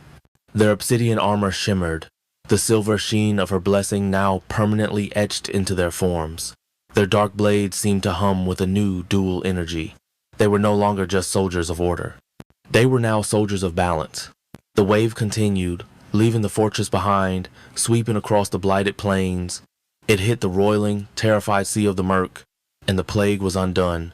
The corrosive ooze, the mindless chaos, it all solidified, hardened, and then crumbled into a fine, nutrient-rich, dark soil. The stench of decay was replaced by the clean, sweet smell of petrichor, the scent of rain on dry earth. Where there had been a wasteland of uncreation, there was now a vast, fertile plain waiting for life. The wave continued its journey, a silent, inexorable tide of healing, washing over the entirety of A Chroma. And in the Alabaster Ward, miles away, a final miracle occurred. The wave of twilight energy, born from the kiss, swept through the white, sterile chambers, and the garden, her garden, the one that had given his all and was now a place of dimming flowers, and a trembling tree, received the echo of its own power, magnified 1,000-fold. It exploded into life. The crystal plants, the dead, beautiful sculptures that had defined the garden's original state, shattered. But they did not fall into lifeless shards. Each shard became a seed. The sterile quartz and crystal transformed, blooming into 1,000 different kinds of impossible living flowers. The garden erupted into a riot of color that A Chroma had not seen in 10,000 years. There were roses the color of deepest blood, their petals as soft as velvet. There were irises of a blue so deep it was like looking into the heart of the sky. There were lilies of a brilliant, joyful gold. The crystalline trees, the ones that had chimed with a cold, dead music, sprouted leaves of emerald and jade, their branches heavy with fruits of sapphire and ruby. The walls of the ward itself, the cold white alabaster, became veined with soft, living colors, the stone itself seeming to breathe. The entire cage, the entire prison, had been transformed by the power of their union into a paradise, a testament to the new reality they had just forged. Back on the ramparts, the wave of energy subsided, its work done. The world was quiet. The war was over. Lyriel slowly, gently, pulled back from the kiss. She opened her eyes and looked at him. He was whole, more than whole. He was transformed. The jagged, painful edges of his power were gone, smoothed into a new, deeper strength. The infinite emptiness in his eyes had been filled. He looked at her, and the look in his stormy, star-filled eyes was one of pure, unadulterated wonder. He lifted a hand, his fingers now laced with veins of silver light, and gently, reverently touched her cheek. His touch was no longer cold. It was cool, like the stone of a riverbed on a summer day. Lyriel, he whispered, his own voice, a real physical sound for the first time. It was a deep, resonant baritone, a voice of mountains and midnights and the vast, quiet spaces between the stars. It was a voice she had never heard, and a voice she had known forever. She smiled, a real, weary, but triumphant smile. Cendrillon, the monster, was gone. The king remained. But he was a new king, and she was his new queen. She looked out over the transformed plains, at the dark, fertile soil that now waited under a sky that was no longer a flat, pewter gray, but a deep, soft, twilight violet. She knew, with a certainty that was absolute, that nothing would ever be the same. The kiss of ash and light had not just ended a war. It had created a world. And it had confirmed, with a power that shook the foundations of reality, that their two souls, one of light, one of shadow, were not meant to be separate. They were meant to be a balance. They were meant to be one. Their union was not a chain, it was a genesis. Chapter 24. Before the storm. The world was quiet. The silence that followed the wave of twilight energy was a different substance from the crushing, empty silence that had defined A Chroma. This was a silence of completion, a silence of awe, a silence that hummed with the deep, resonant thrum of a world remade. From the high rampart of Carthos, Lyriel looked out upon a kingdom transformed. The greasy, corrosive sea of the murk had not just retreated, it had been undone. Where its foul tide had churned, there now lay a vast, dark plain of new soil, rich and fertile and full of a deep, sleeping potential. The sky above was no longer a flat, hopeless pewter. It was a deep, soft, and eternal twilight, the color of a bruised violet, and in its depths, the first faint silver stars of this new reality were beginning to prick their way into existence. The war was not over, but the battlefield had been consecrated. She knelt beside him, her body a fragile, trembling vessel, the echo of the immense power she had channeled still a roaring fire in her veins. Cendrillon was still on his knees, his head bowed, his hands resting on the cold stone before him. The terrible, growing wound on his chest was gone. The pure, absolute black of his form was restored, but it was a new kind of darkness. It was a living darkness, now shot through with millions of microscopic, shimmering veins of silver light, as if a constellation had been born beneath his skin. He slowly lifted his head, and his eyes met hers. The dead voids were gone, replaced by stormy, star-filled skies that held a universe of wonder and a pain so ancient it was barely comprehensible. He looked at her, And for the first time, she saw not a king, not a monster, not a jailer, but simply him. The being who had survived the death of a universe. The being she had just impossibly pulled back from the brink of a second annihilation. He raised a hand, his fingers laced with their new silver light, and gently touched the back of her own hand, the one that still bore the dark, thorny mark of the umbral concord. His touch was no longer the biting cold of a glacier. It was the cool, solid feel of deep, ancient stone. The Pact, the symbol of her enslavement, pulsed with a faint, confused energy under his touch, a relic of a former reality that no longer made sense. "It is done," he whispered, his real voice a resonant, physical sound that seemed to vibrate directly into her soul. "The murk is repulsed. Its heart is wounded. It will return," she replied, her own voice weary, drained but clear. "Malachor is still out there." "Yes," Cendrillon agreed, his gaze turned into the distant dark horizon. "The cancer has been put into remission, but the disease is not yet cured. But the board has been reset, and the pieces are now in a configuration he could never have anticipated." He looked back at her, his expression a complex, unreadable mask of awe, gratitude, and a possessiveness so profound it had been reborn as a kind of sacred reverence. "Because of you." He rose slowly to his feet, his new, whole form seeming to draw strength from the remade world around him. He pulled her up with a gentle, steady strength, his hands supporting her elbows as she swayed, her energy almost completely spent. "You are depleted. You have poured your very soul into the earth of this realm. You must rest. You must heal. The final battle is yet to come, but today the Queen has saved the kingdom." The journey back from the ramparts was a slow, surreal procession. As they descended into the heart of Carthos, the shadow legions, who had risen to their feet, parted before them. Every single warrior, from the mightiest brutish captain to the most ethereal shadow scout, knelt as they passed. They did not bow to Cendrillon. Their shadowed, inhuman heads were bowed to her. Their silent, collective respect was a heavy, invisible cloak that settled on her shoulders, a burden of loyalty she had never asked for but had now undeniably earned. The fortress itself felt different. The oppressive chill was lessened, the deep, humming dread replaced by a low, resonant thrum of gratitude. The very stones of Carthos, the very substance of Cendrillon's being, knew what she had done. It knew it owed its continued existence to her. He did not take her to the throne room or to his own Spartan chambers. He led her back to the alabaster ward, to her cage, to her sanctuary. As the great white door slid open, a wave of warmth and color and life washed over them, a stark, breathtaking contrast to the twilight violet of the world outside. The garden had not just been healed. It had been transfigured. It was a paradise, a riotous, impossible explosion of life that now filled the entire ward. The sterile white alabaster walls were now covered in creeping vines that bore flowers of sapphire and emerald. The crystalline chandelier overhead had been replaced by a great luminous sphere of soft, golden light, a miniature sun that cast a warm, gentle glow over everything. The air was thick with the scent of 1,000 different blossoms, a perfume of life so potent it was intoxicating. The floor was a carpet of soft, green moss, and the trickling spring was now a small, meandering brook that gurgled its happy, living song through the chambers.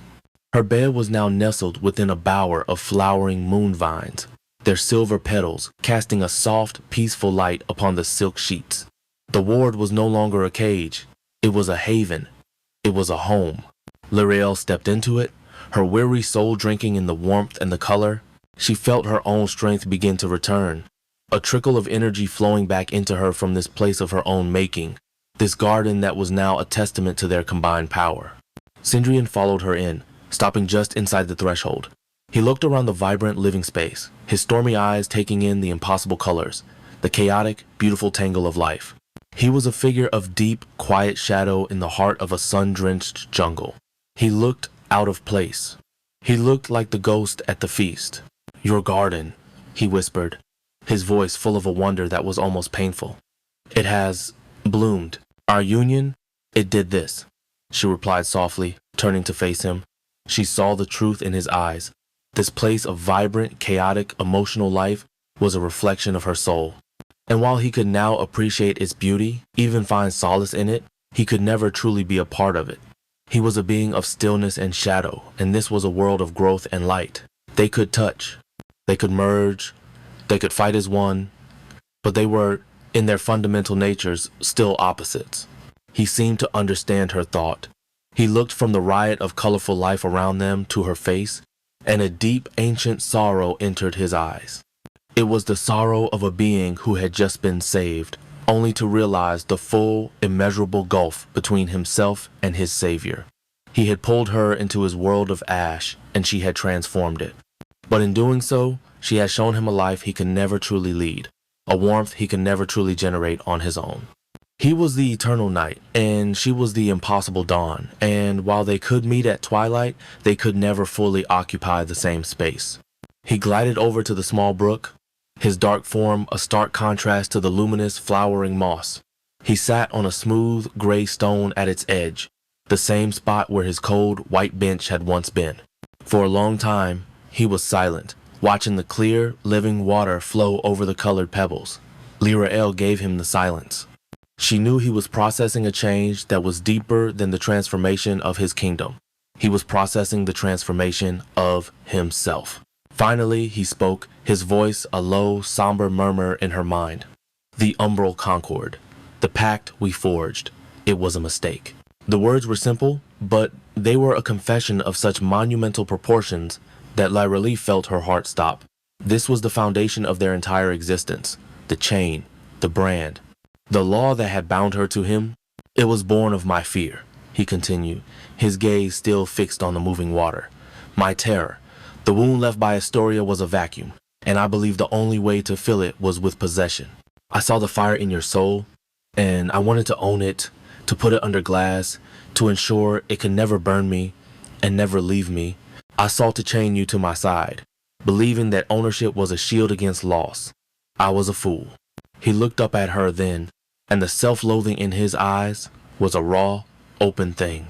It was the look of a being with an infinite capacity for reason finally turning that reason upon the irrationality of his own heart. I treated you as an object, a prize, a solution to my own eternal loneliness.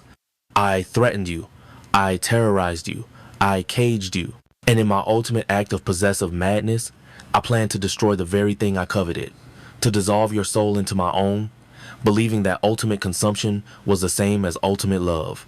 There is no excuse for what I have done. There is no apology vast enough to cover the sins I have committed against you.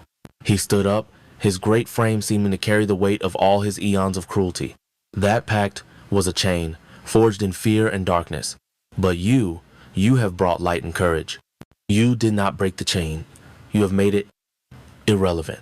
We are bound now, you and I, not by a contract of magic and blood, but by a shared act of creation. By a battle fought and won. By a choice you made to save me when you had every right, every reason to let me perish. He took a slow, deliberate step towards her.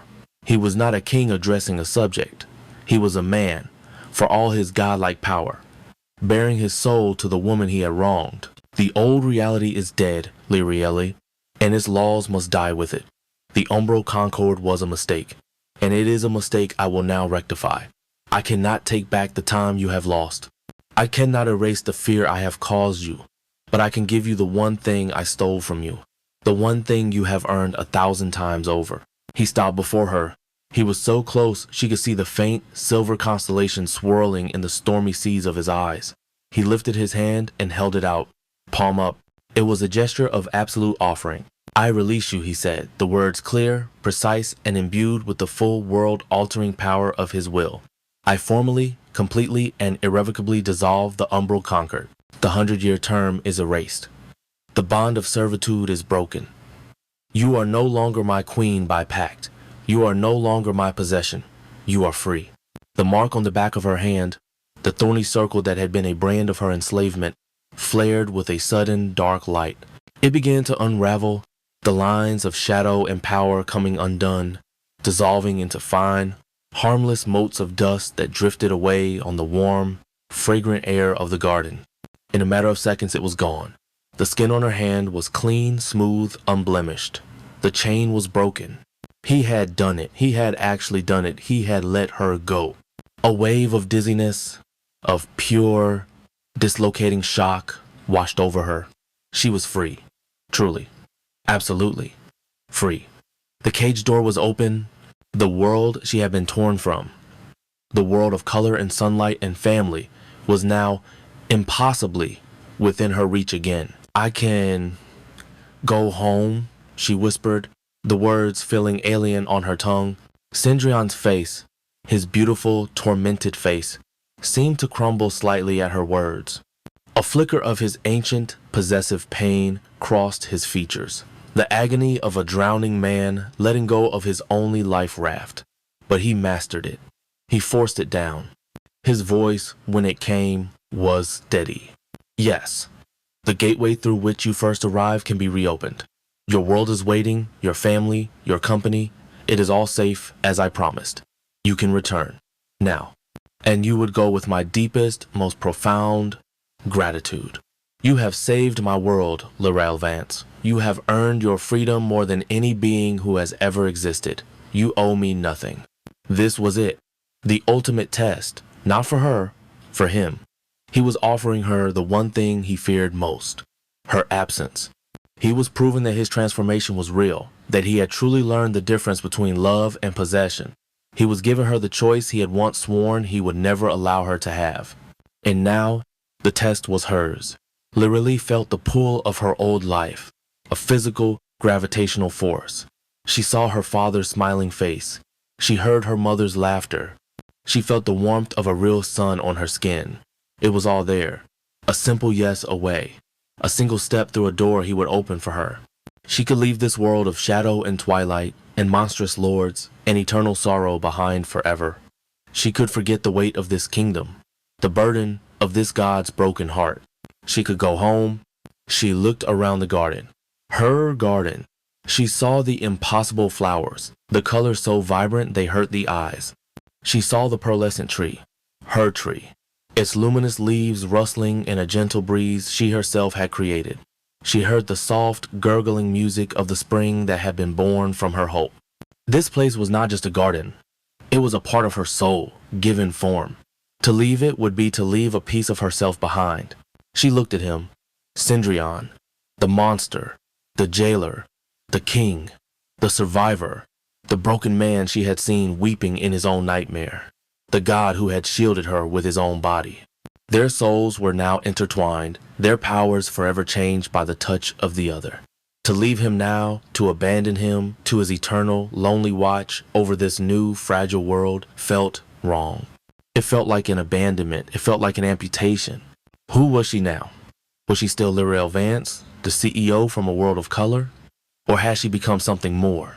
Had her trials, her pain, her impossible acts of creation forged her into someone new? Lorel of A Chroma, the Queen of Light, the woman who had stared into the abyss and had made it bloom? She realized, with a sudden, breathtaking clarity, that the concept of home was no longer a simple one. She had a home she had been born to, a place of warmth and memory. And she had a home she had created, a place of power and purpose and a strange, terrible, beautiful love. The choice was hers. Truly, finally, absolutely hers. Not a choice between justice and mercy, but a choice between two lives, two selves. She took a deep breath, the fragrant air of her garden filling her lungs. She looked at the man, the God, the king who stood before her, offering her the universe, offering her freedom, his heart in his eyes, his soul braced for the agony of her departure. She saw the eons of loneliness stretching before him, a vast and empty ocean. She reached out and took his hand, his cool, solid, newly whole hand. Her touch was a decision, a final answer. She looked into his stormy, starlit eyes, and she gave him a small, gentle smile. A smile that was not of a memory, but of the present. A smile that was just for him.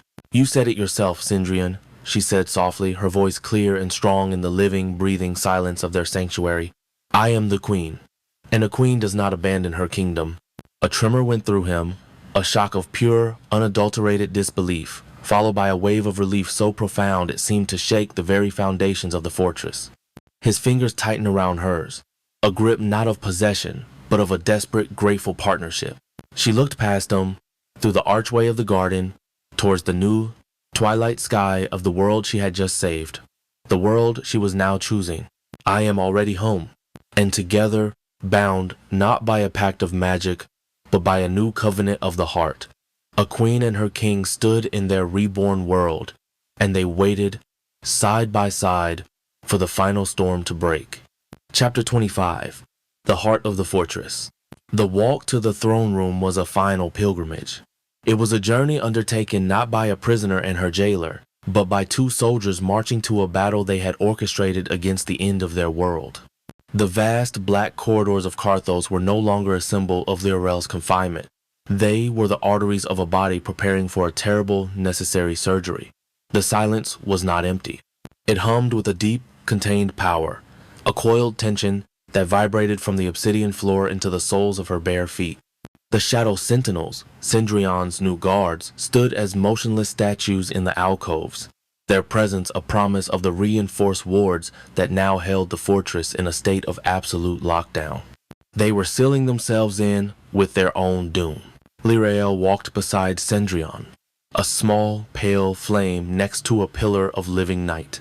The great existential choice she had discovered in Alara's diary was a physical weight in her chest, a binary star of possibility, one of freedom, one of creation. She had not had time to choose. The war horn had sounded. The battle had begun. She was walking to her designated position, her heart a battleground of its own, the paths of justice and mercy warring for dominion over her soul. She did not know which path she would take. She only knew that the choice would be forged here, in the crucible that awaited them. He did not speak. His focus was absolute, his entire being a honed weapon of will and order. The casual cruelty, the bored condescension, the possessive fury, all of it had been burned away, leaving only the grim, terrible resolve of a king who had finally been forced to trust another with the fate of his own soul. He felt her inner turmoil, a chaotic storm of light and doubt that was a stark contrast to his own cold certainty. He did not press her. He did not ask. He had given her his trust, and now in this final hour, he was granting her the terrifying courtesy of her own agency. They arrived before the great, thunderhead purple doors of the throne room. They were closed, sealed. The intricate, shifting patterns on their surface now glowed with a faint violet light, a sign of the immense power that had been marshaled within. This was no longer just a hall of state. It was a trap, a killing ground, a containment vessel for an apocalypse. Cendrillon stopped and turned to her. In the dim, violet light, his face was a mask of ancient sorrow and grim purpose. The constellations in his eyes seemed to swirl with a slow, majestic dread. Once we enter, the final phase begins. His voice was a low hum in her mind, devoid of all but the weight of the moment. There will be no turning back. The path you choose on the other side of this door will define the future of all things. He was acknowledging her choice. He knew, somehow, the nature of the power she held over their bond, over him. He was not forbidding it. He was simply stating the stakes. He was giving her one last moment to decide who she was, what she would become. Lirel looked at the sealed doors. She thought of her home, of the sun, of a life that was not a constant, grinding battle for survival. The path of justice sang its sweet, siren song of freedom in her blood. Then she thought of him, of the broken man behind the monstrous god, of the silent army that had knelt to her, of the small impossible garden that was a piece of her own soul. The path of mercy whispered its heavy, terrible promise of a new world. She did not have an answer. Her heart was a perfect, agonizing balance of two irreconcilable futures. But she could not stand here forever. The murk was coming. The world was dying. "I am ready," she said, her own voice a clear, steady sound in the humming silence. The choice would be made in the fire. She would become whatever the battle required her to be. Cendrillon gave a single, slow nod of acceptance. He raised his hand, and the great doors dissolved, not opening, but simply ceasing to be, revealing the chamber within. The throne room was transformed. The vast, empty void was now a complex and terrifying machine. The obsidian throne still sat upon its dais, a nexus of absolute darkness. But the floor, the perfect, reflective black floor, was now covered in a web of immense, interlocking runes, etched in lines of pure silver light. They pulsed with a slow, rhythmic energy, a silent, powerful heartbeat. Great pillars of uncarved, raw obsidian had risen from the floor at strategic intervals, their surfaces humming with contained power, their peaks lost in the swirling shadows of the ceiling. It was a cage of cosmic proportions, a circuit board for a ritual of unimaginable power. Cendrillon led her to the absolute center of the room, to the very heart of the glowing runic web. He stopped, leaving her alone in the geometric center of the trap. The chamber is prepared. He stated, "The resonance wars are set. This will be our killing ground." He glided backwards, towards the dais, towards his throne. He was giving her the stage. This first act belonged to her alone. Lyrael stood, a small mortal woman, in the heart of a vast, divine engine of war. She took a deep breath, the cold, sterile air filling her lungs. This was it, the moment of truth. She closed her eyes, shutting out the sight of the humming runes and the looming throne. She reached inward, not with hesitation, but with a fierce, desperate purpose. She reached for the garden. She reached for the sunlit memory of her mother's smile. She reached for the defiant fury that had shattered a crystal vase. She reached for the cool compassion that had touched a god's wound. She gathered every scrap of life, of light, of emotion within her. She gathered her entire soul. And then she sang. It was not a song of words. It was a broadcast of pure, concentrated being. A song of life in a universe of death. A song of order in the face of mindless chaos. A song of warmth in a world of absolute cold. A soft silver light bloomed from her, gentle at first, then growing in intensity until she was a pillar of pure, white-hot, celestial radiance in the center of the dark throne room. The silver runes on the floor flared in response, their light brightening, their humming rising in pitch as they resonated with her power. She was no longer Lyrael. She was the beacon. A living lighthouse broadcasting an irresistible, holy light into the heart of the encroaching darkness. She opened her soul. She let her light pour out, unshielded, unfiltered, a call of such profound, vibrant, and structured life that it was the ultimate heresy to the nature of the murk.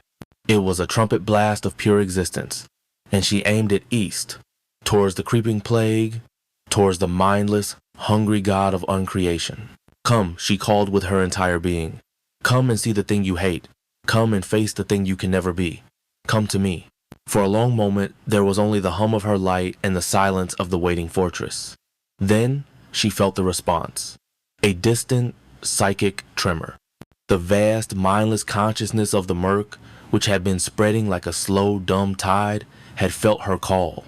It was a sensation so alien, so antithetical to its nature, that it was utterly irresistible.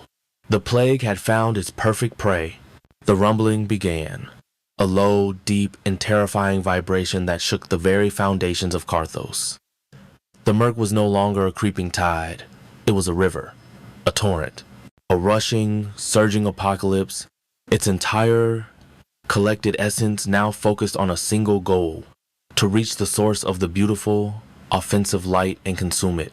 Lyrael kept her eyes closed, her entire being focused on maintaining the song, the broadcast of her soul.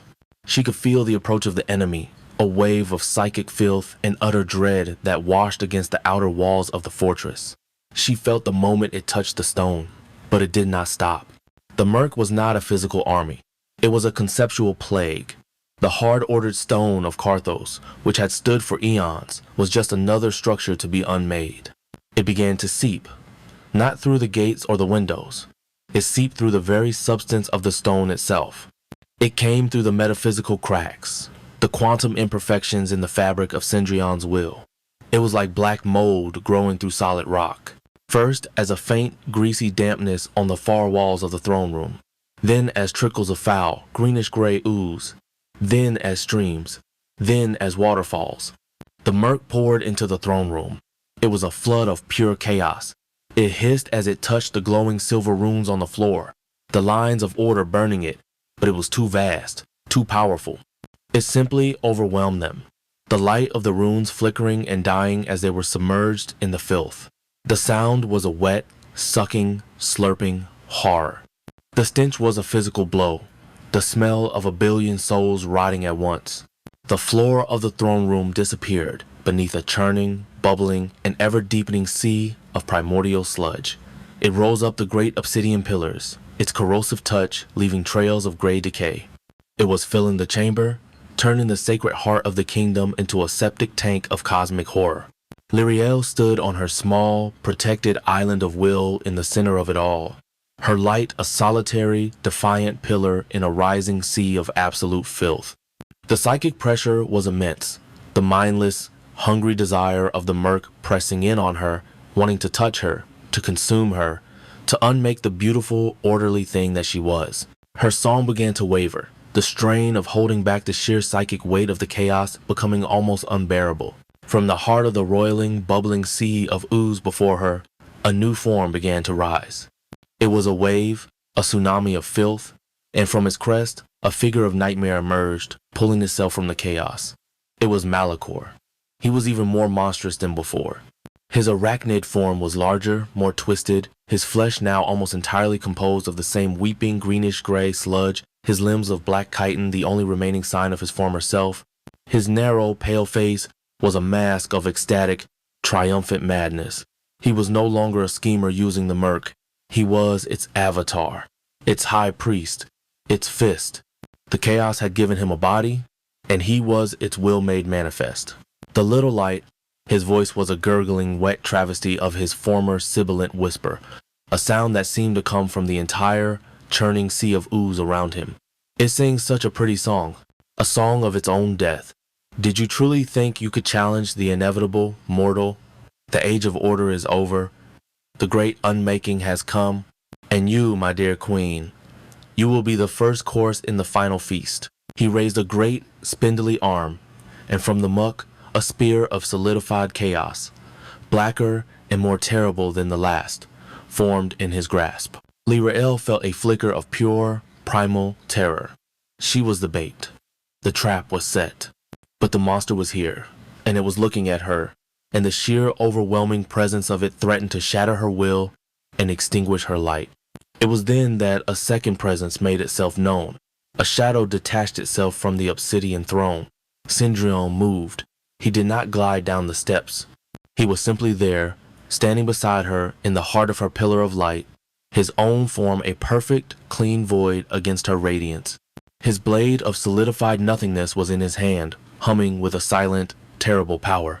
He looked at the monstrous form of Malachor, at the sea of chaos that had filled his sacred hall, and his face was a mask of cold, sublime, and absolute fury. You have defiled my house, spider. Cendrillon's voice was a low, clear tone that cut through the gurgling horror of the murk. It was not a psychic whisper. It was a real sound, a voice of pure, cosmic authority. You have allied yourself with the mindless void. You have become a tumor, and I am the surgeon. Malachor laughed, a wet, bubbling sound of pure madness. The surgeon is weak. He is dying. His world crumbles around him, and his only hope is this flickering candle, a candle I shall now snuff out. He lunged. It was not a simple charge. The entire sea of the murk surged with him, a colossal wave of filth and chaos aimed directly at the two of them. And the dance began. Lyrael and Cendrillon moved as one. It was a synergy they had not practiced, a partnership born of pure instinct and their new, terrible intimacy. Lyrael changed her song. She no longer broadcasted a wide beacon. She focused her light, weaving it into tangible forms. A shimmering, silver wall would erupt from the floor to block a lashing tendril of ooze.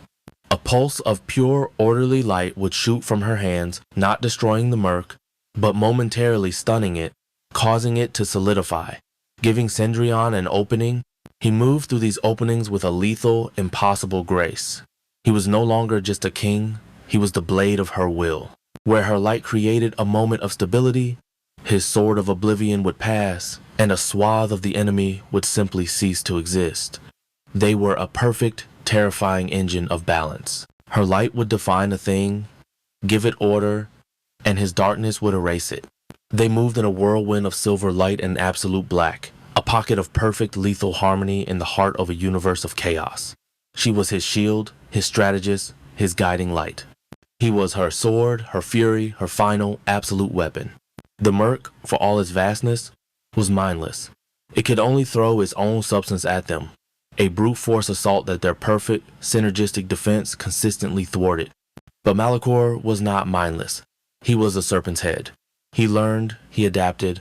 He began to anticipate their movements, using the fluid nature of the murk to surround them, to cut off Lyrael's lines of defense. He found his moment. As Lyrael focused her power to solidify a wave of ooze on their left, Malachor struck from the right. He lunged, his chaos spear aimed not at Cendrillon but at her. Cendrillon was there.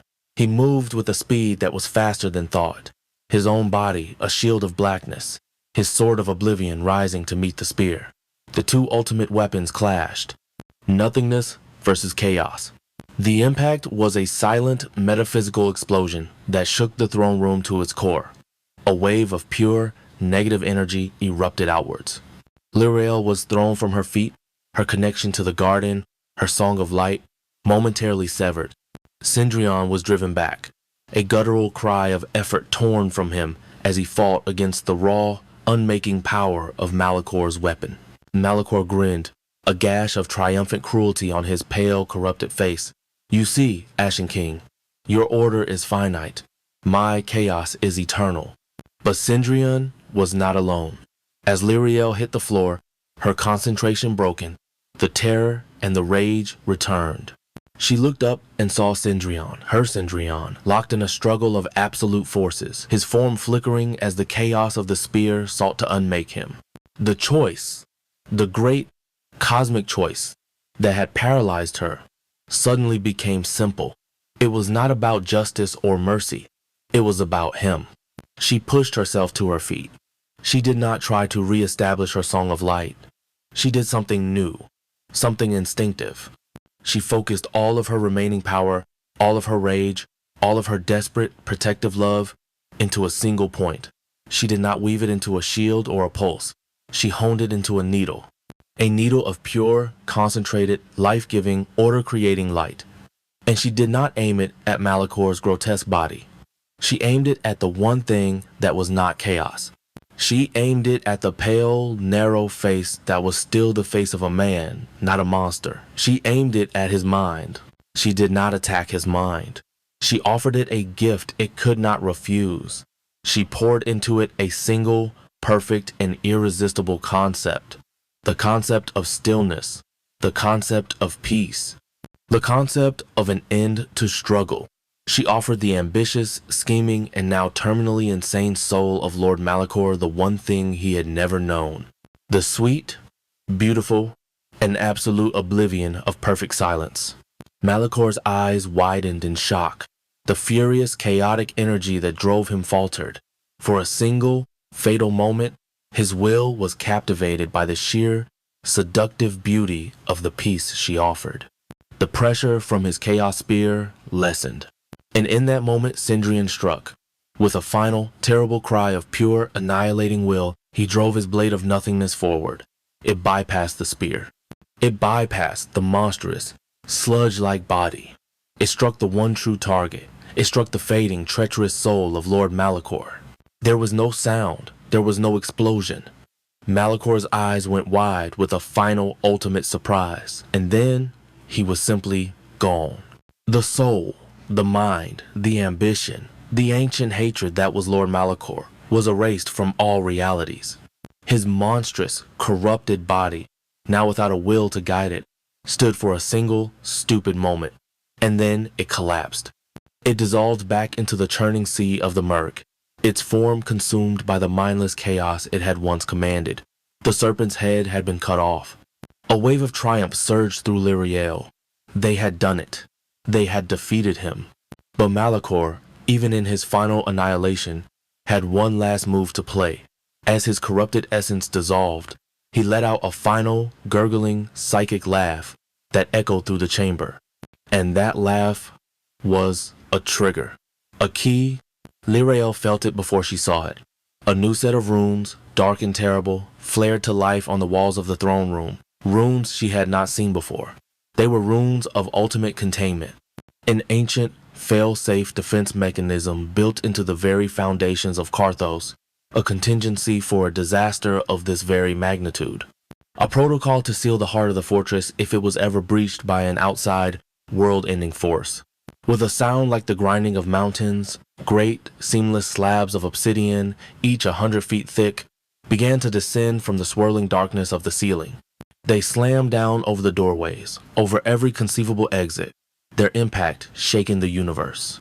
The glowing silver runes on the floor, her runes, flickered and died, their connection to the world outside, to her garden, to her power source, severed completely by the descending walls of the trap. The final slab slammed into place, sealing the throne room in an absolute, impenetrable darkness. Lyriel and Cendrillon stood back to back in the heart of the silent, pitch-black chamber. Malachor was gone. Their enemy was defeated. But his final act had been a masterstroke of spite. The trap had been sprung, not on the Merc, but on them. They were sealed. They were entombed. And they were not alone. The sea of the murk around them, which had been momentarily confused by the loss of its guiding will, began to stir. It no longer had a target to attack. It no longer had a general to command it. But it was still a vast, mindless ocean of cosmic cancer. And in the center of that ocean were two small, isolated points of order and life. The only 2 points of order and life left in this sealed, dark, and hungry universe. The Merc, in its entirety, turned its slow, collective, and absolute hunger upon them. They had won the battle, and in doing so, they had been perfectly, completely, and utterly trapped with the war itself. The final plan had worked, and it had failed. They were alone, in the dark, with the end of the world. Chapter 26. The Queen's Choice. The darkness was a solid thing. It was an ocean of ink, a silence so profound that it had a sound, a low subsonic hum that was the frequency of absolute dread. The last great slab of obsidian had slammed into place, and with its final world-shaking impact, the throne room of Carthos had ceased to be a room. It had become a tomb, a sealed, perfect, and eternal prison, and they were trapped inside with the monster they had sought to capture. Lyriel stood back to back with Cendrillon, the faint, silver-veined glow of his new form, the only landmark in the infinite, pitch-black void. Her own light, her connection to the garden, had been severed by the sealing of the chamber. She was cut off, a lamp unplugged from its source, with only the residual charge of her own soul to keep the darkness at bay. The murk was all around them. It was no longer a rushing tide, but a slow, churning, and patient sea of cosmic filth. With the loss of its guiding will, Malachor, its mindless hunger had become diffuse, but no less absolute. It filled the vast chamber, a liquid landscape of bubbling, corrosive chaos. Its psychic pressure was a physical weight, a constant, crushing presence that promised a slow, inevitable dissolution. They were a tiny island of order in an ocean of entropy, and the tide was rising. Lyriel could hear the wet, slurping sound of it, the sound of reality being unmade, and the stench of its decay was a poison in the air. Cendrillon was unnervingly still. He stood beside her, his blade of solidified nothingness held loosely in his hand. The fury of the battle, the agony of his wound, the wonder of their union, all of it had been burned away, leaving only a core of cold, absolute resolve.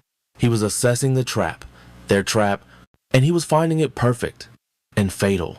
He had built it to contain an apocalypse, and in his success, he had entombed them with it.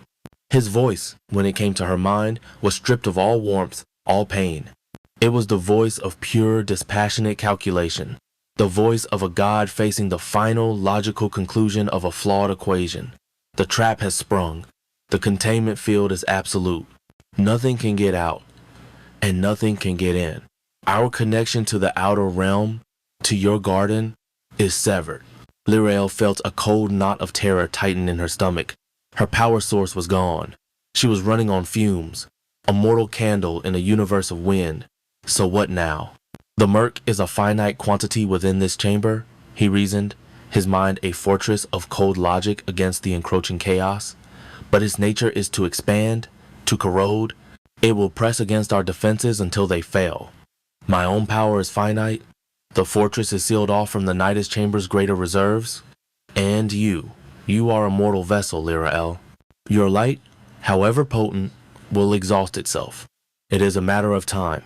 We cannot win a battle of attrition against a thing whose very nature is to outlast all things. He was right. She could feel it. The strain of simply existing in the presence of so much anti-life was a drain on her very soul. Her inner light was a flickering thing now, a guttering flame. So, we have failed. We are simply waiting to be consumed. He was silent for a long moment. She could feel the immense ancient weight of his consciousness turning over the final terrible possibilities. She felt him look at the vast churning sea of the murk. She felt him assess the absolute unyielding nature of the obsidian walls. And she felt him arrive at the only remaining solution. The final correction? No, his voice was quiet, but it held the terrible, calm finality of a star collapsing into a singularity. We have not failed. The objective was to contain the heart of the chaos. The objective has been achieved. There is one final variable to be resolved. The method of its disposal. He turned to face her, though she could barely make out his form in the oppressive dark, save for the faint silver light that seemed to pulse from within his skin. I am a being of order, Lyra. But I am also a being of finality. My ultimate power is not creation. It is erasure. The perfect, absolute, and eternal cessation of a thing. The murk cannot be unmade by simple force, but it can be contained. Permanently. He began to move, gliding away from her towards the dais, towards the throne that was the nexus of his power in this chamber. There is one last act I can perform, one final exertion of my will. I can turn my own being into the lock. I can become the cage. Lyra's blood ran cold. What are you saying? I will draw the entirety of the murk into a single point, he explained. His voice still terrifyingly calm. The voice of an engineer describing a controlled demolition. I will then draw my own essence, my own soul, my own will, and the very power of the throne itself. And I will collapse it all inward. I will create a new singularity, a prison of infinite density and eternal stillness. I will seal the chaos within a tomb of my own making, and I will be the tomb. He was going to sacrifice himself. He was going to perform an act of cosmic divine suicide, collapsing his own existence into a point of infinite gravity to contain the chaos forever. He would not just die, he would become a prison, an eternal, sentient prison, holding back the end of the world for all time, alone, in the dark.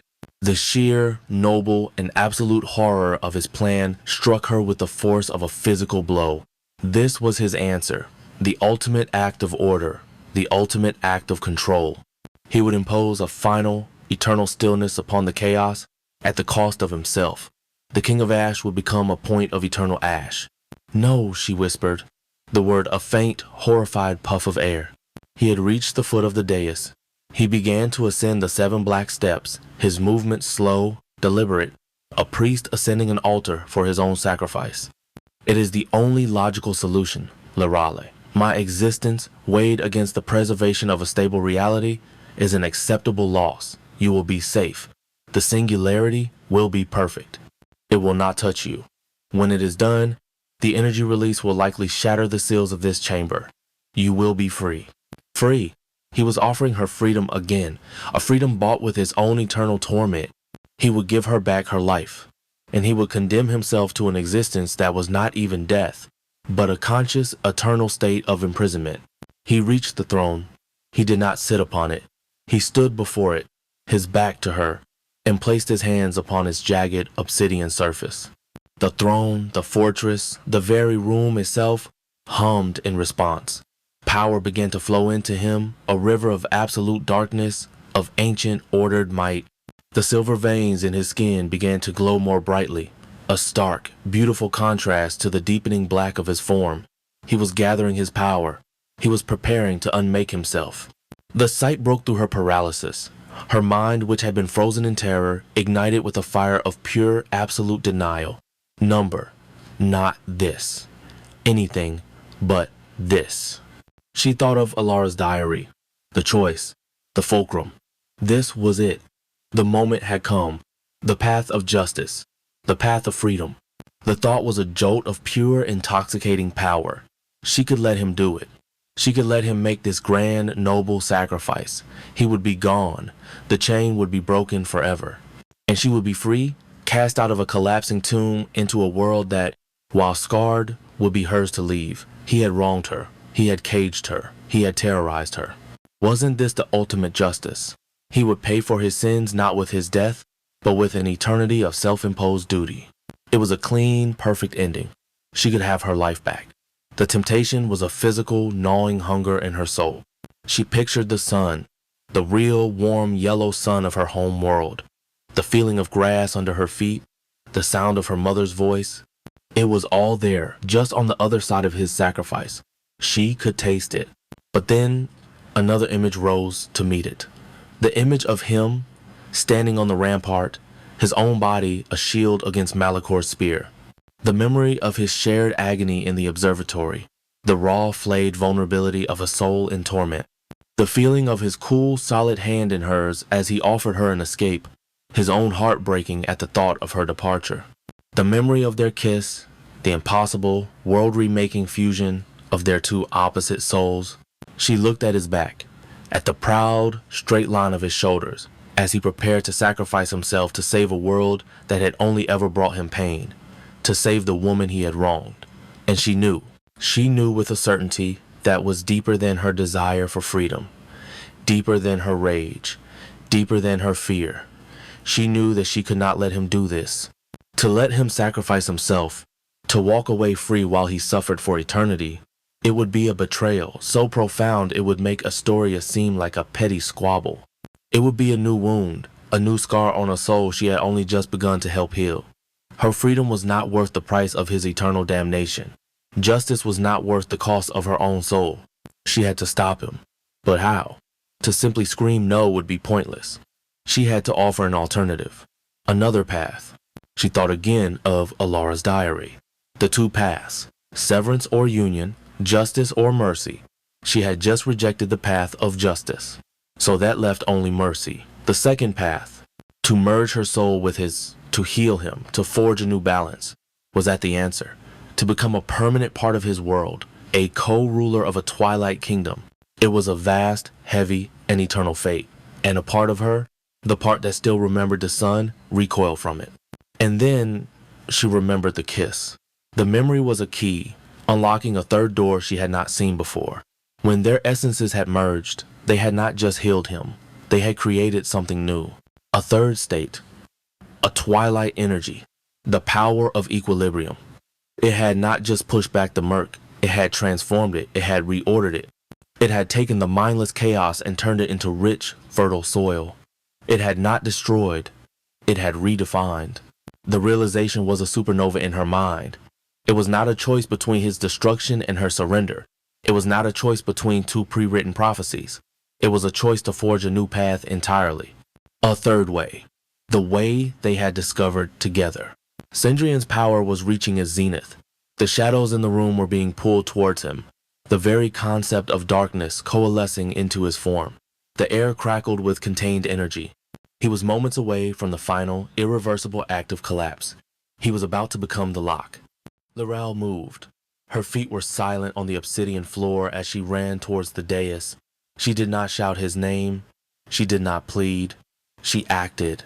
She reached the steps of the throne just as he began to turn, his face a mask of sublime, terrible purpose, his eyes glowing with the light of his own impending oblivion. "Cendrion, stop," she said, her voice ringing out, clear and strong in the humming, charged silence. He looked at her, and his eyes held a deep, profound sorrow. "There is no other way, Liralee. Stand back. I would not have you caught in the blast." "There is another way," she insisted, climbing the steps, her simple gray gown a stark contrast to the absolute, consuming darkness of his form. She stopped on the step just below him, her head now level with his chest. She looked up into his face. "Your plan is the same solution you have always chosen. You are a being of order, so you seek to contain chaos. You are a being of stillness, So you seek to impose stillness. You built this entire realm as a prison for your own pain. And now you seek to turn your own soul into a smaller, more perfect prison for the murk. You are not solving the problem. You are just building a new cage. He stared at her, the force of his concentration wavering for a fraction of a second.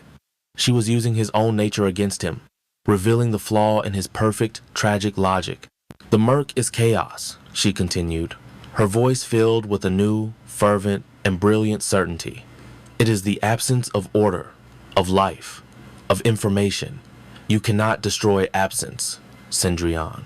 You cannot fight nothing with something. It is a pointless war of attrition. You do not fight a vacuum by trying to smash it. You fight it by filling it.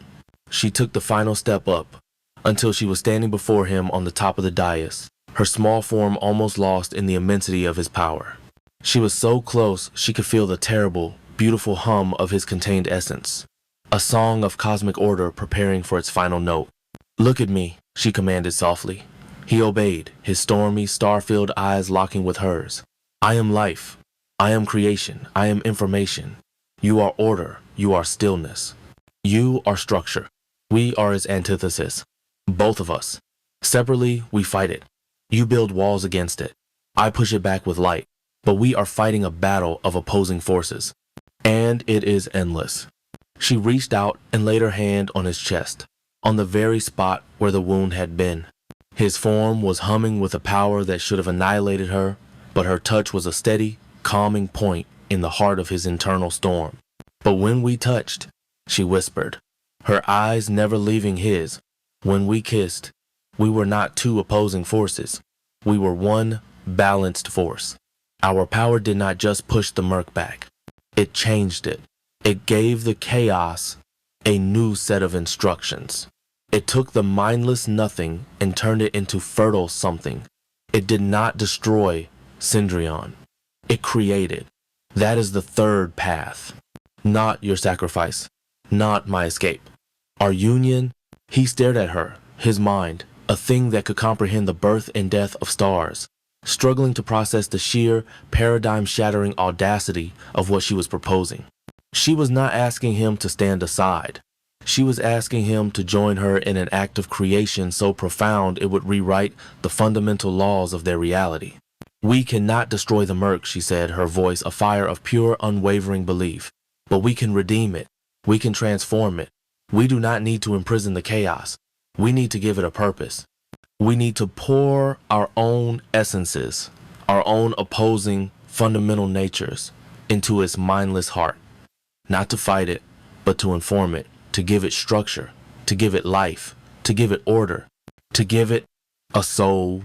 She was proposing a cosmic act of alchemy, to take the lead of pure chaos and, using their own souls as the philosopher's stone, transform it into the gold of a new creation. It was a gamble on a scale that made his own sacrifice seem small and timid. It was a leap into an unknown that was either salvation or an even more complete form of oblivion. "Don't fight the darkness, Cendrillon," she whispered, her voice now a plea, an invocation, a prayer. She could see the conflict raging in his eyes, the cold logic of his own sacrifice, warring with the impossible, beautiful hope of her own plan. "Don't become another prison. Become a creator. With me." She stepped back, giving him space, and she held out her hand, the same gesture she had made in the starlit observatory, an offer of trust, of partnership, of a shared fate. Her own hand began to glow with a soft, silver light, a beacon of life in the consuming darkness of the throne room. Together. The word was not a question. It was a statement of the only future she was now willing to accept. A future where neither of them was alone. A future where they faced the end of the world not as a king and his queen, not as a god and his sacrifice, but as two equal, opposite, and perfectly balanced halves of a single, world-changing whole. He looked at her glowing hand. He looked at her face, so full of a fierce and terrifying love that it was brighter than any star. He looked at the raging, mindless sea of chaos that filled his throne room. And he looked into the heart of his own ancient, lonely soul. He had a choice. The path of his own solitary, noble sacrifice, or the path of her impossible, terrifying, shared creation. The path of order, or the path of balance. The choice was his, and the universe held its breath. Chapter 27, Fusion. Cendrillon looked at her hand. It was a small thing, glowing with a soft silver light. It was a hand of flesh and bone, a mortal hand. Yet it held a power that defied his own. It held a choice he had never conceived of. The path of his own noble, lonely sacrifice. The path of her impossible shared creation. He saw the fire in her eyes, the unwavering belief. It was not the desperate fire of a cornered animal. It was the calm, steady, and brilliant fire of a forging star. He had spent eons building walls around his soul. She was proposing they build a world together instead. His own logic warred with hers. His plan was a certainty. A terrible, eternal, but certain end to the chaos. Her plan was a gamble of cosmic proportions. It was a leap into an unknown reality. A hope for a new dawn that could just as easily become a new, more complete form of annihilation. To trust her this far, to place the final fate of his existence not just in her hands, but in their joined hands, was an act of faith so profound it bordered on madness. It was the very thing Astoria had exploited. It was the vulnerability that had shattered his first world. He looked at her face, at the fierce and terrifying love that shone there. It was not the cloying, deceptive love Astoria had offered. It was a love forged in his own throne room, tempered in the fires of his own pain. It was a love that had seen the absolute worst of him and had not flinched. It was a love that had called him a survivor. He had spent 10,000 years ensuring he would never be vulnerable again. And he realized, in a moment of terrible, world-altering clarity, that his greatest strength had also been his most eternal prison. Her plan was not just a strategy to defeat the Merc. It was a strategy to set him free. The war in his soul ceased. The ancient wounded king surrendered to the new impossible hope. He made his choice. Slowly, with the gravity of a moon accepting the pull of its planet, he raised his own hand. The dark obsidian-like flesh was veined with the silver light she had given him.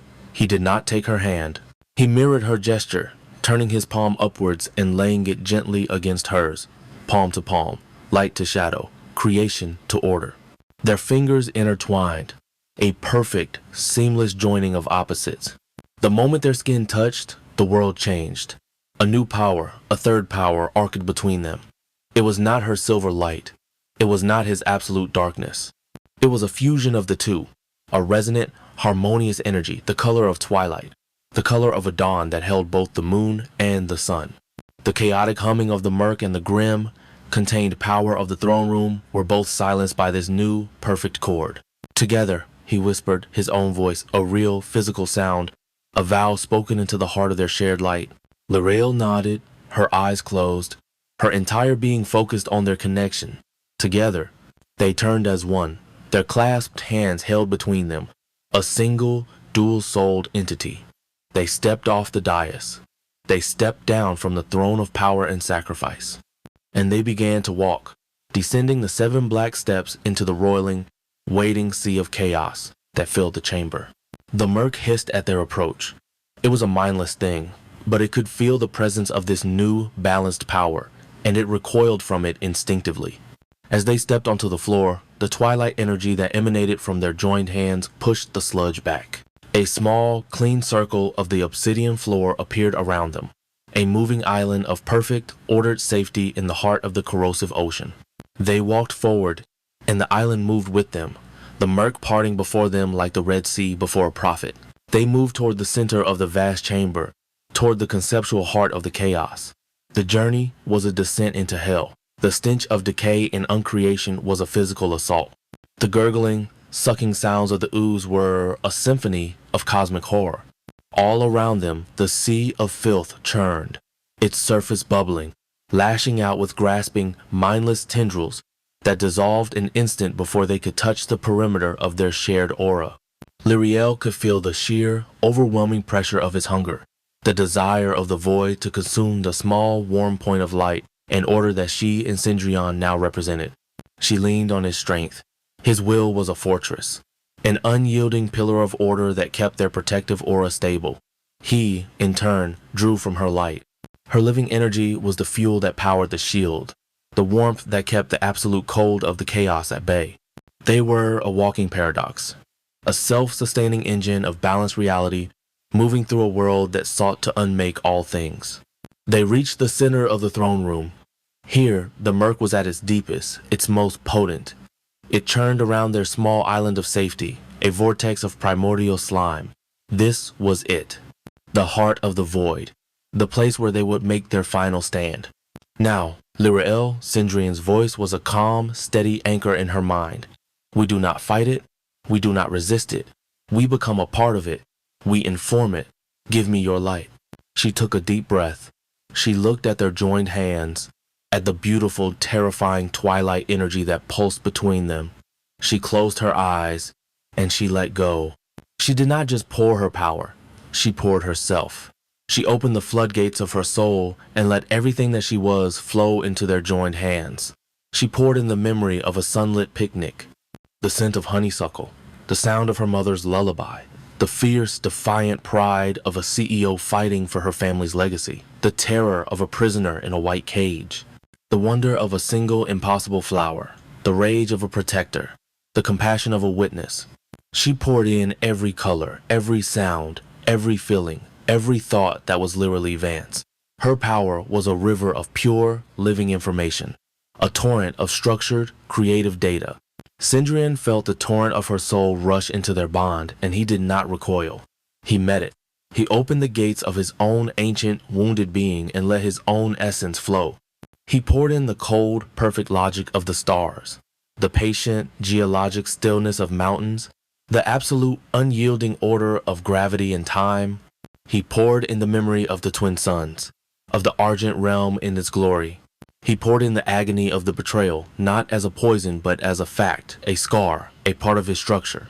He poured in the eons of loneliness, the crushing weight of his silent gray kingdom. His power was the operating system, the fundamental laws of physics upon which a universe could be built. Their two essences, her river of life and his ocean of order, met in the crucible of their clasped hands. They did not collide. They merged. The twilight energy between them exploded, not outwards, but inwards. It became a seed of a new reality. And together, with a single unified act of will, they plunged that seed into the heart of the mindless, waiting chaos. The moment the seed of their fused souls touched the murk, Lirael's consciousness was torn from her body. She was no longer standing in a throne room. She was adrift in an infinite, formless, and silent void. It was the mind of the murk, and there was nothing there. It was a state of pure, absolute potential without a single instruction. It was a canvas without paint, a computer without code, a universe without laws. It was the raw, undifferentiated stuff of creation, waiting for a creator. Then, from the point of her consciousness, a single thread of silver light shot out into the emptiness. It was her. It was the concept of life. The thread began to weave, to knit itself together, creating a structure, a framework. It was a lattice of pure, living energy. She was creating the first fundamental rule. Things can exist. Then came his power, a wave of profound, structuring darkness that flowed along her threads of light. It was his contribution, the concept of order. His darkness gave her light definition. It created the laws that would govern her life, gravity, time, cause, and effect. Her light proposed the flower. His darkness defined the physics that would allow it to grow, the passage of time that would allow it to bloom and to wilt. Her light proposed a sound. His darkness defined the silence that would give the sound meaning. It was a cosmic dance, a process of creation on a scale she could not have imagined. She would introduce a concept, a color, a feeling, a memory, and he would instantly weave around it the structure, the law, the immutable order that would allow it to exist in a stable form. They were writing a universe. She poured in the brilliant, impossible blue of her memory of the sky. He gave it the laws of atmospheric scattering and the concept of a horizon. She poured in the feeling of warmth. He created the physics of thermodynamics and the concept of a sun. She poured in her love for her family. He created the fundamental force of connection, of attraction, the gravity that would bind souls together instead of tearing them apart. They worked for an eternity in the space of a heartbeat. They took the mindless, chaotic sludge of the murk and they gave it a soul. They gave it a purpose. They gave it rules. They were not destroying the chaos. They were teaching it how to be a universe. They were transforming the plague into a genesis. And as their work reached its crescendo, the throne room of Carthos began to respond. The sea of greenish-gray ooze, the murk itself began to change, the churning, bubbling filth grew still. Its foul color began to shift, to separate. The greasy grayness sank away, and the substance that remained took on the deep, rich, dark brown of fertile earth. The corrosive stench was replaced by the clean, sweet smell of a forest floor after a rainstorm. The sea of chaos had become a sea of soil. From this new, living earth, things began to grow. Not her silver flowers, not his dead crystal trees. Something new, something born of them both. Great, dark-barked trees, their wood the color of his obsidian but veined with the same silver light as his own skin, rose towards the ceiling. Their leaves were a deep twilight violet, the color of his new sky, and on their undersides, they shimmered with a soft, silvery luminescence, casting a gentle, dappled light onto the ground below. A soft, phosphorescent moss, the color of a pale green nebula, spread across the new soil, glowing with a gentle, internal light. The obsidian pillars of the throne room became living things, their hard, black surfaces covered in the glowing moss, with strange, beautiful, bioluminescent fungi sprouting from their crevices in spirals of deep blue and soft magenta. The walls themselves, the great dark slabs that had sealed them in, began to transform. The absolute black softened, becoming a deep, starry indigo, and across their surface, the silver veins of ore began to pulse with a gentle, rhythmic light, like a slow, sleeping heartbeat. The obsidian throne on its dais changed last. The jagged, cruel shards of its form softened, their sharp edges blurring. They flowed together, reforming not into a seat of tyranny, but into a simple, elegant bench of a smooth, gray stone that seemed to hold the light of both the dawn and the dusk within it. It was no longer a throne of power. It was a seat for witnesses. The ceiling, the great, swirling vortex of shadow, did not disappear. It clarified. The swirling darkness became a perfect, clear dome, and through it, they could see the new sky they had forged. A sky of deep, eternal twilight, filled with a billion new, unfamiliar constellations, their silver light soft and gentle, and in the center of the sky hung a single, beautiful impossibility. A moon made of pale, luminous pearl that cast a soft, serene, and peaceful light over the new world they had made. The surge of creative energy finally subsided. The act of fusion was complete. Lorelle felt her consciousness slowly return to her own body, the vast cosmic perspective shrinking back to the confines of her own mortal form. She was exhausted.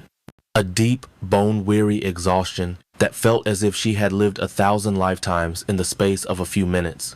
She was drained, but she was not empty. She was filled with a deep, quiet, and profound peace. She opened her eyes. The throne room was gone. She and Cendrillon were standing in the heart of a vast, subterranean twilight forest, a world born from their union. The air was cool, sweet, and alive. The only sound was the faint, rustling whisper of the violet leaves on the great, dark trees and the soft, almost imperceptible hum of the living light from the moss and the fungi. They were still holding hands. Their fingers were still intertwined. The twilight energy that had flowed between them had faded, leaving only the simple, physical contact of their skin. She looked at him. He was looking at her. His stormy, star-filled eyes were wide with a wonder that mirrored her own. They had not just survived. They had created. He slowly, reverently, brought her hand up to his lips. He did not kiss her palm. He pressed his lips to the back of her hand, to the place where the thorny sigil of the umbral conquered had once been, a gesture of profound, silent, and absolute devotion. The tomb was gone, the monster was gone, the prison was gone. In its place was a garden, a world, a beginning. And in the heart of that new beginning, a man who had once been a king of ash and a woman who had become a queen of light stood together, their hands clasped, their souls forever intertwined, silent witnesses to the new, beautiful, and balanced world they had just made. Chapter 28. Dawn in A Chroma. The silence was a birth. It was not the crushing, dead silence of before, a silence of entropy and despair. This was a silence that was full, a quiet that was pregnant with the potential of a universe holding its first breath. L'Oreal stood in the heart of a world she had just co-authored, her hand clasped in Cendrillon's, their intertwined fingers, the nexus point from which this new reality had been woven. The throne room was gone, and in its place was a genesis, a subterranean forest that was a perfect, impossible fusion of their two souls.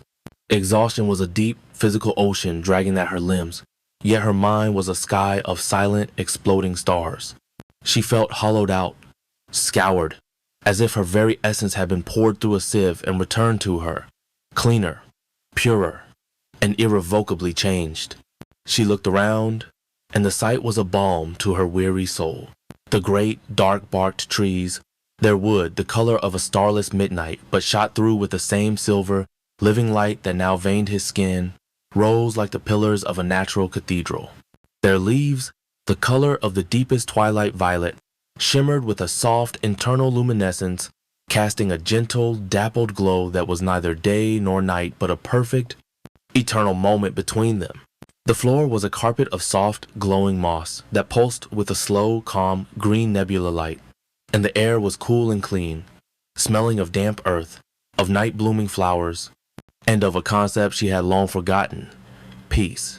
Her gaze was drawn to the center of the vast cavern, to the place where the dais and the obsidian throne had once stood as a monument to his pain. They were gone. In their place, from the heart of the new fertile soil, grew a single, magnificent tree. It was the source of the entire forest. Its roots, a visible, intricate network of black and silver that spread across the cavern floor. Its trunk, a colossal pillar of the same fused materials. Its branches, heavy with the weight of its violet, luminous leaves, reached up to brush against the new impossible sky of the chamber, a perfect, crystalline dome that showed not the pewter gray of old A Chroma, but a deep indigo void filled with soft, unfamiliar constellations. At the very center of this new firmament hung a single, luminous pearl, a moon, their moon. This was the tree of life the outline had mentioned, though Lyralee's mind gave it a different name. The tree of balance. It was their union, their choice, their impossible fusion made manifest. It was a living monument to the moment they had chosen creation over destruction. She felt a gentle squeeze of her hand. She looked at Cendrillon. He was staring at the tree, his transformed face a mask of profound, shattered awe. The stormy, star-filled skies of his eyes were reflecting the gentle violet light, and in their depths she saw an emotion so ancient, so long buried, it was like watching a fossil come to life. It was wonder, pure, unadulterated, and humbling wonder. He had spent eons as the sole, absolute architect of a reality built on a single repeating note of pain. He was now looking at a symphony he had helped compose, but could never have imagined on his own. It is. His voice was a real, physical whisper, a sound that was still a shock to her, a deep, resonant vibration in the living silence. He could not seem to find the word. Alive, she finished for him, her own voice soft, weary, but full of a quiet, fierce pride. It is alive. He turned his gaze from the tree to her, and the reverence in his eyes was a heavy, terrifying, and beautiful thing. He looked at her not as a possession, not as a queen, but as a miracle. The miracle that had shown a being of absolute stillness the beauty of growth. We are alive, he corrected, his gaze dropping to their joined hands. Their bond was no longer a metaphysical torment or a strategic alliance. It was a simple, physical fact. A point of contact between two beings who had just shared a soul. The exhaustion was a tide pulling her under. Her knees felt weak. He sensed it instantly. His arm, strong and solid, slid around her waist, supporting her. His strength a steady, grounding presence. It was a simple, unconscious gesture of care, an act so natural and so far removed from their old dynamic that it sent a fresh shockwave through her heart. You are drained, he stated, his voice a low murmur, the concern in it a new and startling music. You gave too much. We gave what was necessary, she countered, leaning into his support. the coolness of his form a strange comfort against the fire of her own fatigue. He began to walk, his arms still around her, guiding her away from the heart of their new creation, back towards the edge of the cavern, back towards the world. The journey was slow, a walk of two exhausted soldiers leaving a battlefield where they had won an impossible victory. The great slabs of obsidian that had sealed them in, the walls of their tomb, were gone. In their place stood a simple, arched doorway, the dark stone of its frame now soft with the glowing green moss. As they approached, the archway itself seemed to sigh, the stone dissolving into a gentle mist of twilight particles, clearing their path. The fortress was no longer a prison, it was a participant. It was yielding to its new masters, its new nature. They stepped through the archway and into the familiar, yet utterly transformed, corridors of Carthos. The oppressive, brutalist darkness was gone. The stark, black obsidian walls were now softer, their surfaces shimmering with a faint, silvery sheen. The cold, sterile air was gone, replaced by the same cool, sweet, and living air from the Genesis chamber. The fortress was breathing. It was awake. The soulless servants were gone, their endless, meaningless patrols over. The halls were silent, but it was a peaceful silence, a silence of rest, not of dread. The long walk back to the surface was a journey through a dream. Lorelei watched the world change around her, her mind struggling to process the sheer scale of the transformation she had wrought. This entire vast, monolithic structure was a part of him, and as he had been healed, so had it. The cold, dead stone had been infused with the memory of her life, and it had been reborn. They reached the main gates of Carthos, the place where she had been so brutally confronted with the futility of her own escape attempt. The colossal obsidian doors, once a symbol of his absolute, impenetrable power, were gone. In their place was a great open archway that framed the world beyond, a living portrait of their new kingdom. Together, hand in hand, they stepped out of the fortress and into the open air of A Chroma. And Laurel stopped breathing. The sight that met her eyes was a physical blow, an assault of beauty so profound it made her soul ache. The world was no longer gray. The sky, the same deep, twilight violet as the one in the Genesis chamber, was filled with a tapestry of soft, silver stars. But it was the source of the light that stole her breath. Hanging in the sky, low and majestic on the horizon, was not a pewter disk. It was a sun of pure, brilliant, and yet gentle silver. It did not burn with a harsh yellow heat. It shone with a cool, serene radiance, a light like a million diamonds fused into a single, perfect sphere. Its light was the light of a perfect, cloudless winter morning, clean and sharp and full of a quiet, breathtaking promise. And under the light of this new silver sun, the world had found color. It was not the riotous, chaotic color of her garden. It was a subtler, more harmonious palette. The plains of ash, which had been transformed into dark, fertile soil by their wave of power, were now tinged with a deep heather purple in the gentle light. The distant, skeletal forests were no longer white bone. The trees, the same dark-barked, silver-veined trees from their forest, were covered in leaves that ranged in shade from a deep, velvety indigo to a soft, misty lilac. The rivers of mercury were gone. In their place, rivers of clear, clean water now flowed, their surfaces reflecting the silver sun and the violet sky, their banks lined with the first tentative shoots of a strange, blue-green grass. It was a world painted in the colors of dusk and dawn, a world of quiet, majestic, and eternal beauty, a world of balance. A single hot tear, a tear of pure, overwhelming awe, escaped her eye and traced a path down her cheek. This was the world she had chosen. This was the world she had made.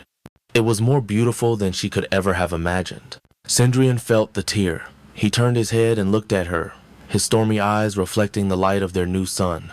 He saw the wonder on her face, the raw, unshielded emotion.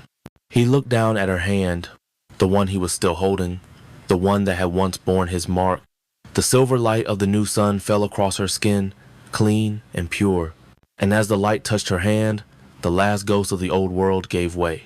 The faintest, shadowy outline of the umbral concord, a psychic scar that had remained even after he had verbally dissolved it, began to flake away. It was not a violent shattering. It was a gentle, inevitable release. The dark, thorny circle of the Pact, a law of the old, broken reality, simply could not exist in the light of this new, whole one.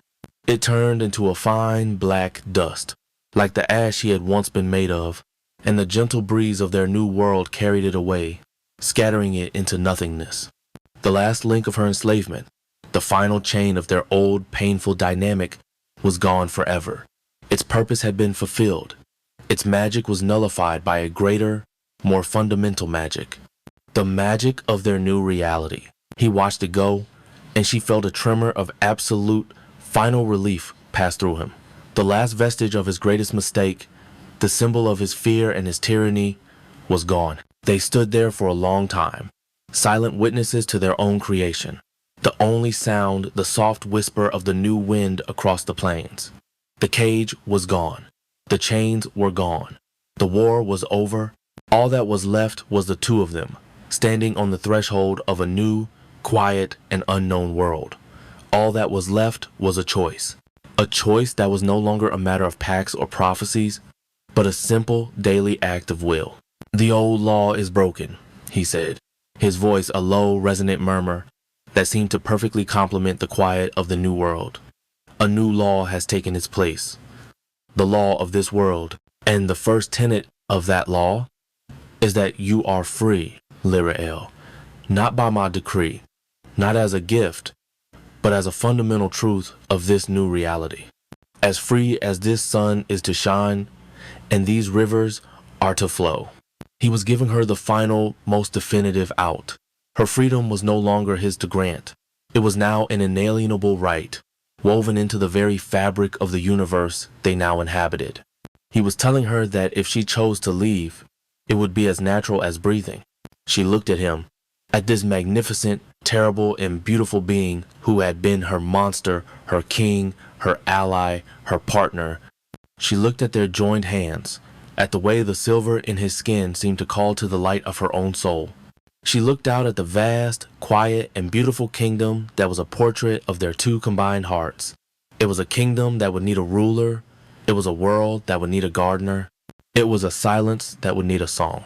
The thought of her old world, of the yellow sun and the green grass, was a distant, sweet, and sorrowful memory. The memory of a childhood home one has long since outgrown. It was a part of her story. It was the place that had forged her. But it was not where she belonged anymore. She squeezed his hand, a simple, firm pressure. That was an answer, a vow, a new beginning. "Then the second tenet of this new law," she replied, her own voice soft but absolute in the peaceful silver light, "is that a queen never abandons her king or her home." He turned his gaze from the world and looked at her. In the light of a billion new stars, the light of a new, dawning hope, shone from the depths of his transformed and finally peaceful soul. The long eternal winter was over, and in the quiet, gentle dawn of A Chroma, there reigned a reign of true balance, of shared purpose, and of a love that had literally remade the universe had just begun. Chapter 29. The King and the Queen. Years passed, not as a succession of days and nights, for there was only the eternal, gentle twilight, but as the slow, majestic breathing of a world reborn. Lirael measured time in the growth of the pearlescent trees, in the changing constellations in the deep violet sky, and in the deepening patterns of peace and understanding that now defined the features of the man who ruled beside her. A Chroma was healing. The dark, fertile soil they had created from the Merc's chaos had proven impossibly fecund. Great, silent forests of indigo leaf trees now stretched across the plains where once there had been only ash. Rivers of clean, clear water, their beds lined with softly glowing pebbles, wound their way through valleys where strange, beautiful, and entirely new forms of life had begun to emerge. There were creatures of quiet beauty, born from their fused magic. Herds of gentle, six-legged grazers, with fur like spun silver and eyes like polished amethyst, would move through the twilight forests, their presence a soft, rustling music. Great, silent moths with wings of stained glass, their patterns shifting with the light of the silver sun, would drift on the cool breezes. Nothing here was cruel or monstrous. The world they had forged was one of a deep, abiding, and melancholic peace. It was a kingdom of beautiful, eternal dusk. Their rule was a thing of quiet collaboration. The court of monstrous lords had been transformed, their ambitions tempered by the undeniable truth of the power they had witnessed. Gorgonoth, his brutishness softened by awe, now oversaw the creation of new cities, his forges no longer churning out weapons of war, but tools of creation, his architectural visions now things of strange, dark, and soaring beauty. Vexillus, his insidious nature turned to a finer purpose, had become a scholar of the new world's energies, his distilleries now producing not essences of despair, but refined catalysts that encouraged the growth of new and wondrous flora. The kingdom was at peace, a peace born from a shared, terrifying memory of the alternative. Lyriel and Cendrillon spent their cycles in a partnership that was still, after all this time, a source of quiet wonder to them both. They would walk the transformed halls of Carthos, the once oppressive black stone now softened by the glow of moss and the silver light that shone from its own internal veins. They would stand together in the starlit observatory, no longer as a king and his secret, but as two astronomers cataloging the new constellations they had hung in their own sky. Or they would sit for long, peaceful hours in the garden of the Alabaster Ward, which was now a paradise so lush and vibrant that it spilled out into the fortress itself, its flowering vines creeping along the corridors, its birds with feathers of spun moonlight nesting in the high arches. It was in this garden, their sanctuary, their genesis point, that the final test came. Lyrael was tending to a new bloom, a flower with petals the color of a supernova that hummed with a soft, musical light. She felt a profound contentment, a sense of purpose that was deeper and truer than any she had known in her old life. She was a queen. She was a creator. She was loved, not with the grasping, desperate hunger of a drowning man, but with the quiet, steadfast, and eternal reverence of a god who had been shown a miracle. Cendrillon sat on the smooth, gray stone by the trickling brook, watching her. The stormy, star-filled skies of his eyes were calm today, the ancient pain a distant, sleeping nebula. He watched the way her hands moved, the way the light of the garden seemed to cling to her, to answer her very presence. He saw the deep, peaceful joy on her face. And he saw, as he always did, the faint, ghostly echo of a sorrow she thought she had hidden away completely. It was a shadow that crossed her features only in the quietest moments, a flicker of longing for a yellow sun, a pang of memory for a world of warm rain and familiar faces. He had given her a kingdom. He had given her his soul, but he had not, he knew, given her back the life he had stolen.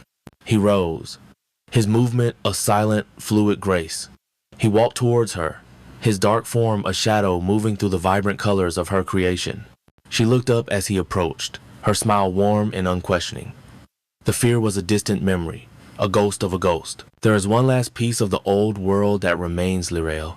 His voice was a low, soft murmur in her mind, a sound that was now as familiar and as comforting as her own heartbeat. One final, untended thread, a debt that must be paid, a promise that must be honored. She looked at him, her brow furrowed in confusion. What do you mean? The old world is gone. The pact is broken. I broke the pact, he corrected gently, but I did not fulfill it. My promise was not just to save your company. It was to ensure the safety and happiness of your family.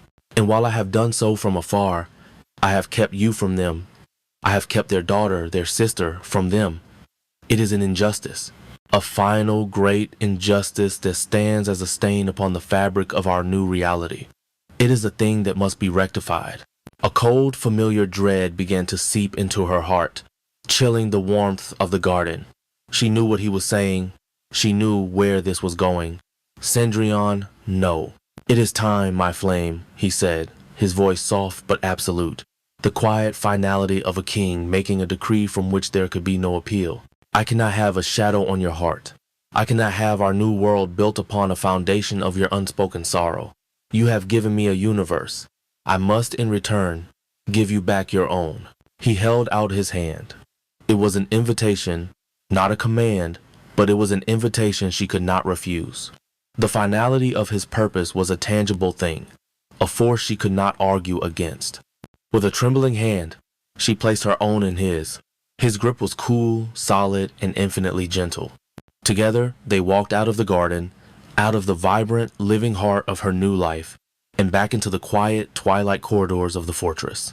The journey was a silent one, a slow procession towards a destination she had never thought to see again. It was the place where she had first arrived, a deep, forgotten grotto at the very base of Carthos, a place where the fortress met the bedrock of the dimension. The transformation here was less complete. The living moss grew thin, the silver-veined stone giving way to a raw, unadorned blackness that seemed to resist the new life of the world above. It was a place that still held an echo of the old A Chroma, of the cold, sterile prison she had first been brought to. In the center of the grotto, the air shimmered.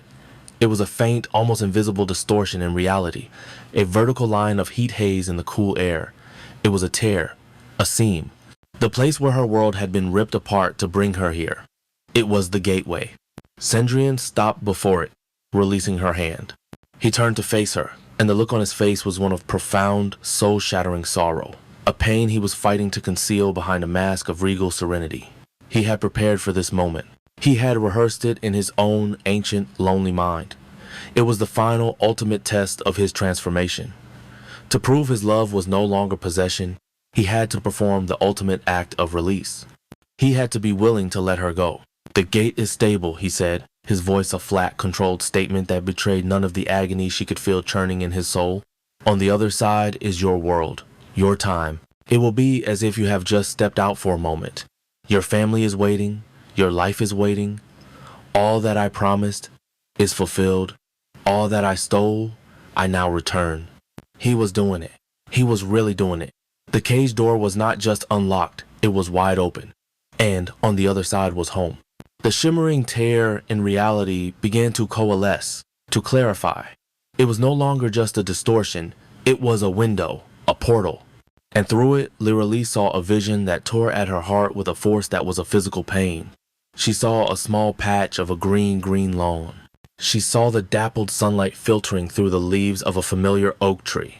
She could feel, even from here, a wave of impossible, humid warmth, a stark contrast to the cool, clean air of A Chroma. She could hear it, a faint, distant sound that was more beautiful and more heartbreaking than any music. It was the sound of birds singing, real birds, a chaotic, cheerful, living symphony, and she could smell it. The rich, damp scent of living earth, of blooming flowers, of a world bursting with a messy, uncontrolled, and utterly beautiful vitality. This was it, the world she had sacrificed herself for, the life she had dreamed of in her darkest, coldest moments. It was right there, a single step away. She took a hesitant step towards the portal. The sensory information grew stronger, the sound of a distant car horn, the smell of cut grass, the sight of a fat, buzzing bumblebee hovering over a clover. Every small, mundane detail was a separate, exquisite torture, a reminder of the simple, beautiful world she had lost. She looked back at Cendrillon. He stood like a statue carved from midnight and sorrow. He did not move. He did not speak. He simply watched her, his face a mask of perfect, terrible neutrality. He was holding his own universe's worth of pain at bay, refusing to influence her choice with even a flicker of his own despair. He was giving her a clean, uncoerced choice. He was giving her the one thing he had never had, a chance to be free. Her mind was a raging, chaotic sea. Home. The word was a physical pull, a hook in her soul. She saw her father's face, his easy smile. She saw her mother's hands, arranging flowers in a vase. She saw her brother, his annoying, beloved laugh. They were real. They were alive. They were waiting for her. She could leave this strange, twilight world of silent, monstrous lords and a beautiful, broken god behind. She could be normal again. She could be just Lyra Vance. The temptation was so strong, so pure, so elemental, that it was a miracle her feet did not simply carry her through the gate without her permission. But then, she looked around the grotto. She saw the soft, glowing moss that had begun to creep even into this forgotten place. She looked at the man standing before her, the being whose cosmic agony she had held in her own hands, whose shattered soul she had helped to mend. She thought of their new world, of the silver sun and the violet sky, a world that was a portrait of their two combined spirits. It was a quiet world, a lonely world, a world that was still just a fragile newborn thing, a world that needed her, a world that he could not, should not rule alone. Who was she kidding? There was no Lyra Lee Vance to go back to. That woman had died in a dark apartment, in a circle of salt and ash. That woman had been reforged in the fires of a hellish prison, had become a strategist who could command demons, a creator who could make flowers bloom from tears, a goddess who could stare down an apocalypse. To go back to her old life would be to wear a skin that no longer fit. She would be a ghost in her own past, a stranger in her own home, haunted by the memory of a starlit sky and a king with a universe of pain in his eyes. Her old world was a memory. This strange, beautiful, and broken world, this was her reality now. It was her creation, her responsibility, her home. She made her choice. It was not a choice of logic. It was a choice of the heart, a simple, absolute recognition of where she belonged. She turned her back on the portal. She turned her back on the sun, on the bird song, on the warm green grass of her past. She walked the few steps back to Cendrillon, her movement steady, certain, final. The hope in his eyes was a terrible, beautiful thing to behold, a star being born in a night sky. But he held it in check, waiting for her to speak, to make it real. She stopped before him. She looked up into his face, into the stormy, star-filled skies of his eyes, and she saw her own reflection there. She belonged in that sky. She reached out and took his hand, his cool, solid, eternal hand. Her grip was firm. It was a promise, an anchor. The portal behind her, with its promise of a life she no longer wanted, seemed to sense her decision. The image of the sunlit lawn flickered, wavered, and then, with a soft, sighing sound, it collapsed in on itself and vanished, leaving only the solid, moss-covered stone of the grotto wall. The door was closed. Lyrael looked up at the king of her new, chosen world, the partner of her soul, the being she had saved and who, in his own dark, twisted way, had saved her. A slow, genuine, and radiant smile spread across her face. It was the smile of a woman who was finally, completely, and irrevocably where she was meant to be. I am home. A tremor, a shudder of pure, unadulterated relief so profound it seemed to shake his very soul, ran through him. The mask of neutrality shattered, replaced by a wave of raw, naked emotion. He did not smile. His joy was a thing too vast, too ancient for such a simple expression. It was in the sudden, brilliant light that flared in his eyes, the light of a billion new suns being born. It was in the way his fingers tightened around hers, a grip that was not of possession, but of a desperate, grateful, and eternal partnership. He lifted her hand to his lips, just as he had in the throne room, and pressed a kiss to the back of it, a gesture of silent, reverent devotion. He was a king, he was a god, and he was hers. Utterly, completely, and for always. Together, they turned their backs on the ghosts of the past. Hand in hand, they walked out of the grotto, leaving the last remnant of the old world behind. They ascended back into the heart of their fortress, into the gentle twilight glow of their new reality. The final test was over. The final choice had been made. And there reigned the long, quiet, and beautiful reign of the King of Ash and the Queen of Light had truly, finally begun. Chapter 30. The Pact of the Heart. Time had become a river. In the first terrible age of her new existence, it had been a frozen, static sea of gray. Now it flowed. It was a slow, majestic, and beautiful river of twilight. And Lyrael measured its passing not in the rise and fall of a sun she no longer missed, but in the life that now flourished all around her. The pearlescent tree at the heart of the alabaster ward, the one she had seen as a mere sapling, was now an ancient, colossal being, its smooth, silver-barked trunk as thick as a pillar in Cendrillon's old throne room. Its luminous, violet leaves formed a vast, living canopy that was the ward's new ceiling, and through its branches, the gentle, silver light of their new sun filtered down, dappling the mossy ground in patterns of serene and shifting light. The garden was no longer a contained space within the ward.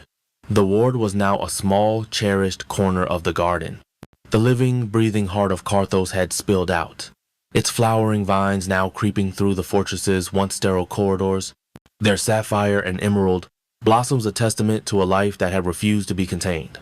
Lyriel sat at the base of the great tree, her back resting against its cool, solid trunk, its life force, a gentle, humming presence that was as familiar and as comforting as her own breath. A book lay open in her lap, a history of a distant, forgotten star system, but she was not reading. Her head was resting on Cendrion's shoulder, her eyes closed, as she listened to the symphony of their new world. The soft, gurgling music of the brook that now wound its way through the entire chamber. The gentle, musical chiming of the bellflowers that grew in luminous clusters, and the distant, contented rustle of the twilight forests that now covered the plains of A Chroma. Cendrion was utterly still beside her, a figure of deep, quiet shadow and starlight, his arm resting gently around her shoulders. The jagged, painful edges of his being had been smoothed away by the slow, gentle erosion of years of peace. The silver, living light in his form was more prominent now, a soft, internal constellation that seemed to glow with a quiet warmth in response to her proximity. His other hand rested on her own, their fingers loosely intertwined, a simple, unconscious gesture of a connection that was now as natural and as necessary as gravity. He had learned to smile. It was not the wide, easy smile of her father from her memories. It was a small, subtle thing, a gentle curving of his pale lips that was reserved only for her, a quiet blooming of peace in the ancient landscape of his face. He smiled now as he listened to her. She was telling him a story. It was a small, simple memory, a scrap of color from her old world that she was now offering to him, not as a source of pain or longing, but as a gift. It was the memory of learning to ride her first bicycle, a bright cherry-red thing with ridiculous tasseled handlebars. She described the feeling of the sun on her bare arms, the dizzying, terrifying instability, the scraped knee that had felt like a mortal wound, and the triumphant, world-conquering glory of the first moment she had balanced on her own, pedaling furiously down the cracked pavement of her driveway. She described her father's face, beaming with a pride so immense it seemed to light up the world, his hand hovering just behind her seat, ready to catch her even after she no longer needed catching. She described her mother, watching from the porch, her applause a sound of pure, uncomplicated joy. In the first age, the age of the cage, this memory would have been a private, painful treasure, a thing to be hidden from the jealous, possessive gaze of her king. To smile at it in her sleep had been an act of treason. Now she gave it to him freely, and he received it not as a rival, but as a priceless jewel he was being allowed to examine. He did not just listen with his mind. He watched. He closed his own stormy, star-filled eyes, and she could feel him perceiving the memory through her, his ancient, ordered consciousness gently touching the edges of her own. He saw the impossible, brilliant yellow of the sun. He felt the chaotic, joyful warmth of her family's love. He saw the absurd, beautiful, vibrant red of the bicycle. He was not just hearing a story. He was experiencing her past, and in his mind, it was not a threat. It was the beautiful, sun-drenched soil from which his impossible, luminous flower had grown. Your father. His voice was a low, soft murmur in her mind, a gentle hum beneath the music of the garden. His pride in you, I see it now. It has the same resonance as the light from a forming star, a bright, steady, and unconditional warmth. He opened his eyes, and the ghost of the memory seemed to linger in their depths. I did not have a word for it then. I called it a rival, a flaw in my possession. I understand now. It was not a rival. It was a foundation. It was the first stone laid in the building of you. She tilted her head and looked up at him, her heart filled with a quiet, aching wonder at how far they had come. The monster who had threatened to scour her soul of these very memories was now speaking of them with a poet's reverence. He had learned the language of her heart, and he spoke it more fluently than she could have ever imagined. They fell into a comfortable silence, the memory of the red bicycle a shared, peaceful warmth between them. They simply sat, a queen and her king, in the heart of the world they had made, and they breathed. The air was cool and sweet. The light was gentle. The world was at peace. It was a perfect moment in a long, quiet tapestry of perfect moments they had woven together since the day she had chosen this twilight kingdom over the sunlit world of her birth. It was Cendrillon who finally broke the silence. The question, when it came, was not a sudden intrusion. It felt like the natural, inevitable culmination of all the quiet years that had passed, a question that had been waiting patiently in the heart of their shared peace. Do you ever regret it, Lyriel? His voice was a soft, hesitant thing in her mind, a sound so devoid of his old, absolute authority that it was almost unrecognizable. It was the voice of the man, not the god, and it was filled with the ancient, lingering echo of his own insecurity, a fear so deep it had survived the remaking of a universe. He was asking about the choice, about the closed door, about the yellow sun she had turned her back on. He turned his head to look at her, and in the depths of his star-filled eyes, she saw the terrible vulnerability of his question. He was asking if his new world, if he himself had been enough. If the beautiful, peaceful tapestry they had woven was a worthy replacement for the vibrant, living world she had lost. The umbral concord, he clarified, his voice a whisper. The beginning. Do you regret the choice you made in that dark room so long ago? The question was a key, unlocking a door in her own mind. A door to a room she had not entered for a very long time. It was a cold room, a dark room, and it was filled with ghosts. She did not recoil from them. She turned and faced them, her gaze clear and steady. To give him the true answer, she had to walk through that room one last time. She gently pulled her hand from his and shifted, turning to face him fully, her back no longer resting against the tree of their shared creation. She tucked her legs beneath her on the soft, glowing moss. Her expression was serene, but her eyes held the distant, haunted light of a soldier remembering a war. Regret is a simple word for a complex thing, Cendrillon, she began, her own voice soft but clear in the quiet garden. Do I regret the terror? The absolute, soul-crushing despair of those first cycles in the ward.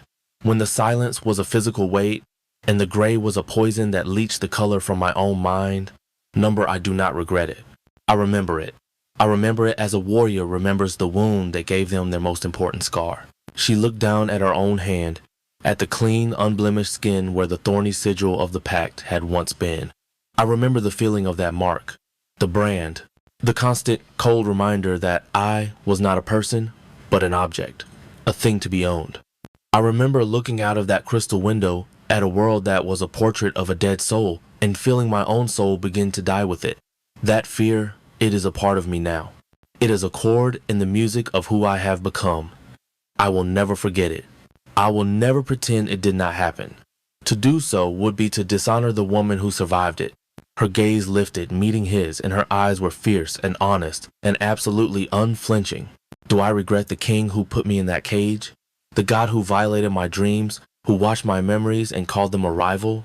Do I regret the monster who stood before me and, with a chilling, compassionate sincerity, promised to lovingly annihilate my soul, to turn the memory of my father's smile into a gray, lifeless fact, simply to make his own eternity more comfortable? She let the question hang in the air, a blade of cold, hard truth between them. He did not look away. He did not flinch. He met her gaze, and the pain and the shame in his own eyes were a silent, absolute confession. He accepted the title, Monster. He had earned it. Yes, she said, her voice dropping to a whisper, but losing none of its sharp clarity. I regret that monster. I hate that monster. I hate what he did to me. I hate what his fear, his ancient, wounded, possessive fear, made him become. That part of our story is a stain that can never be washed away. It is a foundation of our new world that is built of ash and tears, and we must never, ever forget that. We must never pretend that our garden did not grow from poisoned soil. He gave a single, slow, pained nod. He accepted the judgment. He had built this new world with her, but he would forever be the king of a kingdom whose first law had been her own unjust imprisonment. It was a truth he would carry for the rest of his eternal life. She saw the pain in his eyes, the flicker of his ancient self-loathing, and her expression softened. The blade of her judgment retreated, replaced by the gentle light of her hard-won understanding. But that is not what you asked, is it? She continued softly. You did not ask if I regret the pain. You asked if I regret the path, if I regret the choice that set me upon it. She reached out and took his hand, her fingers lacing through his, a gesture of reassurance, of a shared and complex truth. No, Cendrillon, I do not regret the path. I do not regret the Umbral Concord, because the monster was not the only person I met in that cage. I also met a lonely, broken man who stood on a balcony and looked out at a universe of his own pain. I met a reluctant king who, in spite of his own terror, chose to trust a mortal with the secret of his own shattered heart. I met a warrior who shielded me with his own body, who took a wound of pure chaos that was meant for me. I met a god who, when given the ultimate choice, chose to offer his prisoner her freedom, even though the thought of it was a pain greater than the death of his first world. Her grip on his hand tightened, and somewhere on that terrible, beautiful, and impossible path, that monster and that man and that god, they merged with a frightened, defiant, and foolishly hopeful woman. And together, we became this. She gestured with her free hand, a sweeping arc that encompassed the vibrant, living garden, the gentle, silver sun in the violet sky, the entire, peaceful kingdom that was a portrait of their two fused souls. This path, this terrible, winding path that began in a dark room with a pact of fear and blood, did not lead me back to my freedom. It did not lead me to my death.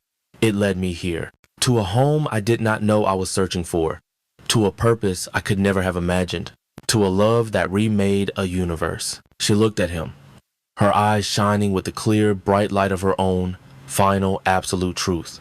I will never forget the fear of the beginning. It is the scar that proves the battle was real. The cost was immense. A part of me will always grieve for the simple, sunlit life I lost. But I do not regret the pact that brought me to you, because the woman I was could never have built this world. The king you were could never have deserved it. We had to be broken, Cendrillon. We had to be shattered down to our fundamental warring elements of light and shadow, so that we could be remade. Together. The Concord was not a contract. It was a crucible, and I do not regret the fire that forged us. The silence that followed her words was the most profound they had ever shared. It was a silence of absolute understanding, of a shared history acknowledged in all its ugliness and all its beauty. The ghosts of the past had been faced, named, and finally, gently, laid to rest. They were not forgotten. They were integrated. They were the foundation upon which this new, stronger, and more honest reality was built. A single, slow tear, a thing of starlight and ancient, relieved sorrow, traced a path down Cendrillon's pale cheek. It was not a tear of pain, it was a tear of release. A tear of a final absolute acceptance of his own monstrous past, and of the impossible, miraculous grace he had been shown. The Umbral Conquered was a chain I forged from my fear, he whispered, his voice a quiet storm of emotion. But the love we have built, it is a covenant you forged from your courage. It is a bond stronger than any magic, a law more fundamental than any I could ever write. He raised her hand to his lips and pressed a kiss into her palm, a gesture of such profound, reverent devotion, it felt like a holy sacrament. And it is a bond I will spend the rest of my eternity honoring. Lirael smiled, a soft, peaceful, and radiant smile. The last shadow had been banished. The final question had been answered. Their love was not an erasure of their dark, toxic past. It was a testament to their ability to have survived it, to have grown from it, to have built something beautiful, not in spite of it, but because of it. They sat together as the eternal, gentle twilight of their kingdom deepened around them. He did not release her hand. She did not pull away. They were two parts of a whole, a perfect, impossible balance of shadow and light. They looked out from their garden, past the living, breathing halls of their fortress, towards the new, soft stars that shone in the peaceful, violet sky of A Chroma. The pact with the devil was a distant memory, a story from a dead and forgotten world. Their new pact, the true pact, was a living thing. It was not a contract written in blood or magic. It was a quiet promise, renewed with every shared glance, with every silent understanding, with every beat of their two now harmonized hearts. It was the pact of the heart, and it was just the beginning of their long, quiet, and beautiful forever.